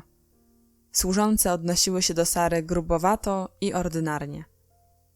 Wysyłano ją po sprawunki co dzień, nawet w największą słotę, a łajania i upomnienia stały się dla niej już chlebem powszednim. Z Ermengardą i Lottie prawie nie pozwalano jej rozmawiać. Lawinia drwiła z jej coraz bardziej zniszczonych sukienek, a inne dziewczynki wlepiały w nią zaciekawiony wzrok, ilekroć wchodziła do sali szkolnej. Cóż to wszystko jednak znaczyło wobec tego, że żyła w czarownym, tajemniczym i baśniowym świecie. Owa rzeczywistość była bardziej niezwykła i wspaniała niż wszystko, co Sara potrafiła kiedykolwiek wymyślić, by znaleźć jakieś pocieszenie i ratować się od rozpaczy. Czasami, gdy ją łajano, siłą powstrzymywała się od uśmiechu. Och, gdybyście wiedzieli, powtarzała sobie w duchu. Wygoda i szczęście, jakiego zaznawała, uczyniły ją silniejszą fizycznie i duchowo. Gdy zmęczona, głodna i przemoczona wracała po całodziennej bieganinie, wiedziała, że niebawem, zaledwie wejdzie na poddasze, będzie mogła ogrzać się i najeść dosyta. W najcięższych nawet dniach krzepiła się myślą, jakie nowe przyjemności czekają na nią w jej pokoiku. Wkrótce zaczęła wyglądać o wiele lepiej. Policzki nabrały rumieńców, a oczy już nie wydawały się tak nienaturalnie wielkie w porównaniu z resztą twarzy. Sara Crew wyglądała zadziwiająco dobrze. Z pewną niechęcią zauważyła panna Minchin w rozmowie z siostrą. To prawda, odpowiedziała poczciwa, zahukana panna Amelia. Ona wyraźnie przytyła, a niedawno wyglądała jak zagłodzona wrona. Zagłodzona? Wykrzyknęła gniewnie panna Minchin. Nie wiem, czemu by miała być zagłodzona. Przecież zawsze dostawała jeść dosyta. Rzeczywiście, zgodziła się pokornie panna Amelia, zbita z tropu tym, że jak zwykle powiedziała znów coś niewłaściwego. Oczywiście, również Becky zaokrągliła się i teraz nie była już taka wystraszona. Musiało się tak stać. Ona też uczestniczyła w tajemniczej baśni. Miała 2 materace, 2 poduszki, mnóstwo kołder, a każdego wieczora dostawała ciepłą kolację i mogła siadywać na poduszkach przed kominkiem. Bastylia zniknęła. Więźniowie przestali istnieć. Na ich miejsce pojawiły się 2 dziewczynki, zadowolone, wesołe i szczęśliwe. Czasem Sara czytała na głos fragmenty książek. Czasem odrabiała lekcje, czasami znów wpatrywała się w ogień na kominku i starała się odgadnąć, kim może być jej przyjaciel. Pragnęła powiedzieć mu niejedną z tych rzeczy, które kryły się w jej duszy. Pewnego dnia zaszło nowe, niezwykłe wydarzenie. Do bramy pensji podszedł jakiś człowiek, przynosząc kilka paczek. Na wszystkich był wypisany wielkimi literami adres. Dla dziewczynki w prawym pokoiku na poddaszu. Sara, którą posłano, by otworzyła posłańcowi, odebrała te paczki i położyła na stole w holu. Właśnie gdy patrzyła na adres, nadeszła panna Minchin. Zanieś natychmiast te paczki panience, do której one należą. Odezwała się surowo, widząc Sarę. Nie wpatruj się w nie bezmyślnie. One należą do mnie, odpowiedziała Sara spokojnie. Do ciebie? Zawołała panna Minchin. Cóż ci przyszło do głowy? Nie wiem, kto mi je przysłał, rzekła Sara. W każdym razie adresowane są do mnie. Ja mieszkam w prawym pokoiku na poddaszu. W lewym mieszka Becky. Panna Minchin zbliżyła się i z ciekawością przyjrzała się paczkom. Co w nich jest? Zapytała ostro. Nie wiem, odparła Sara. Otwórz je, rozkazała panna Minchin. Sara spełniła rozkaz. Gdy rozpakowała wszystkie paczki, na twarzy panny Minchin odmalował się nagle wyraz niesłychanego zdumienia. Oto bowiem ujrzała cały stos eleganckiej odzieży. Prócz sukienek były tam buciki, pończochy, rękawiczki oraz ciepły i piękny płaszczyk. Nie brakowało nawet wytwornego kapelusika i parasolki. Wszystko było w najlepszym gatunku i bardzo kosztowne. Do kieszeni płaszcza była przyszpilona karteczka z następującymi słowami. Proszę nosić na co dzień. W razie potrzeby przyślę się nowe. Panna Minchin była w najwyższym stopniu poruszona. To zdarzenie rozbudziło dziwne myśli w jej chciwej duszy. Czyż możliwe, że popełniła omyłkę co do Sary? Kto wie, może to opuszczone dziecko ma jakiegoś możnego, choć zdziwaczałego opiekuna, czy nieznanych dotąd krewnych, którzy nagle odkryli miejsce jej pobytu i postanowili zatroszczyć się o nią w tak tajemniczy i fantastyczny sposób? Trafiają się czasem wielcy dziwacy. Są nimi zwłaszcza bogaci, a nie żonaci wujowie, którzy nie lubią mieć dzieci koło siebie i wolą z daleka opiekować się swymi młodymi krewnymi. Ludzie tego pokroju są na pewno bardzo wybuchowi i drażliwi. Nie byłoby więc rzeczą przyjemną, gdyby taki człowiek miał się dowiedzieć całej prawdy o podartych sukienkach, niedojadaniu i ciężkiej charówce swej pupilki. Poczuła się nagle nieswojo i spojrzała spod oka na Sarę. No, przemówiła głosem, jakiego nie używała od czasu, gdy Sara straciła ojca. Ktoś okazał się dla ciebie nader uprzejmy, ponieważ przysłano ci te rzeczy, a masz dostać nowe, gdy się te zedrą, więc pozwalam ci się przebrać, żebyś wyglądała przyzwoicie. Kiedy się przebierzesz, możesz zejść na dół i odrabiać lekcje w klasie. Nie pójdziesz już dzisiaj po sprawunki. W pół godziny potem, gdy otworzyły się drzwi sali szkolnej i ukazała się w nich Sara, wszystkie dziewczynki aż oniemiały ze zdumienia. Słowo daję! Zawołała Jessie, trącając Lawinie w łokieć. Księżniczka Sara! Lawinia obejrzała się i stanęła w pąsach. Istotnie, Sara wyglądała na księżniczkę, jak nie wyglądała już od bardzo dawna. Nie przypominała wcale tej Sary, którą przed paroma godzinami widziano schodzącą na dół z kuchennymi schodami. Miała na sobie sukienkę podobną do tych, jakich zwykła jej dawniej zazdrościć Lawinia. Doskonale skrojoną, o żywych i pięknie dobranych kolorach. Jej drobne nóżki wyglądały tak jak wtedy, gdy podziwiała je Jessie, a gęste włosy, ładnie ułożone, przywiązane były aksamitną wstążką. Może ktoś jej zapisał wielki majątek? Szepnęła Jessie. Zawsze przeczuwałam, że coś takiego ją spotka. Jest taka niezwykła. Może znowu gdzieś pojawiły się jakieś kopalnie diamentów? Zadrwiła Lawinia. Nie wpatruj się w nią jak sroka w kość, bo do reszty w głowie jej się przewróci. Saro, rozległ się dostojny głos panny Minchin. Chodź i usiądź tutaj. Wszystkie dziewczynki otworzyły szeroko oczy ze zdumienia i zaczęły trącać się łokciami, nie starając się nawet ukrywać podniecenia, gdy Sara zasiadła na swym dawnym, honorowym miejscu i pochyliła się nad książką. Wieczorem wróciła do swego pokoiku i zjadła kolację w towarzystwie Becky, po czym usiadła i w zamyśleniu wpatrywała się w ogień. Czy panienka coś sobie wyobraża? Zagadnęła ją ostrożnie Becky. Gdy Sara siedziała w milczeniu i marzącymi oczyma wpatrywała się w ogień, było to zazwyczaj oznaką, że obmyśla jakąś nową historię. Sara jednak przecząco potrząsnęła głową. Nie, odpowiedziała. Zastanawiałam się nad tym, jak mam postąpić. Becky patrzyła na nią z szacunkiem. Żywiła wielki podziw dla każdego jej słowa i postępku.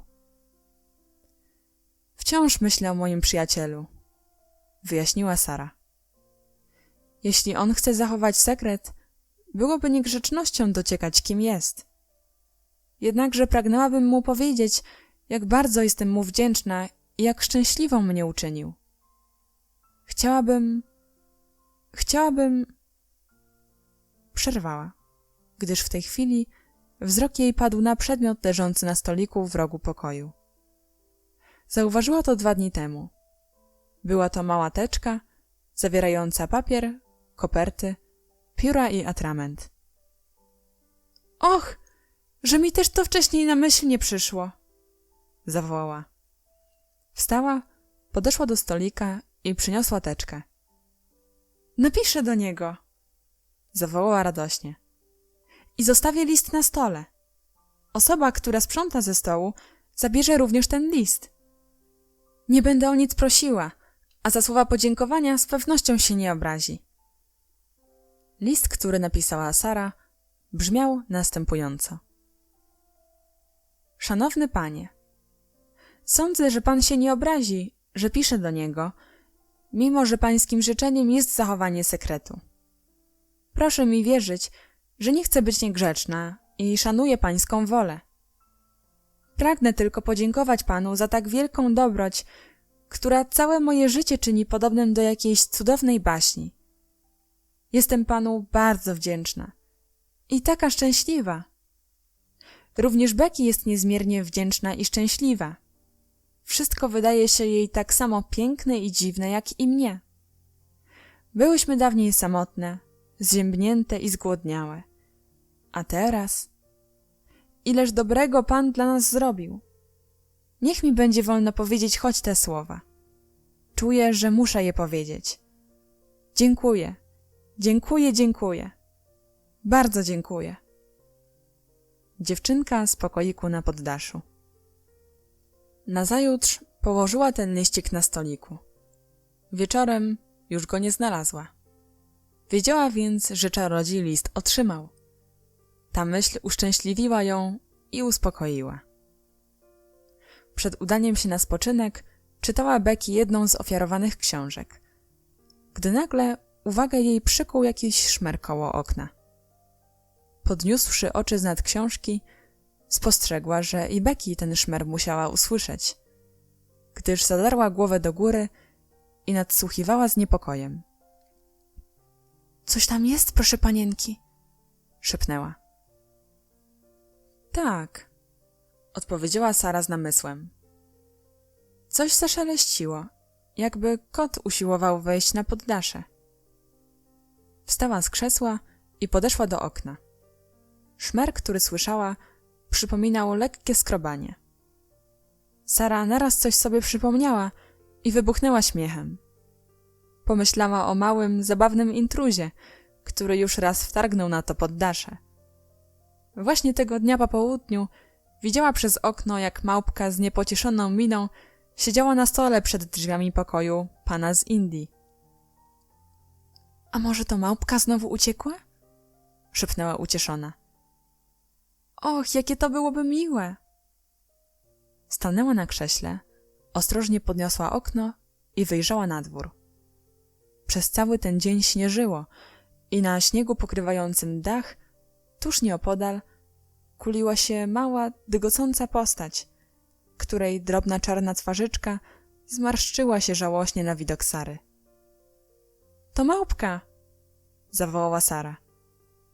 Wymknęła się z poddasza, gdzie mieszka Laskar i przyszła tutaj zwabiona światłem.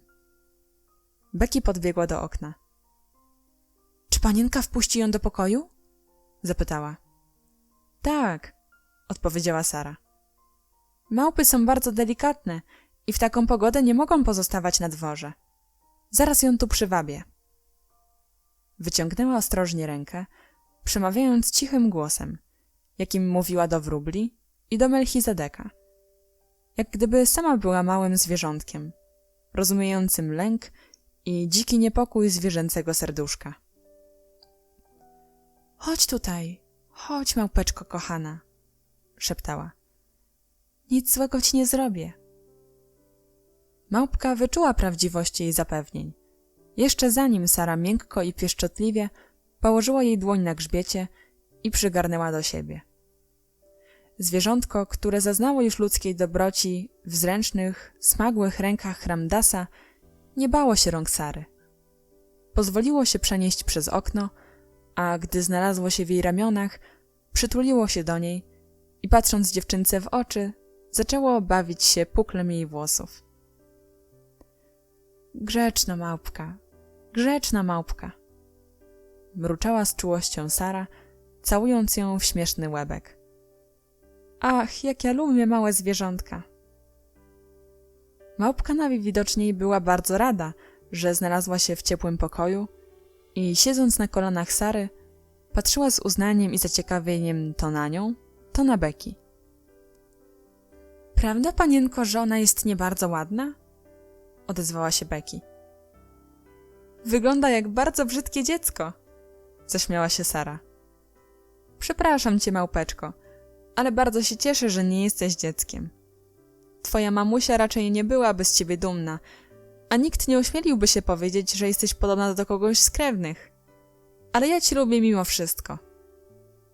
Usiadła wygodnie w fotelu i zamyśliła się. Na pewno jej przykro, że jest taka brzydka. I to nie daje jej spokoju. Ciekawe, czy ona o czymś myśli? Małpko, czy ty umiesz myśleć? Małpka nic nie odpowiedziała, tylko poskrobała się łapką po głowie. Co panienka zrobi z tą małpą? Zapytała Becky. Noc spędzi w moim pokoju, a jutro odniosę ją do pana z Indii. Przykro mi będzie się rozstać z tobą, małpeczko, ale cóż robić? Powinnaś wrócić do swojej rodziny, a ja nie należę do niej. Kładąc się do łóżka, usłała koło swych nóg gniazdko dla przybysza. Małpka zwinęła się w kłębek i zasnęła jak małe dziecko, wielce zadowolona ze swego posłania. Rozdział 17. To właśnie jest ona.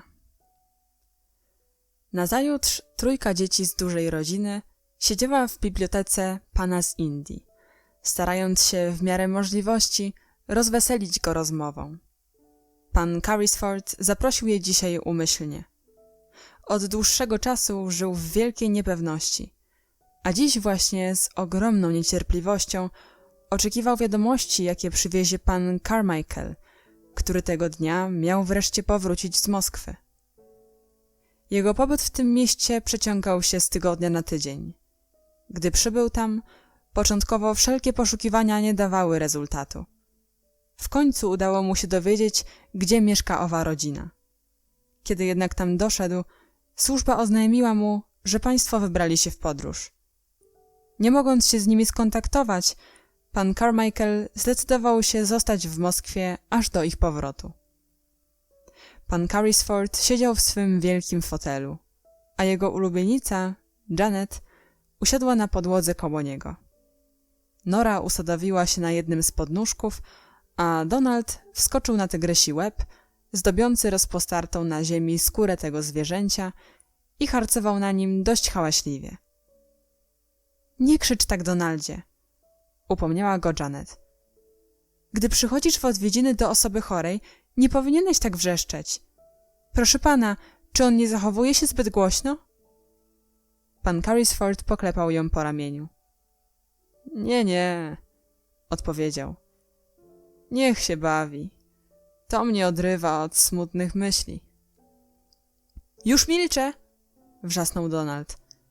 Będziemy się wszyscy sprawowali cichutko jak myszki. Myszki nie robią takiego hałasu, zauważyła Janet. Donald zrobił sobie uzdę z chusteczki do nosa i zaczął podskakiwać na karku tygrysim jak na koniu. Owszem, robiłyby taki hałas, gdyby ich było bardzo dużo. Na przykład 1000, odpowiedział z wesołym uśmiechem. O, chyba 50 000, rzekła Janet surowo. A my powinniśmy zachowywać się tak cicho, jak gdyby tu była tylko jedna myszka. Pan Carrisford zaśmiał się i znowu poklepał ją po ramieniu. Tatuś powinien niedługo już tu być, rzekła Janet. Może porozmawiamy o zaginionej dziewczynce? Zdaje mi się, że nie potrafiłbym teraz mówić o niczym innym, odpowiedział pan Carrisford, marszcząc smutnie czoło. My tak ją lubimy, zawołała Nora. Nazywamy ją księżniczką nie z bajki. A czemuż to? Zaciekawił się pan Carrisford. Lubił słuchać dziecięcej paplaniny, bo odrywało go to od innych myśli. Dlatego, odpowiedziała Janet, że choć nie jest postacią z bajki, to jednak, gdy ją odnajdziemy, będzie tak bogata jak księżniczka. Czy to prawda? Spytała Nora. Że jej tatuś powierzył wszystkie swoje pieniądze jakiemuś przyjacielowi, który miał kopać diamenty?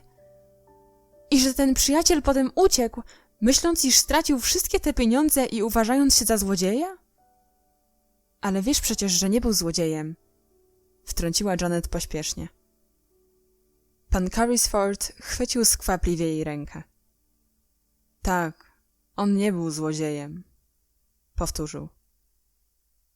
Bardzo mi żal tego przyjaciela, rzekła Janet. On przecież nie działał w złej wierze, a jestem przekonana, że teraz bardzo boleje nad tym, co się stało. Rozumna z ciebie dziewczynka, Janet, odpowiedział pan Carrisford, ściskając jej rękę. A czy opowiadałaś panu o dziewczynce, co nie jest żebraczką? Krzyknął znowu Donald. Czy pan wie, że ma nowe ładne stroje? Może ona też zaginęła, a teraz ją ktoś odnalazł? Dorożka, zawołała Janet. Staje przed bramą! To tatuś! Wszyscy troje podbiegli do okna. Tak, to tatuś! Oznajmił Donald. Ale nie ma z nim dziewczynki. Cała trójka, nie tracąc chwili czasu, wybiegła z pokoju i pędem wpadła do holu. W ten sposób zawsze witali ojca. Słychać było, jak podskakiwali, klaskali w ręce, wśród gwarów i pocałunków. Pan Carrisford próbował wstać, ale siły odmówiły mu posłuszeństwa. Nic z tego, rzekł, opadając na fotel. Jestem człowiekiem złamanym i bezsilnym. Pod drzwiami rozległ się głos pana Carmichaela. Nie, moje dzieci, przyjdziecie później, gdy porozmawiam z panem Carrisfordem. Idźcie pobawić się z Ramdasem. Drzwi się otwarły i wszedł pan Carmichael. Był bardziej jeszcze rumiany niż dawniej i wniósł z sobą atmosferę młodości i zdrowia. Jego oczy jednak wyrażały smutek i niepokój, gdy witając się z chorym, napotkał jego pytające spojrzenie. Jakie wieści? Zapytał pan Carrisford. Cóż z tym dzieckiem adoptowanym przez Rosjan? Nie jest to dziecko, którego szukamy, odpowiedział pan Carmichael. Jest znacznie młodsza niż córeczka kapitana Crew. Widziałem tę dziewczynkę i rozmawiałem z nią, a jej przybrani rodzice udzielili mi wszelkich informacji. Ta dziewczynka nazywa się Emilia Carroll. Dłoń pana Carrisforda opadła bezsilnie na poręcz fotela, a na twarzy pojawił się wyraz kompletnego przygnębienia. Trzeba więc od nowa rozpocząć poszukiwania, westchnął. Nie ma innej rady. Proszę, siadaj, przyjacielu. Pan Carmichael usiadł. W ciągu dłuższej znajomości z tym człowiekiem bardzo się do niego przywiązał. Sam był taki zdrów i szczęśliwy, otoczony taką radością i miłością, że samotność i choroba wydawały mu się czymś wprost nie do zniesienia. Najgorsza zaś musiała być owa trapiąca go myśl o krzywdzie, którą wyrządził dziecku, porzuconemu na łaskę losu gdzieś w świecie. No, proszę się tak nie martwić, rzekł pogodnym głosem. Na pewno wreszcie ją odnajdziemy. Musimy podjąć dalsze poszukiwania. Nie należy tracić ani chwili.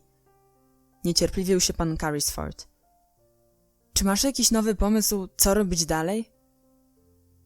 Pan Carmichael wstał i zaczął wielkimi krokami przechadzać się po pokoju. Twarz miał zamyśloną, ale niespokojną i niepewną. Mam pewien pomysł, ale nie wiem, co z tego wyjdzie. Wpadł mi do głowy, gdy jechałem pociągiem z Dover. Jakiż to pomysł? Jeżeli dziecko żyje, to przecież musi gdzieś być. No właśnie. Szukaliśmy jej we wszystkich szkołach w Paryżu. Zostawmy więc teraz Paryż i zacznijmy szukać w Londynie. Oto mój pomysł. W Londynie jest wiele szkół, odrzekł pan Carrisford. Naraz drgnął, tknięty pewną myślą. Na przykład jedna znajduje się w sąsiedniej kamienicy. Od niej więc zaczniemy. Bliżej już zaczynać niepodobna. Nie, rzekł smutno pan Carrisford. Przebywa tam wprawdzie jedna dziewczynka, którą się interesuje, ale ona nie jest uczennicą. Jest to mała, zabiedzona istotka, zupełnie niepodobna do nieboszczyka Crew. W tej chwili zapewne znów zadziałały czary, by dokonać nowego cudu. Jakże bowiem inaczej wytłumaczyć fakt, że właśnie gdy pan Carrisford powiedział te słowa, na progu pokoju ukazał się Ramdas, bijąc korne pokłony, a jednocześnie z trudnością tłumiąc iskierkę wielkiego wzruszenia, migocącą w jego czarnych oczach. Sahibie, przemówił. Przyszło tutaj to dziecko. Mówię o dziewczynce, którą Sahib raczył się zaopiekować. Przyniosła małpkę, która uciekła do jej pokoiku na poddaszu.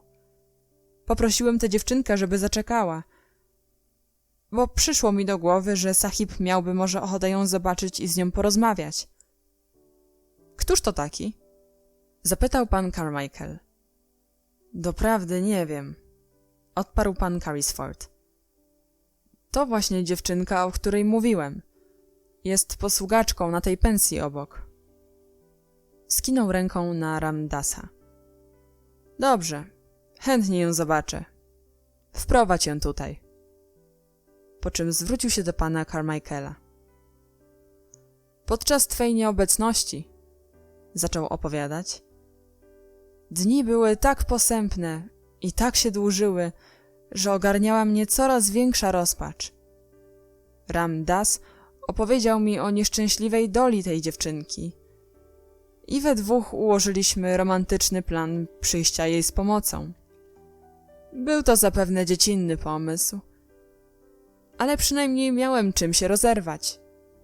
Jednak bez pomocy Ramdasa, który, jako syn wschodu, jest człowiekiem zręcznym i sprytnym, nie zdziałałbym niczego.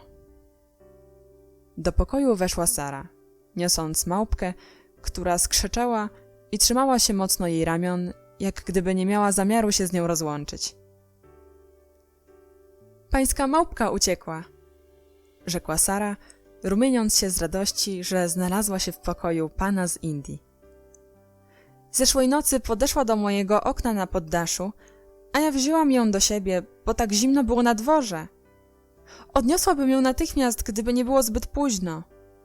Wiedziałam, że jest pan chory, nie chciałam więc pana niepokoić. Pan Carrisford spojrzał na nią z zaciekawieniem. Bardzo to ładnie z twojej strony, rzekł. Sara spojrzała w stronę Ramdasa, stojącego nieopodal. Czy mam ją oddać Laskarowi? Zapytała. A skąd wiesz, że to Laskar? Zapytał pan z Indii z lekkim uśmiechem. O, ja dobrze znam Laskarów, odpowiedziała Sara, oddając małpkę pomimo jej oporu. Urodziłam się w Indiach. Pan Carrisford wyprostował się tak nagle i tak zmienił się na twarzy, że Sara aż się przestraszyła. Urodziłaś się w Indiach, zawołało. Zbliż się tu do mnie, rzekł, wyciągając rękę. Sara podeszła ku niemu i podała mu rękę. Stała spokojnie, ze zdziwieniem patrząc na niego swymi zielonymi oczyma. Widziała, że dzieje się z nim coś dziwnego. Zdaje się, że mieszkasz w sąsiedniej kamienicy, przemówił do niej. Tak, mieszkam na pensji panny Minchin. Ale nie jesteś uczennicą? Dziwny uśmiech zaigrał na ustach Sary. Zawahała się przez chwilę. Doprawdy, sama nie wiem, kim jestem, odparła. Czemu? Dawniej byłam uczennicą, nawet szczególnie wyróżnianą, ale teraz... Byłaś uczennicą? A kim jesteś teraz? Dziwny, smutny uśmiech znów pojawił się na ustach Sary. Teraz sypiam na poddaszu, tuż obok pomywaczki. Chodzę po sprawunki dla kucharki, wypełniam każde jej polecenie i pomagam w lekcjach młodszym dziewczynkom. Carmichael, pytaj ją dalej, jęknął pan Carrisford, opadając na poduszki. Proszę ją spytać. Ja nie mogę. Dobry, sympatyczny ojciec dużej rodziny umiał rozmawiać z dziećmi. Sara przekonała się o tym, gdy zapytał ją miłym, serdecznym głosem. Co to znaczy dawniej? Kiedy to było, moje dziecko? Gdy tatuś przywiózł mnie tutaj. A gdzie teraz jest twój tatuś? Umarł, odparła cicho Sara. Stracił cały majątek i nie zostawił ani grosza. Nie miał kto się mną zająć, ani płacić pannie Minchin za moją naukę. Carmichael! Wykrzyknął gwałtownie pan z Indii. Carmichael! Spokojnie, bo może się przestraszyć, szepnął doń cicho pan Carmichael, po czym rzekł głośno do Sary. A wtedy ciebie wygnano na poddasze i uczyniono posługaczką. Czy nie tak było? Nie miał kto się mną zająć, odpowiedziała Sara. Nie miałam pieniędzy, nie mam rodziny. W jaki sposób twój ojciec stracił majątek? Spytał zdławionym głosem pan Carrisford. Nie stracił go z własnej winy, odpowiedziała Sara, z każdą chwilą bardziej zdumiona. Miał przyjaciela, którego bardzo kochał. Bardzo, bardzo kochał. I aż nazbyt mu uwierzył. Ten przyjaciel zabrał pieniądze tatusia. Może ten przyjaciel nie miał zamiaru oszukać twojego tatusia, rzekł pan Carrisford, oddychając nierówno i prędko. Może zaszła tu jakaś omyłka? Sara nie zdawała sobie sprawy, jak twardo zabrzmiał jej dziecięcy głos. Gdyby wiedziała, na pewno postarałaby się go złagodzić. W każdym razie był to dla mojego tatusia dotkliwy cios, odpowiedziała. To stało się przyczyną jego śmierci. Jak się nazywał twój ojciec? Powiedz! Zawołał słabym głosem pan Carrisford. Nazywał się Ralph Crew, odpowiedziała Sara, zaskoczona tym pytaniem. Kapitan Crew. Umarł w Indiach. Wychudła twarz chorego skurczyła się w bólu.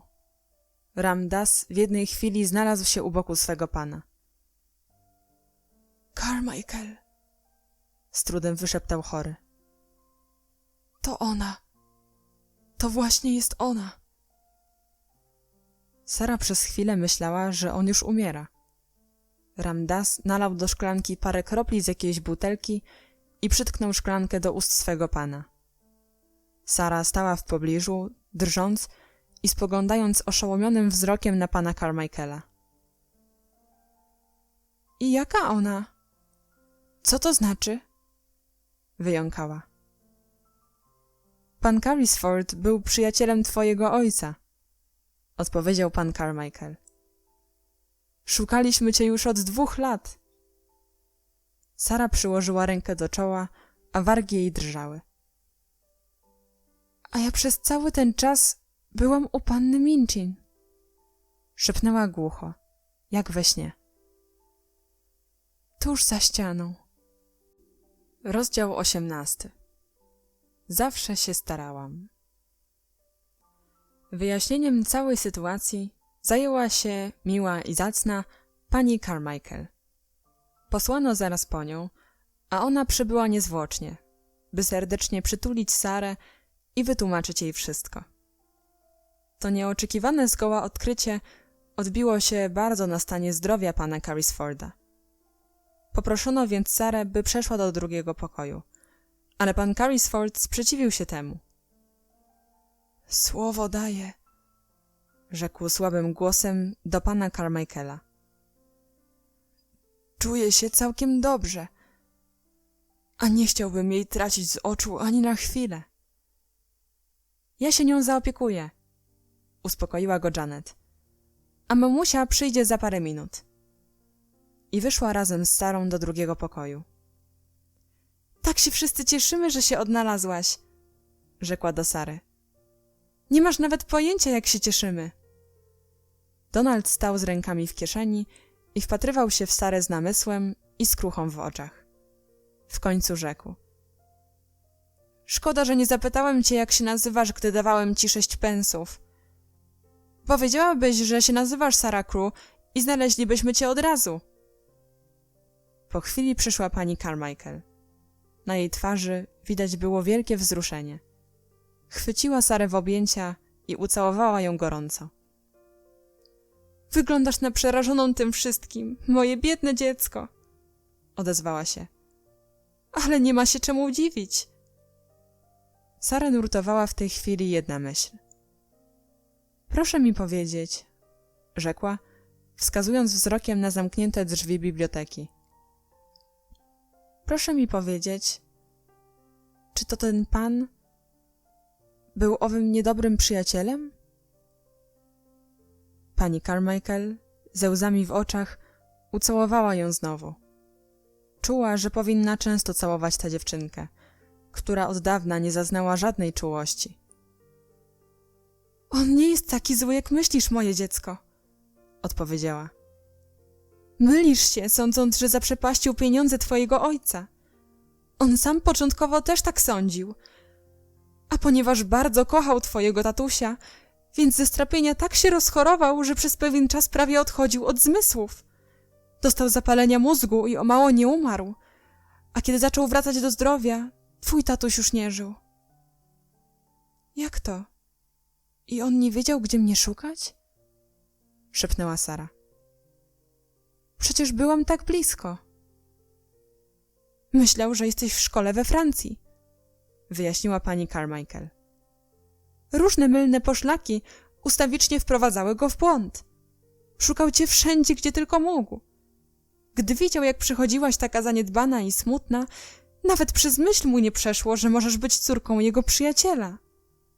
Ponieważ jednak widział w tobie małą, biedną dziewczynkę, współczuł ci bardzo i zapragnął przyjść ci z pomocą. Kazał więc Ramdasowi, żeby zakradał się do twojego pokoiku na poddaszu i starał się zapewnić ci jak największe wygody. Na te słowa Sara zmieniła się na twarzy i wydała radosny okrzyk. A więc Ramdas przynosił mi to wszystko? I on polecił Ramdasowi, żeby to robił? Więc to jemu zawdzięczam ten sen na jawie? Tak, moja droga, tak. To człowiek zacny i dobry, więc współczuł ci, mając w pamięci zaginioną Sarę Crew. Drzwi biblioteki otwarły się i ukazał się w nich pan Carmichael, z kinieniem przywołując Sarę. Pan Carrisford już czuje się lepiej i pragnie widzieć się z tobą. Sara nie ociągała się. Gdy weszła do biblioteki, pan Carrisford zobaczył, iż twarz miała rozpromienioną. Stanęła przed jego fotelem, splótłszy ręce na piersi. To pan mi przysyłał tyle ładnych rzeczy? Zapytała radosnym, drżącym ze wzruszenia głosem.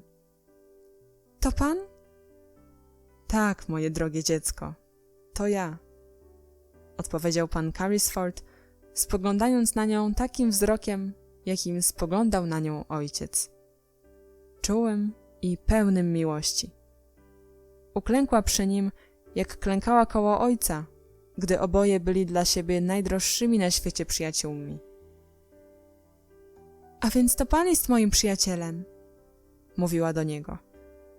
To pan jest moim przyjacielem. Przycisnęła policzek do jego chudej dłoni i ucałowała ją kilkakrotnie. Za 3 tygodnie będzie zdrów jak ryba, rzekł pan Carmichael półgłosem do swej żony. Przyjrzyj się jego twarzy. Istotnie, pan Carrisford wyglądał jak inny człowiek. Miał wreszcie przy sobie małą przyjaciółkę i snuł już plany i projekty, jak ułożyć jej przyszłość.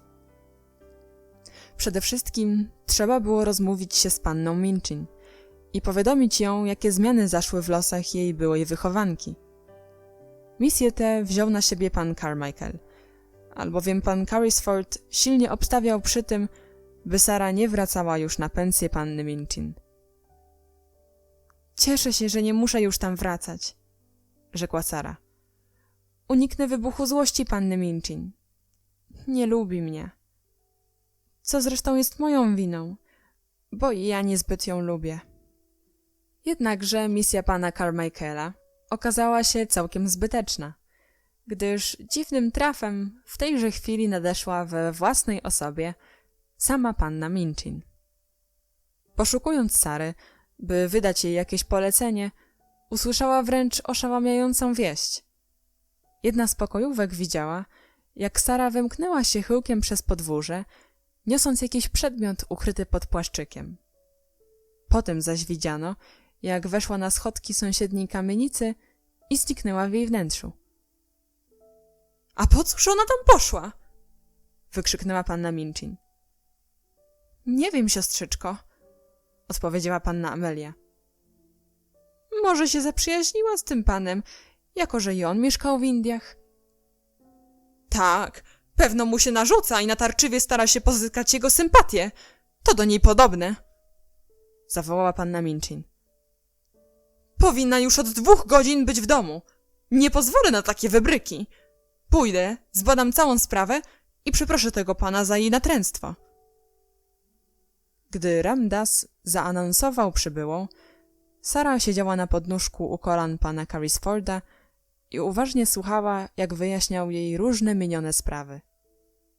Kiedy usłyszała nazwisko przełożonej, mimo woli wstała i nieco pobladła, ale poza tym pan Carrisford nie dostrzegł na jej twarzy żadnych objawów dziecięcej trwogi. Panna Minchin weszła z miną poważną i dostojną. Była w stroju wizytowym i zachowywała się w sposób lodowato uprzejmy. — Przepraszam, że niepokoję pana, panie Carrisford — odezwała się. — Muszę jednak wytłumaczyć rzecz całą. Jestem panna Minchin, właścicielka pensji dla dziewcząt w sąsiedniej kamienicy. Pan Carrisford przyglądał się jej przez chwilę badawczo, nie mówiąc ani słowa. Był człowiekiem z natury porywczym, a chciał za wszelką cenę zachować spokój. — Więc to pani jest panną Minchin? — zapytał. — Tak, szanowny panie. — W takim razie — rzekł pan Carrisford — przybywa pani w samą porę. Mój doradca prawny, pan Carmichael, właśnie wybierał się do pani z wizytą. — Pański doradca prawny? Zdziwiła się wielce, spoglądając to na pana Carrisforda, to na pana Carmichaela, który skłonił się jej lekko. — To jakieś nieporozumienie. Przybyłam tu, ponieważ uznałam to za swój obowiązek. Otóż dowiedziałam się, że jedna z moich uczennic, którą trzymam tylko z łaski, ośmieliła się nachodzić szanownego pana w jego własnym mieszkaniu. Przyszłam wyjaśnić, że wtargnęła tu bez mojej wiedzy. Następnie zwróciła się do Sary. — Ruszaj mi zaraz do domu! — rozkazała z oburzeniem.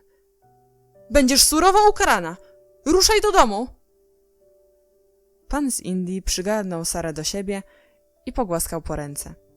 — Ona stąd nie pójdzie — oświadczył. Pannie Minchin zdawało się, że chyba postradała zmysły. — Nie pójdzie? — powtórzyła. — Nie — odrzekł pan Carrisford. — Ona nie pójdzie do domu, jeżeli tak raczy pani nazywać swój zakład. Jej domem będzie odtąd moje mieszkanie. Panna Minchin aż cofnęła się parę kroków, przejęta świętym oburzeniem. — Pańskie mieszkanie? Pańskie mieszkanie? Cóż to wszystko ma znaczyć? — Carmichael, bądź tak dobry i wyjaśnij całą sprawę — rzekł pan Carrisford. — I załatw to, proszę, możliwie najprędzej. Posadził Sarę z powrotem koło siebie i ujął w dłonie jej ręce. Zupełnie jak to dawniej robił jej tatuś. Pan Carmichael zaczął wyjaśniać całą sprawę spokojnym, zrównoważonym, stanowczym głosem, jaki cechuje człowieka, który dobrze zna swój zawód i doskonale orientuje się w zagadnieniach prawnych. Panna Minchin, jako kobieta znająca się na interesach, zrozumiała to od razu i wcale nie była tym zachwycona. Pan Carrisford, trzeba szanownej pani wiedzieć, był serdecznym przyjacielem świętej pamięci kapitana Crew oraz jego wspólnikiem w pewnym wielkim przedsięwzięciu. Majątek, który pan kapitan Crew uważał za stracony, udało się odzyskać. Znajduje się on obecnie w ręku pana Carrisforda. — Majątek! — krzyknęła panna Minchin, blednąc jak ściana. — Majątek Sary? — Tak, majątek Sary — powtórzył pan Carmichael. Dzięki pewnym wypadkom wzrósł wielokrotnie. Kopalnie diamentów zaczęły przynosić ogromne zyski. — Kopalnie diamentów! — wykrztusiła panna Minchin. Nic równie okropnego nie spotkało jej jeszcze w życiu. — Tak, kopalnie diamentów — powtórzył pan Carmichael i nie mógł się powstrzymać, by nie dodać uwagi, okraszonej złośliwym uśmiechem, zgoła nielicującym z zawodem prawnika. Tak, proszę pani. Mało która księżniczka będzie tak bogata jak Sarah Crewe, którą pani nazywa swoją wychowanką trzymaną z łaski. Pan Carrisford szukał jej od 2 lat, bez mała, a ponieważ na koniec ją odnalazł, więc już się z nią nie rozstanie. Poprosił pannę Minchin, by usiadła, po czym zaczął wyjaśniać jej szczegółowo całą rzecz, wykazując, zwięźle, ale wyczerpująco, że przyszłość Sary jest zabezpieczona i że stracony rzekomo majątek pomnożył się 10-krotnie. Nie zapomniał też dodać, że w osobie pana Carrisforda Sara znajdzie nie tylko opiekuna, ale i przyjaciela. Panna Minchin nie była kobietą rozumną, a w podnieceniu zapomniała się tak dalece, że poczęła czynić rozpaczliwe wysiłki, by odzyskać to, co utraciła przez własną złość i chciwość. Sara była pod moją opieką, zaczęła protestować. Uczyniłam dla niej wszystko, co było w mej mocy. Gdyby nie ja, na pewno by zmarła z głodu na ulicy. Tu pan Carrisford stracił wreszcie cierpliwość. Co do głodowania na ulicy, rzekł wzburzony, to może by ów głód był mniej dokuczliwy niż ten, który cierpiała na poddaszu w pani domu. Kapitan Crewe powierzył ją mojej opiece, sprzeciwiła się panna Minchin. Musi ukończyć edukację, tak mówi prawo. Niepotrzebnie się pani denerwuje, przerwał grzecznym tonem pan Carmichael. Prawo zgoła nie wtrąca się do spraw tego rodzaju. Jeżeli Sara życzy sobie powrócić do pani, mam wrażenie, że pan Carrisford nie będzie miał nic przeciw temu. Ale zależy to tylko od Sary. Wobec tego, rzekła panna Minchin, odwołuję się do Sary. Przyznaję, żem cię nie rozpieszczała. Zwróciła się do dziewczynki. Ale wiesz przecież, że tatuś był zadowolony z twych postępów w nauce. Poza tym, zawsze cię bardzo lubiłam. Sara utkwiła w niej swe zielone oczy, spoglądając tym spokojnym, jasnym wzrokiem, którego panna Minchin tak nie znosiła. Pani mnie lubiła?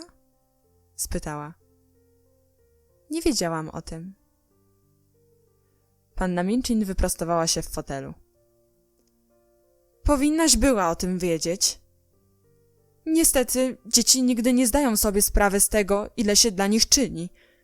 Zawsze to mówiłyśmy, Amelia i ja, że jesteś najrozumniejszą dziewczynką w całej szkole. Czy nie spełnisz życzenia swego tatusia i nie powrócisz ze mną do domu? Sara zrobiła krok w jej stronę i zatrzymała się. Przypomniała sobie ów dzień, kiedy jej oznajmiono, że nie ma już teraz nikogo i grozi jej wyrzucenie na ulicę. Przypomniała sobie te godziny spędzone o głodzie i chłodzie na poddaszu.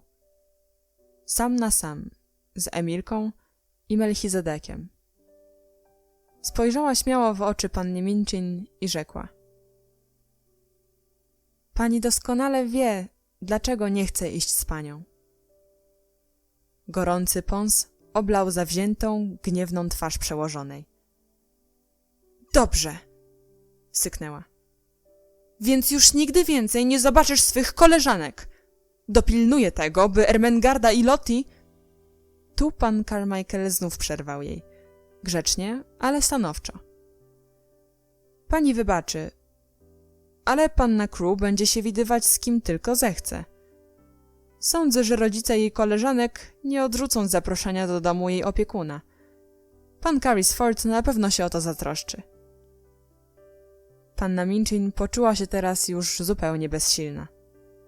Wszystko to było o wiele gorsze niż ów domniemany drażliwy wujaszek, który mógł mieć wybuchowy charakter i łatwo poczułby się dotknięty, dowiedziawszy się o tym, jak postępowano z jego siostrzenicą. Panna Minchin, kobieta tak chciwa i prymitywna, mogła bez trudu uwierzyć, że niewielu znalazłoby się ludzi, którzy by swoim dzieciom nie pozwolili bawić się z dziedziczką kopalni diamentów.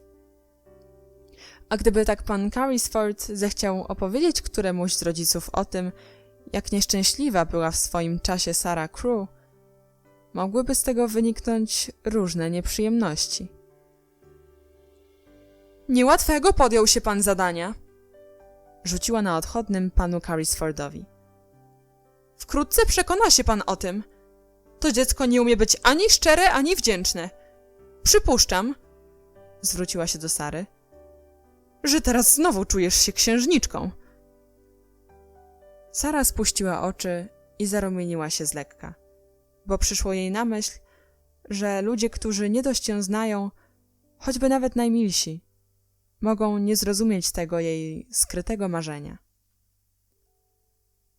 Zawsze się starałam nią być, odpowiedziała cichym głosem. Starałam się nawet wtedy, gdy mi dokuczał największy głód i zimno. Teraz nie musisz się już tak bardzo starać, powiedziała z przekąsem panna Minchin, gdy Ram Dass w ukłonach otworzył przed nią drzwi. Wróciwszy do domu, udała się do swego gabinetu i natychmiast posłała po pannę Amelię. Spędziła z nią resztę dnia i biedna panna Amelia przeżyła kilka kwadransów prawdziwej udręki, płacząc i bez przerwy ocierając łzy.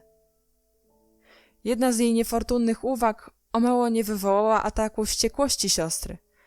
W końcu jednak odniosła skutek zgoła nieoczekiwany. Nie jestem taka mądra jak ty, siostro, odezwała się bowiem panna Amelia. I zawsze boję się coś ci powiedzieć, żeby nie wywołać twego gniewu. Gdybym nie była taka bojaźliwa, byłoby to może lepsze i dla pensji, i dla nas obu. Nieraz, przyznam ci się, myślałam, że powinnaś mniej surowo traktować Sarę i bardziej zadbać o jej ubiór i jedzenie. Wiem, że pracowała ciężko, ponad siły dziecka. Wiem, że była źle odżywiana. Jak śmiesz mówić coś podobnego? Krzyknęła panna Minchin.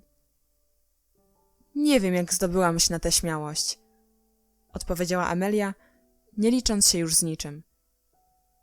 Ale skoro zaczęłam, to skończę. I nie dbam o skutki.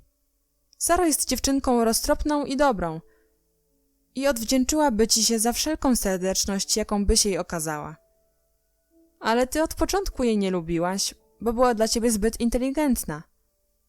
Ona przenikała nas obie na wskroś. Amelio! Złowionym od gniewu głosem krzyknęła starsza siostra, jakby przywołując ją do porządku. Jednak panna Amelia nie zważała już na nic. To prawda, prawda! Krzyknęła. Ona wiedziała, co się dzieje w naszych duszach. Wiedziała, że ty jesteś nielitościwa i wyrachowana, a ja słaba i głupia. I że obydwie mamy tak niskie i podłe charaktery, iż płaszczyłybyśmy się przed nią, gdy była bogata, a poniewierałyśmy nią, kiedy straciła wszystko. Chociaż ona zachowywała się jak księżniczka, nawet wtedy, gdy była żebraczką. Ona naprawdę wyglądała jak księżniczka. W tym momencie panna Amelia dostała ataku histerii. Zaczęła śmiać się i płakać na przemian, to znów kołysać się w tył i w przód, wprawiając pannę Minchin w przerażenie. A teraz już ją straciłaś, zaczęła znów krzyczeć panna Amelia. Pójdzie do innej szkoły, razem ze swoimi pieniędzmi. Gdyby to był ktoś inny, nie ona, zaraz by opowiedziała, jak się z nią tu obchodzono. A wówczas pozabierano by nam wszystkie uczennice i byłybyśmy zrujnowane. Dobrze nam tak. Ale ty zasłużyłaś na to bardziej niż ja, bo jesteś złą kobietą, Mario. Złą, chciwą, samolubną. Szlochała przy tym tak głośno i spazmatycznie, że jej siostra, bojąc się, by nie doszło do jeszcze większego skandalu, musiała podać jej sole trzeźwiące, mimo że bardziej miała ochotę surowo ją upomnieć, dając wyraz swemu oburzeniu na takie zuchwalstwo. Warto wspomnieć, że od tego czasu panna Minchin nabrała pewnego szacunku dla młodszej siostry, która widocznie nie była tak głupia, jak się wydawało, i umiała czasami wygarnąć ludziom w oczy niemiłą prawdę. Wieczorem, gdy uczennice, jak zwykle o tej porze, zgromadziły się przed kominkiem w sali szkolnej, nagle weszła Ermengarda z listem w ręku. Na jej pucołowatej twarzy malował się dziwny wyraz. Radość połączona z najwyższym zdziwieniem. — Co się stało? — zawołało kilka dziewczynek. — Czy wiesz coś o tych hałasach, które było słychać w pokoju panny Minchin? — zapytała Lavinia. — Podobno panna Amelia dostała ataku histerii i położyła się do łóżka. Ermengarda odpowiedziała powoli, jakby została czymś ogłuszona. — Właśnie otrzymałam list od Sary. I rozwinęła list, chcąc pokazać, jaki był długi. — Od Sary? — wykrzyknęły jednym chórem dziewczynki. — Gdzież ona teraz jest? — zawołała głośno Jessie. — W sąsiedniej kamienicy — odparła Ermengarda równie powoli. — U tego pana z Indii. — Gdzie? Gdzie? Czy ją odprawiono?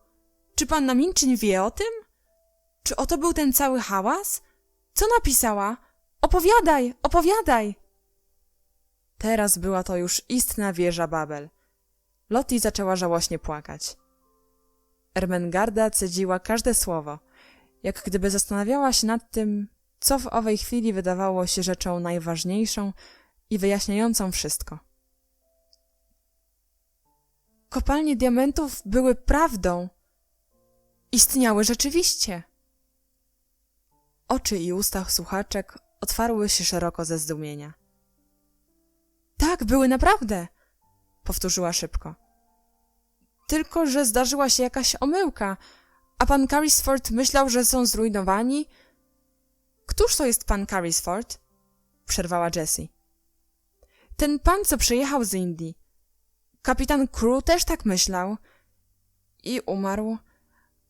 A pan Carrisford miał zapalenie mózgu i uciekł. I też o mało nie umarł. I ten pan nie wiedział, gdzie jest Sara. I okazało się, że w kopalniach były całe miliony diamentów, a połowa tego należy do Sary.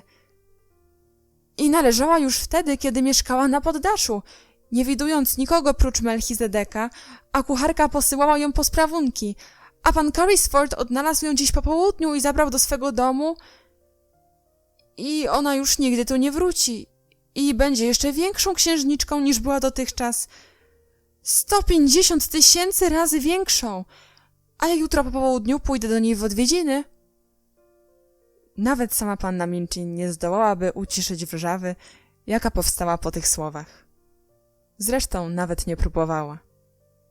Nie miała chęci narażać się na coś więcej ponad to, co musiała znosić we własnym pokoju przy łóżku szlochającej Amelii. Odgadła, że wieść o Sarze przeniknęła jakimś dziwnym sposobem na pensję i że wszystkie służące i uczennice będą jeszcze długo wieczorem rozprawiały na ten temat. Dziewczynki łatwo wyczuły, że w dniu tym nie obowiązuje ich żaden regulamin.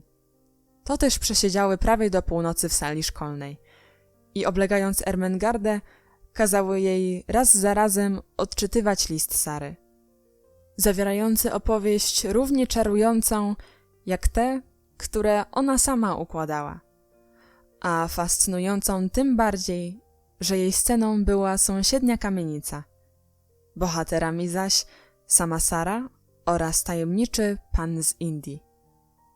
Becky, do której również wieść ta dotarła, zdołała w tym powszechnym rozgardiaszu wymknąć się wcześniej na górę. Pragnęła uciec od ludzi i jeszcze raz przyjrzeć się czarodziejskiemu pokoikowi. Nie wiedziała, co teraz się z nim stanie. Nie było to raczej prawdopodobne, by te śliczne sprzęty pozostawiono pannie Minchin. Wszystko to na pewno zniknie, a pokoik znów będzie goły i pusty. Pomimo całej radości, jaką czuła z powodu losu Sary, coś zaczęło ją dławić w gardle i łzy napływały jej do oczu, gdy wstępowała na ostatnie schody. Tej nocy nie będzie już tutaj ognia, nie będzie różowej lampy, nie będzie kolacji. I nie będzie też księżniczki, czytającej na głos książkę lub opowiadającej jakąś piękną historię. Nie będzie księżniczki. Stłumiła płacz i nacisnęła klamkę. Gdy otworzyła drzwi, z ust jej wyrwał się cichy okrzyk. Ogień płonął na kominku, na stole czekała przygotowana kolacja, a lampa rozsiewała różowy blask po całym pokoju. Przy stole zaś stał Ram Dass, patrząc z uśmiechem na oniemiałą dziewczynkę. Missy Sahib pamiętała o Becky. Oznajmił z rozpromienioną twarzą. Opowiedziała wszystko Sahibowi i pragnie, by Becky wiedziała o szczęściu, jakie ją spotkało. Proszę przeczytać list, który leży na tacy. Missy Sahib napisała go specjalnie, bo nie chciała, żeby Becky poszła spać smutna. Sahib prosi, żeby Becky jutro przyszła do niego i była do osobistych usług Missy Sahib. Dziś w nocy zabiorę te wszystkie sprzęty i przeniosę je z powrotem przez dach. Powiedziawszy to, ukłonił jej się na sposób wschodni i wymknął się przez okno tak zręcznie i cicho, że Becky mogła przekonać się naocznie, w jaki sposób robił to dawniej. Rozdział 19. Anna. Nigdy jeszcze nie było tak wesoło w dziecinnym pokoju dużej rodziny. Dzieci nawet nie wyobrażały sobie, jak wspaniała i ciekawa może okazać się bliższa znajomość z dziewczynką, co nie była żebraczką. Jej przygody i przejścia uczyniły ją wprost baśniową bohaterką. Dzieci bez końca prosiły, by im opowiadała wszystko, cokolwiek jej się przydarzyło. Siedząc przy ciepłym ogniu, w wielkim, jasnym pokoju, przyjemnie było słuchać o tym, jak to zimno bywało na poddaszu. Trzeba zaznaczyć, że dla poddasza poczuły dzieci prawdziwą sympatię. Jego chłód i brzydota wydawały się rzeczą drobnej wagi, ilekroć słuchały o Melchizedeku lub o wróbelkach i innych rzeczach, które można było zobaczyć, gdy stanęło się na stole i wytknęło głowę przez okno. Ulubioną historią było oczywiście opowiadanie o nieudanej uczcie i o śnie, który się ziścił. Po raz pierwszy opowiadała o tym Sara zaraz na drugi dzień po swoim przybyciu do domu pana Carrisforda. Było to przy podwieczorku, na który przyszły też dzieci dużej rodziny. Jedni siedli za stołem, inni pokładli się na dywanie przed kominkiem, a ona snuła na swój oryginalny sposób całą opowieść. Pan Carrisford słuchał i przyglądał się jej uważnie. Kiedy skończyła, podniosła na niego oczy i położyła mu rękę na kolanie. Opowiedziałam swoją część historii, a teraz może ty, wujku Tomaszu, opowiedziałbyś z kolei swoją. Na własną jego prośbę tak zwracała się teraz do niego. Nie wiem jeszcze, jaką rolę ty odegrałeś w tych czarach, a na pewno będzie to coś ładnego. Pan Carrisford opowiedział więc, jak siedział w swym gabinecie, samotny, schorowany i zgorzkniały, i jak Ram Dass starał się go nieco rozerwać, opisując mu widzianych z okna przechodniów. Wśród nich była dziewczynka, która częściej niż ktokolwiek inny mijała okno kamienicy. Pan Carrisford zaczął się nią interesować. Po trosze dlatego, że sam wciąż rozmyślał o pewnej dziewczynce. Po trosze zaś dlatego, że Ram Dass opowiedział mu o swej wizycie u niej w pogoni za małpką. Opisał smętny i nędzny wygląd pokoju, a także zachowanie dziewczynki, które zupełnie nie pasowało do zwykłej posługaczki. Idąc trop za tropem, Ram Dass dokonywał coraz to nowych odkryć dotyczących nieszczęśliwej doli tego dziecka. Przekonał się przy tym, jak łatwo jest mu przebyć kilka metrów dachu, dzielących go od okna Sary. To dało początek wszystkiemu, co nastąpiło potem. Sahibie, rzekł pewnego dnia, może bym tak przyszedł po dachu do jej pokoiku i napalił tam w piecu, gdy ona będzie załatwiała sprawunki w mieście. Kiedy powróci, zziębnięta i przemoczona, i zobaczy ten ogień, pomyśli sobie, że uczynił to jakiś czarodziej. Pomysł ten był tak niezwykły, że smutna twarz pana Carrisforda rozjaśniła się uśmiechem. Ram Dass zaś wpadł w taki zachwyt, iż rozwinął początkowy projekt i zaczął wyjaśniać swemu panu, jak łatwo byłoby dokonać wiele jeszcze innych rzeczy. Ujawniał wprost dziecięcą radość i pomysłowość, a przygotowania do spełnienia planu zabrały mu wiele dni.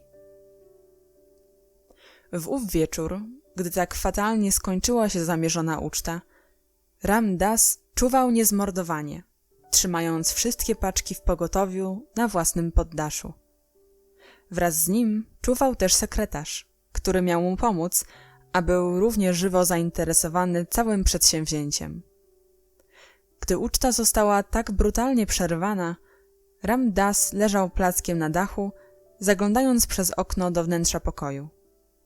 Przekonawszy się, że Sara zasnęła twardo, wziął ślepą latarkę i wślizgnął się na poddasze.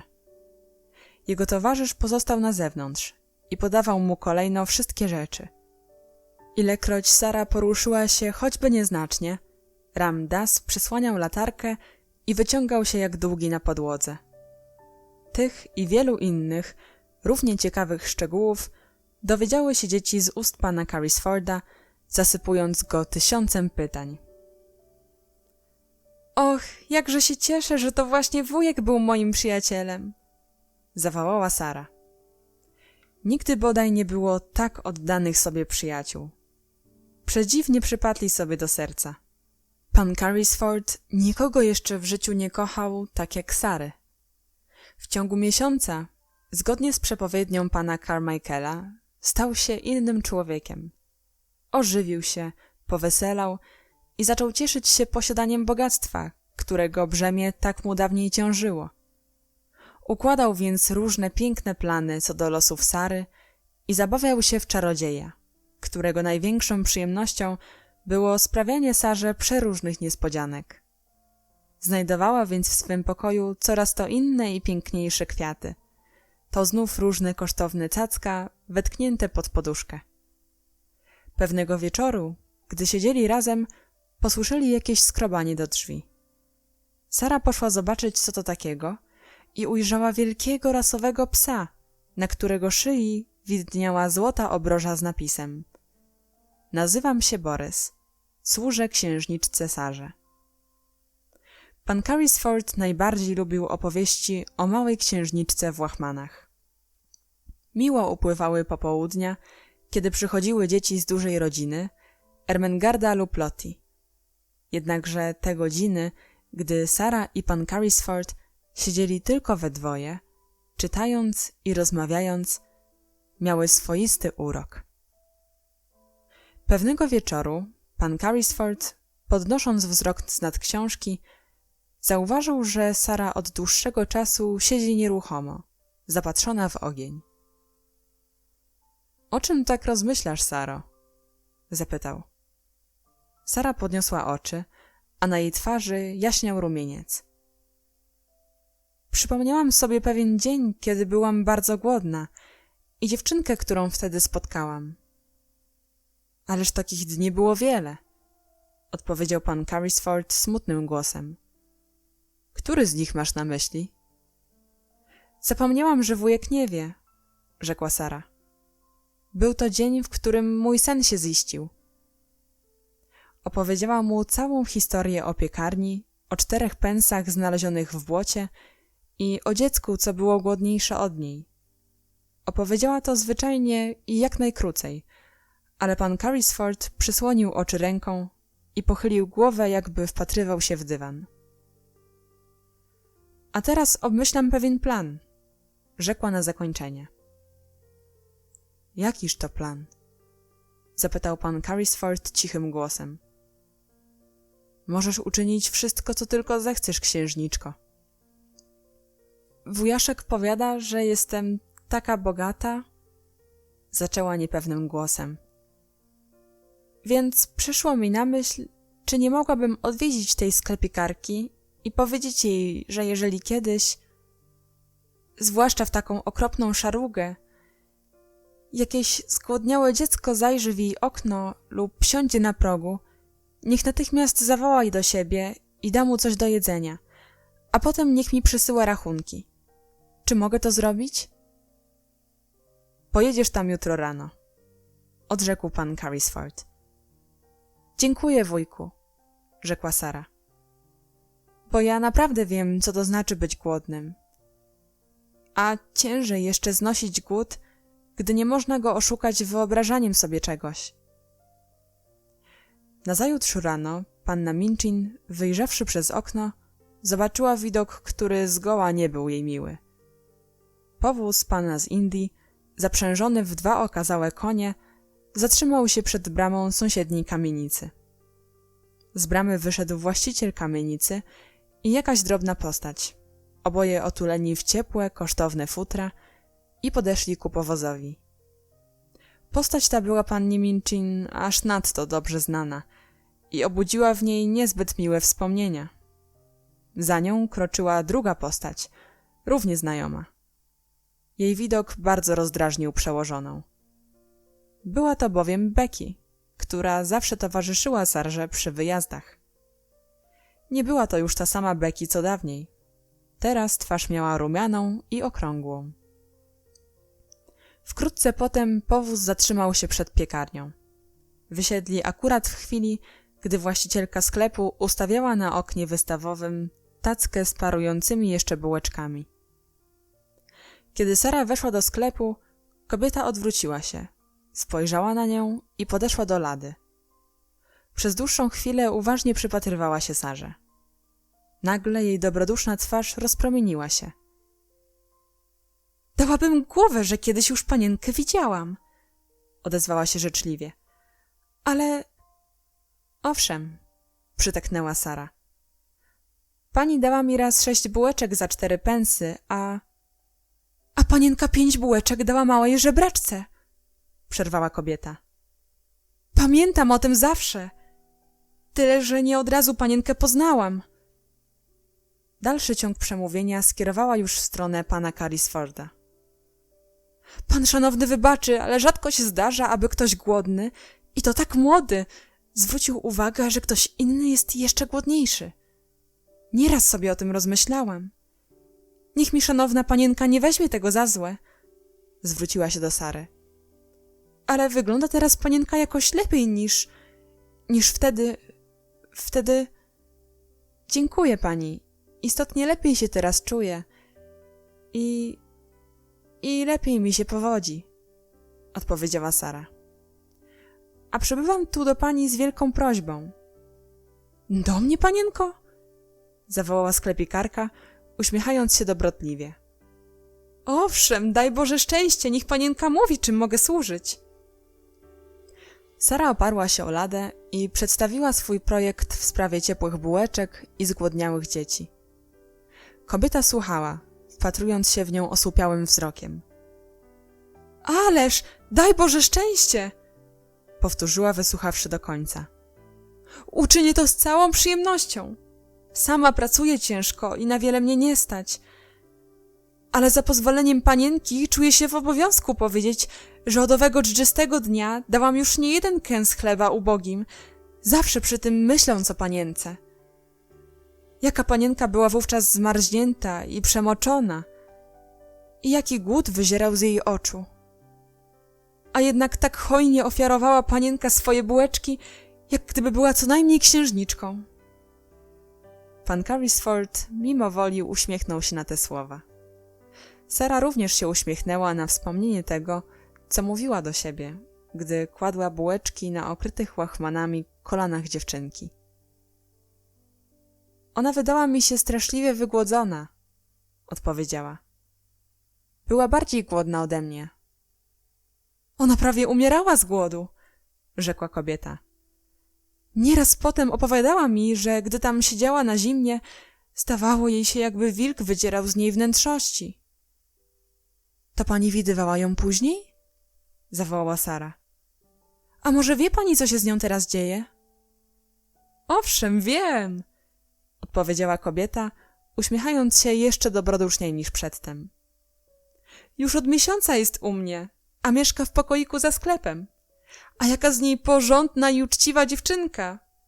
Bardzo pomaga mi w kuchni i w sklepie, ani by jej teraz panienka nie poznała. Podeszła w stronę małej bokówki i coś zawołała przez drzwi. W chwilę później za ladą stanęła jakaś dziewczynka. Była to dawna żebraczka, ale teraz odziana czysto i schludnie, a jej wygląd wskazywał, że nie głodowała już od długiego czasu. Była jeszcze nieśmiała, ale już z oczu jej znikł dziki wyraz, a twarz miała szczerą i sympatyczną. Poznała Sarę od razu i stanęła, wpatrując się w nią ze zdumieniem, jakby nie mogła się na nią napatrzeć. Otóż, proszę panienki, wyjaśniła kobieta. Powiedziała mi wtedy, żeby przychodziła do mnie, ilekroć będzie głodna, a gdy przyszła, dawałam jej zawsze jakąś robotę. W końcu dałam jej tu kącik. Pomaga mi i sprawuje się dobrze, a zawsze darzy mnie wdzięcznością. Na imię ma Anna.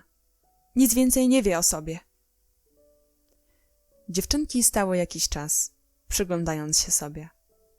Następnie Sara wyjęła z mówki rękę i wyciągnęła do Anny.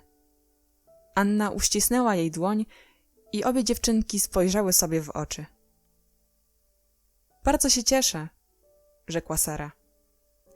Właśnie coś przyszło mi na myśl. Może pani Brown nie będzie miała nic przeciw temu, żebyś to ty rozdawała chleb i bułki biednym dzieciom? A i tobie może sprawi to przyjemność, bo ty przecież wiesz, co to znaczy być głodną. Tak, panienko, odpowiedziała Anna.